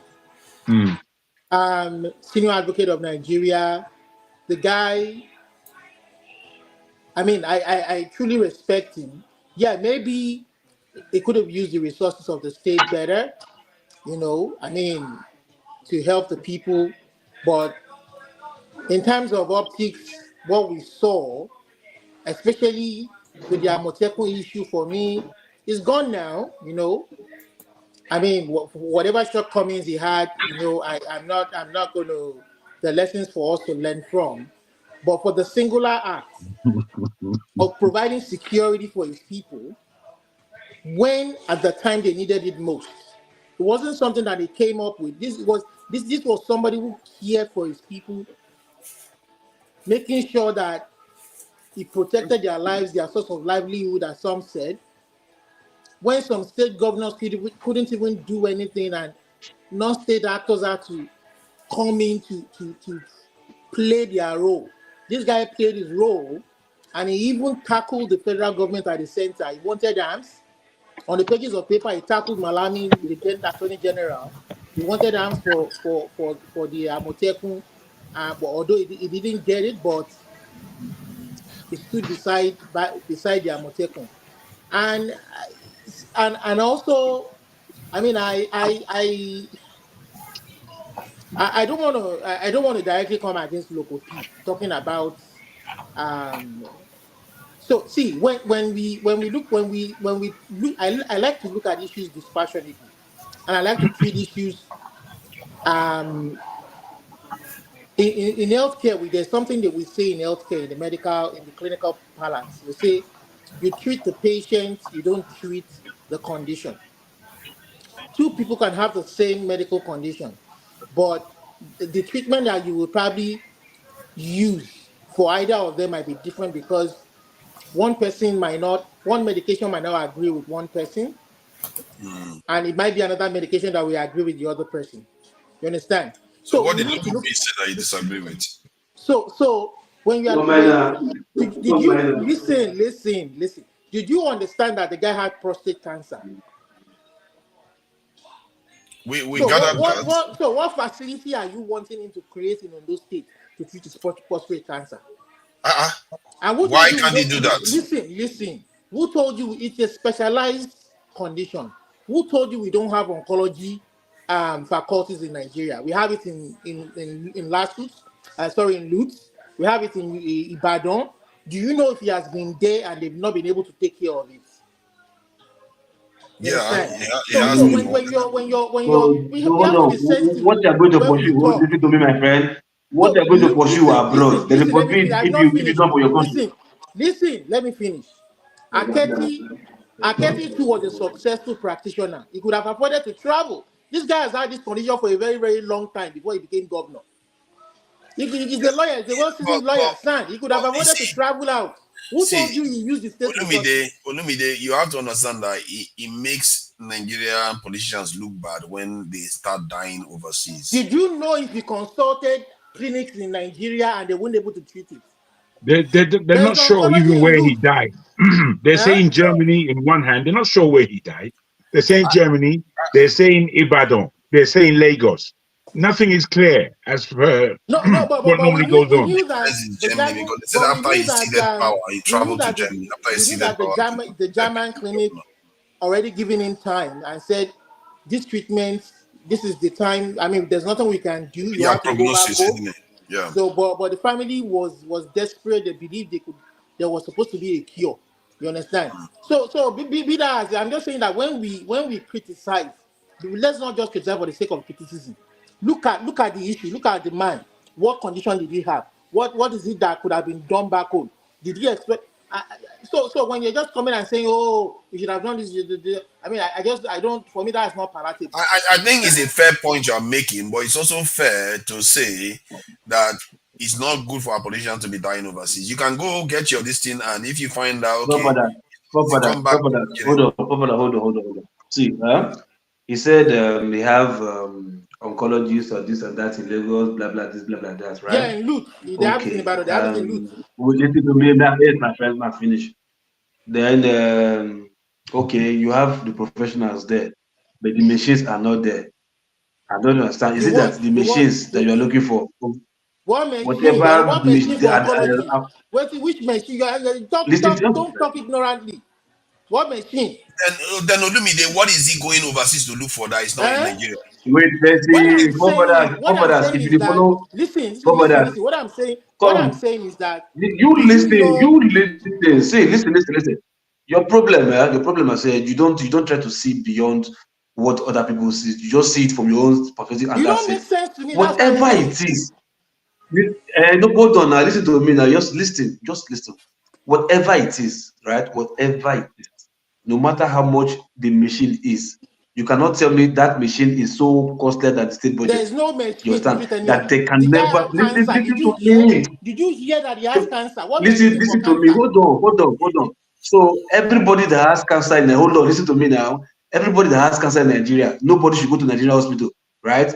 The people that you are going to meet over there for them to care for you or treat you, then they forbid if they come here to come care for Aketi could afford to travel. You are still not getting the point. It's not whether I'm being governor or not being governor. You are there to provide good healthcare for the people, including yourself, even for your wife and your children. It doesn't. Nobody cares. Just keep quiet and let somebody finish. Listen. I'm telling you that. Just keep quiet. Let me finish. Just keep quiet. Let me finish. Listen. You keep quiet. Listen. Olumide, you know that Ondo has a GDP. Hold on now. Hold on has a GDP. Let me tell you your position. Let me tell you how blind I am. Let me tell you where you blind from. Come here. Let me address you. You just did the same drug for nothing. You don't even know how to do. Your governor This is that's the problem.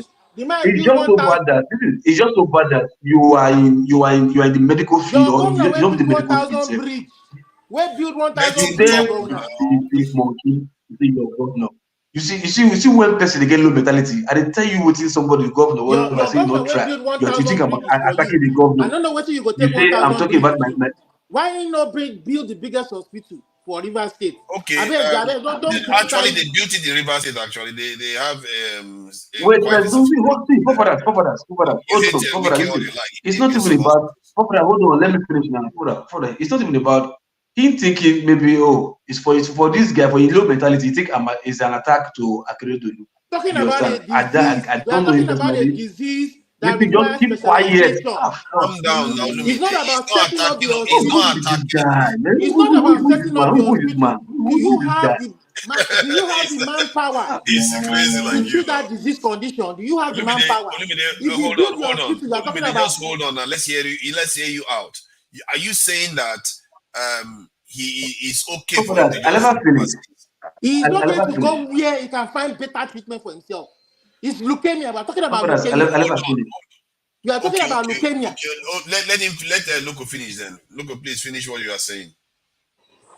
And you tell this guy, me not direct me again. Come, Now not my direct speech will myself take again. care of Don't direct leukemia. me. Just don't direct me. Yeah, I don't know which bleaching drug you dey sell. Where they take enter your brain. Just Carry on don't talking direct now. me again. Stop it. I'm struggling to keep Stop him it. in check here. He keeps unmuting himself. So no, leave on. That's what they be now. When they don't take drug finish, they powder for the drug for the room enter your brain. That's why the reason why. This thing make I I address must you, say, this make I isn't educate you in case you don't know. at this present moment, it is not entertaining, So, nor is it educative. as I was saying, So please, people's out, as I man. was saying, look, when I see people, right, you say you get power, you understand? You are in charge of many sectors, education, what's it called, healthcare, works, and what have you. You get my point, agriculture, so whatnot. If I see that at your time, you're right, you not fit meet up to your whatever I'm you not meet up. saying don't build Exercise me. hospitals. I'm not saying Shut up, don't idiot. build Who monkey? You don't keep infrastructure. quiet. Who the one monkey? You don't I'm keep quiet. saying this Just keep man you are quiet, man. criticizing No, had just keep quiet. leukemia. Do you know his condition? Guys. Don't talk with brain now. You go to school. Take it easy now. So, guys, you as I was see, saying, can I just say this, Loco P? Loco P, can I say this? we have Am I being Nigerians. heard? Loco P. No, hold on, man.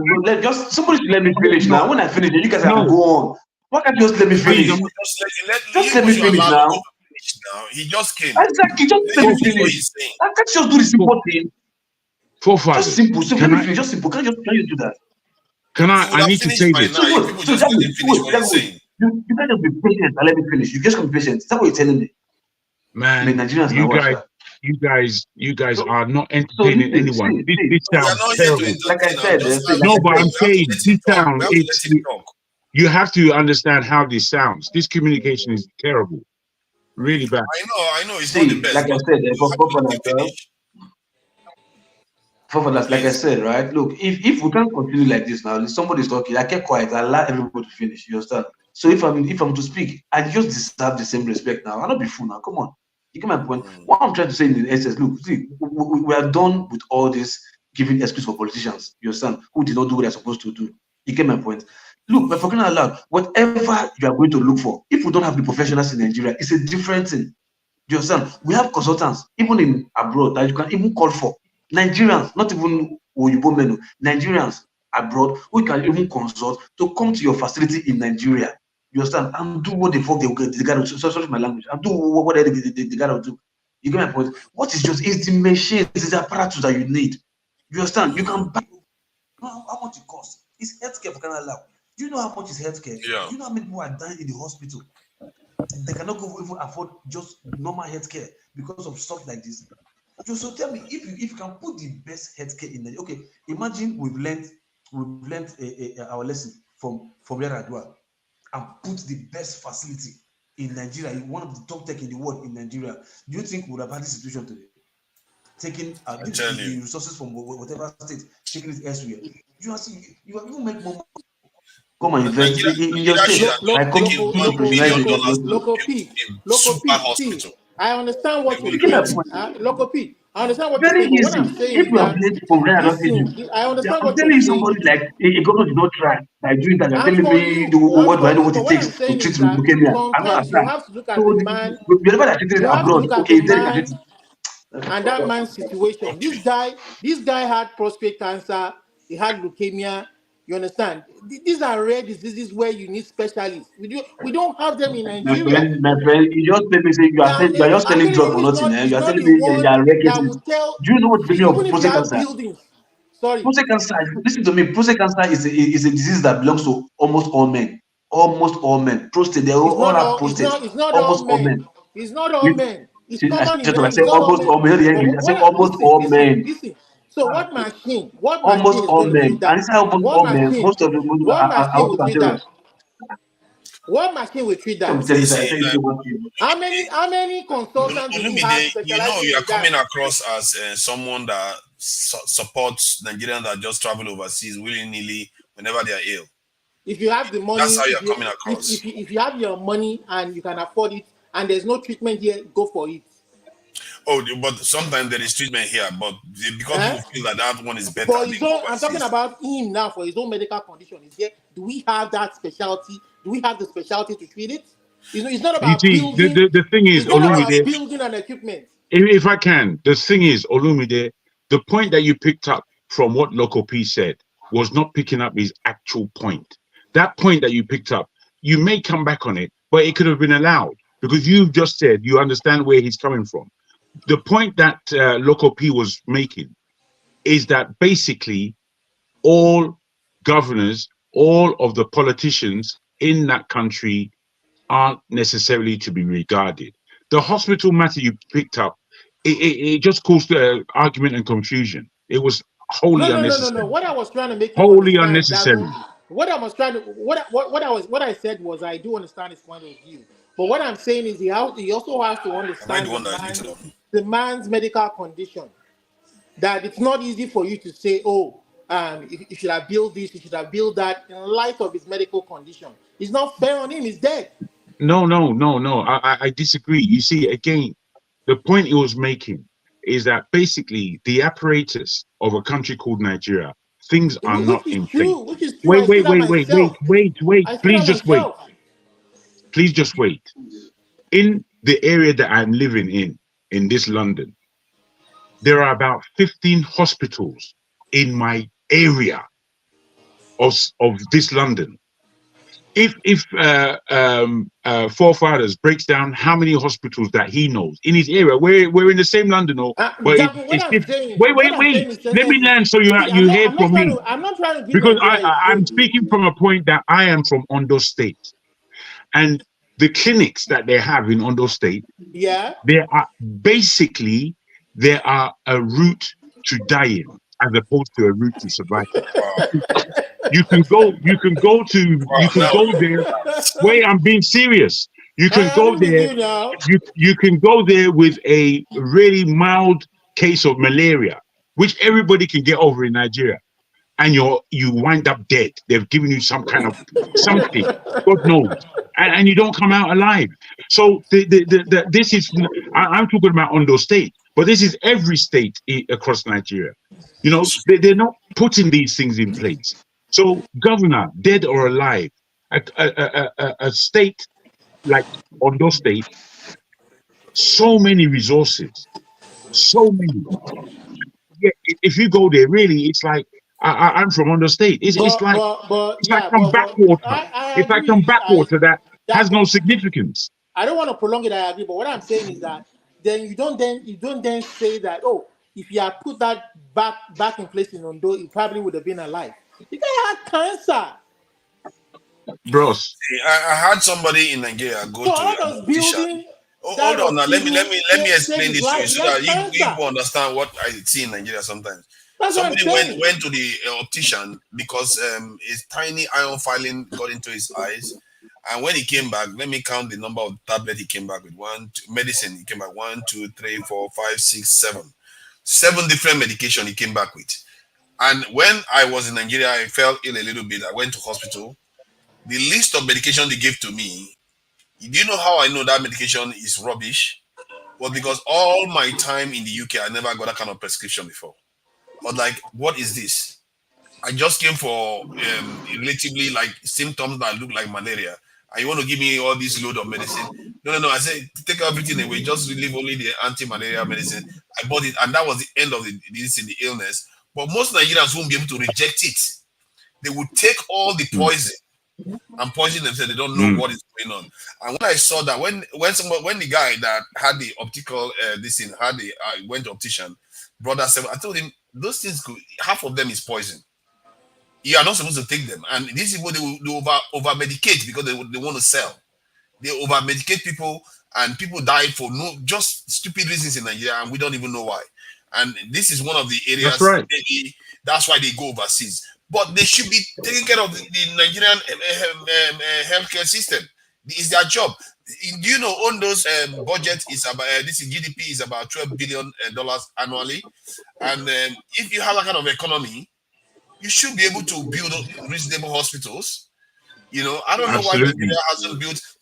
Nigeria hasn't said, you know what? After Yaradua died, they set aside $1 billion to build a world-class hospital. That is so good that West African leaders will be coming to Nigeria, and other African leaders will be coming to Nigeria for treatment. But no, nobody even bothers to have one vision like that to do something like that. They just left it, and everybody keeps traveling overseas. But what are we going to say?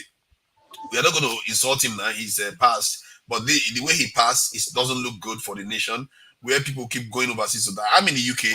There's very rarely I've ever had a UK politician die in Germany, in the US, or anywhere else. When they are in office. Exactly. Not here. They die in Germany. How? They don't even die in their next door neighbors' countries. They don't go there and die there. They have to die in their telling me his sickness is rare. Who is rare? Is he the first person in Nigeria? Yeah, prostate cancer is not exactly new now. It's everywhere. And you're right. It could have exactly. Rare. So it's a bit of how many children there? How many children there have leukemia? How many children in Nigeria there have leukemia? The same disease. Is he the first person? What have they done since? Any research? No, nothing. They did not travel abroad. In fact, the guy be good there for one day. You know. Jesus Christ, local, take it easy. You can't wish people. My brother, look, the truth is simple. It's just because of this religion. We tend to Jago, you condone the way he's talking about your governor. It's not that I'm not condoning anything. I'm not condoning. I just like things to pass, so we get to a point where we're not arguing unnecessarily.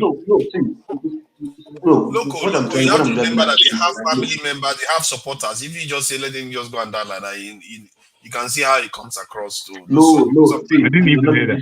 You're not getting my point. No, like I said, I don't know him, right? You understand? He didn't do anything to me or whatever. And my question is, look, my brother, the way we are now in Nigeria, if you're in a position of authority, if you goof in any way, man, anything you see, you bear them. Because the way we are right now, my brother, look, see, just come outside of your comfort zone, travel outside London, go to other countries and see Nigerians. You see how they treat them, how they suffer. Just because, man, we just can't survive that country. We just want to go out and just live normal life, not the life of luxury, just to live just common normal life. That is why that's the reason why we're killing ourselves in high sea, just to live a basic normal life. These people are out there with billions of naira. Look, okay, and you saw the street they went to sign condolence. What's called the Ogun State governor and the Osun State governor.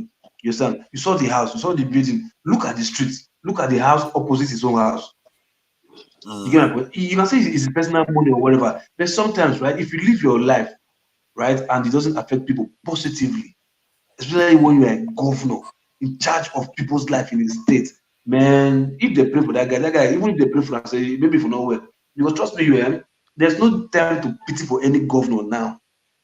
No mercy for any governor now, no support for any governor now, because they had their time to do what is best and they didn't do it. I think you do have a point to Yeah, an but they had to extent. do what is best. But when they are dead, though, when they are dead, it's a slightly different thing. Not necessarily because of their sake, it's because of their loved ones. You have to think about the way you respond. Now, I'll tell you this. Now, no, hold on, Father, I'll tell you this. Trust me, except you never get anybody way out of the carelessness of the healthcare in Nigerian system. You've loved someone that you love someone that you love so much that is dear to you, except you never. If you have, you know these people, you don't have pity for them. Because if honestly, if not for maybe their predecessors, maybe by now, that's your precious loved one that you've lost, they will still be alive by now. Just because of those kind of stuff. Do you know how what happened? How many people life have been lost because of they just refuse to do the right thing? Yeah, you see, you know what you said just now? It's one of the things I said that if Tinubu was like serious as a leader, while he is appointing his ministers, he would tell them, these positions you hold people's lives in your hand. If you screw it up, you are killing people. You have to remember that. Because sometimes these leaders, they don't even know what they are playing with. They are destroying people's lives without knowing. I said, if you don't perform well, let them know. If you don't perform well, you will be held seriously accountable. This is not a joke business. This is a very, very serious business. And if they understand how serious it is, maybe they will change their attitude, because they just tell them, will be accountable. If you're not accountable, we'll remove you. So who cares? When they've stolen, they will go. They will just go. And they don't care whether they steal money. We should be holding people more accountable. I believe that. Do you think that we should a kind of build a world-class hospital that can rival any hospital in the world? And from my calculation, I checked it out. It's about 1 billion or so to build one. Okay. With the doctors and everything. How much did they? How much did they see when they said they saw this the accountant general of River State that time, during weekend time? How much did they see EFCC pursue the guy? How much was it? Not like say 8 billion or 80 billion naira? Imagine. Abi? So imagine one. Is it dollars? Imagine one now. Naira is 8 million naira. They say naira. So no, hold on. Imagine 1 or 2 billion of that amount. Just say, okay, no, I just want to do the right thing. Let me just build a hospital that is worth 2 billion naira. Just say, just 2 million naira, $2 million. Because That's not exactly a big hospital. $2 million is not a big hospital. I said 2 billion. No. 2 billion naira is equivalent to $2 million. Okay, no, see, let's do it this way, right? Rome is not built in a day. You have the structure, just the building there. You have the building there, the land there, everything, whatever. You understand? So the more you have professionals coming in, the more you are building, equipping more departments by buying the machine. So the money might not be there to just put one, but you have the building. Imagine building of 2 billion to 2 billion naira, only building on no equipment, right? Then you start gradually. You start making, okay, if you have cancer research center, okay, all those chemo apparatus or whatever, you start bringing them one after the other. Then you mean ECG 2 billion naira building? 2 billion naira building.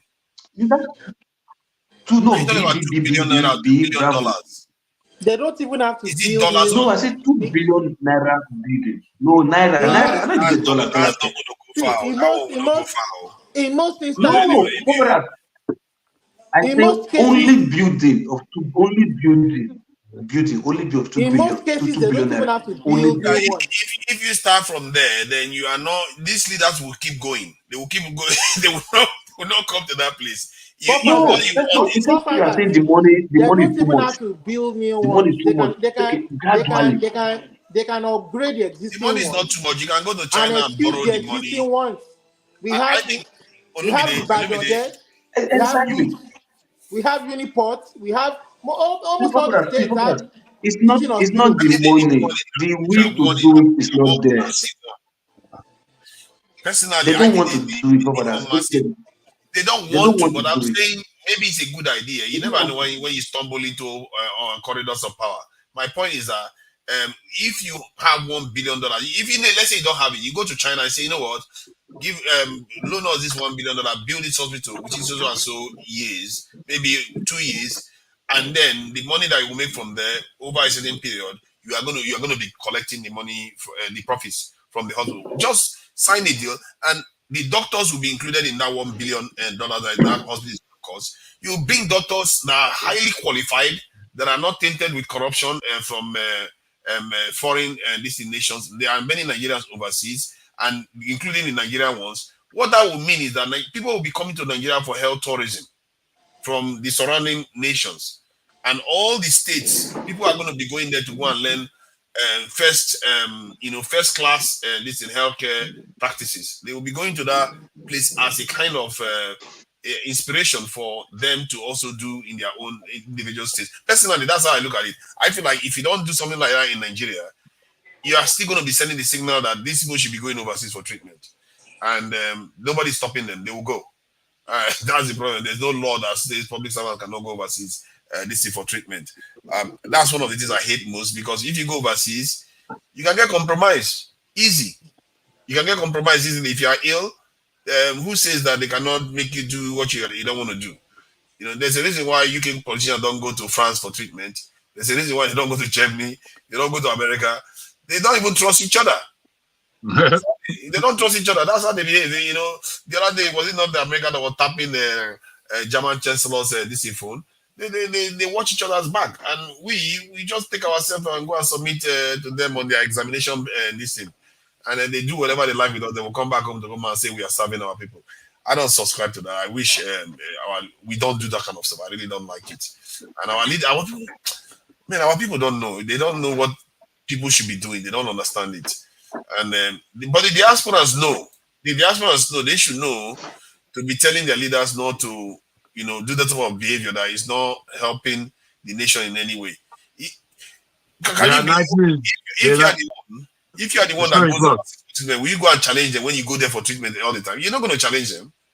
The thing is, my brother, there are Nigerians that know very well, but they are all at the stage where they are totally frustrated with the fact that they cannot move the status quo to a better condition for the people. The frustration that I know from well-versed Nigerians, professionals, bankers, lawyers, doctors, you name it, engineers, architects. We have these people in our family. I have them in my family. And they who are skilled are frustrated in Nigeria. They're frustrated. They can just see what their vision is. I'm talking about those that possibly a generation above us who wanted better for Nigeria.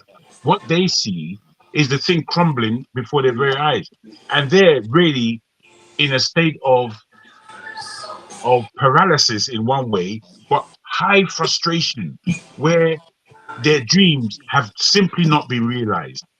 And imagine that state of mind when, we in the West, if our dreams aren't realized here, we can bed down, we can change gears, we can move from 5th gear to 1st gear and just calm ourselves down.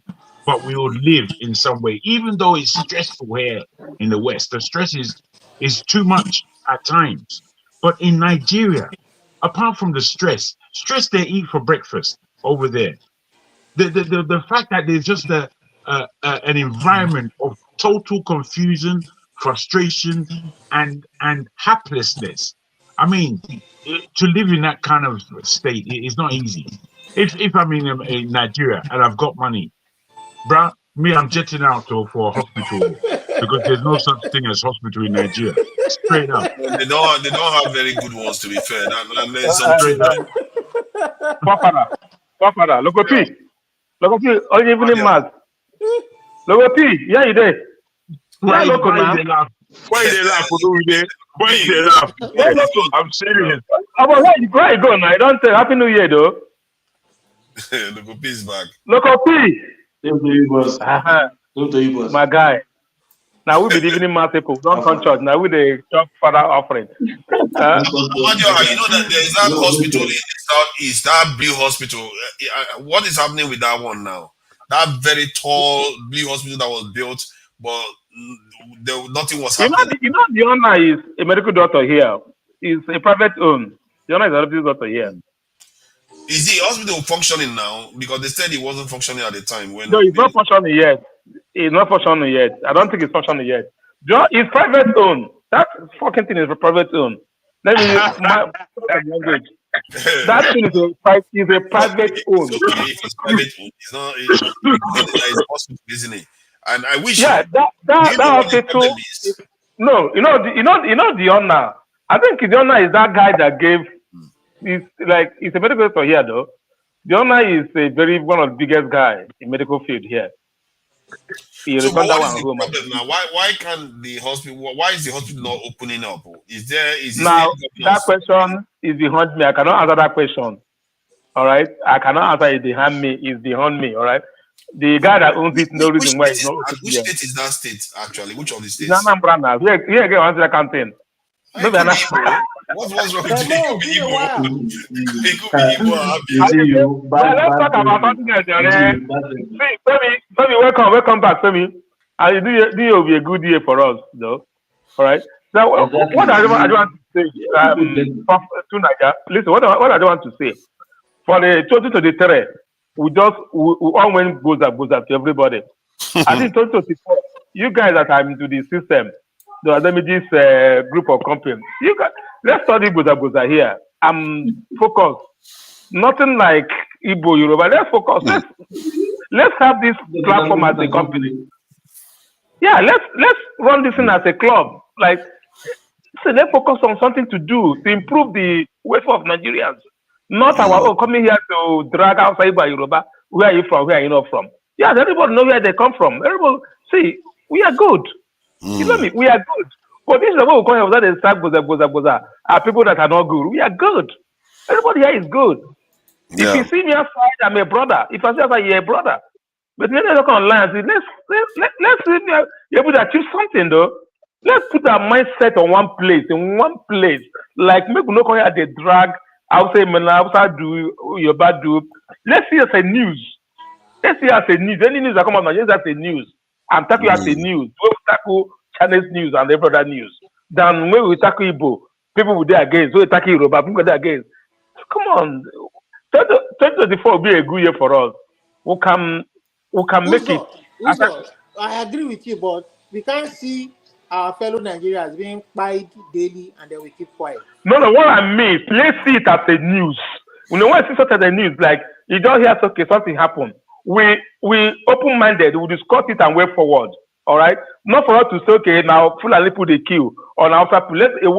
Let's start moving forward, not to blame our fellow people that are also suffering from the same thing we are suffering. We keep on blaming them on the incident. They are also we are suffering. Keep on blaming them. Let's see that as a news and tackle as a news and put it out there. The issues that Nigeria have, I know that everybody is scared. See this platform. If you tell us the truth, this platform can be an open door to Nigerians. You can lobby in this platform in so many, even in CNN, wherever. We can lobby it in, pay for it, and let it be for 2-3 hours. I think I'm looking to recruit about 12 different people. If I should say, let's have one person in each state as a correspondent in each state. We can do it. Yeah, but they need to be paid now. You see, the thing how much they will pay? Manoa will tell you drink 2 shots of guy. Manoa will go tell drink in a month. Manoa will tell drink 2 shots of Remy Martin or anything that's my favorite for bar. I go sacrifice in a month. You go pay the person. You see what I mean?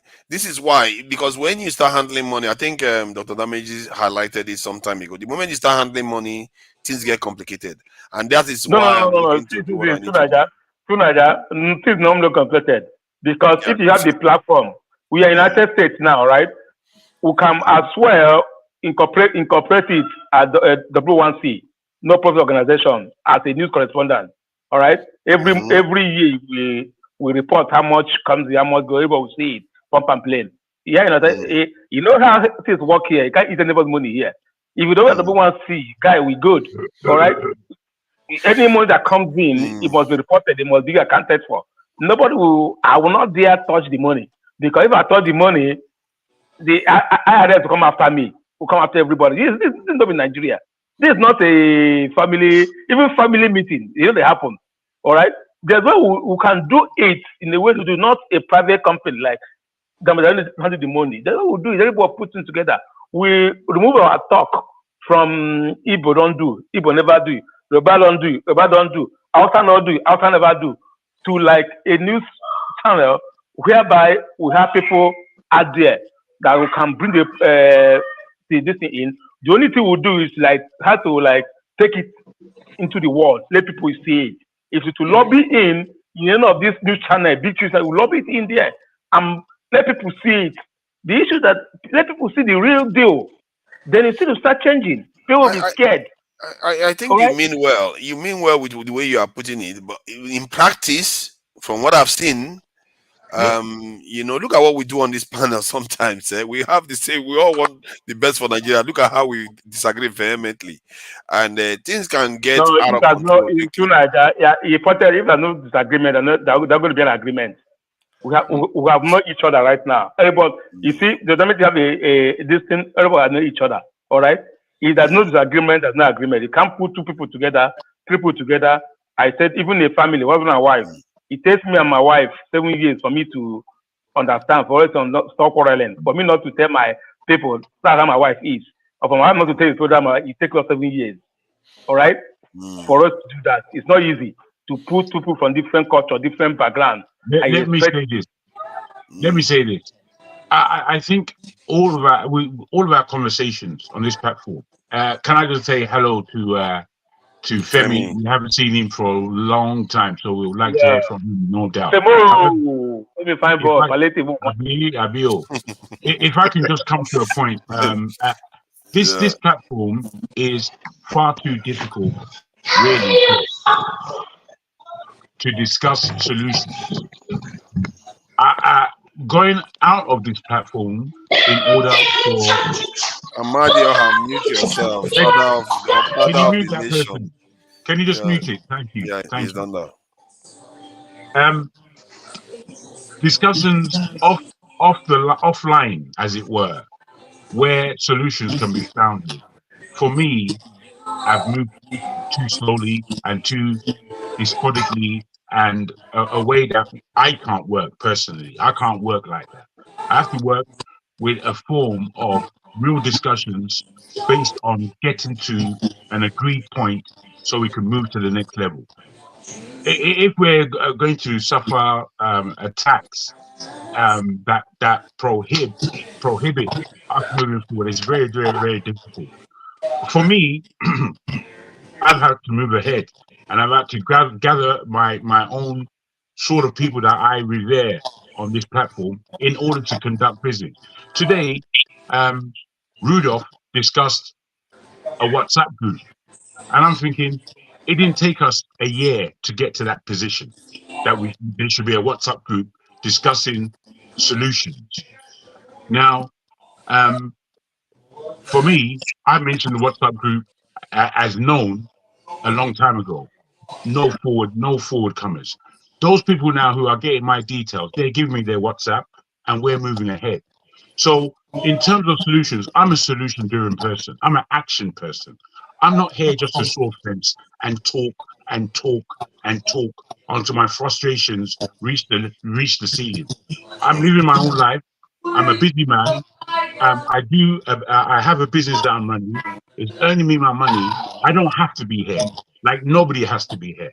So for me, those people who really want to discuss solutions, in order to discuss solutions, we have to know each other. If people are hiding who they are, I can't see any forward movement. So I don't think we should discuss solutions here. As Dr. Damages rightly says, this is not the platform for that. It's the platform to deliver solutions if you have them, but it's not we can't discuss solutions here. Not if we're serious. Not if we're serious. We have to bed down to some work, and we have to bed down to knowing each other. We cannot work together if we don't know each other. So with all this shim sham and talk, we must know who the talkers are and who the men are on this platform. And me, I'm already sussing that out. I'm sussing it out real quick. Those who just want to talk, open their mouth, sit down and talk for 12 hours. Me, if that is your course, let that be your course. It's not my course. My course is to effect change in Nigeria. That is it. Full stop. So please go ahead. Yeah, thank you, Jagun. I think you made a very valid point. I'm with you 100%. This Sure. platform is more of a therapy session, just to ease off the pressure of the week. The real deal can never happen on this platform. You can use this platform to mobilize people, get people. When you know them, then you move to the next level with them. Trust is very, very important, like Jagan said. And there are no people that can come together and say they want to effect and change, any form of change anywhere. That what the first thing they do is they have to build consensus, they have to know themselves, and they have to trust each other. Absolutely. And that's the only way they can begin to, disabuse their mind of that ill feelings and communicate with open mind. There are certain things some people may say here, and the reason why they say it is because they feel like, okay, it's no man's land. Nobody knows nobody. You see them in a different way when you move to them, just like when you have a conversation with somebody, with your guest in your living room. When you take that guest to the bedroom to have a conversation, the inner room, let me not use bedroom, the tone of the conversation changes. The seriousness attached to it changes. It becomes a more confidential, serious conversation. So that's how I see it. I think you are right there. That conversations are best done in that manner. Personally, anyway, the way I approach things is that you have to evaluate people because people are different. You see what I mean? And I've seen, because of my experience within the online space, and I've seen a lot of people, have some negative experiences. One has to be more sure-footed when you're moving. That's why whenever I do something, I might be slow like a tortoise, but I would rather be sure-footed than just waste my time, because I actually consider failure as a sin to an extent. Failing, is not a good thing. You want to get it right once, so that how they say you measure twice and cut once. That is the kind of ideology I go by, so that you weigh yourselves and you think clearly about what you are trying to do. Because sometimes just rushing into something just because you mean well doesn't lead to results. You have to make sure you get results. I don't want to say anything at this time. I really just wanted you to land wherever you would land. I'm so sorry to butt in, but it's okay. You see, we've had this disagreement, me and you, forefather, and it doesn't take away from who you are nor who I am. It's just a disagreement. It's just a way. Of course. I don't think me and you can work together, because I don't think we're focused in the same way. It's not about rushing in. We don't have to use these emotive terms. But what we have to understand is that you did say a moment ago that these type of things are meant to be discussed in the back, but you are bringing it to the front. No. All I'm saying is that in terms of your attitude, which suggests that trying and failing is a sin, that puts a really big weight on your back. Because you see, from a business point of view, where I come from, failing is failing towards success. Failing is not the end. Failing is not a sin. Failing is trying. And if you're not a serious person, you don't even begin to endeavor how to reach. There are people who have failed who are much higher than me and you in terms of successes. So, when you put this big barrier in front of you, you're not going to get through that. And I haven't got time to waste. So I'll leave it there. Sorry about you do have a point. Let me come in here. Yeah, Jogi, when you talk about failing, all right? If you're scared to fail, you're not going to make a move. Everybody fails. All right. If you're scared to fail, that means you're not going to succeed in business, even in life.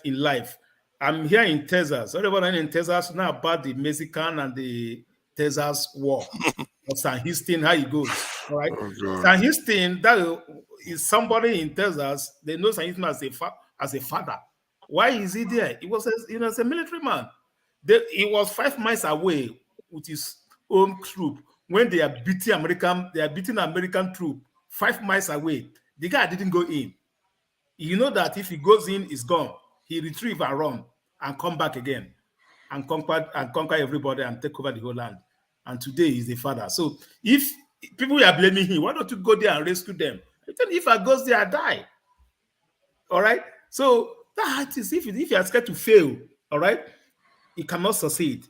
A failure is a lesson. Anybody in this life that is afraid to fail, you're going to succeed, because if you fail, you move on. If you're not fail, my guy, that means you're not going to succeed. That's number one issue you should do. Secondly, finally, you learn a lot. I know most of you know, all right. I know the way you tell a person, people don't understand you. You don't carry things overnight. You don't carry things overnight. Everything that happens here ends here for you. Tomorrow is another day for you. All right. Little I know you, little I've been following you. That's what I believe. You don't take things overnight, and that won't make a man. If you're to be a man, don't take things overnight. Everything that happens here always end with you here. The next day, another topic, another thing will drag them. We'll go end and there. We'll finish. We'll end and there. All right. Another day again. But those that take something after today, after a week, they will still bringing that back. Somebody don't know. It's online stuff. Me, I see those people. They got wine. They are women. They always do that. So for going back to what I was saying before, we need to take this discussion, not when we come here, we hit everybody, hitting ourselves. Let's hit the government in one accord, in one umbrella, in one front. Okay, you know that bad who eat more, who not eat money. In one front, if you bring a topic, everybody will learn on that topic. Not to divert and take it to another topic.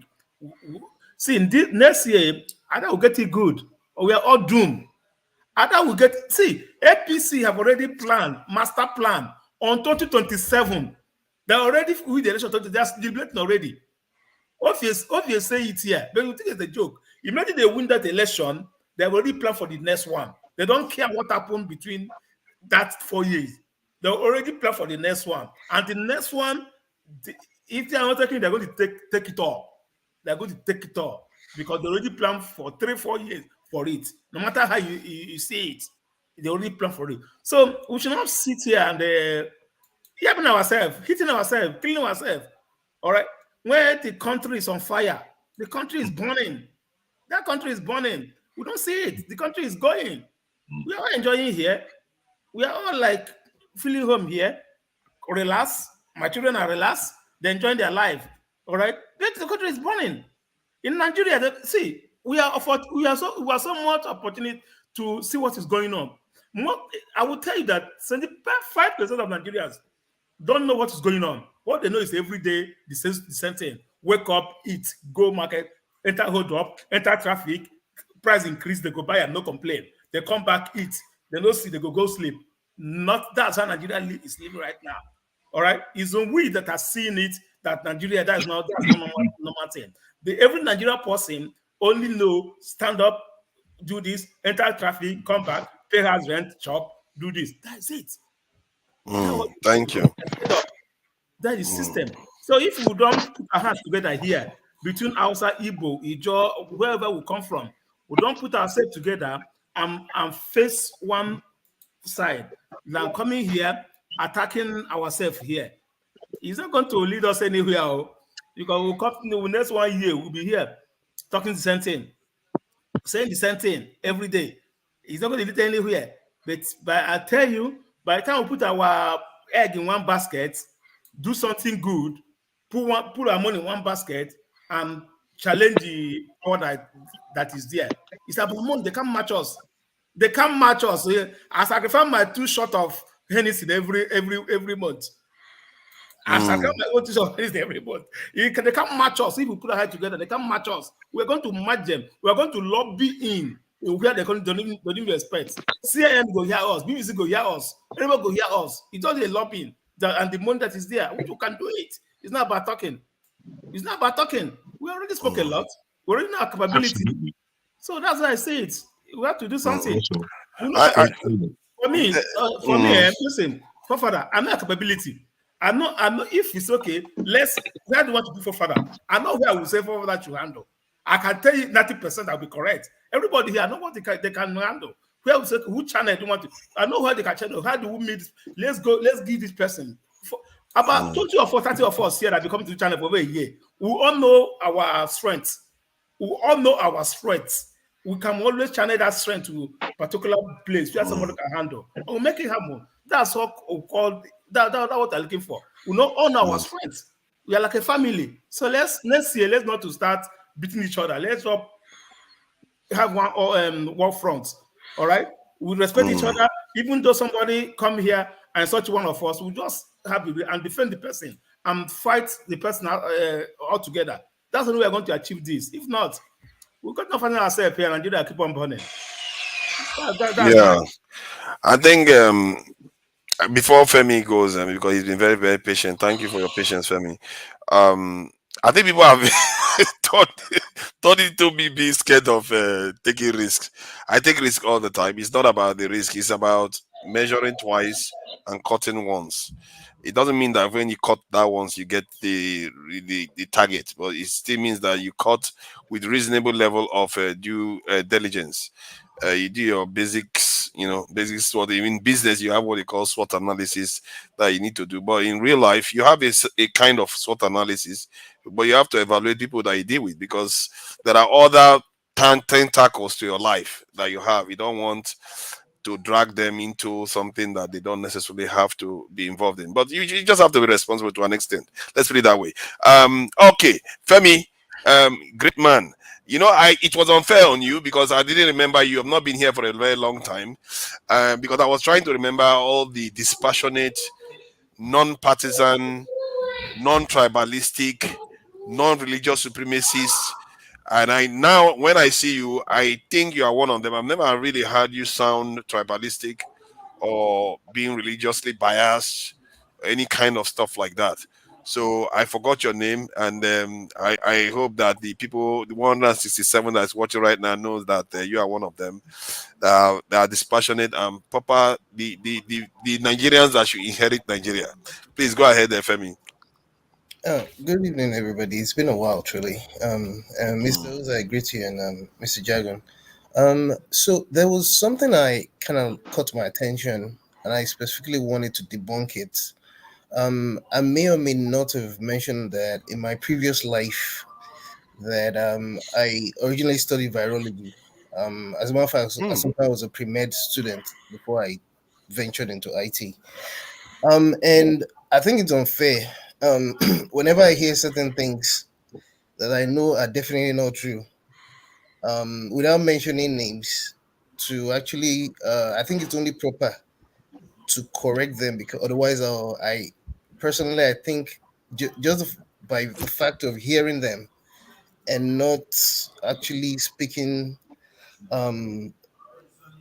correcting such insinuations, then I am probably also liable as guilty as by association. It has to do with the Akeredolu situation. Now, my mom was a nurse. My late mom was a nurse for Eons. 15 years of her life was spent at the accident emergency in Lutz. Part of my schooling was in Lasso, just about the time when Lassocom was coming up. A lot of my friends graduated as doctors there. Part of my education was at Lassocom. A couple of the guys I know that went to school, even prior to the Japa syndrome and in the aftermath of the Japa syndrome, doctors, medical lab techs, whatever, some of them are in England today, some are very few, obviously, are still in Nigeria, some are in Saudi Arabia, some are in the US. The reason why I bring this to the fore is I've been a part of the system and saying things like, oh, we have loot, we have last sukum, or we have loot, we have it's all bunkers. I try to not use hard words, but there's some things that when you know, you know. Between 1999 and when I anyway, between 1999 and The last time I was in Nigeria was 2019. Looking at where I definitely was still in Nigeria. I moved away from Nigeria towards the end of the OOs, the early OOs. Okay. But between 1999 and 2019, that's 20 years. I can tell you the trajectory of at least loot and how bad. Using loot as an example, I'm not even going to go as far as a university college hospital. I can use loot as an example of how bad things are in the health sector in Nigeria. Forget about even the professionals, which I'm going to come to. Please go. Feel free to just cut me off when you feel I've spoken too much, because I'm very passionate about what I'm about to talk about now. This is first-hand information. This is not DMC. The period during which my mom was, because if anybody knows anything about teaching hospitals in Nigeria, first of all, you know that the most critical parts of teaching hospitals, one of the most critical parts is the accident and emergency centers. I saw a lot of what went on then. It only got worse, just like virtually everything you want to speak about in Nigeria. Of course, there's some positive things. Let's not lie, there's still some positive things, no matter how bad it is.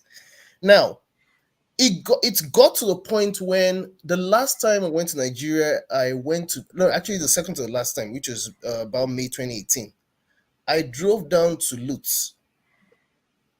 And when you say you see certain things and you feel like weeping, like I practically was weeping without actually weeping. The entrance, just seeing the entrance to the main A&E itself. When I go home, at the time my mom was still alive, when I go home and I told her what I saw, even her reaction, and keep in mind, this is someone that retired since 2005 due to zoonotic infection or something she caught from a patient, which eventually was what killed her. This is Nigeria we're talking about. When I told her what I saw, my mother was just, she kind of like, she had this cynical smile, like, oh, are you just knowing?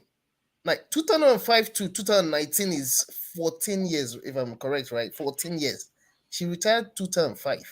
If things were already bad to the point where my mom knew even that it was already bad, and I didn't know it was that bad until I saw it in 2019.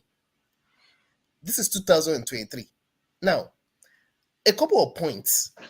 There were some equipments that were bought for several teaching hospitals. As a matter of fact, they were renovated. Some of those, the elevators that you see in a couple of those teaching hospitals were done within the period of Obasanjo. There were all kind of corruption that went down that till tomorrow nobody has done anything about. A lot of lives went with these kind of things, including equipments that were bought for the radiology department. As a matter of fact, as I speak to one of my cousins, who we were even thinking might even be one of those that might want to stay, is in England right now. I was surprised because it's one of those people that will tell you, I am not leaving Nigeria for no reason. He's in England as we speak right now. Very bright, talented young guy. Now, at the time when they bought these equipments, a lot of these radiology equipments, it took forever for them to even put them together. In fact, it got to a point some of the parts were being stolen and were being sold. I mean, you know the way these things go. To the point where some of these equipments never got to a point where they were used. At some point, the excuses we were getting was that, oh, they bought in fake equipments, they bought in equipments that probably were used that already that were already past their lifespan, and it was bonkers, all kind of stories. Part of the problems that also came to the fore was when they realized that not only were some of them old technology, but the ones that appeared to be still recent technologies did not have people that could actually handle them. And in cases where we had people that could handle them, maintenance was also a problem. Now, in terms of the fact that when people refer to the fact that there's no, when I heard something about the fact that we don't have the professionals, that's not true. What happened to the professional is a tale of the Nigerian story that part of which we continue to debate today. there was quite a number of my, at least personally, some of my friends that were radiologists and some of these guys, again, did not want to leave. But when you get to a point where you're frustrated in every possible way, to the point that even things that you only read in books, but you never saw practically, now you had the opportunity to see them practically. Some of these guys were not really, I mean, a lot of people, we all like money. We all want to live good lives. But some of these guys actually wanted to stay back and work with the equipment. But when equipment are not functioning, what do you expect to happen? These guys are good. Is it not the same people that some of our governors and our presidents and their aides and the senators and the reps? It's not the same Nigerian doctors. A lot of times that they end up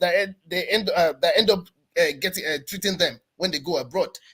So I just thought to mention this, that a lot of what is, it wasn't because of lack of equipment in some cases, but again, it's just part of what the Nigerian story has become. One thing I also wanted to mention was when it comes to cancer, because I also had part of this, I think yesterday on some other fora as well. And sometimes I think, well, maybe I've been guilty of that, maybe not so much. Sometimes I hear narratives that seems to suggest as if we Nigerians will try to make it look as if we're experts in everything. When I hear things like cancer, maybe not the exact words now, but like people make it seem as if cancer is a death warrant. It's not necessarily always the case, because I heard certain insinuations that I think it was Olumide that was. Yeah. I think he was saying it from the point of view No, that no, it was that one we advanced. don't just say powder tire. He don't say many powder. He talk rubbish it's for not you. necessarily true. It's not necessarily true. A lot of work causes are No, man, problems. no. In fact, I was going to bring up an example of typhoid. There's this test that we were using. I worked with this. Is kind of renowned. Professor Milabu. I believe he's still in Nigeria right now. In fact, he lost his wife to, again, the Nigerian factor in us, our anyhowness. But I'll know that again. That's another story on the side. So I was lucky that while I was doing my trainings at Lutz then at Lasicom, he happened to work with a lot of these foreign people and it was so good that he enjoyed a lot of collaboration and a lot of goodwill from all kind of sources, to the point that when you get to his lab, the kind of equipment you saw there, even Lutz did not have it. Now, so we're exposed to some kind of technologies, and the reason why I'm delving into this is because with things like cancer, it basically, I wish this our doctor that usually joins us over here, so to collaborate to kind of like back me up on what I'm telling you right now. A lot of it has to do with the stage at which that cancer was discovered. Prostate cancer, by the way, is one of the cancers that are easily treatable depending on whether it's the first or the second stage, for example. Yeah, that's true. Exactly. Even leukemia. Even leukemia, and this is a personal story I'm going to share with you when it comes to leukemia, for example. I had a friend when we were about 11, he had leukemia. This was, let me not date myself now. At the time, leukemia, the way leukemia is being treated now, they were still at the stage where they were still learning to even contain it. To know about it. Now, there's a lower chance of someone dying from leukemia now than ever before. It's not as though people still don't die from it, but it's not as rampant as maybe 2 decades leukemia, ago. if I'm not mistaken, is it the one for the blood? Yeah, the blood. That's when white blood cells. Femi, without you even Wait, mentioning finish. Wait, make it finish now. Wait, make it finish. I'm talking Wait, to make you it now. finish. I'm not talking to you. Without you even mentioning my name, I knew you were referring to me. Let me tell you, some of the treatments. Listen. I'm talking as from a pharmacist angle. Some of the treatments that is needed to treat these patients, some of these treatments are not even available in Nigeria. Do you know that? Okay. Do you know that? Do you know? You asked the question. Maybe you should let him answer. Okay, answer. Okay, so this guy is not even a professional at what he does at all. It's not even professional what he does. And I'm going to say this again now. It doesn't have to be pharmaceutical, by the way. Maybe I can push back. What doesn't have to be pharmaceutical? It doesn't What? have to be pharmaceutical. What is the doesn't have to treatment be for cancer? Cancer Sorry? treatment doesn't have to be pharmaceutical What? or limited to pharmaceutical. It doesn't have to be like you said. It depends on the stage. It can be surgical. Okay.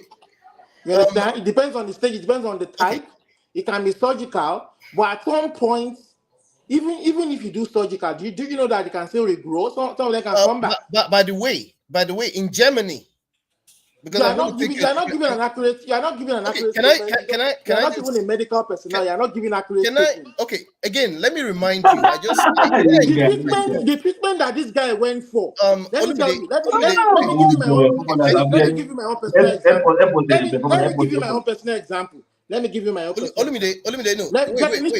Hold on. Let me give you my personal example. This night, let me give you my personal example. Olumide, let him talk now. Wait, you will talk. Olumide, your hand is on the camera, or your hand is on the camera completely. I am going to drag this with you.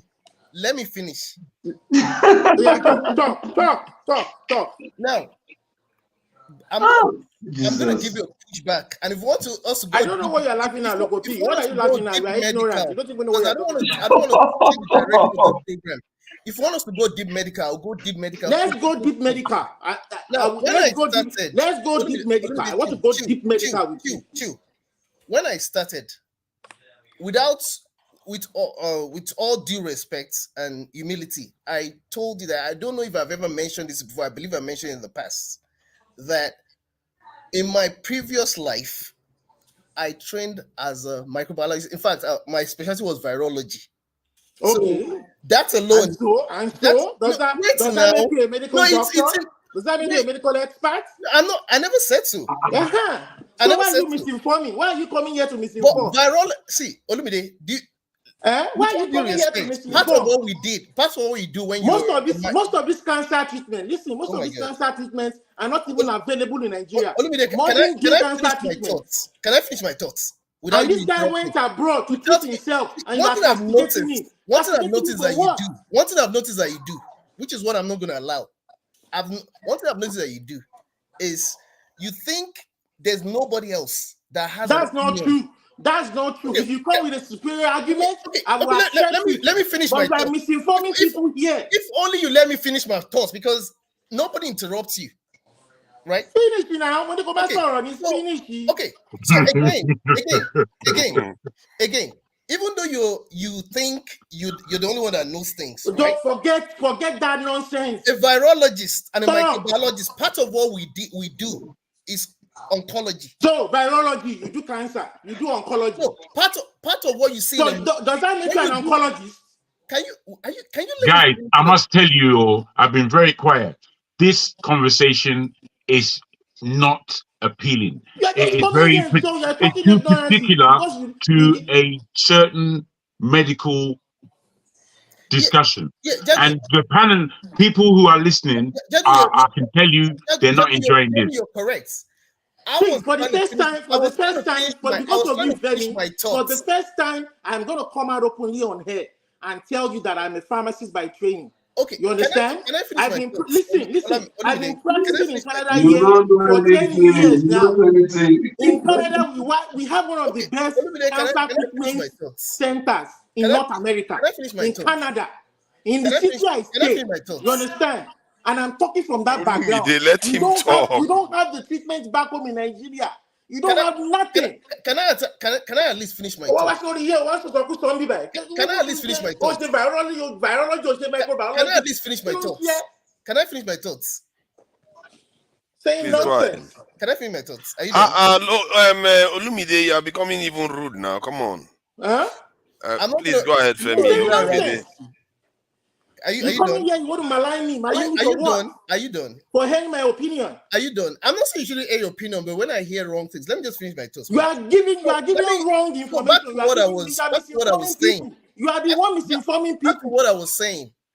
When it comes, with respect to and I'm going to tie it back to the case of Akeredolu now. Yeah, tell me back. When it comes to even the cancer treatment that is being referred to, if only the reason why I agree with something that Loco P See, I will give you an example of a medication. Listen, I will give you an example of a medication that one of my patients uses. The name of that medication is called Extandi.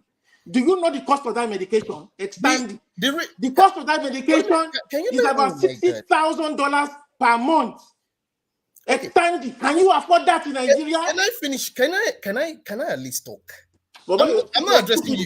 See, Olumide, if you are making a point, there's no need to get worked up by it. I'm not addressing you anymore. You see, I think you have touched a nerve of Olumide. Olumide doesn't play with his medical opinions. Clearly, this is what the one that hurts Olumide. This is the one that hurts you. For 10 years. Can I finish my thoughts? Pharmacy manager for 9 years. Can I finish my thoughts? And you're coming here, you're talking trash. Crown, hey, Olumide, easy now. Come on. My mother-in-law can see. Can I finish? My mother-in-law can. Please talk. Olumide, calm down. Jesus Christ. Kemi, can you allow Olumide vent, please? He feels strongly about this. They couldn't diagnose DVT in Nigeria. This woman nearly died. In Canada and Dubai, they did an X-ray and saw the blood clot in her legs. In Nigeria, they told her she had thoracic tuberculosis. One of the X-ray, when you only tuberculosis in your X-ray again, this woman spent $500,000. When we came here to Canada, it was an ordinary physiotherapist that saw the X-ray and said it was nothing but arthritis.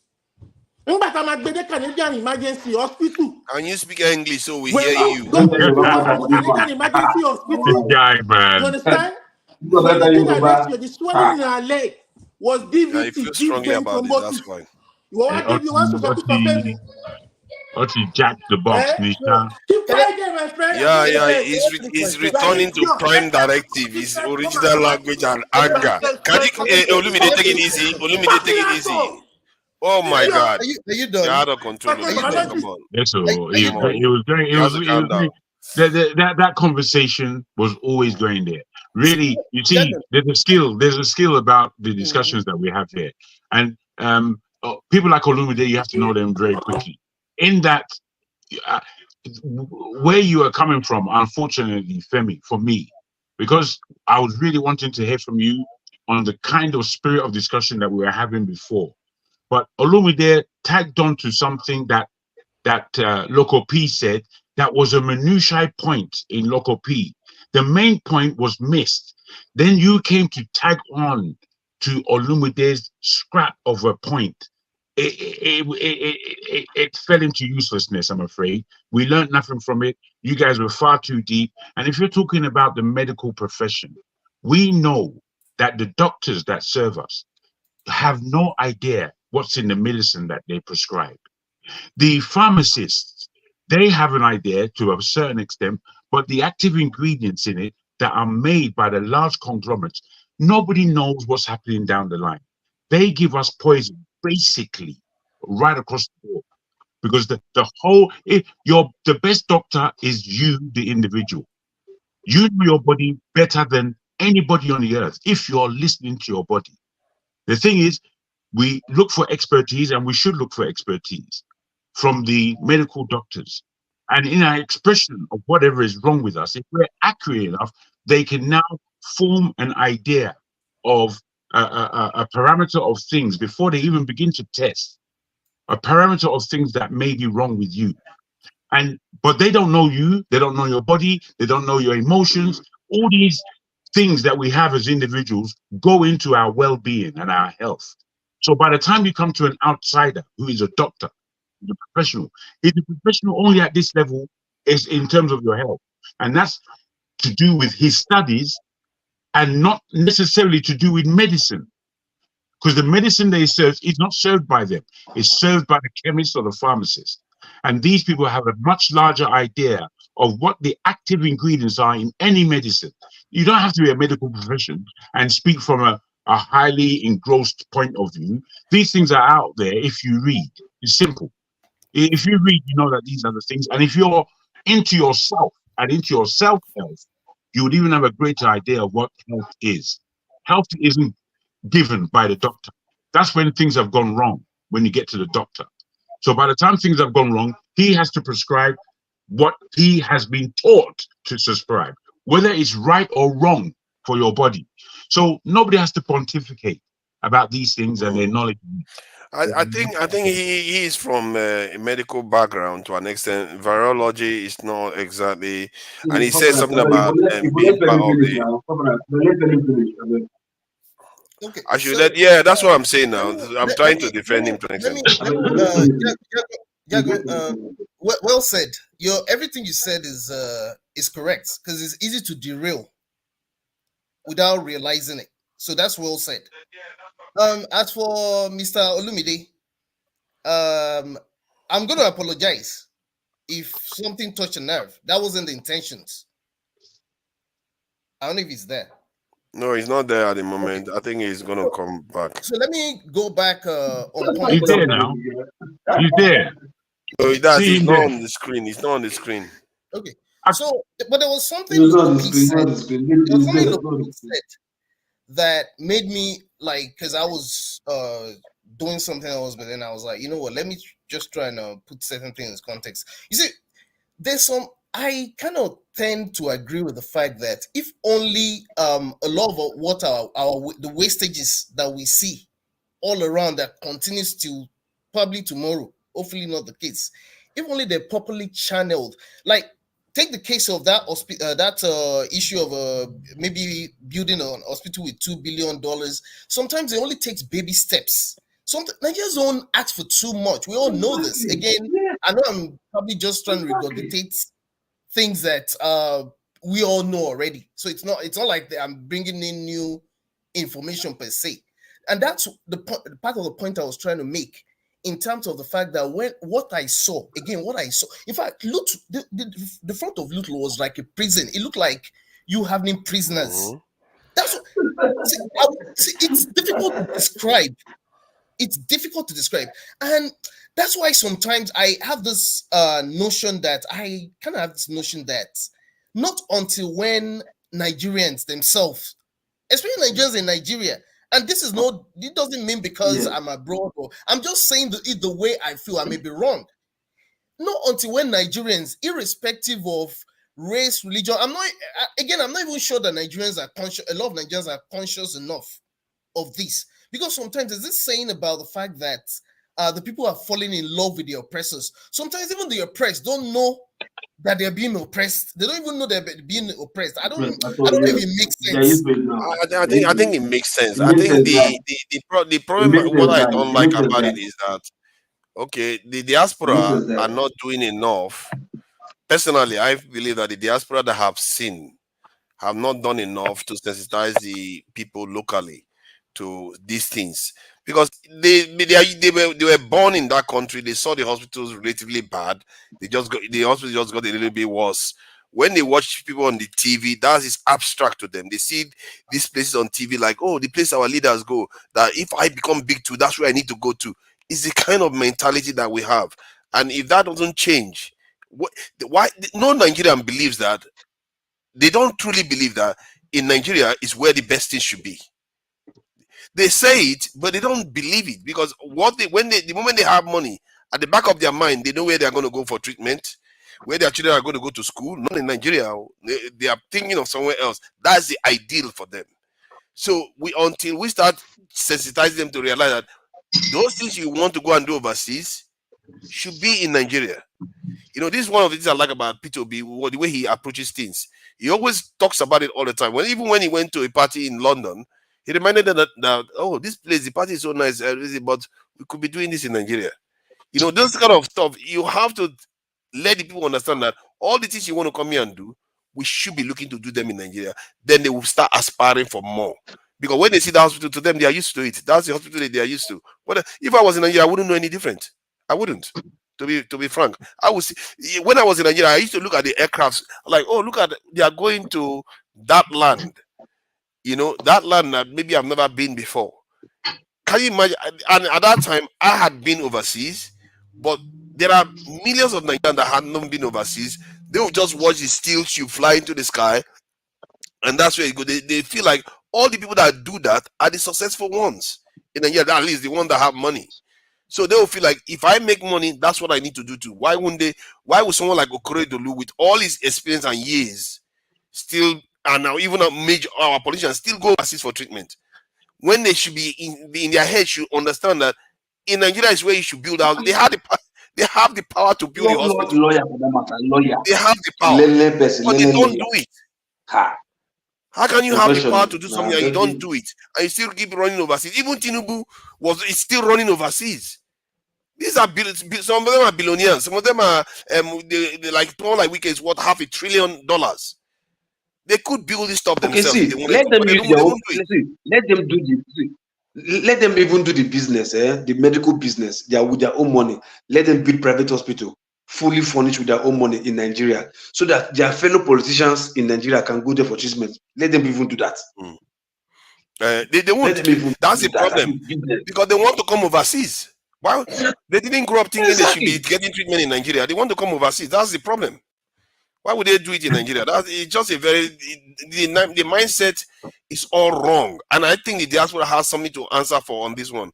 Because we need to be telling them that why are we always looking to come overseas when we should be doing it in Nigeria? Because they don't know. If you're in Nigeria, you won't know. I don't think you will ever know. It's not enough. You can't know. Why would you know when you're in Nigeria? You can't. It's only people that have seen and have seen Oyibo people how they live. You say, let's do it in Nigeria too.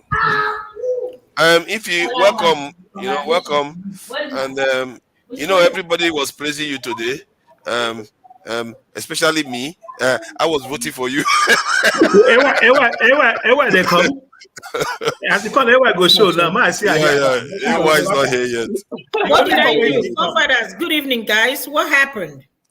Oh yeah, they were electing the best panelists and the best people for the year. And the worst panelists. And the worst. You know who is going to be the worst now. I'm gonna type it in the private. Forefather. Don't worry, forefathers. We'll talk in private. Yeah. See, I define you. Say your papa na Fulani and man. Oh my God! It never ends. It never ends. They give you all kinds of. I actually had that security report last week. It never ends. It never ends. I'm Fulani. I'm from everywhere. All because I need to. He's very serious. That guy is, I don't know, man. I just leave him, let him do his own thing. I just leave him, let him. How am I going to be Fulani? Hold on. You didn't allow me to land. They show you know that since that time. We didn't allow him to land. He's a very gentleman now. I think he hasn't been to the night session much, so he's very gentle. Don't worry. He will start being rough with us. Who is the person? Femi now. Femi. Actually, what you are saying is very educated. Very educative.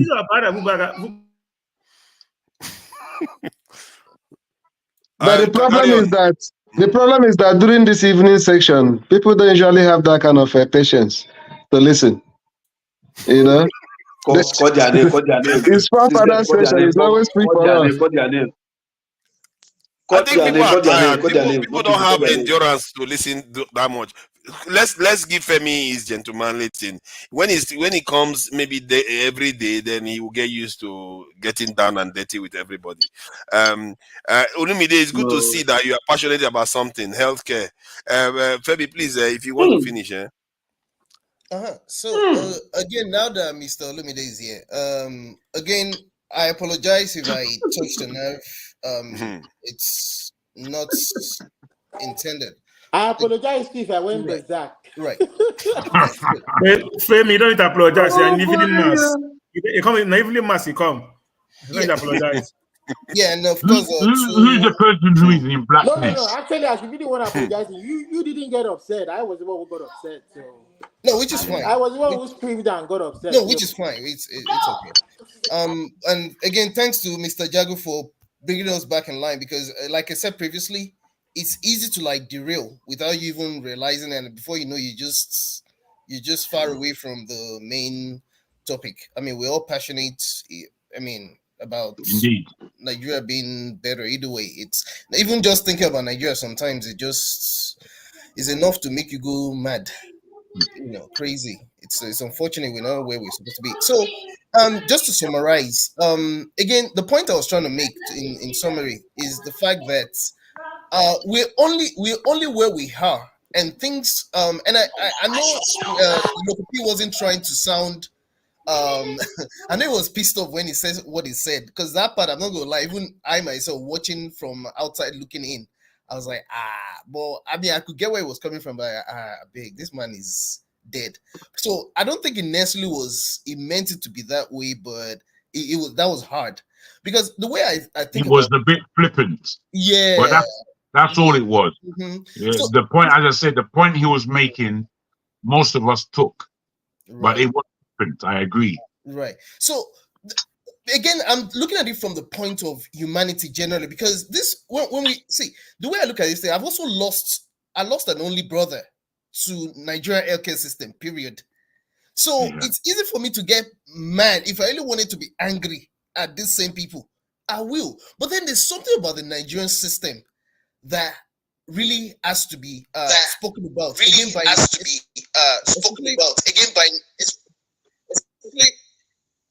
Reverb. Let me see. Okay. Let me see. Okay. Let me let someone else talk. Maybe no, somebody has their phone on. Somebody has their phone on. Yeah, please go ahead. Femi, please finish what you're saying. And it speaks to the fact that, again, remember I mentioned about all of those equipments, because I saw these things with my eyes, multi-billion-dollar equipments that were shipped in. A lot of these things have either rotted away, and like I said previously, some of them they were already moribund, like they were already old anyways. Look at the amount of money we waste, not just when it comes to corruption, but with things like this. Even the elevators that was fixed at exorbitant amounts then, they were already going bad. Not to talk of even things that have to do with healthcare directly. And then again, it also speaks to the fact that, again, what I saw from the point of view of just loot itself in 2019, this was May 2018, already told me where we were in terms of healthcare, not to talk of other spheres of life in Nigeria. And imagine the number of people that do not need to die of simple, what you consider ordinary ailments. Imagine the number of people that are dying in Nigeria because of things like that. Because the reason why, again, I bring this up is because it's only kind of like magnified when people like Akeredolu, or even that guy, is it Galinaba, that also passed away the same day, die. It's only magnified because it's them. But what about the millions and millions of other people who do not have the exact same means that these people have? Who is there to condone exactly? They can't fly overseas. So yes, it's any life that dies, it's a soul. But there's a lot of people that do not have to die at all.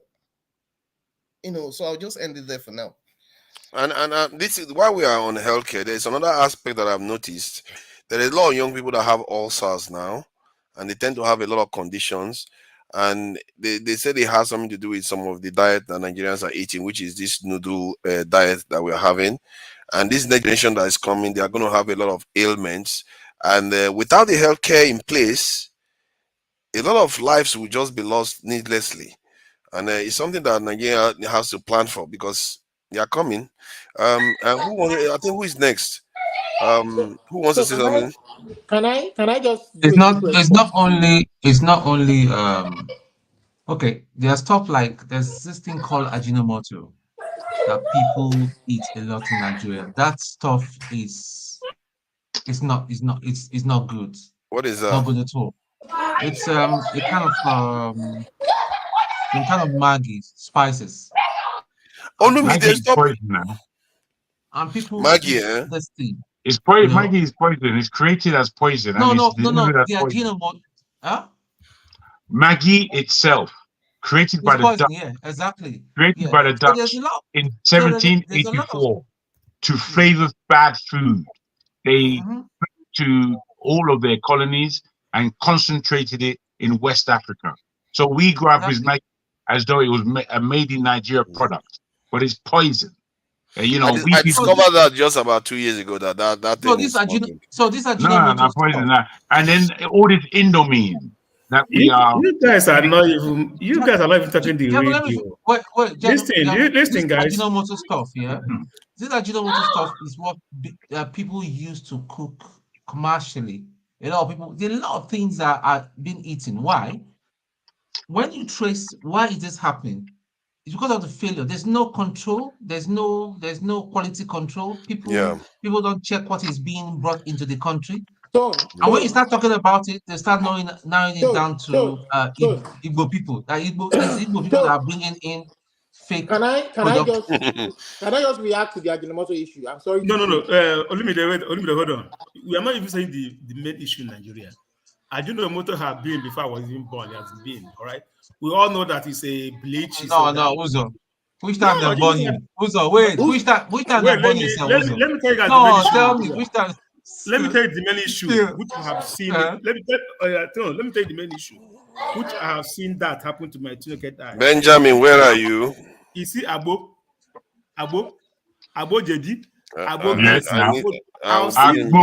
I've seen Abo in my naked eye. See somebody after taking it, the person died. Now, because of there's no control, there's no quality we control. don't talk about that. You see that it's normal thing.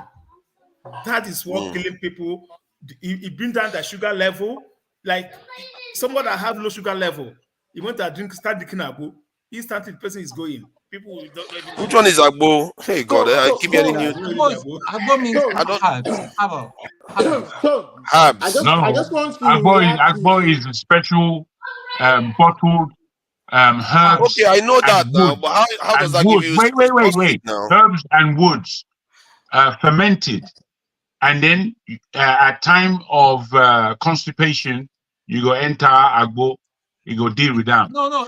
Let me explain what Agbo is in pure water. Whether you ferment it or whether you ferment it or whether you boil it. Like back those days, I don't know who is old enough to know what Dogon is. Yeah, back I do. then, Dogon used to be, So they don't know. Either boiled. Dogon used to be either boiled or they put it in spirits, schnapp of those days, and they drink. I mean, that's the fermentation of the medicine. In my house, we had this old auntie from my father's side. My dad found out, and my dad just went mad. Can I please tell you that as a pharmacist, that Ajinomoto, Vedan, and some of the other seasoning common in Southeast Asia, they are monosodium glutamate. They are safe seasoning. There's no scientific. They are safe seasoning. Safe? Yeah, there's no scientific basis to show that they cause harm. They've been using it for a long time. Japanese, Chinese. No, the Chinese are the ones who use it. The Thai don't use it. They don't use it. The Thai will tell you that the Chinese don't know how to cook, which is why they're using this sodium glutamate, SGM. It's an awful product. That's fine. But I'm telling you as a pharmacist, that seasoning is safe. It doesn't have any health concerns about it. Everything you read about it that is just crap. There's so much crap about, they use it to wash cloth. They use it to bleach. What is the name of that stuff? Let me search for it. Let me do a bit of research on it. Ajinomoto. Ajinomoto. Go read the Wait. For father, you know what Ajinomoto is? FDA report. Go read the FDA report. I need to go back to village and let me tell you. Go read the glutamate or whatever you call it. Yeah, Ajinomoto. I can see it now. Go read the FDA report in Nigeria. Monosodium glutamate. It is safe. It is safe. Side effect. We use available on our shelf. Very good. Sorry, Auguste. Sorry, it's good. Olumide, since you're a pharmacist. Wait, Olumide, listen to this, It's a good thing. You're a pharmacist, right? Yep. I believe in herbals, but I think the herbal thing has no control because you don't know what quantity to dispense, and that's where the harm that comes to people. That's where it comes to place. How come we do not have an agency in Nigeria that will develop this thing and try to dispense it in the right? Because sometimes you see people, they just go glug, and that's why it harms you.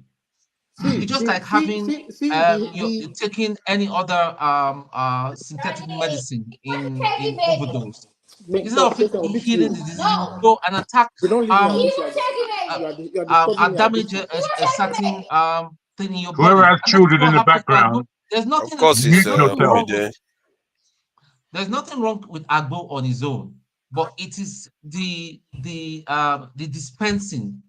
People go on and again in Nigeria, anybody can go to the chemist and buy anything over the counter. Here you can't. A lot of things that you cannot buy here in America, With the in Agbo, Germany, in the one, UK.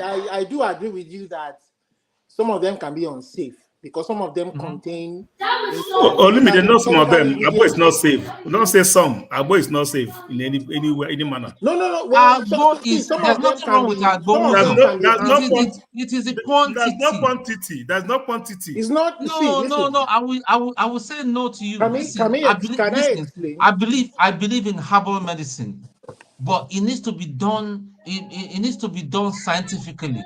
It needs to be dispensed scientifically. That's all I'm trying to say. You're right. He's right. Yeah, he's right in a sense. Some of them are safe. Some of them are not safe because number one, especially in Nigeria, you don't even know what you're consuming, and they label it. Oh, you can do this, you can do that, you can do so many things. One thing with natural products is that they meet a different standard compared to the chemical ingredients. Your Panadol, your Fensic, they meet a different standard. That is why we go back to Africa. Why don't we develop all these things? Foreigners will be telling us now that we need 1 million soldiers. The problem with Africa, the problem with Africa is that you can't just come with your natural product and say it can cure this, it can cure that. The Oyibo man, when an Oyibo man develops a molecule, they will do clinical trials to tell you that it can do this, it has this side effects. This is how long this medication is good for. This is how long this medication is safe for. But we don't have all that data with our natural products. You can't just come and say he did this, he did that. You understand? You want to prove it to the guy in Norway that your medication can do this, your natural product can do it. You want to prove it to the guy in Sweden. So it has to be reproducible. You understand? You have to be able to reproduce that same result in Sweden, in Norway, in Germany. You can't just say, oh, it does this, it does that. Let me give you a quandary. That's where the science comes into play. Only there, my brother. Let me give you a quick quandary. Yeah, I'm in business myself. I'm going to be very quick. 1 millisecond. It's very pertinent to what we have Holland and Barrett. Yeah, and that's where Holland and Barrett. You remember the time that they wanted to shut them. That people wrote there was a heat signature that was collected and saying no, you can't do that to Holland. Continue, Jago. Let me not go on. No.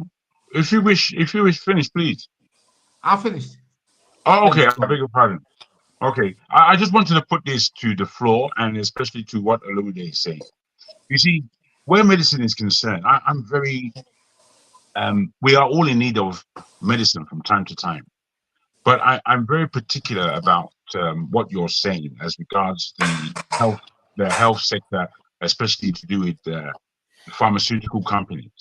Now we know at the time of Rockefeller, that's when medicine changed, and they began, because he's the oil man or because he's an oil magnate. They started to use oil to enter into the medical field, and all the medical. I'm just wondering if you're aware of this.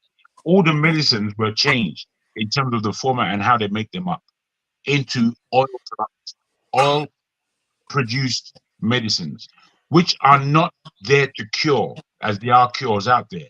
They're only there to maintain the sickness. Now, given the paradigm that we are in the health sector, as you are discussing this now, let me bring something real to the table. When I sell health, my business is health products. I sell something called hibiscus, zobo, sorrel, and I sell something that is known as moss, Irish moss, they call it. It comes from the sea. Now, the ingredients in these products are all for the body. Hibiscus is for the blood. If you're drinking it without sugar, that thing washes your blood. It detoxes you one time.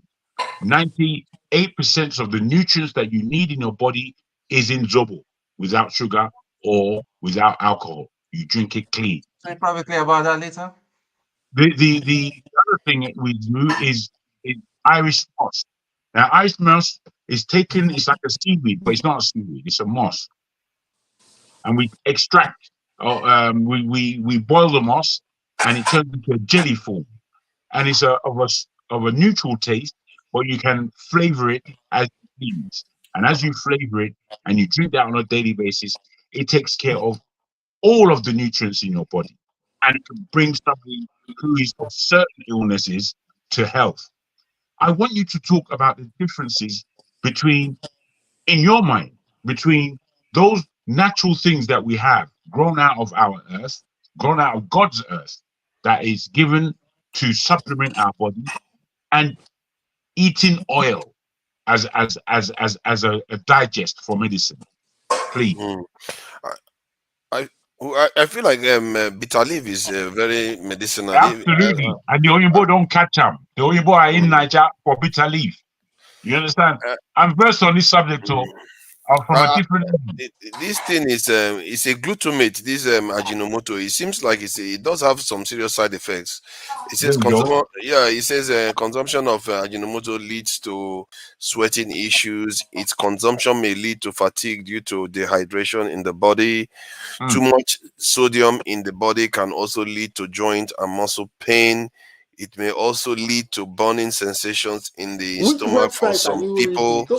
I'm looking at the health short. I think they stated that there is no conclusive evidence, but they did say that there are some harmful effects. That's what they're listing. Do the same for us for hibiscus and Irish moss. Do the same thing what you just done for hibiscus and Irish moss, and let everyone hear. Forefather, listen, Forefather, I'm just surprised that you don't know what is Ajinomoto.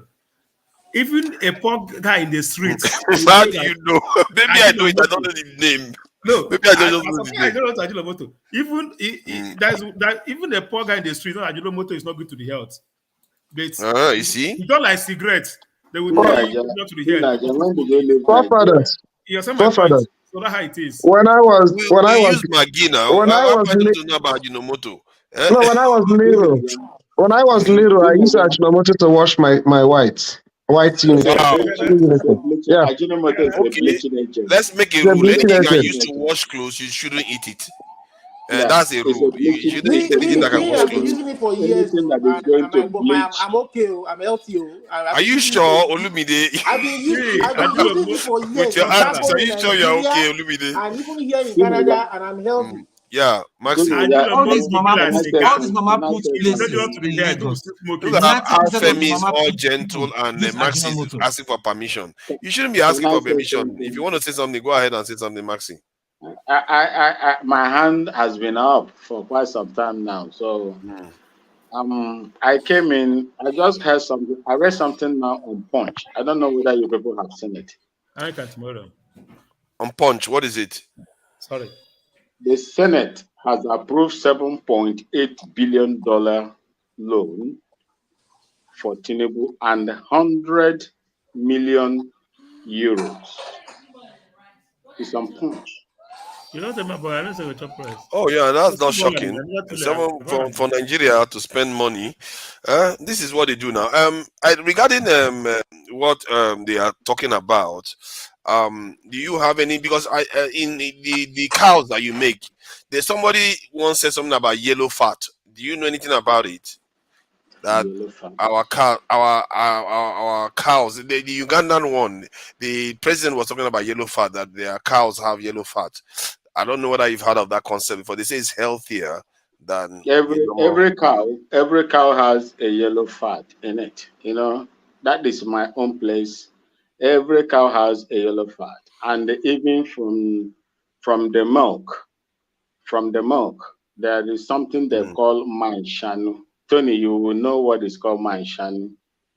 Manshanu is the oil that you produce from boiling the milk. When you boil the milk, you want to, get something like, yogurt kind of milk. Then you boil it, you steam it, then you will now skim the oil on top. That oil on top is called manshanu, and it is one of the best oils so far that you can use to prepare your gravy. You can even rub it on your skin, but it has a scent. And to treat that scent, to treat that animal scent in it, the only thing you need to do is to put maybe a clove of garlic or onion in it, and the scent will disappear. It is one of the best oil in the world. There is I no see. other oil. There is no other oil that is better than manshanu. The manshanu is what the Hausa people call it, but it is milk oil or cow oil. That is what I will Okay. tell you. So I think the discussion was moving towards health, the kind of food we eat in Nigeria, and clearly, Ajinomoto has its side effects. Indomie has its side effects, and this young generation, that's all they're eating. At least us, we ate a lot of healthy stuff too. We ate a lot of natural food, but it looks like even pounded yam, they don't eat pounded yam, they eat this thing. I forgot poundo. They call it poundo now, and it's like everything is a kind of sterile line. The food you are eating is not natural anymore. It doesn't have the natural nutrients that we used to have before.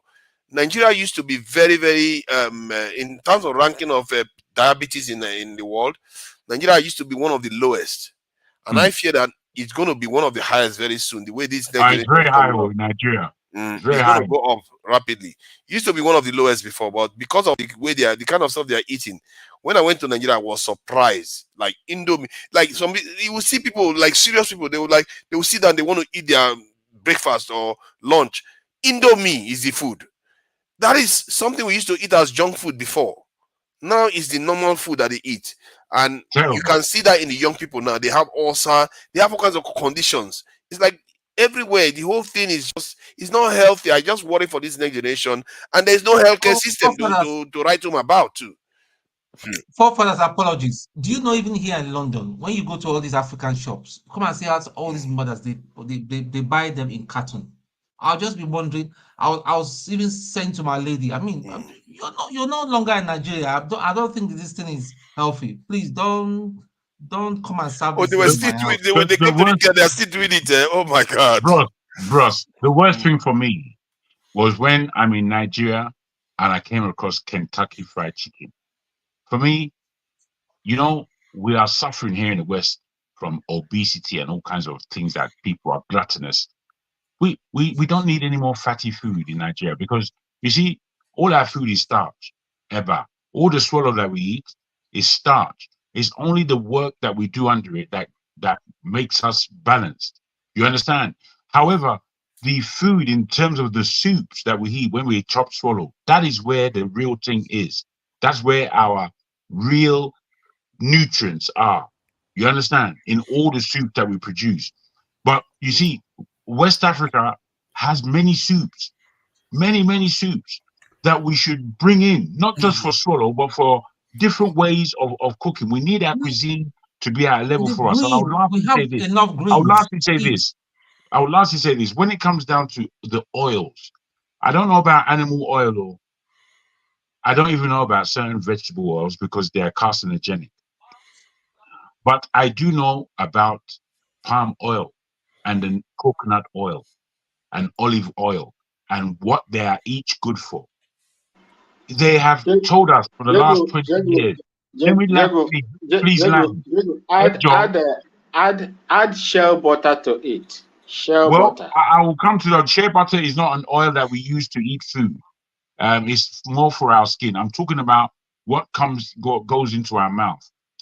When there was a big campaign against palm oil, saying that it's very fattening, it's not really good for you, it's this and that, and it will be pushing this narrative in Europe.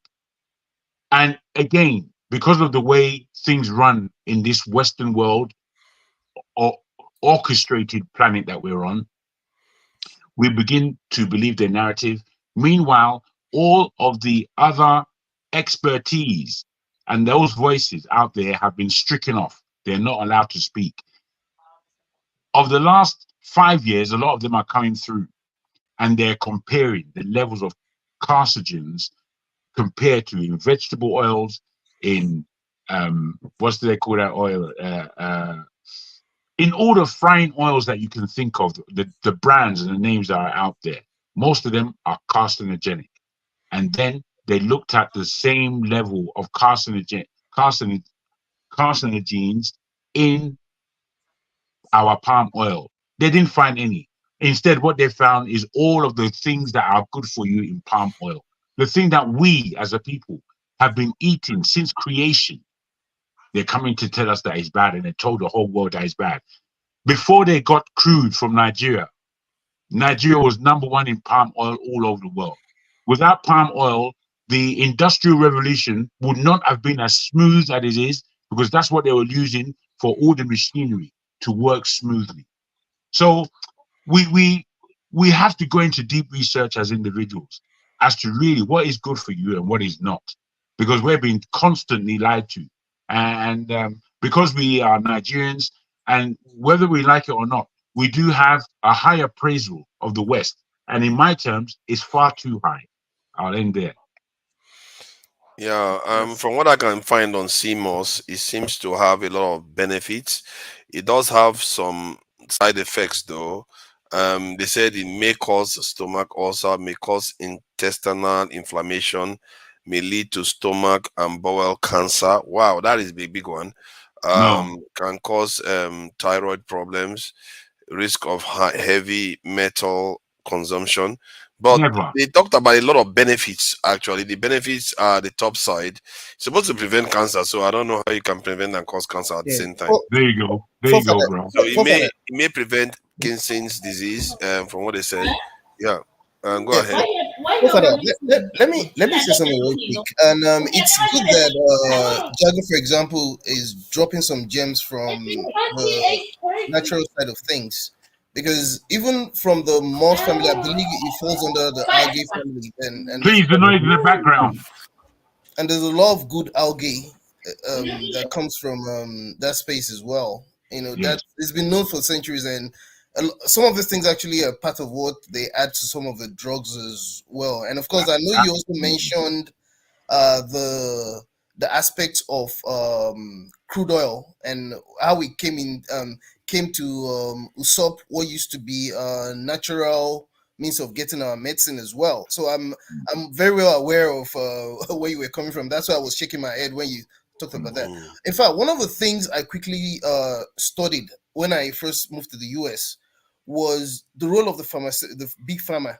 Because you know that's a constant, and that's what a lot of people don't realize why healthcare in US, for example. I mean, you must be amused. Those of you in UK, for example, you must be very amused when you see how much the issue of healthcare dominates the political space in America, and it's for good reason.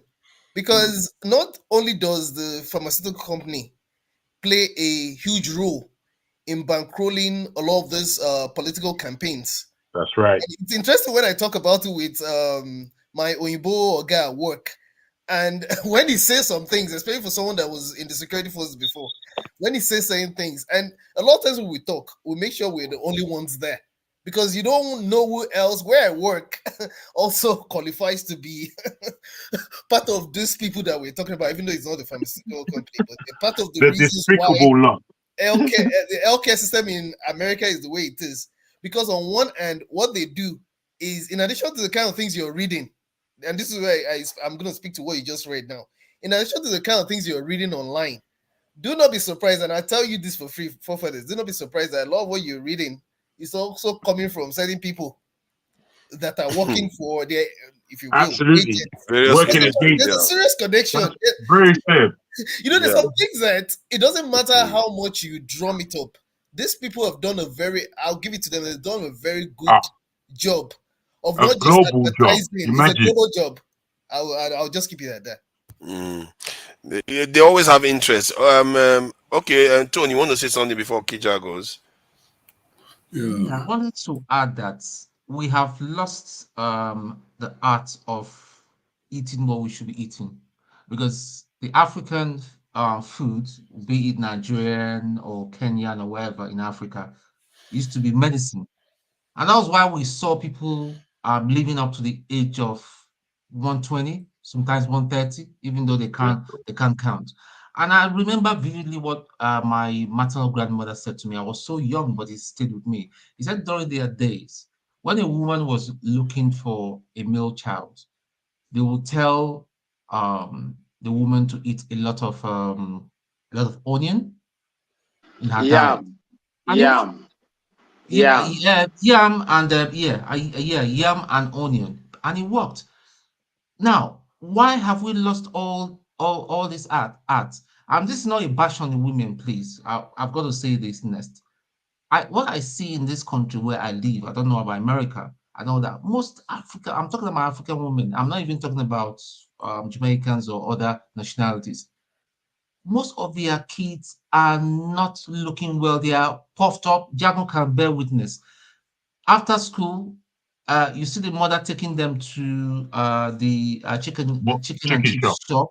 Yeah, Molly's. and those Full of chicken, and those poison. chicken, they don't even taste like chicken. Sometimes it tastes like as if you're eating some kind of rubber that's molded like chicken. And this most of these children, I mean, children are starting to be diabetic from the age of 7, 8. Why? Because of of bad diet. They don't care, they don't look after, they don't cook properly. There's a shop that we have, chain of shops we have in the UK. It's called Iceland. Everything is frozen. People just because it's cheap anyway. People go there, buy stuff. People don't actually go and buy fresh stuff and all that. Like cook proper food, cook a lot of vegetables, But we just don't now. We play with our lives. We play with Mm. our lives.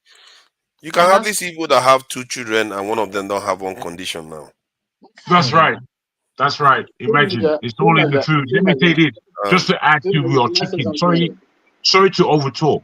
Just to um, add to your chicken sorry, let story. me just restate one paperwork stuff. With the women always have priority. If they want to say something, they just have to raise their hand and they will be able to say something because obviously they are underrepresented. We don't want to marginalize them on top of it. Lou and Ify, whenever you want to say something, you just have to let us know and they will give you. All right, go ahead, Lou. look, wait, before you come We make I can't break speak the Igbo rule. now. Make I just speak Igbo now. You need to invite me to your house to come and make some to make some kind correct. Don't do face like that for me, Joe, my sister. I want to eat correct or oha soup or bitter leaf soup. I am good. It's like he knows you now, so that's why he's saying that. I don't know you, my darling. The last time you said my name starts in this and that, I was a bit perplexed. I wanted to ask you, how did you know? Because I've never seen you before, my darling. Okay, good. Yeah. Welcome. But it would be nice to if I see you, I'll say hello. Anyways, you're my brother. Yeah, I was listening in the background. I love natural herbs. My grandmother was a herbalist, as in not the juju one.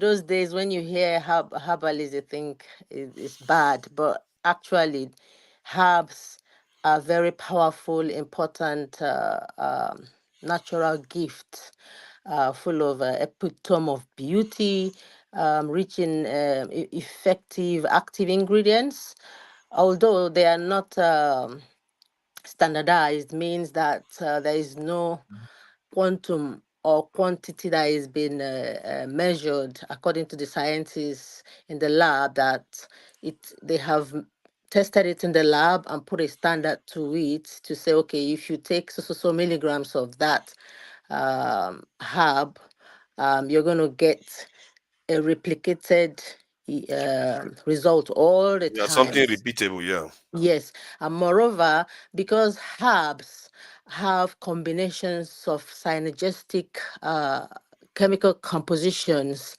that even when you start extracting them, there are so many of them. They just take a few that they are That's right. aware of, and That's those right. herbs harbor a lot of medicinal properties that that needs to be harnessed with time. So most medications that we use, some of the active ingredients originated from plants, and then they take them to lab because of money cost to make it. With natural quantities of herbs we take a lot, so they learn the chemical compositions of those active ingredients they've found out or discovered to help in diseases or support diseases. They now replicate them scientifically to, like, they call it nature identical in the lab. Okay. So for me, as someone who love herbs, I use them in my formulations. Even though they are not standardized, there are some plants that are even they use in hospitals. They used to make healing gels like calendula. There is no standardization of that, but because it's absolutely safe, because there are things that are safe in formulations, like if you make products, they have to send it to the lab. People who are specialized in testing, they test all the active ingredients there, plus the preservatives and stability, to make sure it's good for use. So imagine using those herbs in hospital for healing sores and making sore balms and stuff like that. So some herbs cannot be touched, won't be poison. And I would encourage people, actually, I would encourage any African or anyone listening to try herbal medication.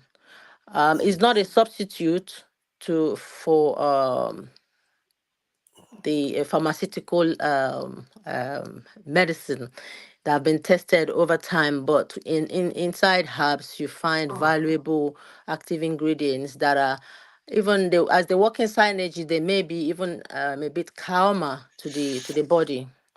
Yeah. Wow. I think I've never heard you sound so professional before. You really know your stuff in that area. No, I mean you know your stuff in that area. That's what I mean. Because the terms you are using are very specific to somebody that is in that industry. Yeah, I think I've learned a lot from what you've just said.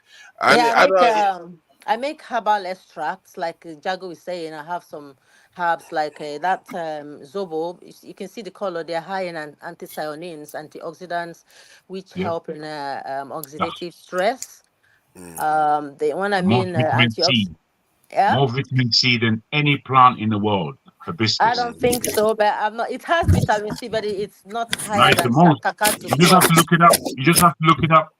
I know about it. I'm sure I'm 200% about it because I use them in my formulas. If you want a plant that is highest in vitamin C, you go to kakadu plum.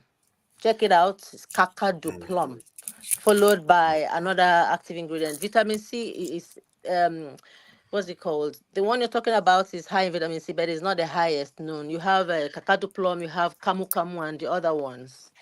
But they are not, even with the vitamin C, they are not stable because vitamin C oxidizes with heat and oxygen and stuff like that. So No, because you have to, when you are doing zobo, you don't boil it, you don't bring it to boiling point, because exactly what you said would happen. You bring it to 85 at max, and that would keep all the active ingredients inside and deliver it you into the mean tea. degrees Celsius? You're gonna kill all the damn thing in it because No, I'm telling you expertise. I do this. I do it as a I know what is business. zobo and kunu. when you do it, do I you know test Kunu it? now. I know Kunu, but I don't You know know Zobo. zobo?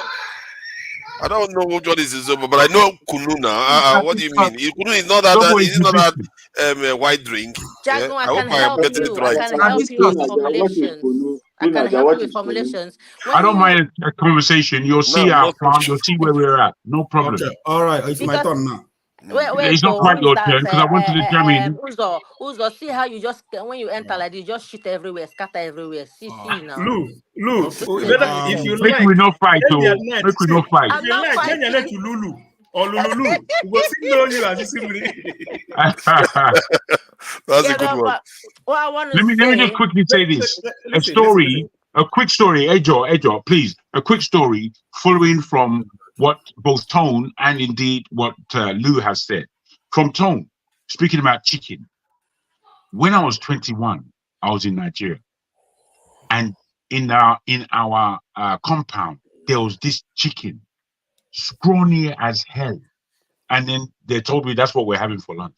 I thought, what we're having for lunch? This thing can't feed anybody, bro. When they cooked this thing, it was as though I tasted chicken for the first time. When I came back to England and I ate chicken, it was full of water. There was no taste in it. The chicken I had in Nigeria, the bone, I crunched it out. Bro, it was so delicious, so much taste, without the flavoring that we do as Nigerians. I don't eat chicken any longer in this country. Chicken in this country is all cow said. meat. There is no point. Even the cow meat we have right now is rubbish, trash. It's terrible. What's going on out there? So looking after our health in the West is of ultimate importance. Look, yeah, okay, do you heard of this Catholic monk? Wait, look, you heard of this Catholic monk in Imo State, right? I don't know. I think it's Okija. Can we let Okija talk? Okija is a kind of he's been here. He was supposed to speak before Lou spoke. Yeah. So I don't know if you guys been talking about Nigeria, what is happening in Nigeria in terms of food. I don't know if you have taken a look at Japanese. They have the oldest population per. Well said. Yeah, I was going to say that. Well said, bro. Have you looked at what they eat?